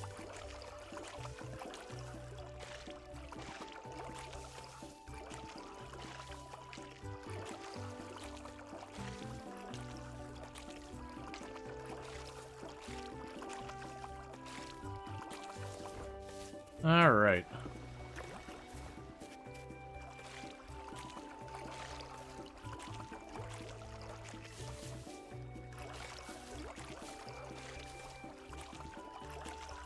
So good news, I'm actually getting a decent amount of sugar cane out of this. I've lost... Oh, that's going to be my strawberry up there at the top. And like I said, I'm only going to get like one round out of it. I got it at the sea for free. So just kind of one of those things to see like if I can get any for purposes of the offerings and all that. Okay. So we've got you. I'm going to need to cut down some trees and all that.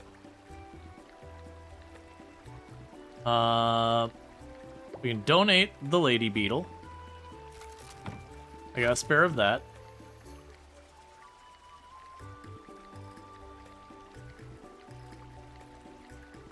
Yeah, we don't need to offer those. We've already got that sorted.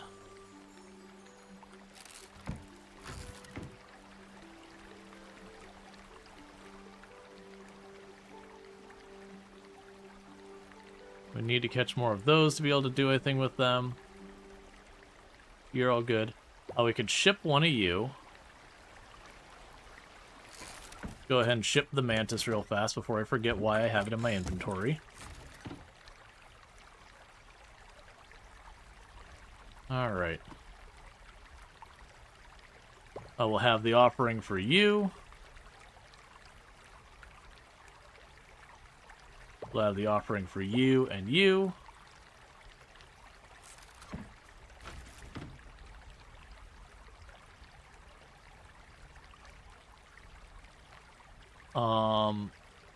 That's enough, I believe, to do an upgrade crop thing.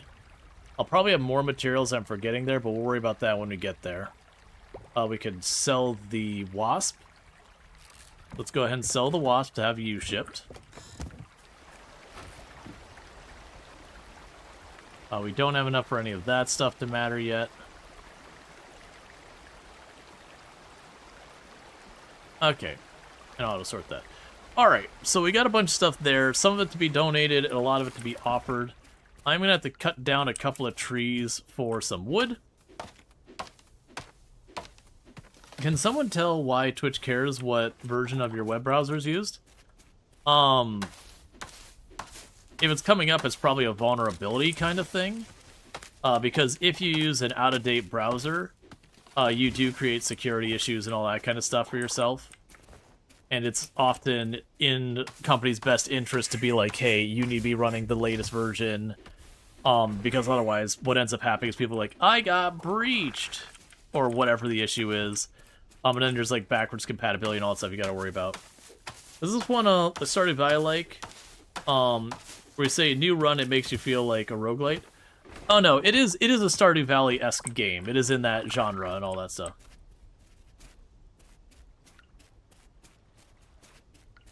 Use Chrome and it's up to date. Well, I mean, you're using Chrome, so you're basically running like a 2002 browser. I'm teasing. I actually don't have a strong opinion on that. There was an update though. Yeah. Chrome like used to be kind of one of the big recommends, but unfortunately over the years there's pros and cons. Chrome is kind of notorious for just being an absolute memory vampire.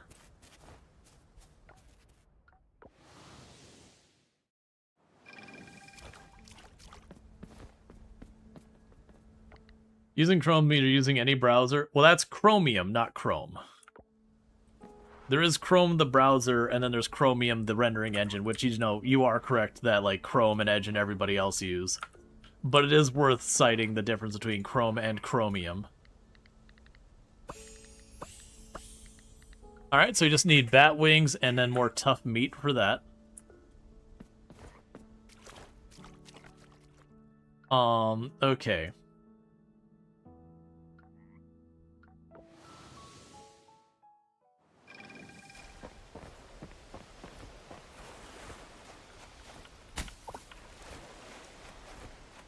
Because, like, the rendering engine underneath, which is what everyone's using, is one thing. But, like, there's a lot of variation past that.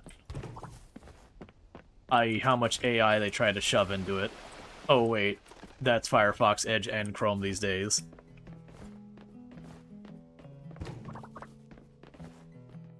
Even though Firefox is not Chromium.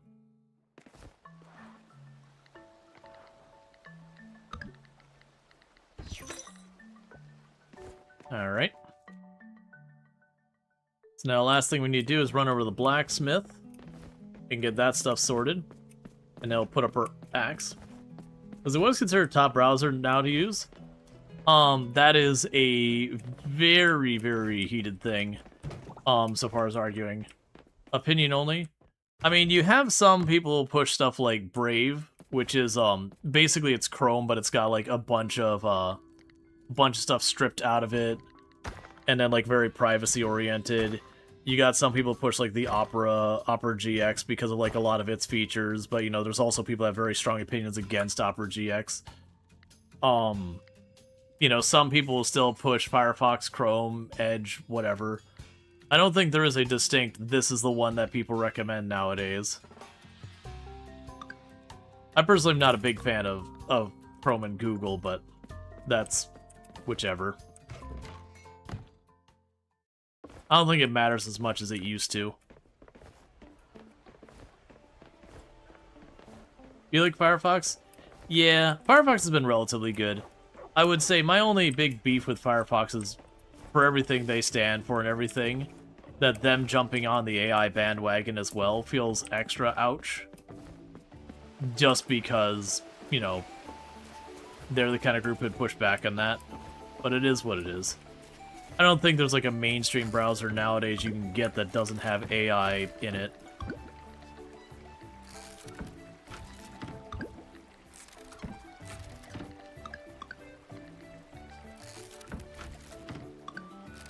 Yeah, it's been disappointing. Yeah, no, absolutely. Yep, no, it's been a recent change. And like I said, it's you can kind of be upset about it, but it's also like, okay, but what is your, you know, if you're like, hey, I don't want AI, which browser it is? And there are some, like, that's literally the selling point of the browser, is just like, hey, it doesn't have AI. What else does it do? Look, man, it doesn't have AI. That's the entire list.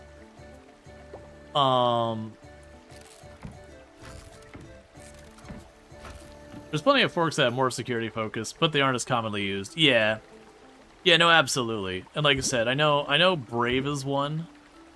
I know I used that one for a little while.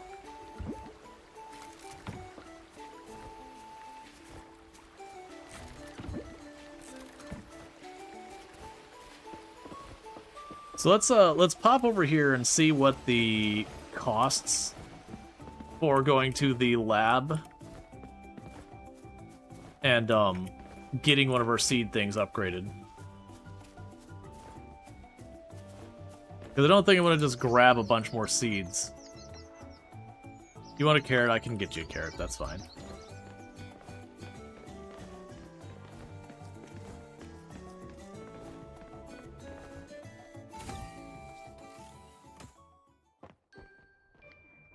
You just had an email tell you that email Google Suite has improved by the addition of AI stuff that you'll never use, and that the price is going up $30 an hour for it. Oh yeah, no, that's been a lot of the major providers too. Oh, it's $2,000 and it's a bronze. All right, let's go grab our bronze essence. I thought there was more required. Let's grab the 5 bronze essence and get our seeds upgraded, because that'll make all of the seeds henceforth give me at least bronze quality once it's done. We can also grab the carrot.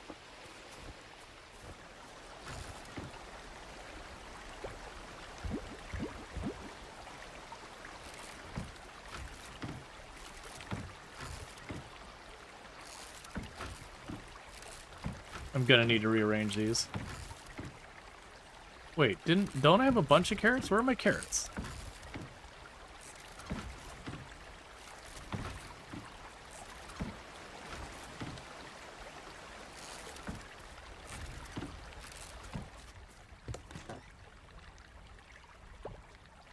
Well, I want to sell that one. And I only dropped a couple of carrots in the other thing. There they were. I was about to be, like, wait a second, I had a ton of carrots. Okay, so you're probably at the hair salon. Alright, so we can drop over there.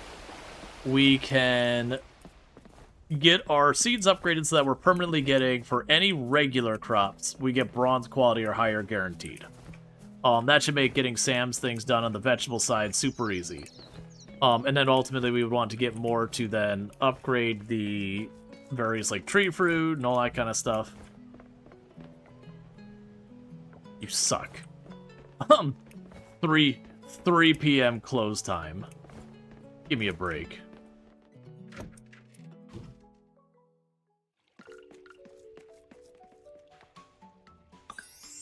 Thank you.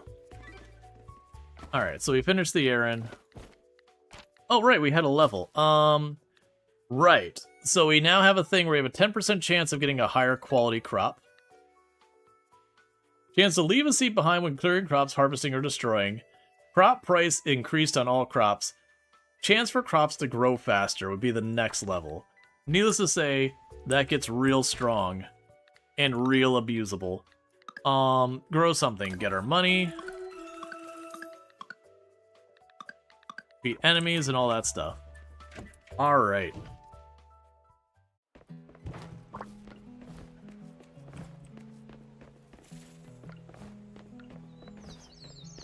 Okay, so our axe is upgrading. I probably should get... Because I'm getting down to the point where we're getting our last, like, round of seeds or whatever. So, shop.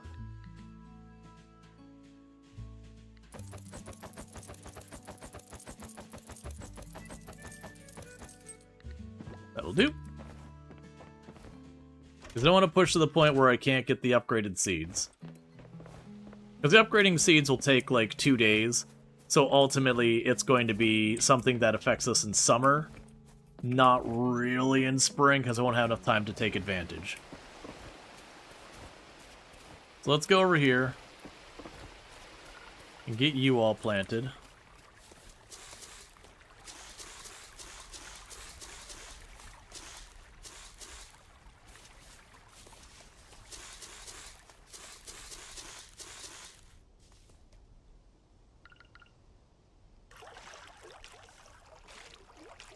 And I'm not using carrots for any specific reason beyond they're ones that I can put down. It takes a while. The seed upgrade works? It wasn't supposed to. It didn't used to. Because what it actually does, it actually changes the seed itself. Because I remember it was a thing that you could still have old seeds from before the upgrade, and they would still give you the, or still have the possibility of giving you the lower quality. So if you, like, hoarded a bunch of seeds, that they wouldn't get the bonus. You'd have to have new seeds. But that has been many a version ago. Alright. Pickled potatoes. Mmm. Actually, I have no idea. I mean, pickled potatoes probably wouldn't be bad. It's not a thing I've ever tried. But, you know, it probably wouldn't be bad. Yeah, you think it's changed? Yeah, it makes sense. Alright, so we don't have any energy. And it's getting late. You're gonna pass? Well, I mean, if you think about it, with the pickling process with vinegar and all that, it'd be like getting a salt and vinegar potato chip, but, you know, just a real hearty potato chip.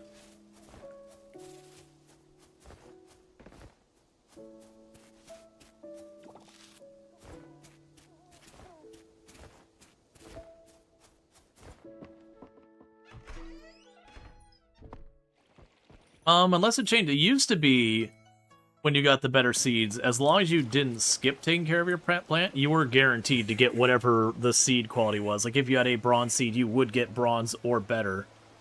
Again, unless you, like, let the crop sit there and just dry and all that.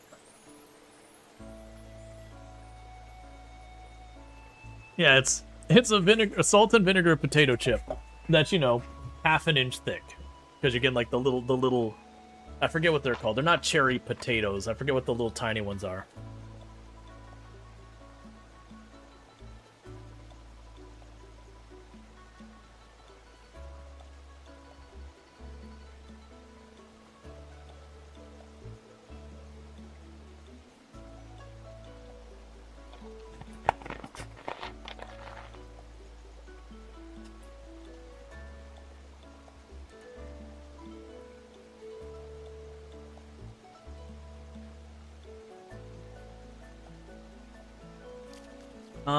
Right. We'll go now. My concern is if I keep sitting here recovering, I won't have enough time to use that stamina, which means I've just wasted time.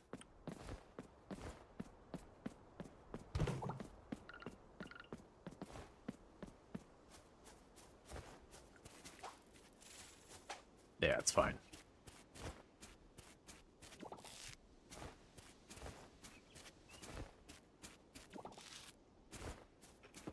Gonna rate.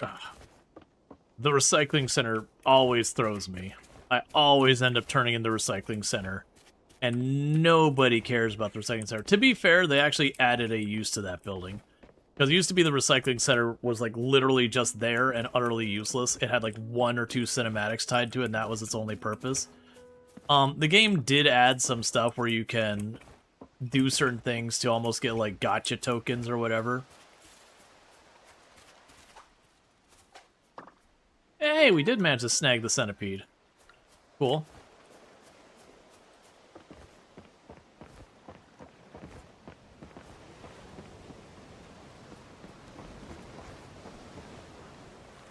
Alright, not gonna get much time down here. Hey, Kinzote, how's it going?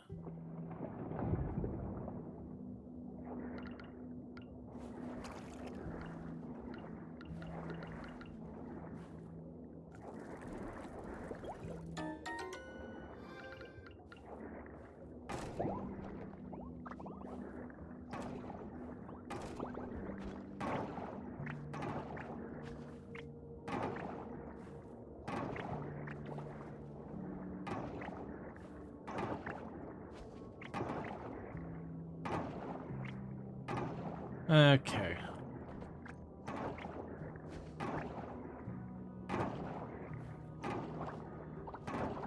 Needless to say, upgrading your tools speeds up the progress in these areas a lot.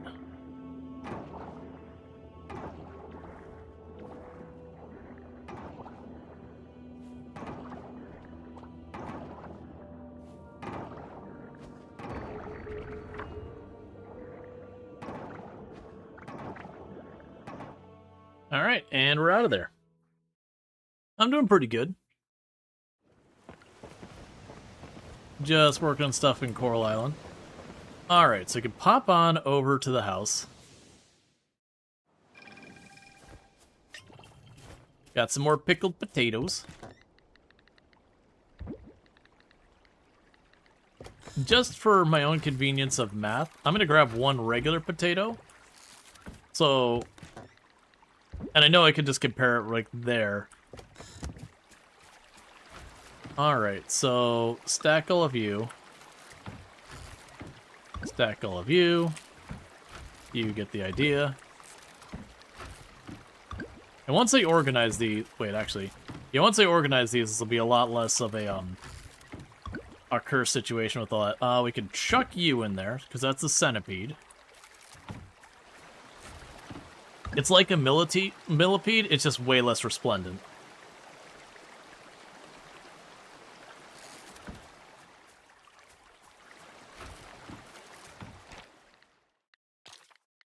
Okay.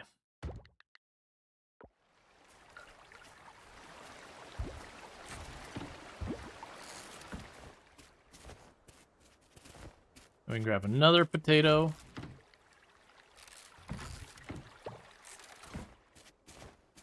Keep them pickling. Because let's see how much of a difference making the potato pickled versus just a plain old potato makes. Alright, so we got that. So, farming. Okay, so a regular potato is worth 75 coins. A pickled potato is worth 130. So not quite double. It's like 80% extra. Because double would be 150. So yeah, absolutely worth it. Alright, so it's Walter's birthday today. And that's no surprise to anyone who's ever played these games. Any of those like artisan multipliers, usually it just takes the good and goes, okay, but you're worth 1.5, 1.25, 1, 2 times, whatever the multiplier is. It's just a straight up multiplier. Oh, cool. It is a rain day. It's been a long time coming.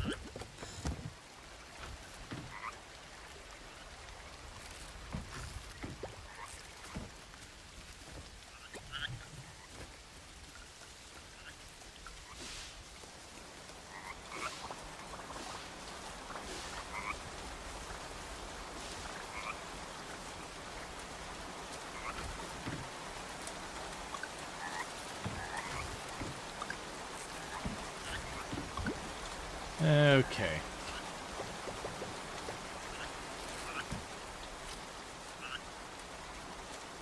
Let's see. Groucho Gopher. The town is looking for volunteers to attend a tree planting festival tomorrow. If you'd like to take part, stop between 8 a.m. and 2 p.m. We meet at the forest right behind your farm. We'll start the festival as soon as we have enough volunteers. We could sure use a helping hand from a farmer like you. And by that I mean someone who will not ask for compensation in any kind. This is very important. We do not want to pay. Alright, so with that we can go up here. Walter should be home. Okay. I have a bunch of sugarcane on me. That's not going to help. Alright. Drop that potato off. Drop off the sugarcane for now. Alright, so... It was the lab is closed today? Yeah, lab is closed today.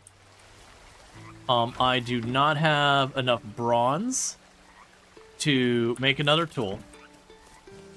So let's run over here to the blacksmith, grab that, and then today would be a good day to hit the mines because we're going to go in there full energy.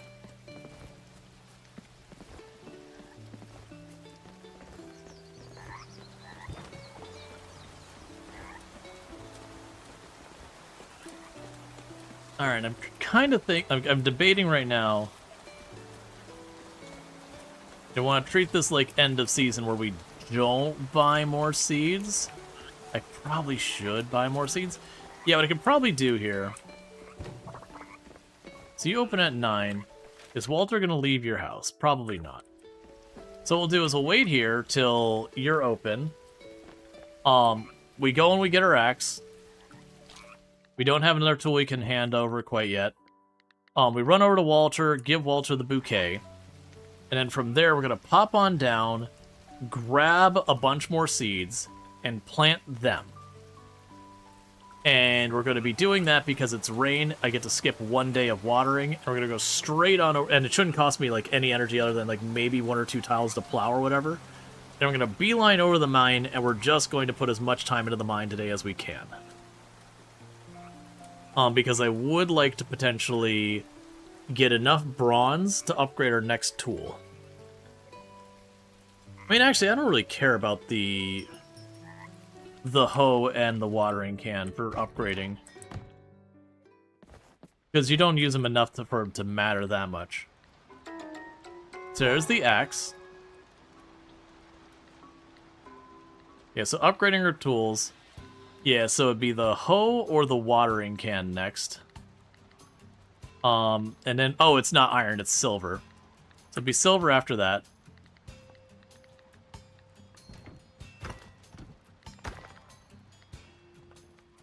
Got some silver kelp. Love to see it.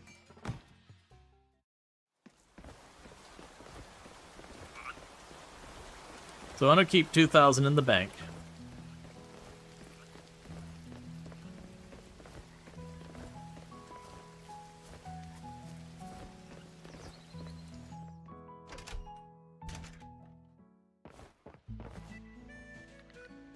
Let's shop here. That'll be on the fence.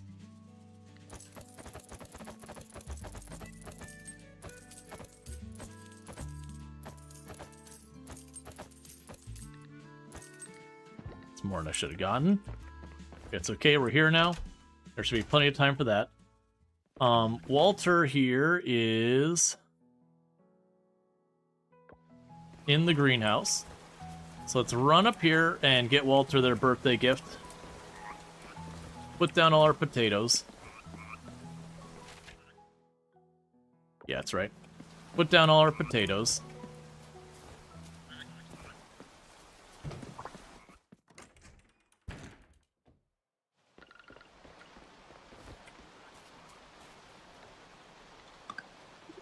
A present? Thanks. Did you know it's my birthday today? Cool, congrats. Alright, so we can go down here real quick, get the potatoes in the ground, and then get to the mine. And then we should have plenty of time to go. We shouldn't be particularly low energy. We'll have, oh, that's a recycling center. Don't fall for that trap.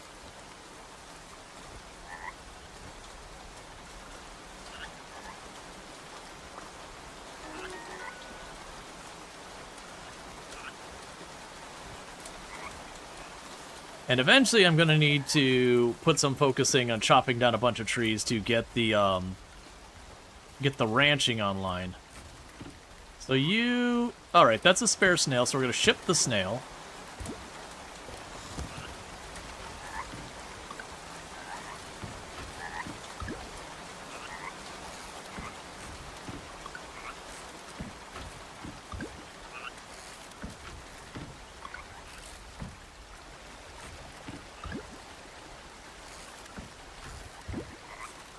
Okay, and let's also take a look.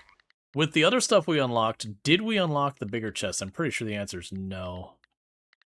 We did unlock the bigger scarecrow, which is a big one. But yeah, all these other chests, we don't have the bigger chest yet. I bought too many seeds, and I'm gonna regret it.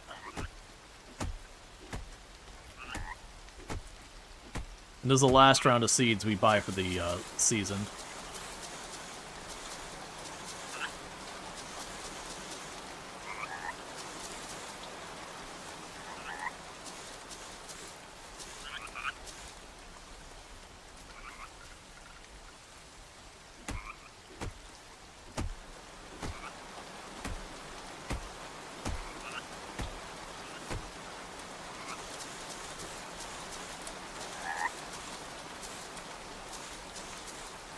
Okay, they're all watered. You're good to go. Let's drop off our pickled potatoes.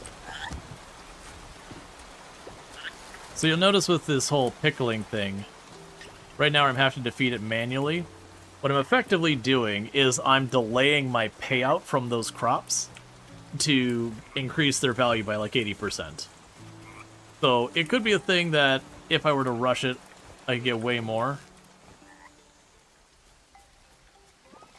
Or sorry, if I were to rush it, I could get the payout much faster. But like doing that like trickle feed from it, that we get an advantage. I'm going to leave you there.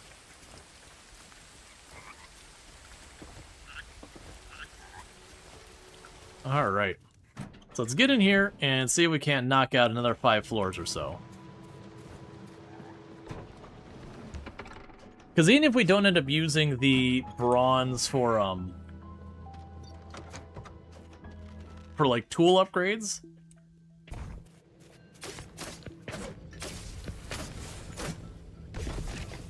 it's still useful for a lot of things. Let's see. Like, there's a lot of things you make with the different materials.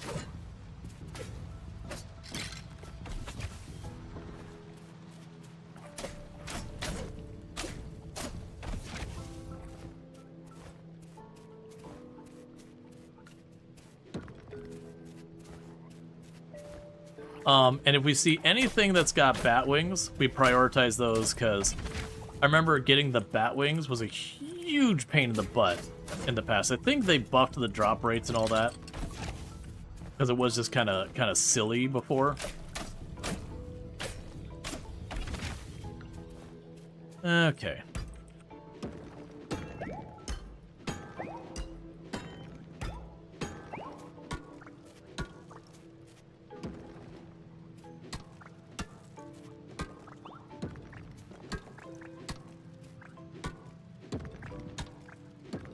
And we're just knocking all this out.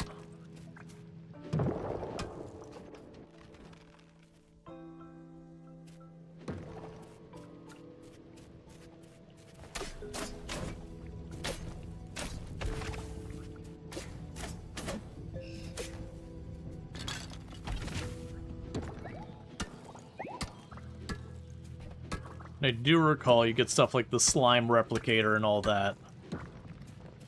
And you use all that slime to make those, and those are like the slime replicator is one of the most abusable things in the game, where you're just like, you know what? I don't want to go after these osmium ore or anything anymore. I was gonna chuck it all on the slime replicator and come back when it can give me stuff, and that's the rate I get my materials. Or like, you know, here is this rare artifact kind of thing. There's also like a slime thing that upgrades the quality on stuff too. So you can kind of just make stuff and then feed it in there and just let it continue to process. It's probably not one of those things you want to realistically do on everything, but it is a thing you can make a deliberate choice to get some goods that are worthwhile and just mass replicate them. Usually materials for crafting high-end stuff. And then like fossils and relics and all that you need to, you know, sell and donate and offer and all sorts of nonsense.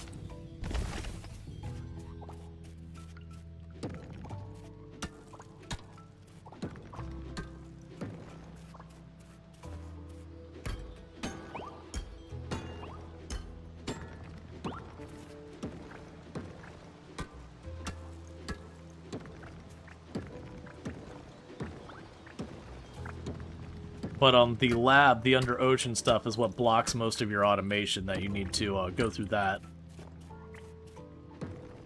It's one of the reasons why I like to push the ocean a lot of times, is get the, there's a chest that these get this, like, 2 little inserter arms that grab stuff from the boxes next to them and all that.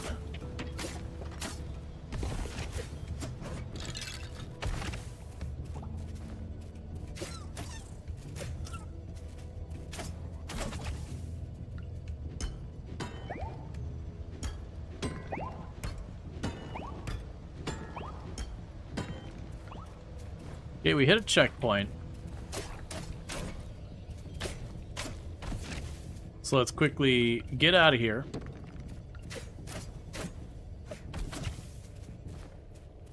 Because what I'm going to do is when we get out of here,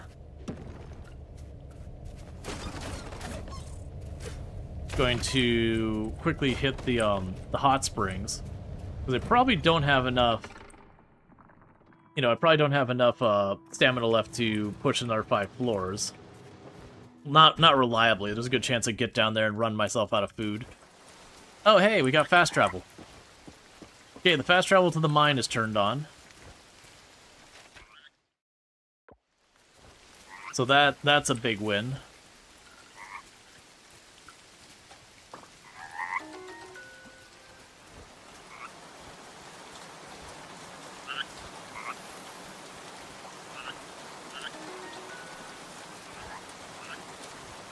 We can pop over here.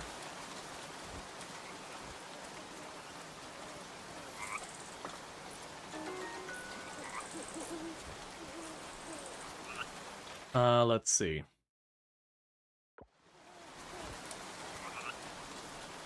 To reach the forest with haste, make 2 offerings to the forest tree. I don't know what that means. I used to. I sure don't remember it. It's fine.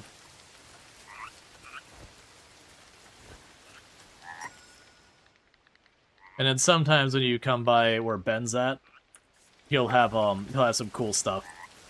Most of the time it's junk.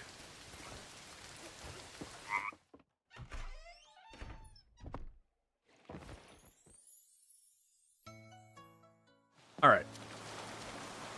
Well, we're not going to get hardly anything done here, because it took me too long going over here. I'll push the stamina just a little bit.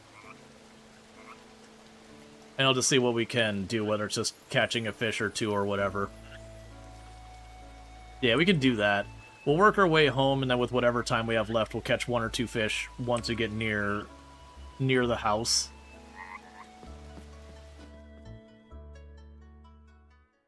Because I'm not going to have enough time to go in the mine and do anything. And then... And when does it say that... Improve the hot spring. Okay. So once we advance the town enough that the hot spring gets its upgrade, then I can just fast travel to the hot spring.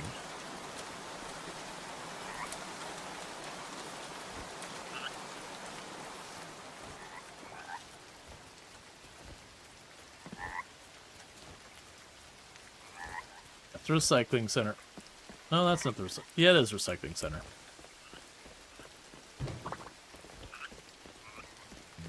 Oh, and we don't have enough stuff there yet. Okay, that's fine. We'll just go and fish off this area.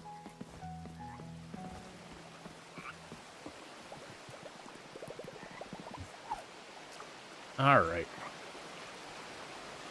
Yeah, there's a lot of running around and doing all this.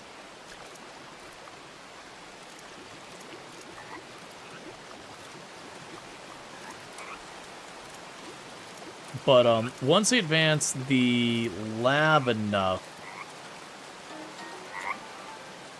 zebrafish. Once we advance the lab enough, we get a computer, and with the computer, it'll actually tell you, it's like, you can catch this in this area, you can catch that in that area, that kind of thing.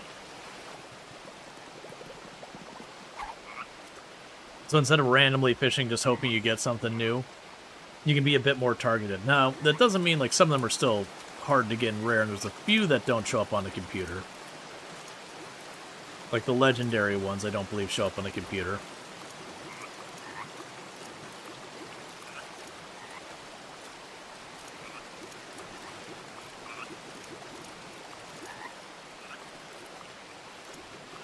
Alright.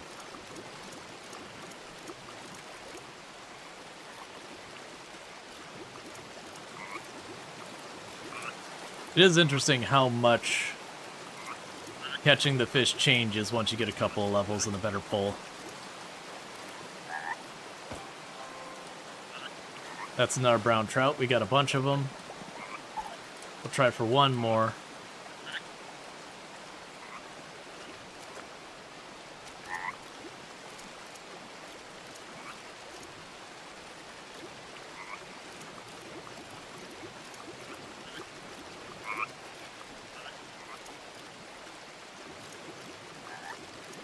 Probably another brown trout.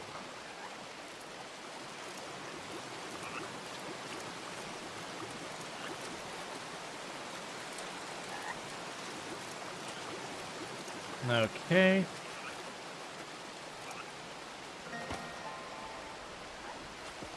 Alright, let's get those all dropped off.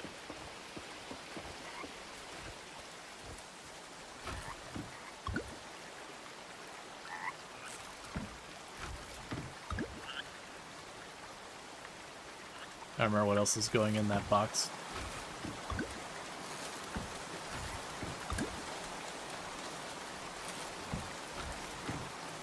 Okay, we've already got all that figured out.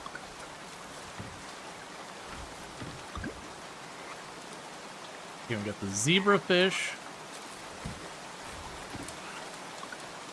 So there's there. We're already selling a snail today. So we can go and do this and this. And grab a potato.